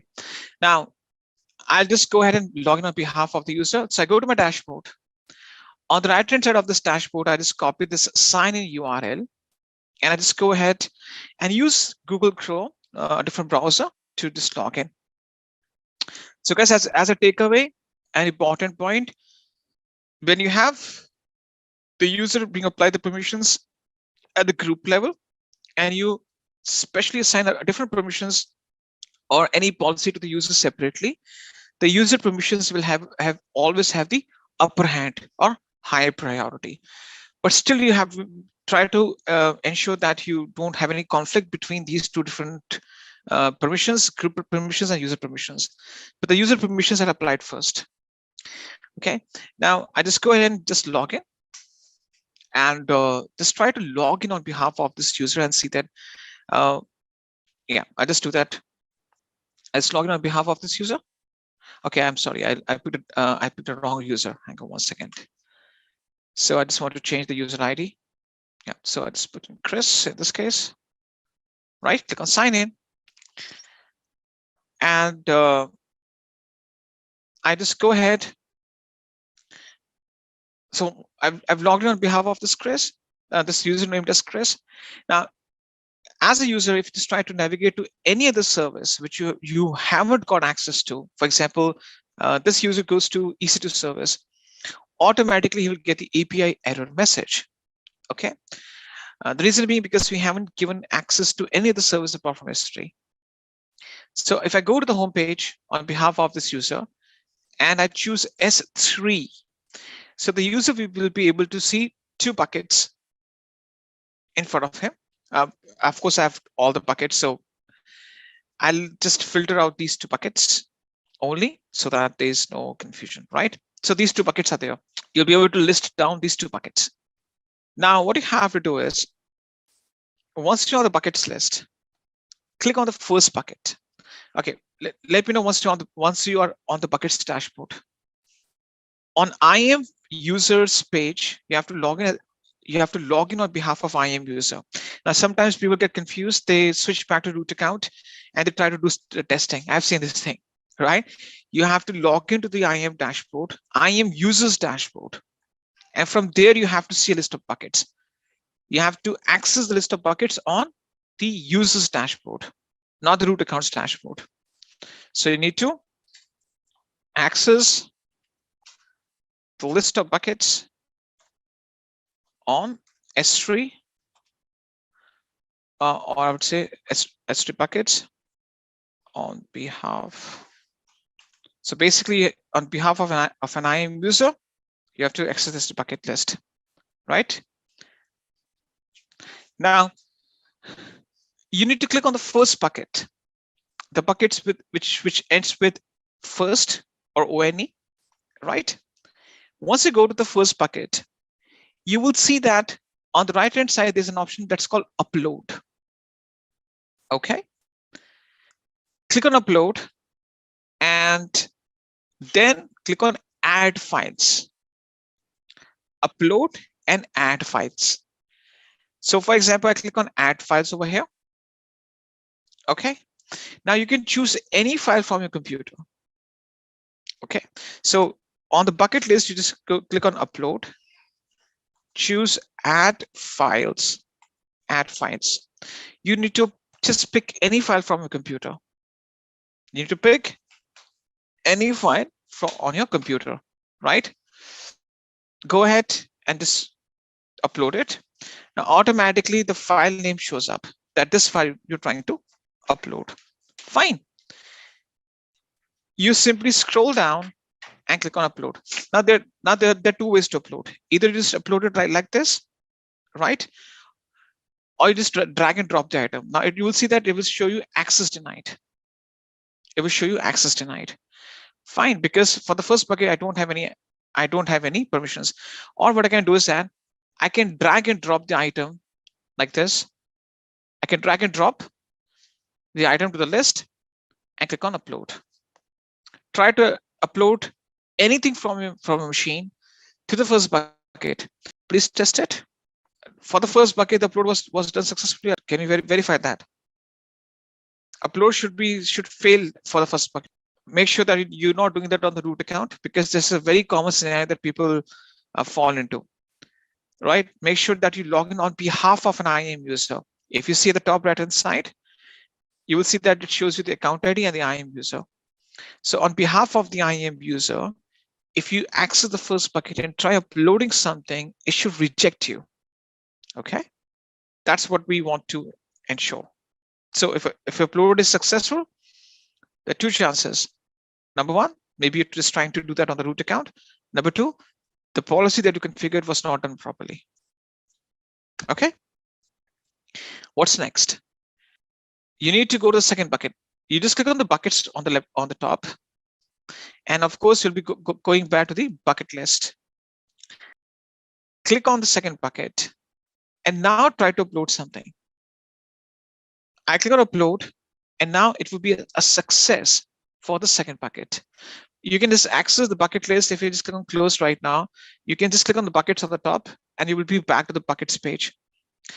So for the second bucket, I was trying, when I tried to upload this simple file, this small file to the bucket, it was a success. Because based on the policy, the user have no access in terms of deleting, or I would say putting something inside the first bucket. But for the second bucket, the user has complete access. Right now, just to test it further, you can just click on delete. Right, and if you just try to delete the item or the object from the second bucket, it should be successful. Just try to delete the same object from, just type in permanently delete and click on delete objects. You should be able to delete your object or data from the bucket itself. Okay, so overall, on behalf of this user, you logged in, you try to upload something to the first bucket, you got that, which was expected. You try to perform the same operation for the second bucket, and it went with success. And you were also able to successfully delete the same object that you uploaded before. So this puts our policy into test. We saw its effectiveness, that how we configure the policy and how it can come into effect. Okay, let's discuss the concept of IAM roles. Why exactly we need roles? Because see, the thing is that users, groups, roles, and policies, these are different components of IAM. Purpose of users, groups, and policies. But what is the usage of roles? To perform confined permissions. Okay, perform confined permissions. All right.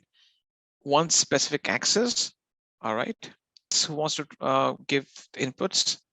See, roles are used for temporary access. That's a good thing. That's what I was looking for, temporary access. But I elaborate this temporary access to ensure that you understand exactly what you mean by temporary access. But that's a good point. We want to give access for specific tasks only. Okay. So we need roles. Let me just elaborate what the roles are, and I'll discuss with you two benefits of roles. It's because see, the roles can be used for, now for example, included one answer, temporary access. Basically, the thing is that roles uses something called security token services, which give you temporary access for a specified duration. I'll come to that. And in AWS, we use rules for multiple reasons, but there are two main reasons that we're going to be using rules for. I'll elaborate those two different reasons, give you some examples, and based on one of the examples, we'll do some hands-on so that you clearly understand the relevance of roles. Okay. Roles are required in those cases when you need to engage two resources together and have them communicate to each other. See, right now, or let me just give you one example. We discussed IAM users, right? Who are the IAM users? IAM users are the people. They are the human beings. They are the IT people, the IT and software guys who will be interacting with resources like instances, S3 buckets, right? They will be interacting with resources like S3 buckets, EC2 instances, load balancers, auto scaling. They will do the deployments on daily basis. They will provision those resources, configure them, terminate them when they're not required. So we as the users, we interact with these different services, right? For example, we discussed the concept, we focused on the scenario of an IAM user. As an IAM user, for example, Steve needs to communicate with two buckets. And based on this customized policy, he should get read-only access to bucket 1 and complete access to bucket 2. Right. So as an IAM user, it was his responsibility to communicate with these resources and perform his daily job. And based on whatever permissions I've assigned to him, he will get that access and he can perform those actions. So over here, there's an IAM user who is trying to interact with the AWS resources, which includes my buckets. Okay. Now, what I say that now I don't want to use this user in this case. Okay, user. Okay, let's suppose user is there. Let's imagine user is there. I also want the buckets to communicate.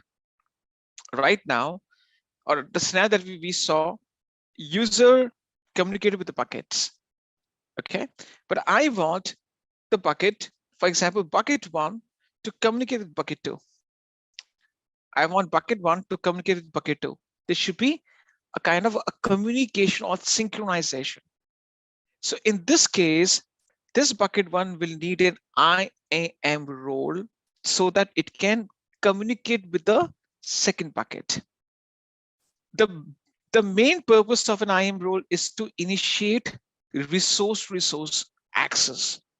If one bucket wants to communicate with another bucket, if instance wants to communicate with the bucket, this means that in this case, there's no human being involved, right? So in this case, we use the concept of IAM role, right? So the purpose of the IAM role, I'll just list down the functions. I'll give you some examples. Try to understand those examples. And the best part about the IAM roles is that when you start configuring the resources, the roles are configured automatically. Okay, you don't have to create them at every single point of time. But of course, from the exam point of view, from the certification point of view, from the interview point of view, from enhancing your knowledge perspective, it is important that you understand its relevance. Okay, let's understand the concept of IAM role. Okay, so the purpose of the IAM rules, there are two main reasons why we use the rules. One is that it facilitates resource interaction. It facilitates resource interaction. If resource means, for example, the resources or the services that we use in AWS, S3 buckets, load balancers, auto scaling groups, database instances, EC2 instances, whatever the services we are using, these are resources only, right? It facilitates resource interaction. Second thing is that it is also used something called for cross-account access. Now, this is out of the scope of the course, right? But I'll give you the example of it. I'll give the, we'll discuss, we'll do the hands-on. We'll just do the hands-on. on this one, right? This is out of scope of the, because this is very advanced topic, but I'll give the example of it. We'll not do the hands-on on this one. We'll do the hands-on on the first use case. So I'll give the examples of both of them. Let's come to the first main point. It facilitates resource interaction. So this is a scenario that you need to understand, that how it provides resource to resource interaction. Let's try to understand this. Resource interaction means that in AWS, when there are two resources that need to communicate for any reason, maybe it is synchronization, passing on the data, maybe, for example, giving access to a service to stop another service, or send the logs for that service, or maybe, for example, have that service config changed automatically by the service. In this case, we call it as resource to resource interaction. I'll give you one example over here. The example is, let's imagine I have these end users. These are my customers. These customers, they upload their images. These customers, they upload their images to a web application. For example, you have deployed a Python web application, right, on an EC2 instance. Fine. So the users upload their images to the Python app running upon the instance, and the instance is trying to push those images and store them inside an S3 bucket. Now, we already discussed what an S3 bucket is. An S3 bucket is nothing but it is a fundamental container. It's an online backup service which can contain your data, right? So this is, for example, my Amazon. Okay, now I want the instance to put those images to be stored inside this bucket. Okay, so users are trying to upload some images. You must have seen, whenever you try to access a PPT or PDF on Intellipaat website, they are being extracted from the bucket only. Okay, so generally what happens is that the companies, they store the content in these buckets, right? So as a user, you're just uploading some images. For example, you're trying to interact with a social media platform like Instagram or Facebook, something like that, and those images are being stored inside the bucket. Now, for this type of it, so over here there are two resources which are interacting. Okay, and if this has to get the images out of it, download the images, then also the instance needs access. So over here there are two resources communicating. Which are the two resources? This one and this one. All right, now instance is trying to communicate with the bucket so that it has the ability to put or get the images out of it. It has the ability to put or get the images out of it. For this reason, I have to create an IAM role, right? Attach a policy to it. For example, the policy is Amazon S3 full access, right? I attach a policy to it, to the instance. So I attach a policy, I just link the policy like we link the policy with the users and groups. Similarly, a link or attach a policy with the role, and then attach this role with the instance, to the instance. So once I attach a role with a policy which gives complete access to the S3 buckets, the instance will have the complete access to put or get the images from S3 buckets. So over here, who is getting permissions? Is this a user? No, it is the instance which is getting the permissions. If there's no instance over here, if there's a user, then I could have created an IAM user in this case, right? Because there's no user involved, there's no human being involved or a person involved. This instance is a resource which wants to communicate with another resource, with a nested bucket. For this type of interaction or communication or access, the instance need permissions. And for that, I create a role, attach a policy to it, and then link this role to the instance so that the instance has those permissions to apply some actions or do some actions towards a bucket. Okay, I'll give you another example. Let's imagine this is my bucket in North Virginia. This is my main bucket. Okay, I want that whatever data is being put inside this main bucket, it's being synchronized, or it is replicated, duplicated in a different bucket, which may be in a different region. For example, for the backup purpose, to make my data more redundant, I have another bucket in Mumbai. Okay, I want that the entire data gets synchronized and replicated from main bucket, and this is my secondary bucket. This is my backup bucket. This is only for the backup purpose, backup, or this is a secondary bucket for me. So I want to make sure that I have a copy of the data synced and saved in Mumbai as well. In that case, this main bucket needs to be attached an IAM role. If I don't attach an IAM role to it, I can't have its data synchronized to the second bucket. So in order for my main bucket to sync its data or synchronize its data to the second bucket, to another bucket in a different region, this main bucket also needs certain access. Fine. So what is the moral of the story? What's the crux of this entire conversation?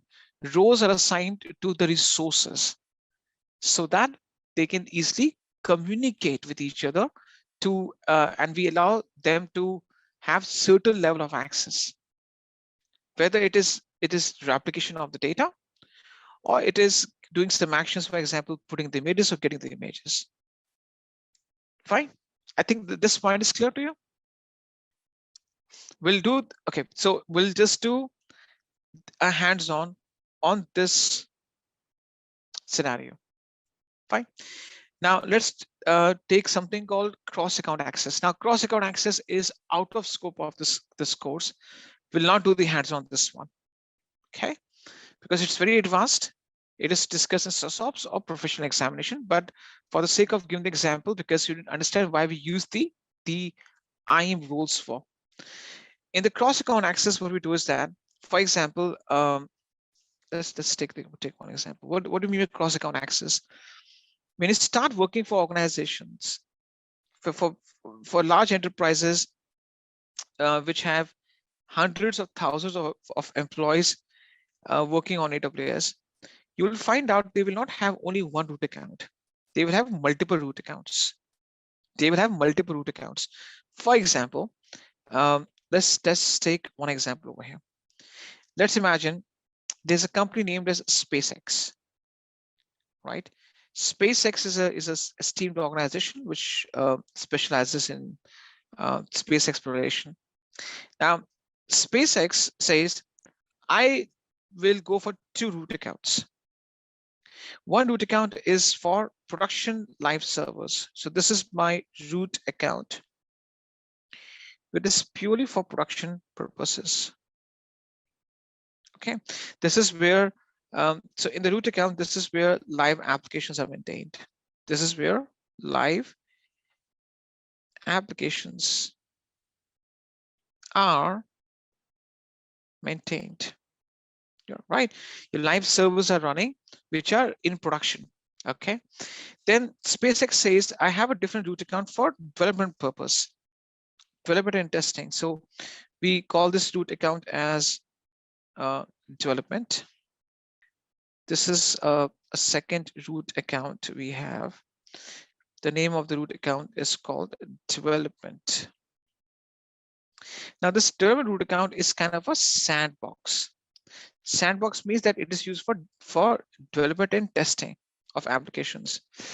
Used for development and testing, right? So for development and testing of new applications, new services, new software releases, it's used. Fine. So SpaceX as an organization has divided its I would say it has adopted a strategy where one root account is for production, where live servers are running, and root account for development is only for development purpose and testing purpose. Right now, under the production, so let me just divide this thing so that there's no confusion. Under the production account, I have a bucket, an Amazon S3 bucket. Now this S3 bucket is used as a code repository. Code repository means that this is where I would say that my application's code is updated, right? So it consists of source bundles or packages, HTML files, CSS files, and if I want to update my application, I need to update my code repository, right? So it's kind of a GitHub or where my my software packages are maintained. I have an IAM user over here under the developer account. So for example, this is an IAM user, right? And this IAM user is my software developer. His name is Steve. I want Steve to get access to this bucket so that he can update the applications, update the code, push the new changes to it. Now, the problem is that this is not allowed by itself. Even though these two accounts are belong to the same organization, which is SpaceX, but these are two different root accounts. From AWS perspective, these are different entities. These are completely different entities. From the Amazon's perspective, these are different accounts, even though they belong to the same organization. That's okay. So this is not allowed by default, right? One root account cannot be straight away start accessing the other root account resources. So in this case, what needs to be done? In this case, there's an IAM role needs to be created. There's an IAM role needs to be created, right? And this person, Steve, would be using this role. Basically, there's a special action which we call it as switch role.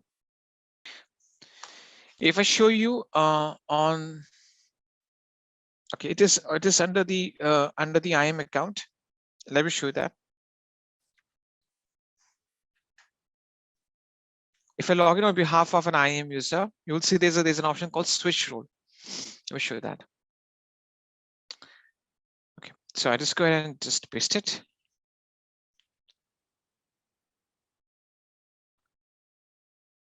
Okay, I'm just trying to log in on behalf of an IAM user.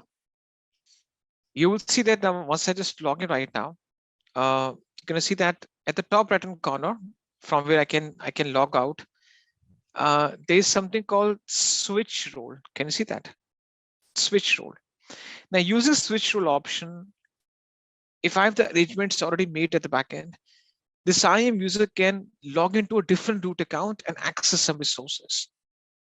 Switch role. Okay, so using this special option that's called switch role, the IAM user will be using this IAM role and then will get access to the S3 bucket. Fine. This IAM role will have some policies with, for example, will have policy signed. For example, the policy is Amazon S3 full access. Okay, and this IAM user will use switch role action, use this role, and hence get access to the S3 packet. Fine. So in order to enable the cross-account access, you also need the roles. So there are two main reasons why we use the role.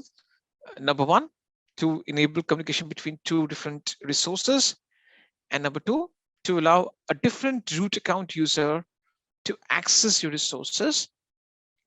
And because this is cross account access, in this case, the roles are needed, and a special option is use switch role, based on which the IAM user can access your resources based on what you have, what access you've given to, what access you've attached to that role. So the external user, because this IAM user is an external user now, it's not my account user. That external user can access your resources based upon the role that you've set in for that person to use. What are the policies attached to that role? So if I was attached the policy which is Amazon S3 full access, then the external user should be able to get full access to S3 buckets. Okay. Any questions you have?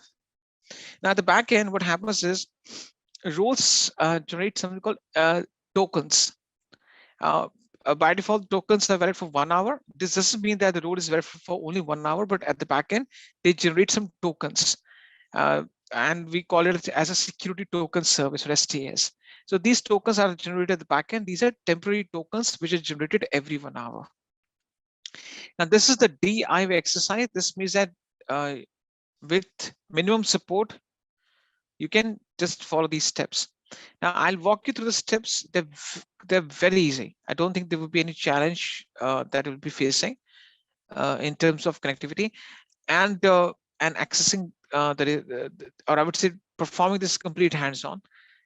And also you'll understand the CLI part of AWS.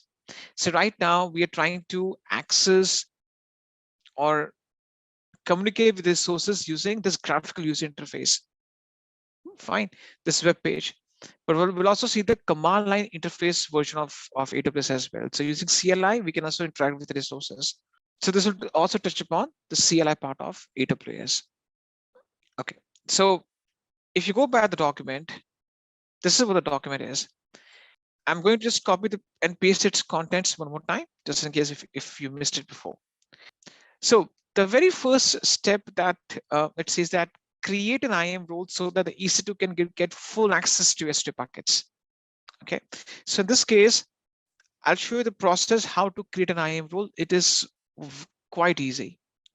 I'll be a bit slow in terms of showing you this step, and you have to follow along with me. So as I show you and explain you have to do the steps at the same time. Okay, because you don't have the screenshot space document to follow along. Now I create these DIY exercise so that you're being pushed to perform the steps by yourself without the help of any document. Okay, because ultimately you have to start executing these steps without any help or with least help. So in this case, you have to understand that how you need to navigate to different services and start applying those different concepts that are important. All right. Now, having said that, I just go back to my browser, and you have to go to the IAM first, right? So you have to navigate to IAM. Now, this page we have accessed multiple times before. You have to go to IAM, and under IAM, you have to search for roles. Now, if you just go and just look for it, you can easily find it out.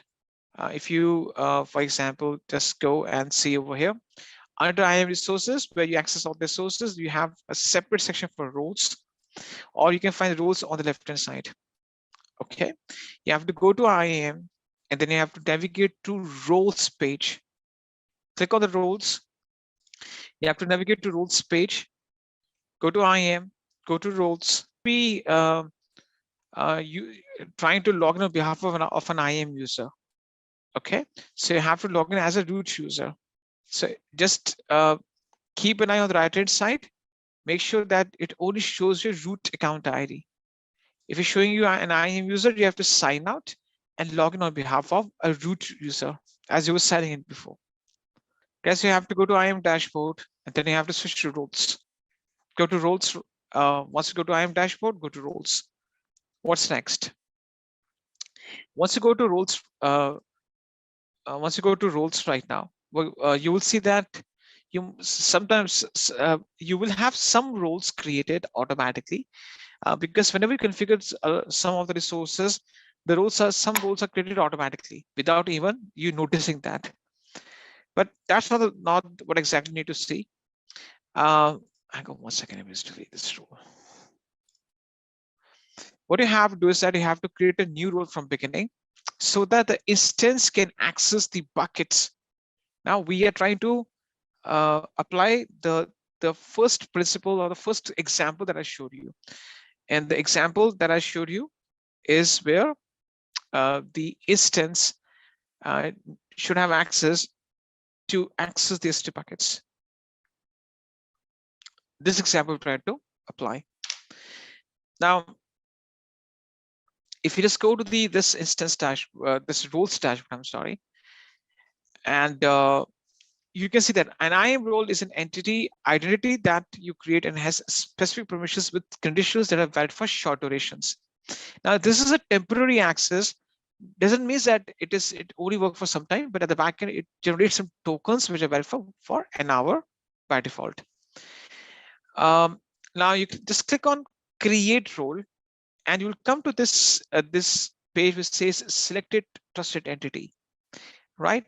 Make sure that you choose AWS service, which is selected by default. Okay, because we are trying to have the services or resources communicate. And under the use case, you have to make sure that you select EC2, this one. Okay, so go ahead, click on create role.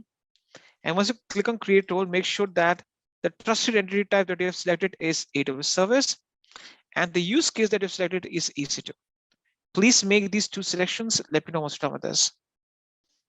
Now, this role is created so that the EC2 instances can have access towards the S3 buckets. Please perform these two. Please make these two selections. Let me know what's wrong with this. Done. We're done with this. So we have selected the trusted entity type as AWS service, and the use case that we're selecting is the EC2. So because we want this role to be created for the EC2 service, so that the instances can access these two buckets.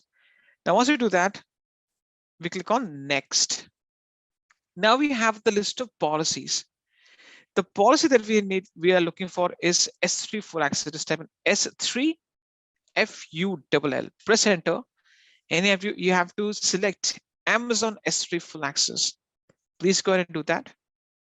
So to this role that we're going to create right now, the policy that we need to select is Amazon S3 full access. Please make the selection.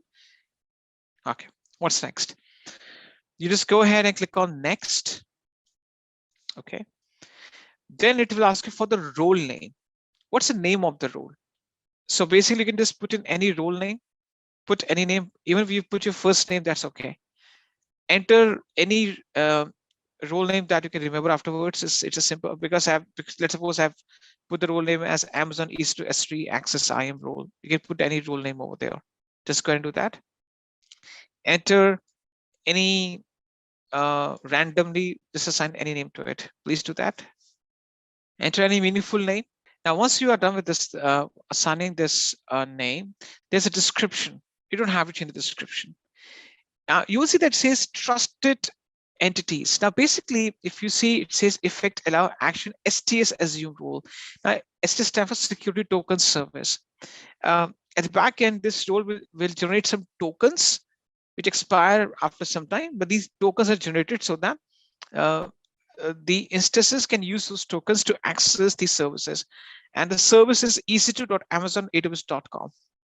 So it will generate this. It will use the concept of security token service, or STS, to generate some temporary credentials or tokens for my EC2 service. And if I scroll down, it says that what is the policy that attached to this role? Amazon S3 full access that we selected in the previous step. You don't have to change any one of these entities. On this page, the main thing that you have to change is assign the role name. Don't change the description.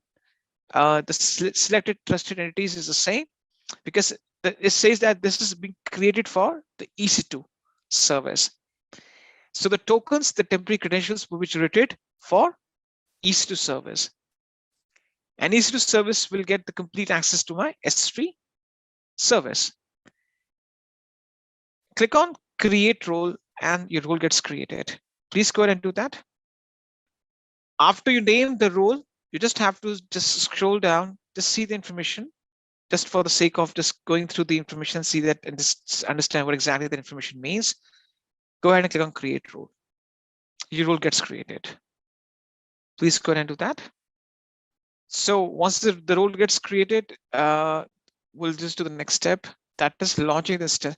So this role has to apply to the instance at the time of launching the instance. Okay, this role will not automatically apply to all the instances. When you deploy the instance, you have to explicitly, exclusively apply that role to it. In the next step,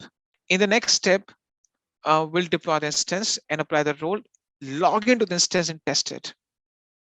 So the next step is that we have to launch an instance with all the basic settings. And the only thing that we have to do is that we have to include the advanced details, which is the IAM instance profile, which is an IAM role. Okay.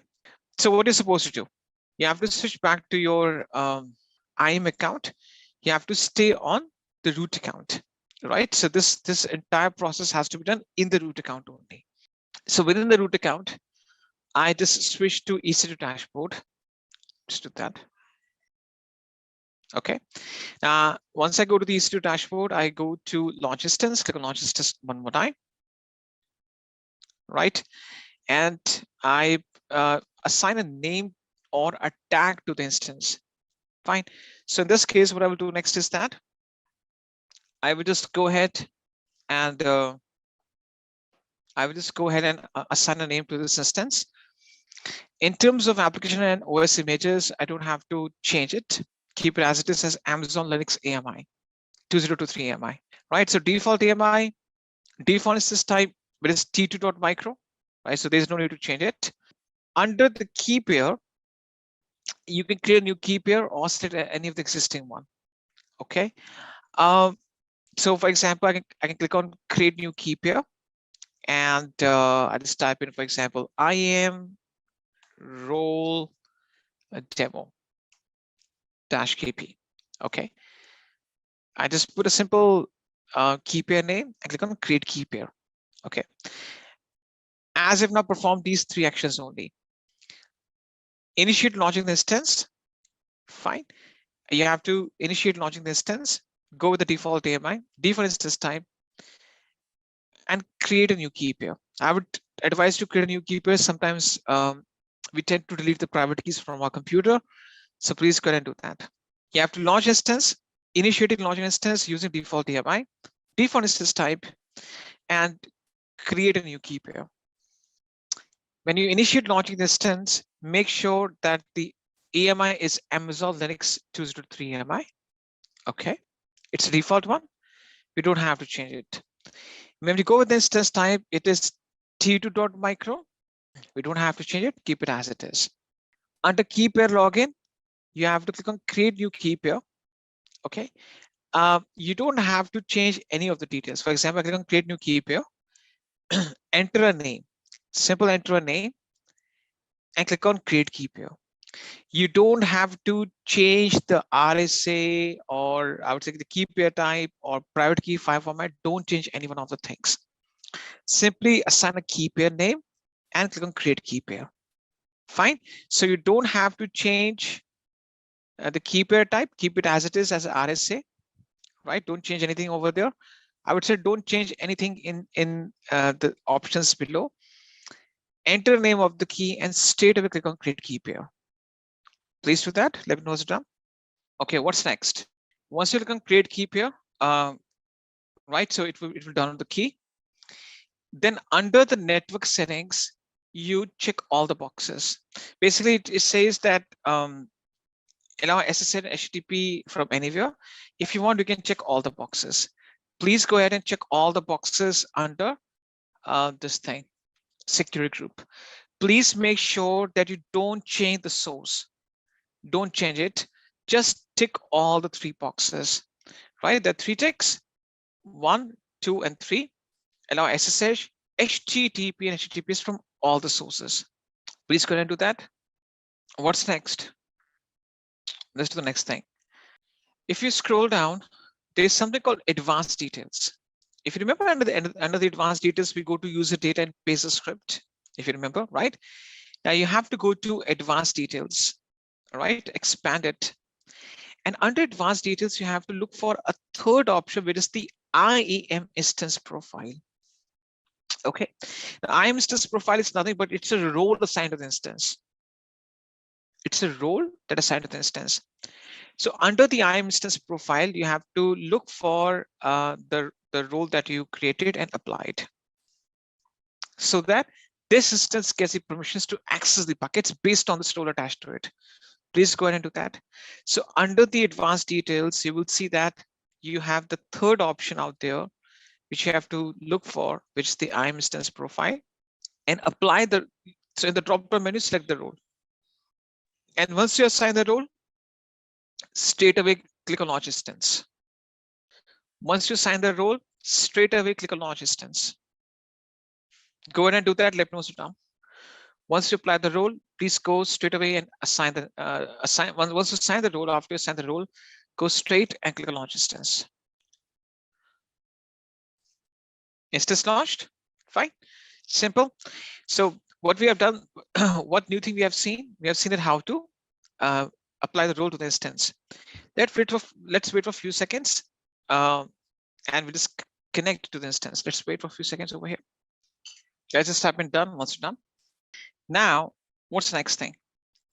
The next thing is that you have to connect to the instance via SSH. So over here, if I take you back to this thing, it says that step number 3, connect to the instance via SSH. You have to connect to the instance. Now, how you go about doing that? You select the instance as it is, right? You go ahead and make a selection, right? So basically, this is the browser-based shell prompt that we use. We can use PuTTY as well if you are comfortable using PuTTY. You can use terminal as well if you're comfortable using terminal. So in this case, we'll be using the browser-based shell prompt. We have to select the instance. There's a check mark, select the instance. On the top, there's an option that's called connect. Click on connect, and you will see that it says EC2 Instances connect to EC2 Instances connect, right? You have to straight away click on connect over here, and we'll be invoking the browser-based shell prompt to connect to the instance. Please go ahead and connect to the instance. Step notes done. Okay, connected. All right. What's next? The next thing that you're supposed to do is you need to run the following command to list the buckets. I'm sorry. Run the following. Okay. What's the next thing? The next thing is that you have to run this command to list the bucket. See, the thing is that we have used the Amazon Linux AMI as an AMI to deploy the instance. This Amazon Linux AMI already has the CLI package installed. CLI stands for command line interface. Now you can run the commands from the instance to list your buckets. Now, these commands start from AWS. Then give a space. Then you type the name of the service, which is S3. Give a space. And what action you want to perform? I'll just type in LS. LS stands for listing. AWS S3 LS. This will show me a list of buckets in my account. Press enter, and you'll be seeing a list of buckets. Please go ahead and do that. Run the command to list buckets right now. So once you log into your instances shell prompt, or you log into the instance by SSH, just type in AWS space S3 space LS. Press enter.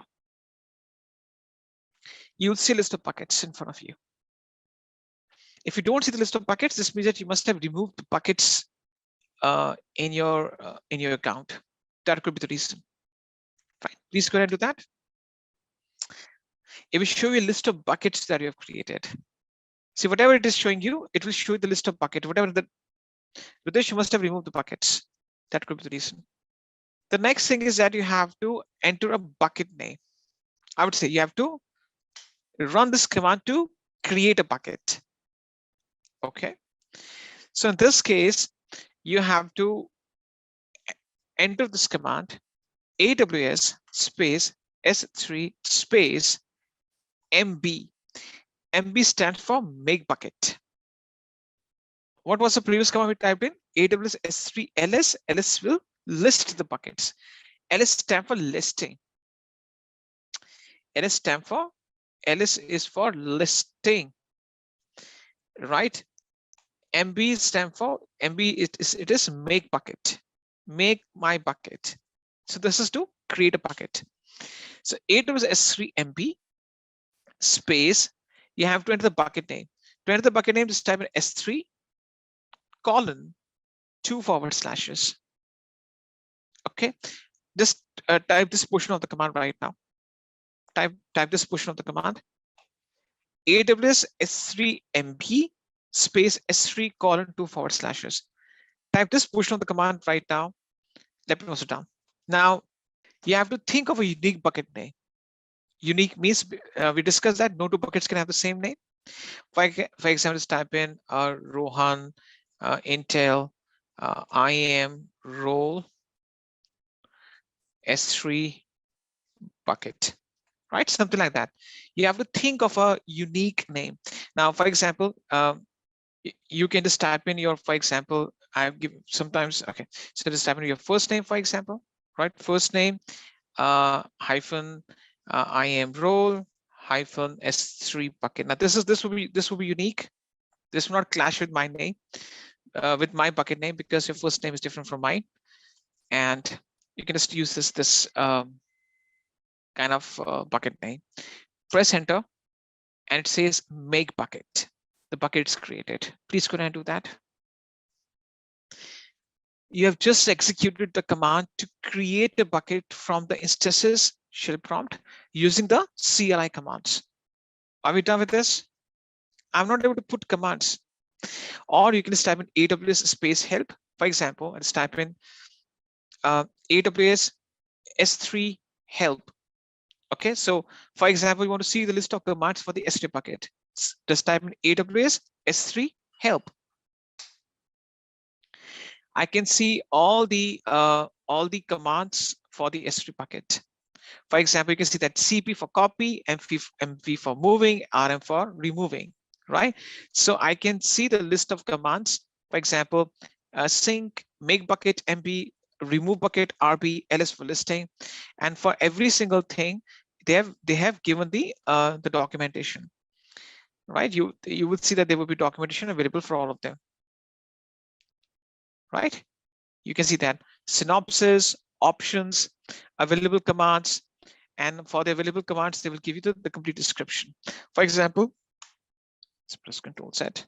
For example, AWS S3 LS, or let's suppose MB help. So I can see exactly that what this MB means.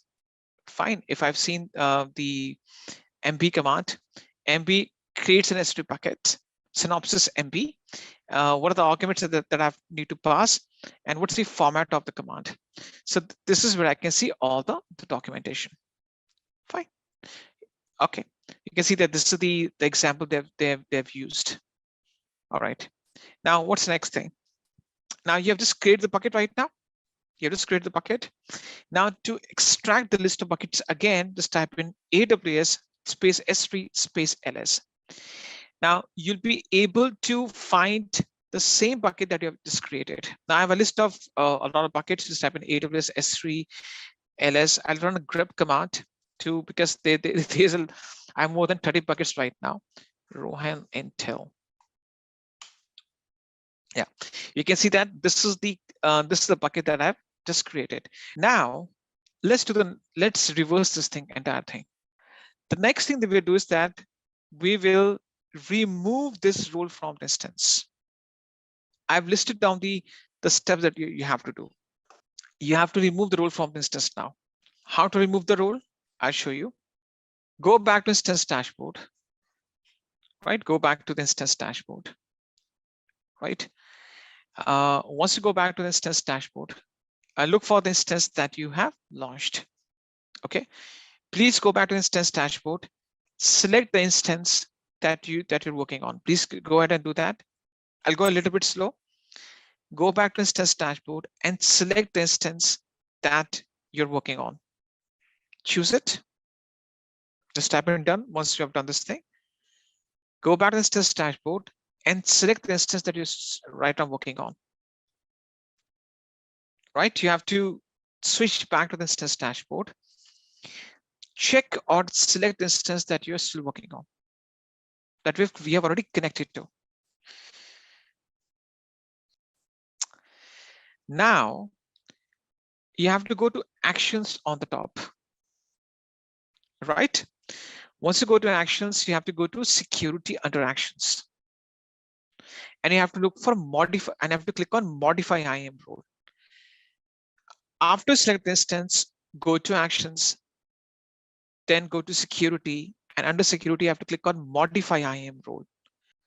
Select the instance, actions, security, modify IAM role. Now once you click on modify IAM role, right, it will show you the role. You have to choose no IAM role and click, right, choose no IAM role, click on update IAM role, and this confirm detach and press detach. I've already listed down the steps. You have to detach it. Choose no IAM role, choose update and detach. Just type it done once you've done this thing. Yeah, okay. Basically, once you go to actions, security, modify IAM role, and you choose no IAM role, click on update. Right. So basically, there's an you have to type in detach in the box. Once you click on detach, then the detach becomes enabled. Let me show that one more time. I choose it, go to actions, security, modify IAM role, choose no IAM role, and click on update. Now detach is disabled. It says to confirm detachment, enter detach in the field. Just type in detach. Once it is typed in detach, the detach option gets highlighted, and I click on detach. Okay.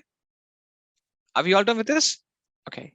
Now, as a challenge, you have to go back to the shell prompt and try listing the buckets now. As a challenge, if you're already connected to the browser-based shell prompt, that's okay. Or you can reconnect and try listing the buckets and let me know what you're getting in return now. You have to go back to the shell prompt or reconnect to the instance. Go ahead and try listing the buckets. Basically, the thing is that when you remove the role from the instance has lost the ability or the credentials or the authority or the access to access S3 buckets. When the instance has a role attached to it, it has all the privileges. You were able to, from the instance shell prompt, you were able to create the buckets, make the buckets, I would say list the buckets. But once you remove the role, after you remove the role, the instance has lost the access. It has lost the privilege. Now, if you want to test it further, if you connect the role again, the instance will be able to perform the same actions. But the moral of the story is, the crux of the entire conversation is that once the role is removed, the instance loses access, right? So the role is used in this case so that the instance has the privilege or the authority to access the buckets. But once you remove that role from the instance loses the access. Is this clear to you now? Fine. Now, if you want to test it further, for example, if you want, now this is optional, I'm not pressing you to do it. If you go to the same option and attach the role again, right? If you go to the same option and you and you try to attach the role again, for example, I go to my instances, select it, select the instance, actions, security, modify IAM role. I choose the same IAM role, click on update, right? I have this updated right now. Now I list the buckets. It's working now. Once you attach the role, you get the same access back. Yes, that's what's kept under security. Fine, that's it. There's only one thing we left out is multi-factor authentication. What do you mean by multi-factor authentication? What exactly it's meant by, what do you mean by that? And what's the purpose of it? Why we use the multi-factor authentication as one of the methods to authenticate. Now, you must have seen this thing that nowadays we are going towards two-factor authentication. What do you mean by two-factor authentication? Whenever you make any banking transactions or you sign into any of your accounts, you know you're being presented with an OTP and one-time password. So that one-time password ensures that even if you, for example, you have signed into any of your applications, or you just trying to make any banking transaction by going to a banking website, or to complete a transaction, you have to punch in the OTP, right? One-time password. So why you have to why this two-factor authentication is becoming very popular, or it's very ubiquitous? The reason being because it enhances security. It becomes nowadays, because of the sophisticated tools and a lot of things that are going on, it becomes, your passwords can be very easily compromised, right? Passwords can be compromised, user identity passwords can be stolen, can be compromised. But OTP is a kind of thing which cannot be guessed beforehand, because any OTP that's generated, it's valid for a few minutes. And if you sign into the same application again, let's suppose after 24 hours, you have to make use of a new OTP, right? So the one-time password, apart from putting in the ID and password to make any online transactions, banking transactions, or log into any of your accounts, ensure that you have the double the amount of security that you have. Now, this OTP type of authentication has been used in businesses from past more than a decade. If you remember, I'm not sure if you have seen this thing. There's something called Gemalto key fob, or RSA key. This is a key that you must have seen that some businesses still use, even though it is now kind of becoming obsolete. These are the keys that people carry with them, especially the people who work in IT and software departments or teams. These are the cards or keys that are given to them. Secure ID key. These are the keys that are given to them, right? So now again, they are kind of becoming obsolete now. They're not being used so much with the advent of advanced technologies. So these keys we were used to use before. The cards, these keys and cards used to generate a pin every 30 seconds. And we used to use these pins generated by these keys or these secure ID cards, so that every time we sign in to our business applications, we use a new pin. It's kind of OTP. These secure ID cards or these keys used to generate the pins every 30 seconds. So if we're working for banking clients or for security applications, these keys were used. This key is called Gemalto key fob. The technical, I would say that the exact, we call it as RSA key for the sake of convenience, but it's called Gemalto key fob. So this Gemalto key fob is a secure ID token which generates a pin every 30 seconds, so that you can sign in security to your application, right? Now, AWS has given you the same type of capability. You can buy these tokens and you can link it with your IAM accounts or root accounts. I think the cost of one unit is $15 to $20. And what happens is that either you can buy these keys and link with your accounts. So what do you mean by buying these keys and linking with the account? The reason, or I would say, what I want to say is that whenever you want to log into any of your account, whether it's a root account or it's an IAM account, IAM user account, you can sync these keys with your sign-ins. So every time you sign in by punching in your user ID and password, you also have to put in the PIN generated by these keys. Okay. Amazon has come up with another option for you. Apart from using these keys, which is still the viable option and our available option, you can also make use of your smartphones or any of your mobile devices, your iPads, your tablets. your smartphones, install the app upon them, and those apps can generate these keys randomly every 30 seconds, right? That concept is called multi-factor authentication, or MFA. Okay, for example, let me show you a simple setup. I just go to IAM right now, and I just go to the users list, right? I have 3 users, Chris, Steve. Now, to enable the IAM, it's a one-time procedure. One thing, yeah. So we have authenticator apps like Microsoft Authenticator, Duo, Google Authenticator.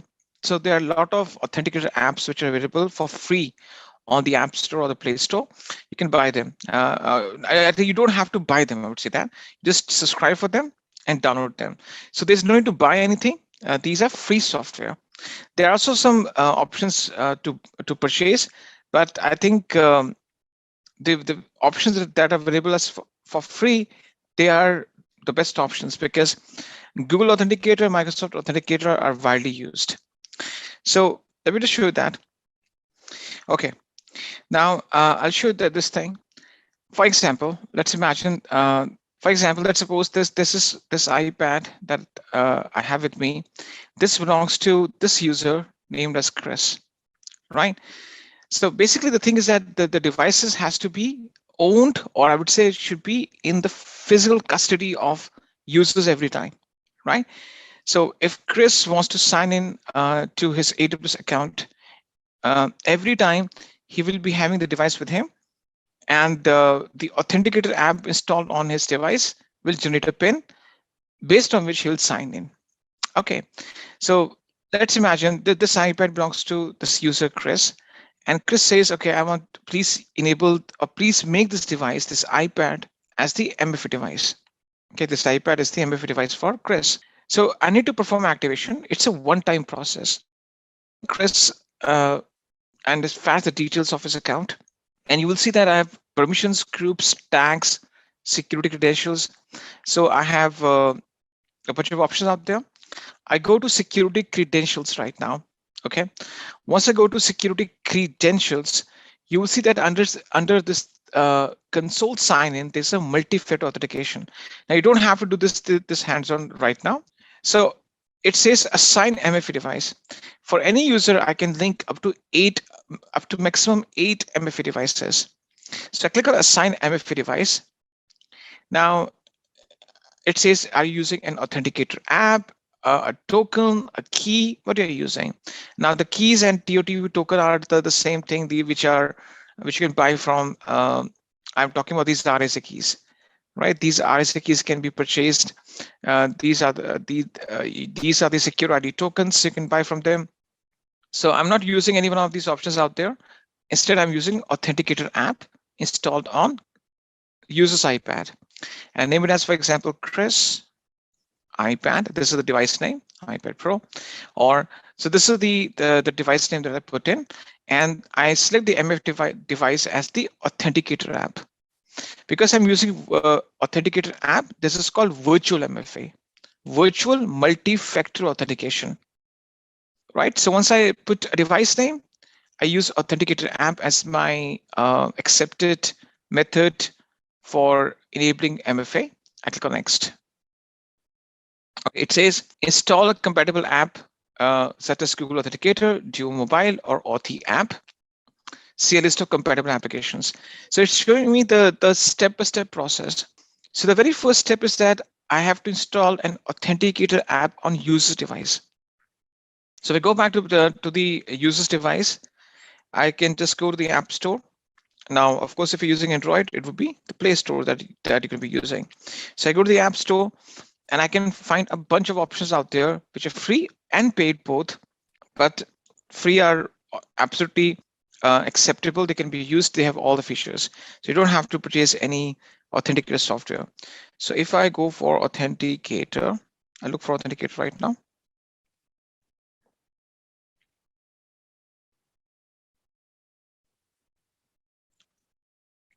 Yeah, so you can see that we have Microsoft Authenticator on the right-hand side. This one. This is also free of cost, widely used.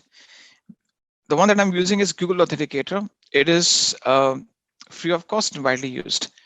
So you can use any one of these two options. You have also Authenticator app, this one as well. This is also, I've seen people use them a lot to authenticate with some other applications. But for business point of view, Microsoft Authenticator and Google Authenticator are used a lot. So personally, I'm using Google Authenticator. So imagine that this device belongs to a user. I installed Google Authenticator app upon this device, and it says add code. I click on add code. Now I'll be clicking on the first option which says scan a QR code, right? So which QR code is it's asking to scan? I go to the second option and click on show QR code. So using the device's camera, I should be scanning this QR code. So just go, I click on this scan QR code. It opens my camera. I just go ahead and scan this code, right? Now, once I scan this this QR code, it automatically detects that this account belongs to this user, Chris. You can see that, right? So it says Amazon Web Services, Chris iPad @ root account ID.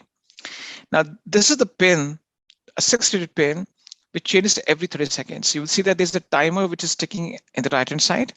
So after this timer expires, a new pin generates. Now I need 2 pins to complete activation. 2 pins are required to complete the activation. So in this case, I make a note of the first pin, 988629. 988629. Okay. So I'll be waiting for the next pin to show up. 881950. Okay, 881950. 881950. Okay. I click on add MFA, and this is being done. Now you will see that under the multi-factor authentication, this virtual MFA device is being added. This is being done, right? So now this user, Chris, can use this device as the MFA device. Okay, so the next time he signs in, what's the process he will follow? Let me just show you that how he will sign in, or how he should sign in. So I just open a different browser, and I log in on behalf of this user and show exactly that what he needs to do. So you will see that the details like the username and the password is still punched in. So using the username and password, this user will click on sign in. Now immediately it will ask for the MFA code. So this user will just go ahead and open Google Authenticator and see that what's the new pin he's getting right now. It's 738047. 738047. He clicks on submit, and you will see that he's able to sign in securely. If the pin is incorrect, he'll be blocked, or I would say he'll be asked to put a new pin, right? So this adding the MFA code or these pins to be punched in will ensure that every time the person signs in, uses a new pin, because if someone if the ID and passwords are being compromised, at least these pins are still I would say the devices with the user, these pins are randomly generated. So it's very hard for anyone. I would say it is kind of impossible for anyone to guess these pins. It's kind of OTPs generated on your cell phones, or the OTP is generated because OTP is valid for only a few seconds or few minutes, beyond which they expire, and you have to use a new pin every time.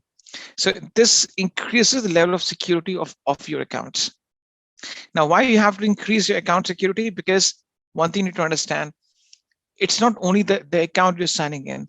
This is holding your complete infrastructure. This is your door, the window to your complete infrastructure.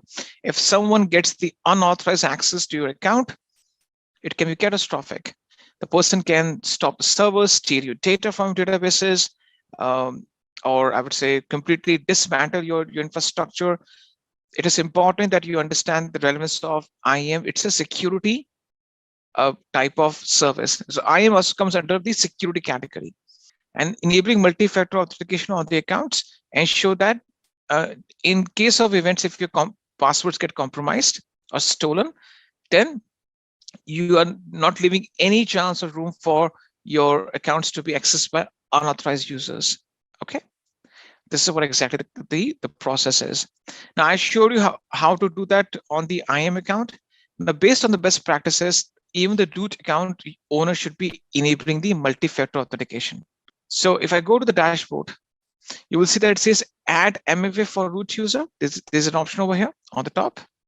I click on add MFA, and as a root user, I can also enable the MFA for my own account. I can just click on assign MFA, and then I can just follow the same process. Based on the best practices being laid down by Amazon Web Services, the root account owner must have the MFA enabled because root account has the highest access. If the root account is compromised, it can lead to disaster, right? So in this case, root account must have the MFA enabled. Of course, if you also enable this feature on IAM users, it would be an added bonus. Having said that, this is what exactly the MFA is. Now, as a homework, you can just try this thing on your own. You can use your smart devices, your Android phone, your iPhone, your iPads or tablets, whatever you have, and just try it by yourself. It's a very simple process. Okay. All right. Now let's discuss the next topic. Okay, let's get started with S3 now. Okay, so storage classes are being purpose-built to provide the lowest storage cost for different access patterns and virtually any use case. And it includes those with demanding performance needs, data residency requirements, unknown or changing access patterns, or archival storage. It is selected based on the data access, resiliency, and cost requirements. Because see, the thing is that the cost of your data changes based on what's the storage class you have chosen for your data storage. Let's go with the first storage class. That's called standard. Now, standard is a default storage class which is by default used. When you start storing your data, by default we go with the standard. Now, standard gives you the highest durability, highest availability, faster access to data. This gives you the highest performance, but this is the costliest of the entire fleet of storage classes. So standard storage class is basically, it offers you high durability, availability, and performance object storage for frequently accessed data, delivers low latency and throughput, appropriate for a wide variety of use cases. So basically, standard will put the data in all the availability zones at the backend. If you go with the standard storage, it will store the data in all the availability zones behind the scenes. So when you, for example, you store the bucket in North Virginia, maybe you store the bucket in, for example, in Singapore, wherever you want to store the data, you will see that the data will be stored in, the data can be stored in all the availability zones at the backend. So standard will use all the availability zones to store your data into. So it delivers low latency and throughput and appropriate for a wide variety of use cases, right? Now, if I say it delivers low latency and throughput, you can get faster access to data. High durability, high availability, which means that your data is being striped across all the availability zones. Hence, your data is highly durable and available, or it is more redundant in nature. It is used for the cases, for example, cloud applications, dynamic websites, content distribution, mobile applications, gaming applications, and big data analytics. So if your data is very critical, you want to make it more redundant, and you want a faster delivery of the data. You want that data should be accessed very fastly, right? Faster delivery of the data, and the data is very critical for you, and you have to create multiple copies and store in all the availability zones. In that case, you make use of standard as the preferred storage class. What's the next option we have? So okay, so what are the key features? It has low latency and high throughput performance. It gives you high durability across all the availability zones. Now it is 99.99999. It is 11 nines of the durability. So basically, it stripes the data and puts the data in all the availability zones at the backend, which means that if one of the ACs goes down, your data will still be available to you. It gives you high availability. It encrypts your data. Lifecycle management we'll discuss afterwards. We can also put the object into a lifecycle and get it deleted after some time. Key thing to note is, what are the key points to note? Standard is a default storage, which gives you the highest amount of durability because your data is stored across all the ACs at the backend, all the availability zones. You get a very faster delivery or faster access to your data. So this gives you, but this is costliest. And these are the use cases. Fine. So if you don't have any budget issues, you want the fastest performance or the best performance in terms of making your data more redundant, because the data will be stored in all the ACs at the backend, and you want very fast access to your data, then you go with the standard. Okay. Now, one thing, standards also is used for those cases when the data is frequently accessed.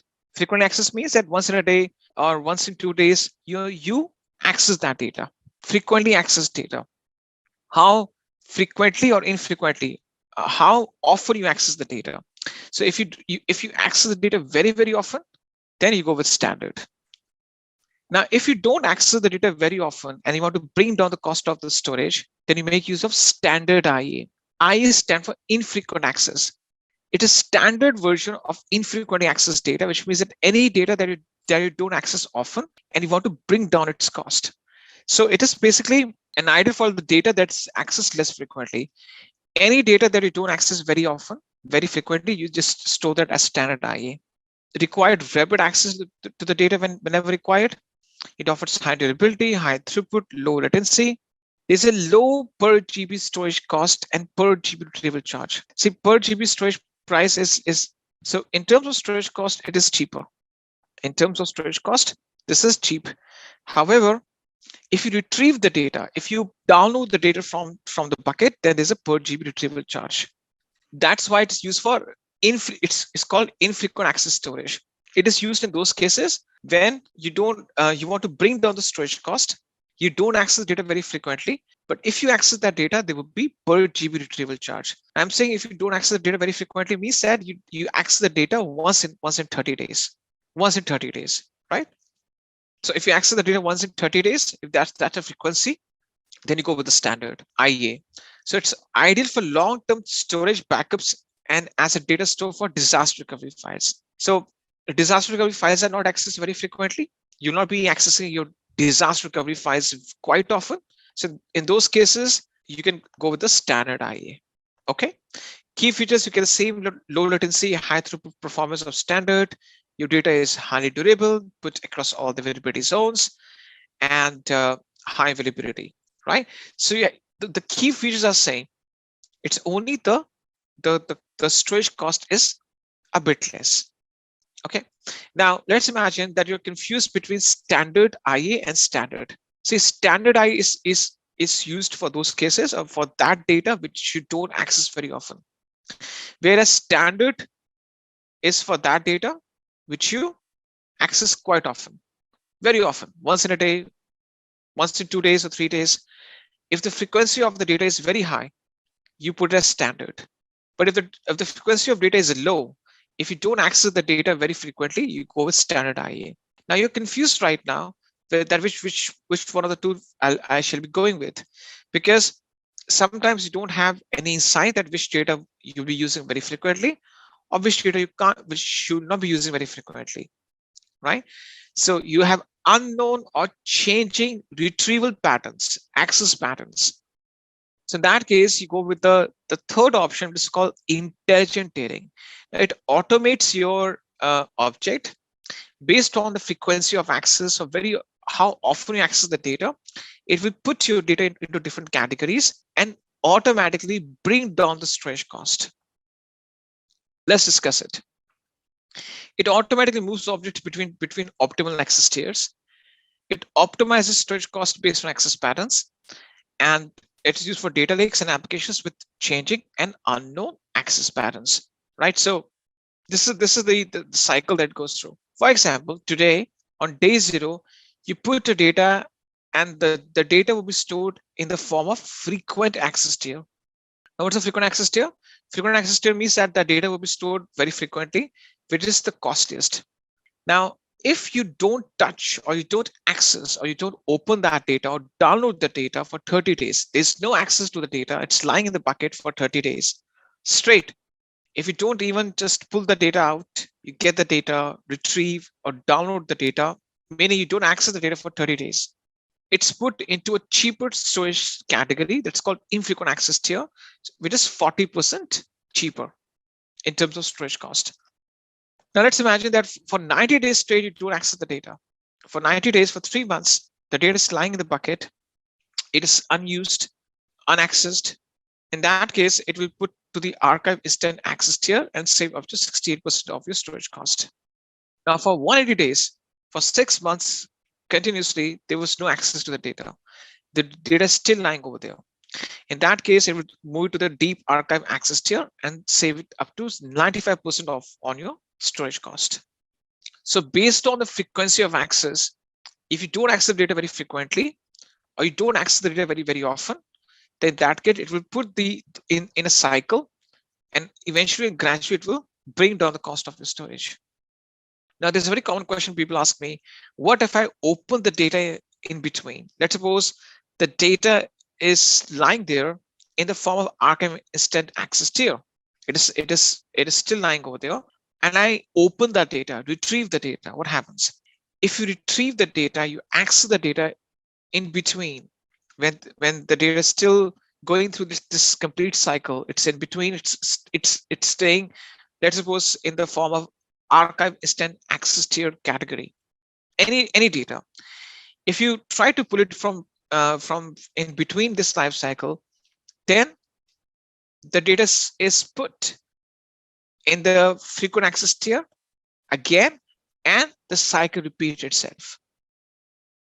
So during this life cycle, during this complete transitioning, if the data is lying in any of these different access tiers, and you retrieve the data from there, the data is the cycle restarts. The data is restored in the form of frequent access tier, and then the cycle repeats itself again. This is called intelligent tiering. There's a small automation cost imposed upon you, very small negligible fee, but eventually it will bring down the storage cost. One thing you need to understand: even though S3 is a cheaper storage compared to on-premises, it's not that much cheap, right? From business point of view, you have to be very cautious in terms of using S3, because you never know when your storage consumption goes very high in a given month, and the bill goes to thousands. So in this case, from business point of view, you have to make sure that your storage cost is up to the mark where your company can afford it. Because if you don't have a control upon storing your data and managing your data properly, the storage cost can go exponentially very high. So S3 is not a cheaper storage. In terms of, it's not dirt cheap. It's not that it's disposable cheap. Of course, compared to the on-premises infrastructure deployments, it's cheaper, but you can't say that it's in pennies, because for the amount of data that you consume, your storage cost can go very high. So these type of strategies that we use eventually bring down the cost of our storage. You'll see a lot of questions in the interviews, in these certification exams, from these storage classes. You'll be given some scenarios. Based on the scenarios, you have to predetermine, or you have to judge that which is the best and the best suited storage class. Okay, let's go to the next step. Okay, one thing, the infrequent access storage class doesn't accept any object less than 128 kilobytes. If you put any data less than 128 kilobytes, it will be stay in the frequent access tier, right? Which means that if any object is less than 128 kilobytes, it will stay in this category, frequent access tier. Any object less than 128 kilobytes in size will never go through the cycle. You'll be built based on the frequent access tier. Okay. Then we have something called one zone IA. What is one zone IA? One zone IA means that you store the data in just one availability zone. This is a cheaper version of standard IA. So if you have any data requirements where your data is not accessed very frequently, but you're tight on budget, then you can store the data in one zone IA, where the data is stored in just one single availability zone. Comparatively to standard IA, it's 20% cheaper. It is ideal for those customers who are looking for a lower cost option for infrequent access data. So behind the scenes, Amazon Web Services will pick only one availability zone and store your data over there. Okay.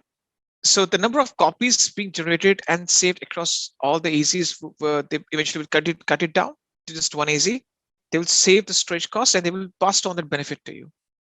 So if you're going for a storage option which is quite cheap, and you don't access data very frequently, you just go with the one-zone IA.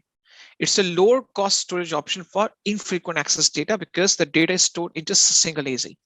Now, there's an issue. If that AZ goes down, your data is lost. So it doesn't guarantees you a high amount of data durability or redundancy. Fine. What are the use case? It's used for storing secondary backup copies of the on-premises data, or easily recreatable data with that can be reproduced, or maybe replicated data.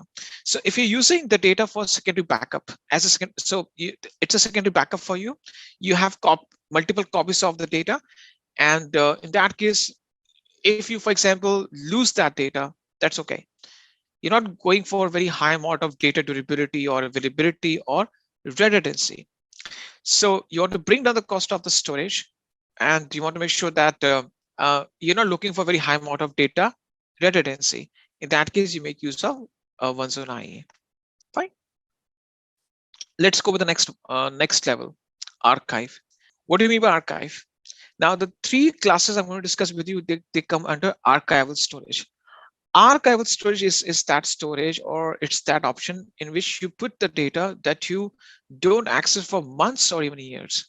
So if you have a long-term data retention plan for months or years to come, then you go for archival options. The three archive storage classes we have: S3 Glacier State Retrieval, S3 Glacier Flexible Retrieval, and S3 Deep Archive. Right, these are the three archival storage classes. Let's start with the Glacier Instant Retrieval. Whenever you think of archiving the data for long-term retention of the data, think of Glacier, S3 Glacier. S3 Glacier Instant Retrieval is used in those cases when your data needs to be archived, but you want immediate access to it whenever it's required. Okay, so it's designed for really accessed long-term data that requires immediate retrieval, save up to 68% of the storage cost compared to infrequent access storage class. It's ideal for long-term digital preservation of the data that's accessed once per quarter. Once in 3 months, if you access that data, you can store that in Glacier Instant Retrieval, which is very cheap. Okay. Now, one thing, it's designed for that data which is really accessed long-term data, but it needs immediate retrieval when there's a need that arises. For example, medical images, news media assets, genomics data. Let's take the example of medical images. Let's imagine there's a hospital. Now the hospital has a complete database where they stored their patients' medical history. For example, CT scans, MRI scans, blood tests, and they have to keep the patient history because let's suppose a patient comes to them after a few months, and the patient needs immediate assistance. Maybe there's an emergency. So the previous history of the patient has to be retrieved very faster, right? The patient can come after 1 year or 2 years, maybe after a few months. You never know. And if the patient is coming back with certain issues, and the doctors have to retrieve certain history, the past history from the hospital's database, they need immediate access. The data is archived. The CT scans, MRI scans, brain scans, or the blood test to see the complete past medical history of the patient. So medical images, because images, CT scans, MRI scans, or whatever scans, ultrasound scans, those images take a lot of space and they have to be archived somewhere. So if there's a comparison that need to be made after a few months, then in case of emergencies or urgencies, those images need to be retrieved much faster. News media assets, news media companies, basically they have to store their videos, their photographs, because when there's an urgent need, they have to retrieve those images, and maybe they have to publish some new news articles, genomics data, research data, because in terms of research go for years and years, right? And if scientists have to retrieve some data, some research papers which were archived maybe a year back, then they need that immediate access to make sure that the research is still being carried on without any delays. E-papers. So basically the things that if you have any requirement of any data which needs to be archived, But in case of emergency or in case of urgency, you get the immediate access to it. You store it as the Glacier Instant Retrieval. Okay. What's the next thing? So this is what we have discussed. Then we have Glacier Flexible Retrieval. Now this is a lower storage cost option to back up your data, where you get some flexible retrieval options, maybe expedited, maybe bulk, maybe standard. So basically, low cost retrieval archive with low retrieval fee. It is suitable for that archive data which doesn't require immediate access. For that archive data which does not require immediate access, and it needs a flexibility to retrieve large data sets of data at no cost. There are 3 retrieval speeds that you get in flexible retrieval: expedited 1 to 5 minutes, standard 3 to 5 hours, bulk 12 hours.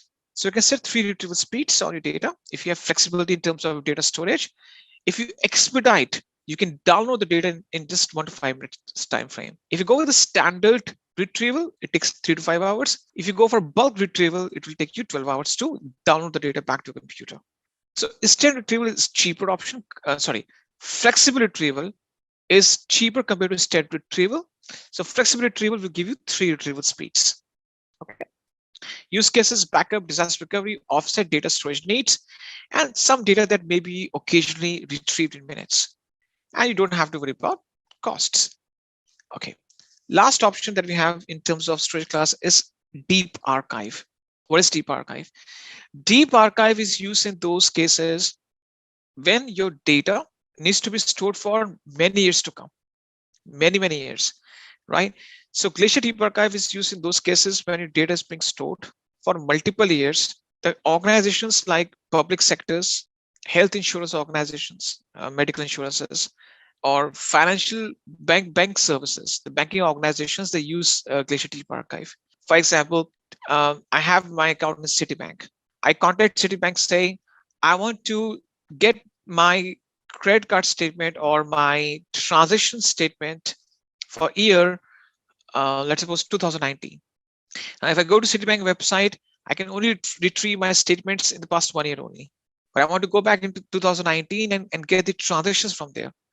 So Citibank will open a ticket with their IT services. IT services will go to their archive storage, get the data out of there into the front for the year 2019, 2020 financial year, and send me the transaction history. Right. So financial services, banking services, public health sectors, they have the obligation to store the customer's data for years to come.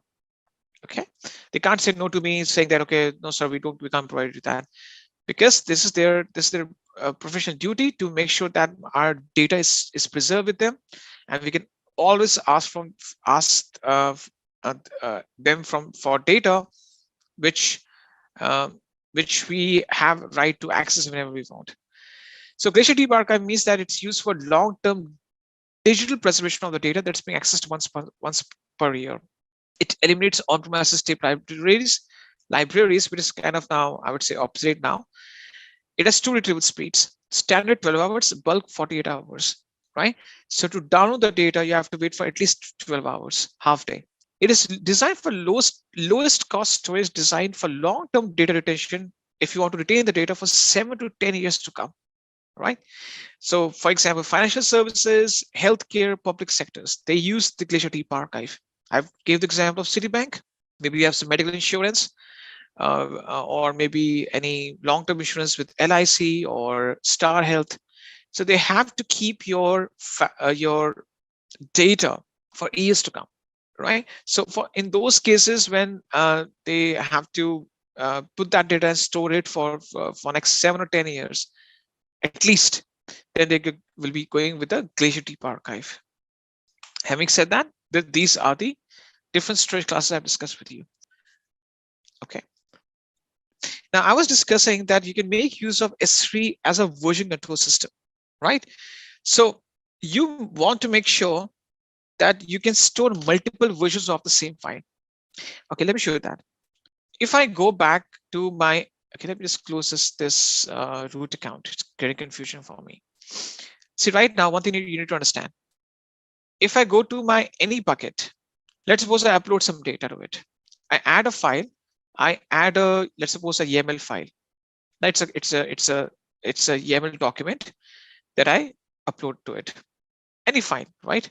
Now you will see that if you see the timestamp, it says June 15, 2023, 8:51. This is the timestamp it has. Now, let's suppose I upload the same file again. I upload the same file again. By default, what it will do, it will overwrite the file.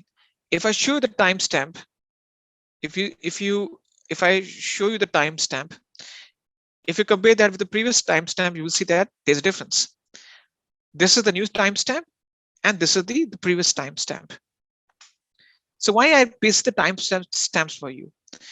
I pasted the timestamp for you to emphasize on a single important fact that by default, whenever you upload the same data again, the name of the object is same, and you upload the same file again, the previous file gets overwritten. Whether I make the changes to this file or not, it doesn't matter. If the file name is same, I upload the same file again and again, the previous file gets overwritten. Now this may not be what I want. I want to make sure that I can use a concept called versioning, where every new upload means that a new version is being generated. Okay, let's discuss that. So what is versioning? Let me discuss this thing with you. Versioning is basically, it helps you to keep multiple versions of the same object in one bucket. It has to be enabled explicitly, and the existing objects are not overwritten. So the purpose of the versioning is that you can store multiple versions of multiple variants of the same object. The existing objects are not overwritten, which means that it doesn't overwrite the previous data. Instead, it keeps multiple versions of it. Okay, so let me show you that.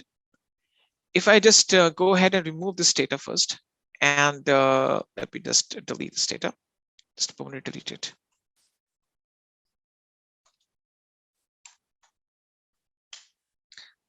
Right. Okay, so how do I enable versioning? You will see that on the top, there's something called properties.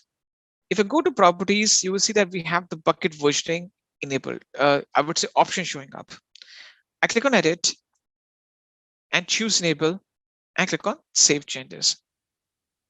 You will see that the bucket versioning is enabled now. Fine. Now I'll just go ahead and upload my file again. Now you will see this thing. I'll do one thing. I'll upload this file 4 or 5 times. Okay. So I will just go ahead and try to overwrite this file. See what happens. So I'm just trying to upload this file multiple times.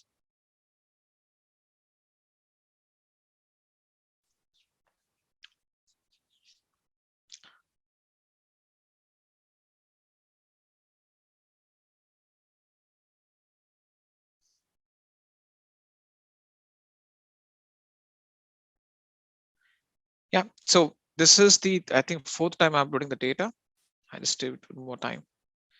Let me just upload it one more time. So I've uploaded the same data with the same name multiple times. Fine. Now, if I go to this object page right now, I can't see any change. But as soon as I click on show versions, I can see all the versions of these files uploaded. Whether I make the change or I don't make the change. I could also make the change. For example, I go to the same file again and I make some changes. Let's suppose I open this file. Let me just copy this file, put that in the desktop.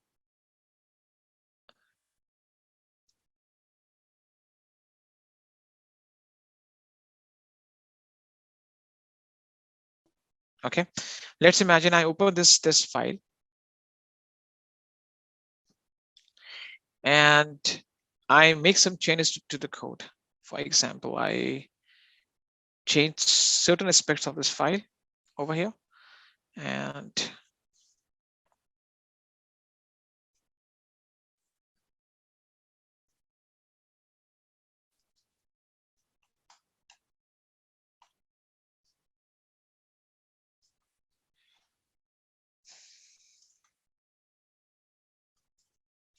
okay, anyhow, I've just changed certain aspects of this file, and I just go ahead and upload the same file again. Okay, so I've made certain changes to the file and uploaded it again. Fine. Now, if I click on show versions, or I click on the object and click on the versions, you will see that the file has changed, and these are the versions of the file. So every new upload that I made, with or without the changes, if the file name is same, the previous file was not overwritten. This is what, as a developer, I want. As a developer, I need to make sure that I can store multiple versions of the same file. As a developer, I want to store multiple versions of the same file. Now, these are the version IDs. These are generated for every version. These are auto-generated. And every version ID has a corresponding timestamp. Can you see that?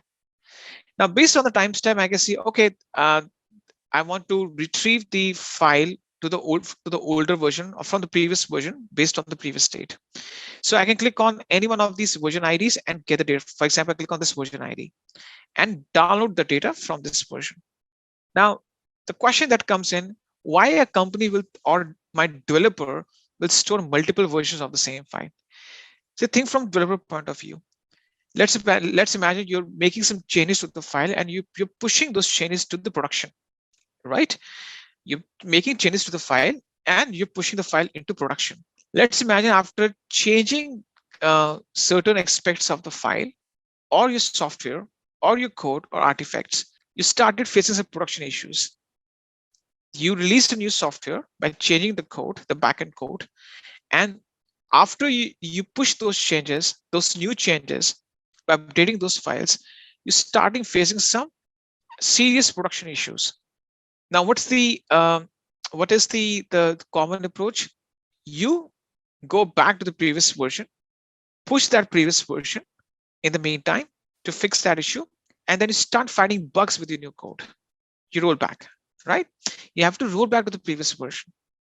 It's a very common thing, right? Sometimes we make some new changes. It's unprecedented, or I would say you can't.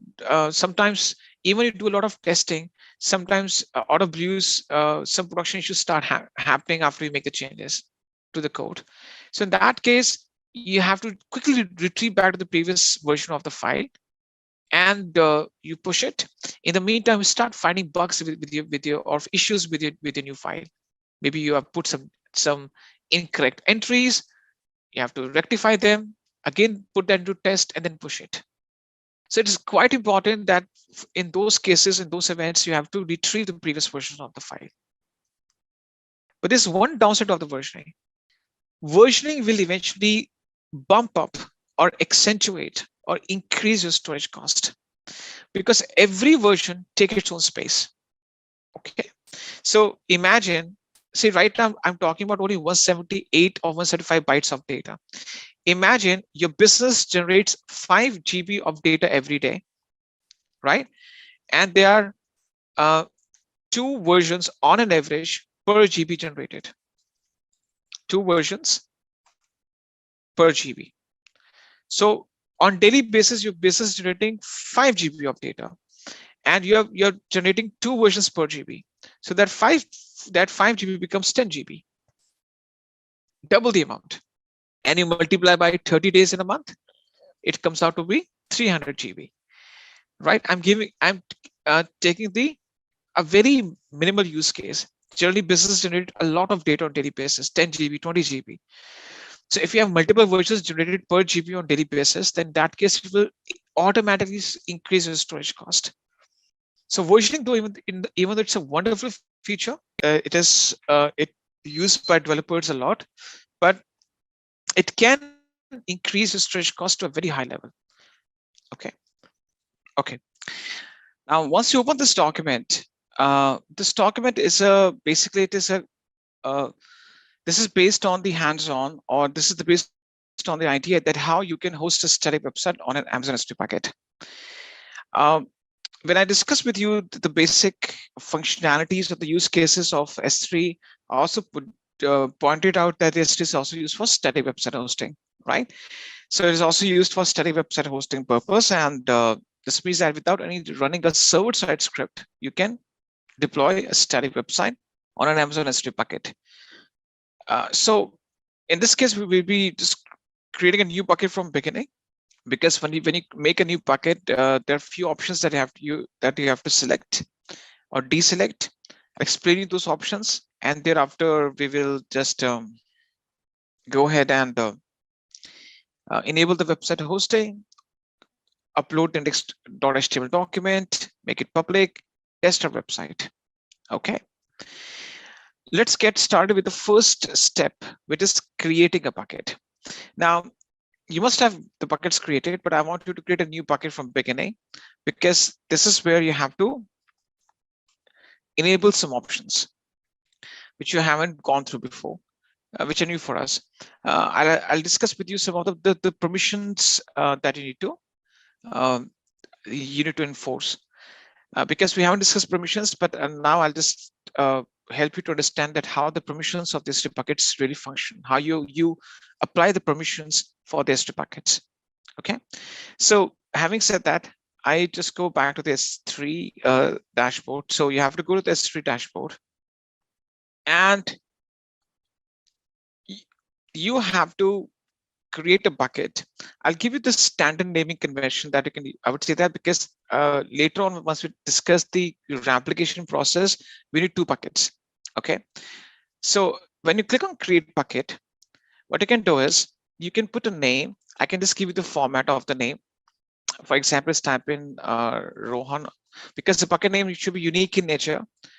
So I'm just putting my name to have that uniqueness in the bucket name. Intel S3 bucket. Now, whatever region you are using, right, put the name of the region at the end of it. For example, in the short form, I'm going to type in VIR. Okay. Why I'm saying, why I'm asking you to put VIR at the end of it, Okay, what you can do is that don't put VIR, put source. Okay, I'll let you know exactly when once we start discussing the concept of replication. One is a source bucket, other one's a destination bucket. As if now use this format.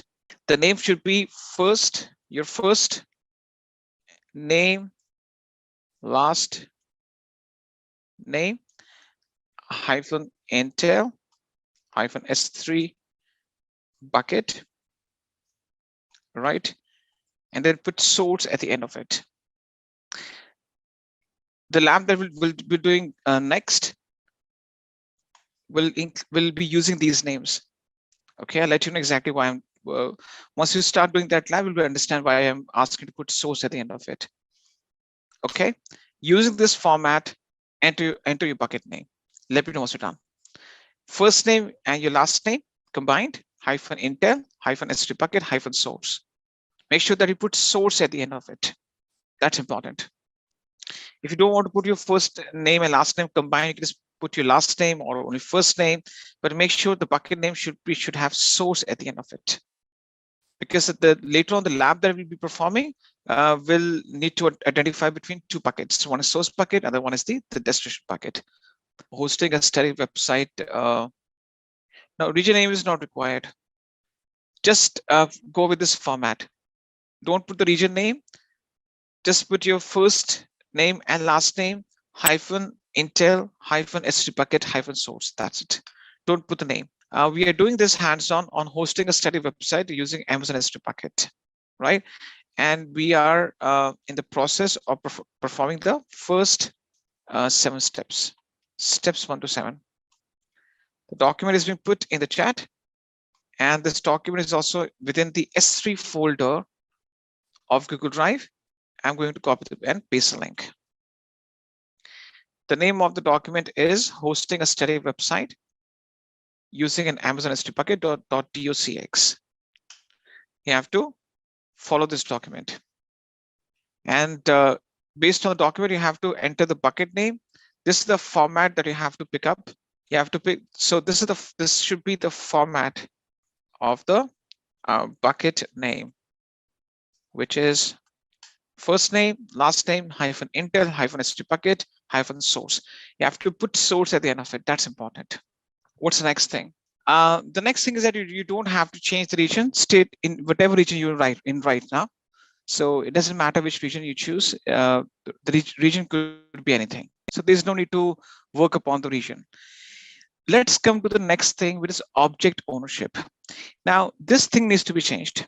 See, whenever you apply the permissions have to be applied at 2 levels. I'm talking about the S3 service. When you start applying the permissions for S3, there are the 2 levels at which you can apply the permissions. Number 1, the permissions can be applied at the bucket level, and number 2, at the object level. Already gone through the IAM policy demonstration, the customized policy, where we apply the permissions at the bucket level and at the object level. Now, this object ownership is kind of applying the permissions at the object level. By default, the objects that we upload to the S3 bucket are private in nature. Private means that only you as a bucket owner can access it, and you can change basically that object is not visible on the internet, or it remains private. Now, we want to have the capability or earn the privilege to make that object public. Let's suppose I have 10 objects private, 10 private objects. Out of those 10 private objects, I want to make 5 of them public. Public means I can create shareable links, and by clicking on those links, or I can include those links in my code, the users can access my those 5 objects. For example, this Google Drive link that I given to you, what is this? This is a shareable link. This is not private, right? Similarly, I can create shareable links of my objects, include that in my application code, or I can share those links directly and make my objects public. Now, AC stands for access control list. You have to enable ACL and gain the ownership of the object, so that being an owner, once you gain the ownership, then later on you can change the permissions of the object.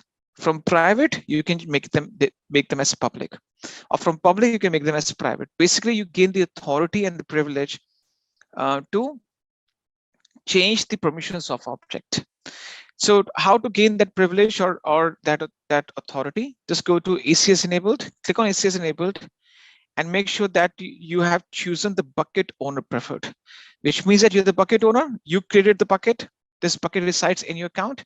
Being a bucket owner, you're taking the full ownership of the objects now, and afterwards you will have the privilege to change the permissions of those objects. You can you can change their default accessibility from private to public, or vice versa. So go to ACS enabled, enable the access control list, and choose bucket owner preferred in object ownership, so that you claim the ownership of these objects and you gain the rights to change their permissions. What's next? This is where you gain the rights to change the permissions at the object level afterwards, once the bucket is created. Now let's work on the bucket permissions, right? By default, the bucket is private, which means that you cannot make the portion of the bucket public in nature. Now, in this case, you have to uncheck this option, block all public access, and choose acknowledge that I'm making this thing, and this might result in this bucket and the objects public. You have to uncheck this option and choose acknowledge. Now, why I want to make the object in the bucket or the entire bucket public in nature? Because we are going for static website hosting, right? We cannot host a public website unless and until if you don't change the setting, right? Please go ahead and do that. Now, this does not mean that your bucket becomes public in nature, because you have to make certain objects public afterwards. But right now at the bucket level, you also are kind of claiming the ownership that at the bucket level, I want to do certain operations which can make the entire bucket or some of its objects or all the objects public in nature. So you have to unblock public access, block all public access, so that you can host a static website. And you have to just give your consent. This is kind of a forewarning that turning off the block all public access might result in this bucket and objects within becoming public. That's okay. Amazon just wants to notify you that you're doing this thing. What is the consequence of this thing, right? So it doesn't mean that you're putting your bucket and objects to security threat, but it's a forewarning to ensure that if anything that is very confidential to your organization, you don't unintentionally expose it to the public. So that's the security warning. That's it. It's nothing that we're doing out of recommendation or out of best practice. Because if you're going for website hosting, these settings need to be unchecked. Okay, now what's the next thing? The next thing is that you have to go to the bucket, and there in the documentation, please enable the versioning. Because later on, we'll be doing some lifecycle management configuration. So the lab on that one, please enable the versioning. Let me know once you're done. This is not in the document, but this is an add-on from my side. Please click on enable and enable the versioning. So I reiterate what you were supposed to do. You were supposed to put a standard bucket name format. Have you already given to you what format you have to pick? Make sure that you put source at the end of it. Okay, so we picked a bucket name. No need to change the region. We enable the access control list and we claim the bucket ownership so that later on we can change the object permissions. Then we just went ahead and we unchecked block all public access, so that the reason being we want to make sure that we can host a static website upon this bucket. Fine, this is what we did. And thereafter, I ask you to enable the versioning. You don't have to go for tagging. As if now we don't have to discuss encryption, we'll just discuss it as a separate topic. You don't have to change any of the advanced settings. Okay. After enable versioning, straight away click on create bucket. Let me know once your bucket is created. Please click on create bucket. Now, once this bucket is created, the next thing is that we have to enable a property which is static website hosting. Static website hosting is a property, right, which has to be enabled. So how to enable that property? Let me show you that. To enable that property, I'll let you know exactly what the steps are. You have to enable the website hosting, that property that you have to enable. Step number from 8, and I just take you up to 8 to 14. Steps 8 to 14. Okay. Now, in this case, you have to click on the bucket, right? Once you click on the bucket, you will see that on the top, you have certain options to navigate. Now, the option that we're looking for is permissions. Okay. Click on permissions. You click on the bucket. On the top, there is a layer of different options out. You have to go to the third option from left, which is permissions. Objects, properties, and permissions. Once you click on the permissions, you will come to this page. It's not permissions, we already have changed. Actually, I thought that we have to unblock public access. You have to go to properties. You have to go to properties. Permissions we already have applied when we made the bucket. You have to go to properties. The option from this, from the second option from the left. Once you go to properties, you have to go straight at the end of the bucket, right? You'll find out there's a under property, you have this thing called static website hosting. Fine. So what you have is that under static website hosting, click on edit and choose enable, right? So once you click on edit and choose enable, what it says, static website hosting enable, hosting type, host a static website. Make sure that you have, please make sure that once you have made these two selections, go to properties, no permissions, it was take, you have to go to the left hand side of the permissions, that's properties.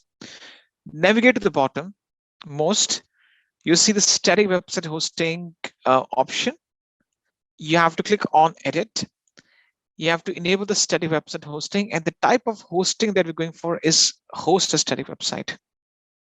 What is the second option all about? Redirect request of an object, which we are not doing, but I want to explain you. So sometimes what happens is that if you're going for a static website hosting, you can redirect your access. So for example, this is your first bucket. Let's suppose I have this bucket 1, and this is my bucket 2. Let me just create a different bucket. This is my second bucket, right? So I just go ahead and create a second bucket.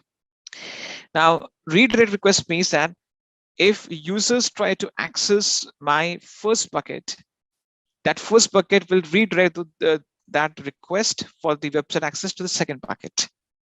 Sometimes you might have seen this thing whenever you just go to a domain, that domain is for example, xyz.com, whatever domain you type in, sometimes you're being redirected to a second domain name, right?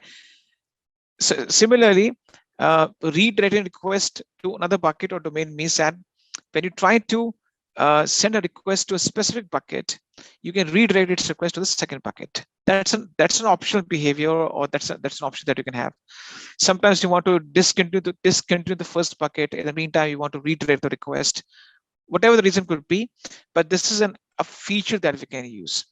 So any request for accessing the website is going to the first bucket can be simply redirected to the second bucket, right? So this is not jump server is, you can say that. So this is what the redirection means, which we're not going for, which is not applicable in our use case. We're just going to host a simple static website. Now let's come to the two main pages. So if you configure the home page of any website, the default home page is index.html. Now you have to type in index.html in the index document. Now make sure that everything is in lowercase because it is case sensitive. I've seen some people just type in uppercase I. So make sure that it is lowercase only. It is case sensitive. Don't put uppercase or caps I. Everything should be in lowercase. Put index.html in the indexed document option. Just type in once you're done with this. Okay, what's the next thing? The next thing that you're supposed to do is that edit document is optional. Edit document can be configured, for example, if you want to configure a 404 page not found. Sometimes you're trying to access any page. For example, if I just go to aws.amazon.com, aws.amazon.com, and I put a / my first name, right? So it will return me 404 page not found, something like that, right? If I try to look for any page on aws.amazon.com/Rohan, which doesn't exist, it says, sorry, this URL doesn't exist, no longer available, perhaps looking for something else. This is the error pages you can configure, right? Which we're not doing as of now. We're going to skip it. It's optional. Redirection, because we're not doing any redirection, so we don't have to configure the redirection rules in this case. So once you configure the index.html document, that's more than sufficient as of now. Click on Save Changes. And once you click on Save Changes, again, scroll down to the properties, and you will see that this domain is generated. This is called bucket website endpoint, which is not functioning as of now because we haven't uploaded index.html page. But just for the sake of navigating and see that it's been enabled, you can just scroll down to the properties and see that the bucket website endpoint is generated. Click on Save Changes. You'll be back to the properties page. Scroll down to the bottom. Ensure and confirm that the bucket website endpoint is generated. Now this endpoint will not lead to anywhere because we haven't configured the index.html page. Just type it down once you're done with this. Now what's next? The next thing is that you have to configure an index.html document. It is step number 15. Now I've already have added an index.html document for you in the Google Drive. If you go to the S3 folder, you will see the index.html is already configured for you. I will also give this index.html document to you. Done. Okay, what's next? The next thing that you have to do is that if you just go back to the document, let me just go back to the document now. I'll show you step number 16 and 16 to 21. So right now, you have to go back to the bucket, right? You're still on the properties. On the properties, you have the objects. You have to click on the objects, and you have to upload the same index.html file that it just got downloaded. Okay, click on Upload. Click on Add Files. Add the index.html file that you just saved on your local computer, right? Just add the file. Don't upload it right now. Later on, you have to change its permissions before uploading. But as of now, go ahead and add the file. Don't upload it as of now. Click on upload and add this file. Let me know what's done with this. You have to go to the objects, click upload, and only add the file. Don't upload it completely as of now. I'll let you know you have to change its permissions first. Once you upload it, go to permissions and choose grant public read access. Once you add the file, before you hit upload, there's an option that says grant public read access, and then you have to give your consent that I understand the risk that I'm doing this thing. I'm making this public. That's okay. It's a forewarning. It's a security warning, but it is nothing that we're doing out of recommendation.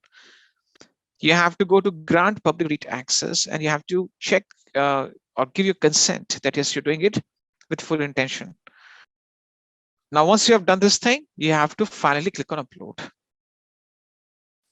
So basically, you have to make the object public before you need to upload it. So basically, you have to change its permissions. You have to change its permissions to ensure that this index.html file is publicly accessible. Are we done with this? Now what's next?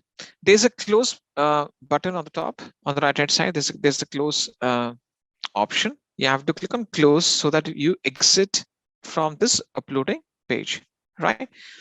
You'll be back to the objects page now. Once you click on close, you'll be back to the objects page. Now, the next thing is that you have to test your website. So step 22 to 25. Now, what you have to do is you need to go to properties again, the option which is right to the objects, the second option from the left. You have to go to the bottom most where you configure the static website hosting. Now you have to click on the bucket website endpoint. Click on it, and now your page will show up. This is a public link. If you share this link with any other user or any other person, he or she will be able to see the same website. Please go ahead and do that. Done. So this completes the hands-on. Don't delete the bucket as of now, because the next part of the document is asking you to delete the bucket. This is just for the cleanup process. Right now, don't remove any of the buckets or its objects. Again, steps are not important. Concepts are important. I explained you the concepts of permissions, how to apply the permissions at the object level and at the bucket level. What is the concept of static website hosting, redirecting requests, right? Those things are important. For the next lab, that's called lifecycle management. Now, what is lifecycle management? If you remember, we discussed the concept of versioning, right? We discussed that concept. And when I discussed with you the concept of versioning, there's one thing I pointed out was that when you check the multiple versions, okay, for example, let me just see the bucket that I've created. Yeah. So I discussed with you the benefits of or the advantage of the versioning, that you can maintain multiple versions of the same object and the objects are not overwritten. This feature is primarily used by developers who want to use a code repository or artifact repository, and they can maintain multiple versions of the code. They can track those changes. The downside of this versioning is that because every upload, when you upload the same file again and again, with or without the changes, it will take the space inside the bucket. So this will eventually shoot up your storage cost. Okay, this is the downside I discussed with you.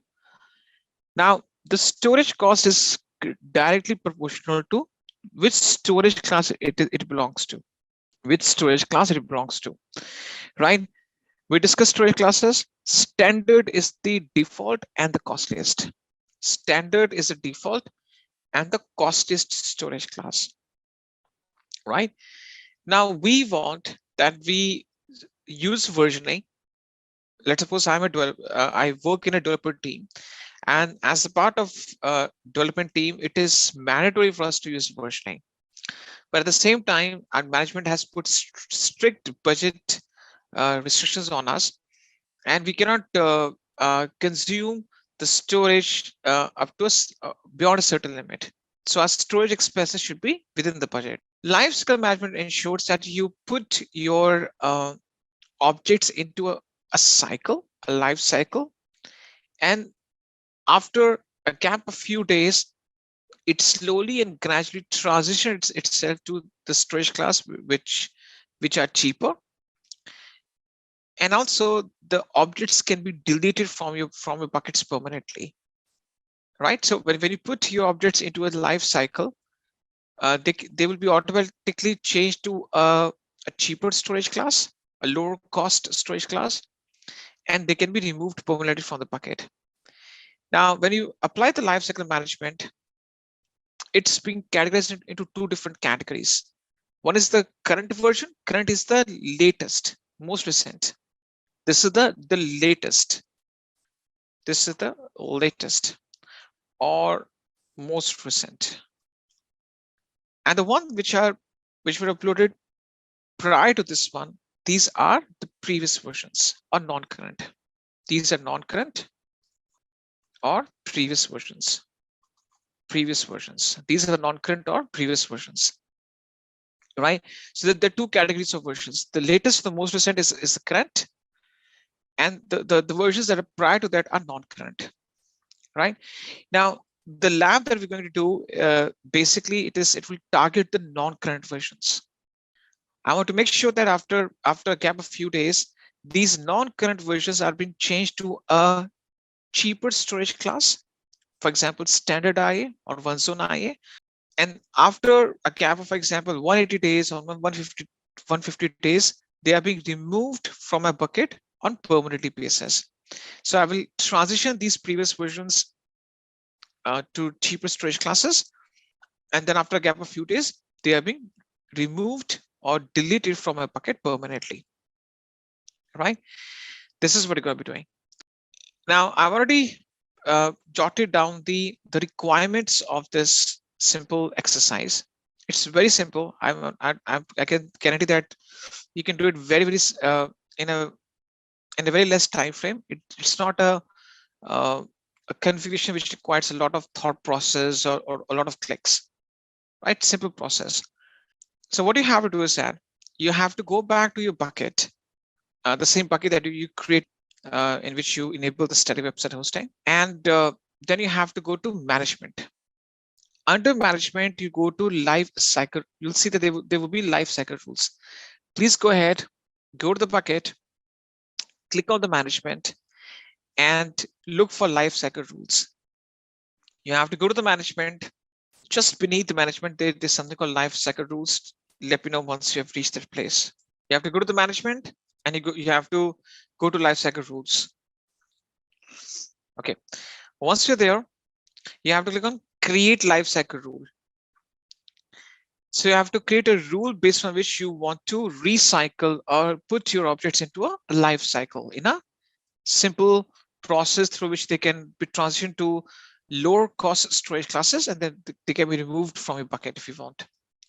You have to enter the rule name. For example, name it as test live cycle rule. Okay, enter a name. Let me know what's done. You can put any name. There's no any naming convention that you have to go for. You can choose the same name. Just type in done. Okay, now what's the next thing? Next thing is that choose a rule scope. I explain you this thing. It says limit the scope of this rule using one or more filters. That's a default one. It says that do you want to limit the scope of this life cycle? For example, I enter a prefix, let's imagine, .png. This means that it will only recycle or put the PNG images in the life cycle. It will be applied to only .png images. Or I put, for example, .mp3 or .avi. So I can explicitly select that there's only these files with these extensions of this format will be targeted. I can limit the scope of this rule. But right now, we'll not do that. We'll choose this option, apply to all the objects in this bucket and give you consent. So you're saying it doesn't matter whether it is an AVI video, an MP3 video, an MP4, MP3 song, MP4 video, JPEG, PNG images, PDF, spreadsheet, whatever the format of the file is, I want to apply to all the objects. I'm saying that it doesn't matter whether I apply it to PDF, PNG, JPEG, AVI, MP3, or document, PPT, whatever the format of the file is, the extension of the file is, I want to apply to all the objects of this bucket. What's next? Now, you have to go to Lifecycle rule actions. Based on the problem statement, we need to be targeting non-current versions. Non-current means the versions before current, previous versions. You have to select these. So you have 5 checkboxes. You have to choose the second checkbox, move the non-current of the objects between storage classes, and fourth checkbox which says permanently delete the non-current versions. So basically, you have to check these options. I'm saying I want to apply the life cycle to these options. Check and permanently delete the non-current versions. You have to check both options. Please go ahead and check these options, second and fourth. Basically, whichever option has the non-current inside it, move non-current versions of the objects between different storage classes, permanently delete the non-current versions. Basically, this is the second tick and the fourth tick. I'm saying I want to move the previous version of the objects between different storage classes, the non-current versions, and also I need to remove them permanently from my bucket. So basically, the thing is, you have to check. This is the second checkbox, and this is the fourth checkbox. Please go ahead and check these 2 options. Whichever options has a non-current inside it, you have to check it and explain exactly why we did so. Now, based on these 2 different actions that we applied, we'll be start measuring the days, the number of days, and what would be the process to transition. The 5th option is for multi-part upload, which we're not doing it right now. This is basically, it doesn't apply to any of the current or non-current. Multi-part upload means that if you try to upload something and it doesn't get uploaded properly, multi-part upload is a concept where a large file is broken into multiple chunks and uploaded to the S3 bucket. Now, if that process is stopped in between, then there are few chunk of the files which show up in the bucket. So I'm saying that any incomplete upload needs to be removed. So that doesn't apply to the non-current or current. I'm saying that if I'm trying to upload something and the complete file is not uploaded, then remove the remains of it. Right? Now, what's the next thing? Now, based on the requirement that I have proposed or I have mentioned, these are requirements. Requirement number 1. The non-current versions of the objects should be transitioned to standard IA after a gap of 30 days. By default, standard is selected for every object, which is the cost list. Standard IA, as we discussed, is used for infrequent access objects, which is a cheaper version of standard. So I will put 30 days over here. Okay, so what you have to do is that make sure the storage class is chosen as standard. So under the transition non-current version of the objects between different storage classes, the first rule that you have to choose is choose the storage class to standard after a gap of 30 days. So I have to put 30 in the box. Now, if you put 29, it will throw an error message. Let me show you that. If you put, let's suppose if you put 29 over here, it says minimum of 30 days is required. Can you see that? Minimum of 30 days is required before you can transition to standard IA. So there's a gap that you have to give. So we'll go for minimum 30 days gap. So I'm saying my objects will be saved as standard by default. After a gap of 30 days, they should be changed to standard IA, the previous versions, the non-current, so that I can reduce their cost. Go ahead and do that. You don't have to go for the third box number of newer versions to retain. That's useless as of now. Go ahead and do that. Done. Okay. So it helps us to fulfill the first requirement. The non-current versions of the object should be transitioned to standard IA after a gap of 30 days. Now, I need to move the non-current versions to one zone IA after a gap of 30 days.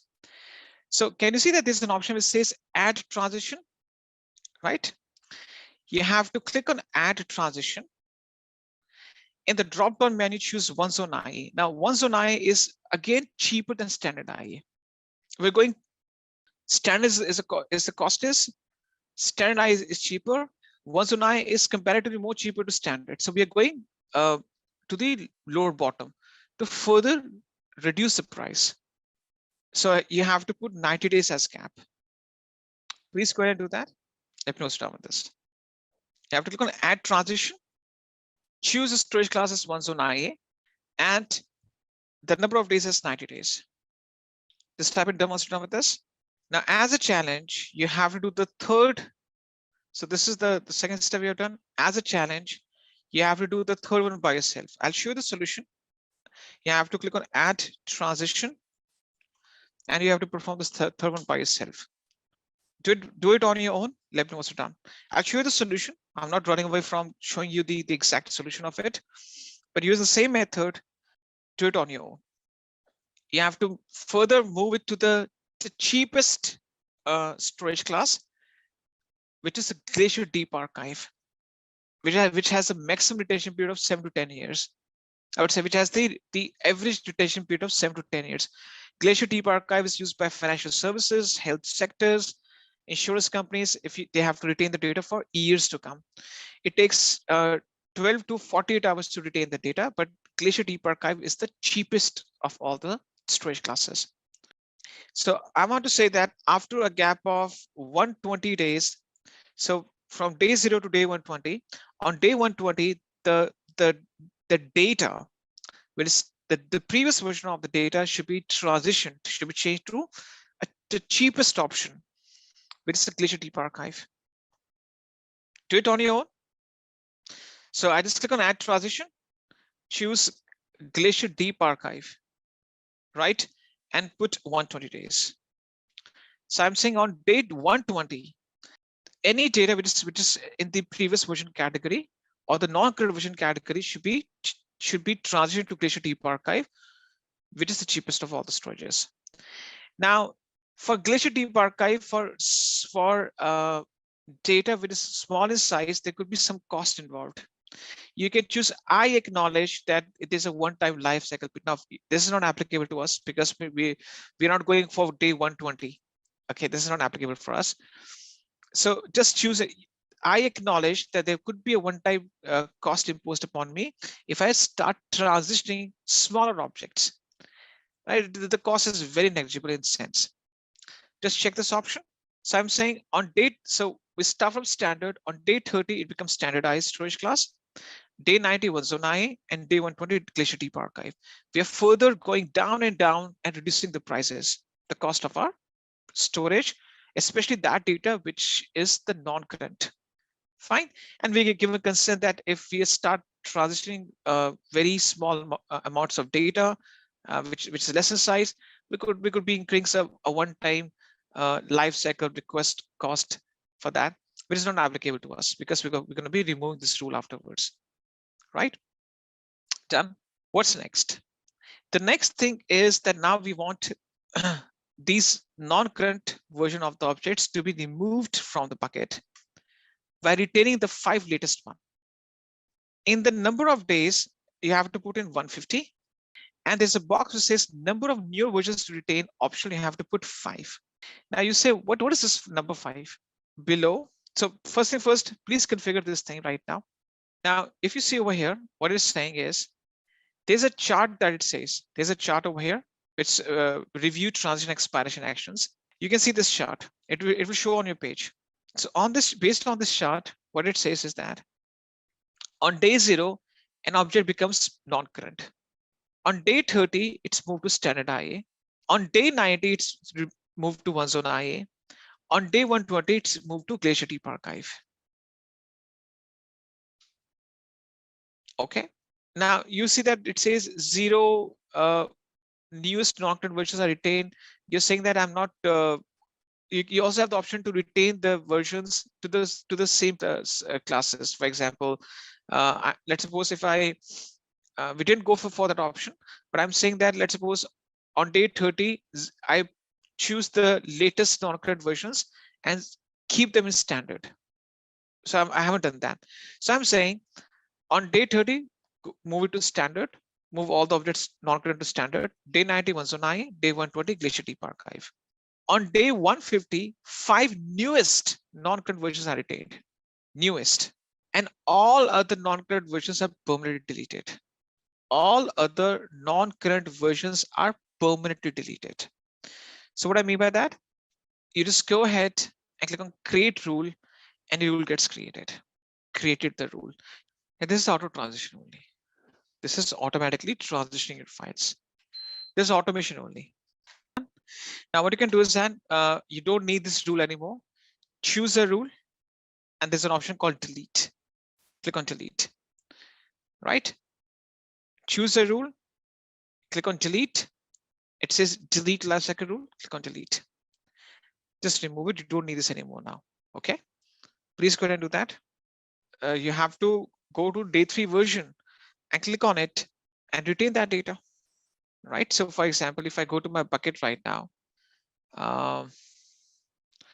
if I go to my this bucket, right? So based on the timestamp, I can go to any of the dates on day 3. I can click on that specific. So based on the timestamp, you can click on that specific version ID and you click on download and you can retain the data from there. Whichever day or date based on the timestamp you think your file was absolutely perfect, in perfect state, you can go to the versions of that file and you can see the timestamp, and based on that you can click on that specific version ID. Click on that version ID and then click on download. That's how you can retain it. Next thing, replication lab. Now what you have to do next is, now what we're going to do next is that we have to understand replication. What is replication? Replication means that you want to enable the replication between 2 buckets, which means that if you put something inside the first bucket, that same data gets, I would say, a copy of that data is generated and saved in the destination bucket. Okay. Now the prerequisite for this exercise that you have to have 2 buckets in 2 separate regions. What you have to do is that first thing first, please go to the buckets dashboard, right? And this is your, so basically you choose the name of the bucket, right? What you have to do is that you have to enter the same bucket name, but the second bucket that you're going to create would have the, I would say, would have the prefix as DEST. DEST stands for destination. Okay, so the bucket name should be the same, but in the previous bucket you put prefix as source, but this time the prefix should be DEST, right? So what you have to do is that initiate the process to create a bucket, put the bucket name as it is, copy and paste it, just replace it, the source, with DEST. So right now we are trying to do the next hands-on, which is replication, cross-region application. Just put it DEST at the end of it, like most done with this. And this time you have to choose a different region, right? You can choose, for example, so I would say with respect to the previous bucket, this bucket should be in a different region. This bucket should be in a different region. For example, I choose Mumbai. My first bucket is in North Virginia, the source bucket. The destination bucket, I'm just going to create that in Mumbai. So put DEST at the end of this bucket, remove source, and choose a separate region this time. because we're going for cross-region application. The buckets are in separate regions and want to replicate the content between them. Now, in this case, you don't have to disable or enable object ownership or block all public access because we're not using this bucket for static website hosting. Okay, don't have to do any one of those settings. But yes, you have to straight away go down and enable bucket versioning. Now, as a prerequisite for this replication, both the buckets should have the versioning enabled. The source bucket already has the versioning enabled. The destination bucket should also have to have the versioning enabled. So as a prerequisite, if you're enabling the replication between two buckets, the main prerequisite is that the versioning should be enabled on both of them. Please go ahead and enable the versioning, right? So basically, in the second bucket that you just going to create right now, you have to make sure that you put DEST at the end of it, remove source. So DEST is time of destination as a prefix. You choose different region for this bucket, right? And you have to straight away, you don't have to change object ownership or block or public access, nothing is required. You have to enable the versioning, that's it. Fine. Once you have performed these three changes, straight away click on create bucket. Let me know what's done.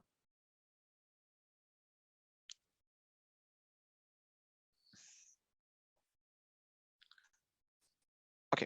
Now, why did I ask you to put separate names for these buckets? Because so that you can easily differentiate.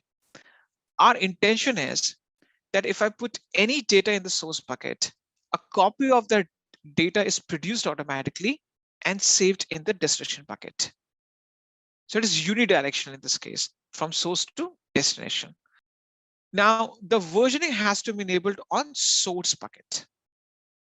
Fine. So you can see that two buckets right now, one with the prefix source, other one with the prefix as DST, which stands for destination. You have to click on source bucket and then go to management. You have to click on the source bucket and go to management, the same option where you configure the lifecycle rules. You have to click on the source bucket and just go to the management. Okay. Once you go over there, once you just go to the source bucket and go to the management, under lifecycle rules, there's something called replication rules. It's set to 0. There's no replication rule created. Click on create replication rule and let me know what's on this page.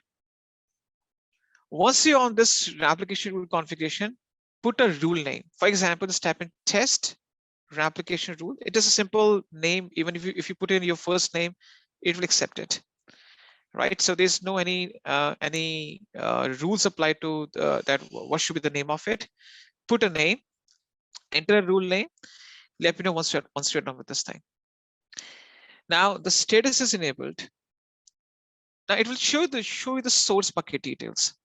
So it says source bucket name, right? This shows the source bucket name, which means that the application will start from source. Source region, right? Now it says that you want to limit the scope of that application. For example, if I apply a filter like prefix like .jpg, so only the JPG images will be replicated. But in this case, we'll choose apply to all the objects, right? So please go ahead and under the rule scope, make sure that you choose apply to all the objects in the bucket. Please go ahead and do that. Just type in done once you're done with this thing. So apply to all the objects in the bucket means that it doesn't matter what's the extension of the file. It's a PDF, it's a PNG, it's a JPG, whatever the extension of the file is, it doesn't matter. I want to apply this rule to all the objects of master bucket, whatever the format of the file is or the file extension is. It can be an Excel sheet, it can be a PDF, a document, a PPT, a PNG image, JPEG image, it doesn't matter. Now it will ask you to choose the destination bucket. Now it says that choose a bucket in this account. Is the bucket is in this account? Or specify a bucket in another account. You could now this is a not applicable to us, but just an FYI. You can initiate the application between two buckets in two separate accounts as well. In that case, I have to specify the 12-digit root account ID and the bucket name in that root account. But in our case, we'll choose a bucket in this account only. Once we choose this thing, choose a bucket in this account, it says that, all right, so then browse for that bucket name, which is your destination bucket, right? So I click on browse S3 and I look for the bucket name, which ends with TEST, this one, and click on choose path. So basically you have to browse for the destination bucket under the destination box. So what I'm saying is that this is my source bucket, this is my destination bucket in the same account, right? But they're deployed in different regions. What's next? Now, in order to initiate this communication, an IAM role is needed. You go to IAM role and choose create new role. Now this will automatically create a new role so that all the necessary permissions are enabled at the backend so that the source bucket contents can be replicated to the destination bucket. So it will automatically create a new role for you at the backend. Please go ahead and do that. Go to IAM role and just by default it's selected choose from existing IAM roles. Under IAM role, choose create a new role. Now, if you choose create a new role, it will automatically create a new role for you so that the source bucket has all the permissions to replicate its content to the destination bucket. Because there's source buckets trying to access the destination bucket. It's a bucket to bucket communication. So I'm applying this role so that the source bucket gets enough permissions, or we give enough permissions for this communication to happen. What's next? You don't have to go for encryption as if now. Destination storage class. So I'm saying that now this destination bucket is my secondary backup. I want to bring down its price. By default, my source bucket will have the standards data stored or in the standard format. I want for this destination, I want a cheaper version. So under destination storage class, change the storage class for the replicated objects and choose one zone IA. Okay, so I'm saying choose destination storage class, change the storage class for the replicated objects and choose it to one zone IA. Now one zone IA is a cheaper option. Now it says minimum duration storage 30 days. Of course, after 30 days, you start getting billed from one zone IA, and one zone IA puts the data in just one availability zone. That's okay. This is our secondary backup. This will bring down the cost of our storage. So under the destination storage class, I'm saying change the storage class for the replicated objects and choose one zone IA. One zone IA is applicable in these cases only. One zone IA means that your data is put in just one availability zone. If that availability zone goes down, your entire data is lost. But that's okay because we have duplicate bucket, source bucket, which already has that content. For duplicate backups, we choose one zone IA, which is quite cheap. Then what's next? You don't have to go for additional application options and click on save. Let me know what's wrong with this. Now, once you click on save, you get this option, replicate existing objects. Let me know once you get this prompt. It's asking you, do you want to replicate the existing objects or you want to start from now onwards, right?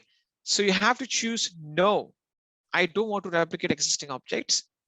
So from now onwards, if I put any new object inside my source bucket, that will show up in the destination bucket. I don't want to replicate the previous objects because for the previous objects or the existing objects, it will run a batch operation job, which takes a lot of time. So you have to choose no, do not replicate existing objects. I click on submit. Now we're going to be testing it out. To test it, you click on your source bucket.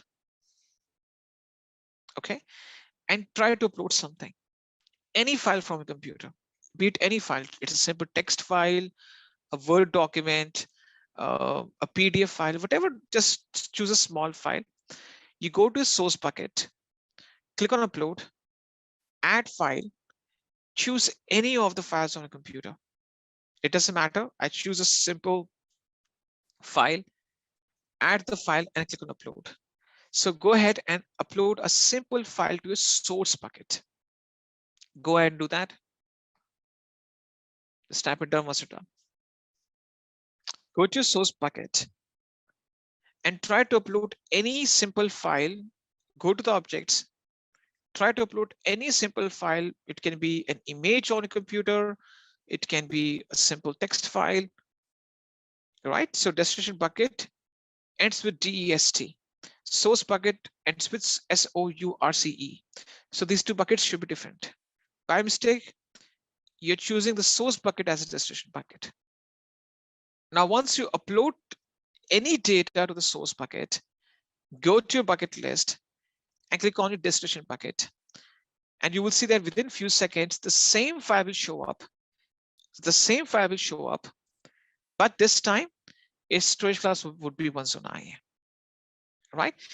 This is the businesses use this strategy for disaster recovery and data migration as well. So that if you lose any one of these two buckets or its contents, you still have one bucket to retain the data from. After within a few seconds, you just click on it. There's a refresh button, right? You can see there's a refresh button. Hit refresh few times, it will show up. If the file is a bit larger, it can take some time. But if you hit refresh few times, it will show up. This is what the replication stuff is. Simple, fine. We understood the process of cross-region application. Now this is unidirectional from source to destination. This is not bi-directional from destination to source. If you want to configure bi-directional, then you have to configure you have to enable the configuration, another configuration on the destination bucket, while choosing the source bucket as the target bucket. Right? So you can also have bi-directional, but this is the unidirectional application from source to destination. Whatever you put in the source will show up in the destination. Okay, fine. Now what you can do is that you don't need this application anymore. This is optional. You can go to management and you go to your bucket, go to your source, go to the management, choose an application rule and click on delete. Now there's no cost for that, but if you want, you can delete an application rule. Okay, that's it. Now I've listed down the process. Now the buckets are free of cost, but if you wish to remove the bucket, I've jotted down the process to delete the bucket in the document itself. Step number 6. But if you don't delete it, there's no cost for you. No, it is, see, the application it's only applicable to the uploading process, not deletion process. You understand the point? One thing you need to understand, the replication is only applicable to uploading data, not deleting of the data. Right? So if you delete the contents in the source bucket after certain days, by default, they will still show up in the destination bucket. That's what the purpose of the application is.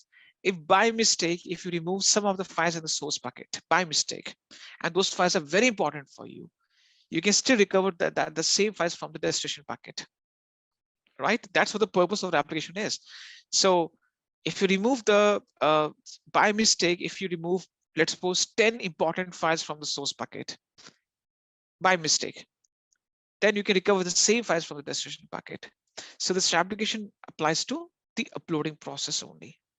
Just a quick info, guys. Intellipaat offers an advanced certification in cloud computing and DevOps by IAM Web. Through this course, you can learn all the important concepts of cloud computing, DevOps, AWS, Azure, Linux, and Python. The course features live classes with IIT faculty and industry experts, campus immersion at iHub IIT Roorkee, and includes certifications from both iHub IIT Roorkee and Microsoft. With this course, we have already helped thousands of professionals in successful career transition. You can check out the testimonials in our Achievers channel, whose link is given in the description below. With 24/7 support, placement assistance, and EMI payment options, this course without a doubt can set your career to new heights. So visit the course page link given below in the description and take a first step towards career growth in the field of cloud computing.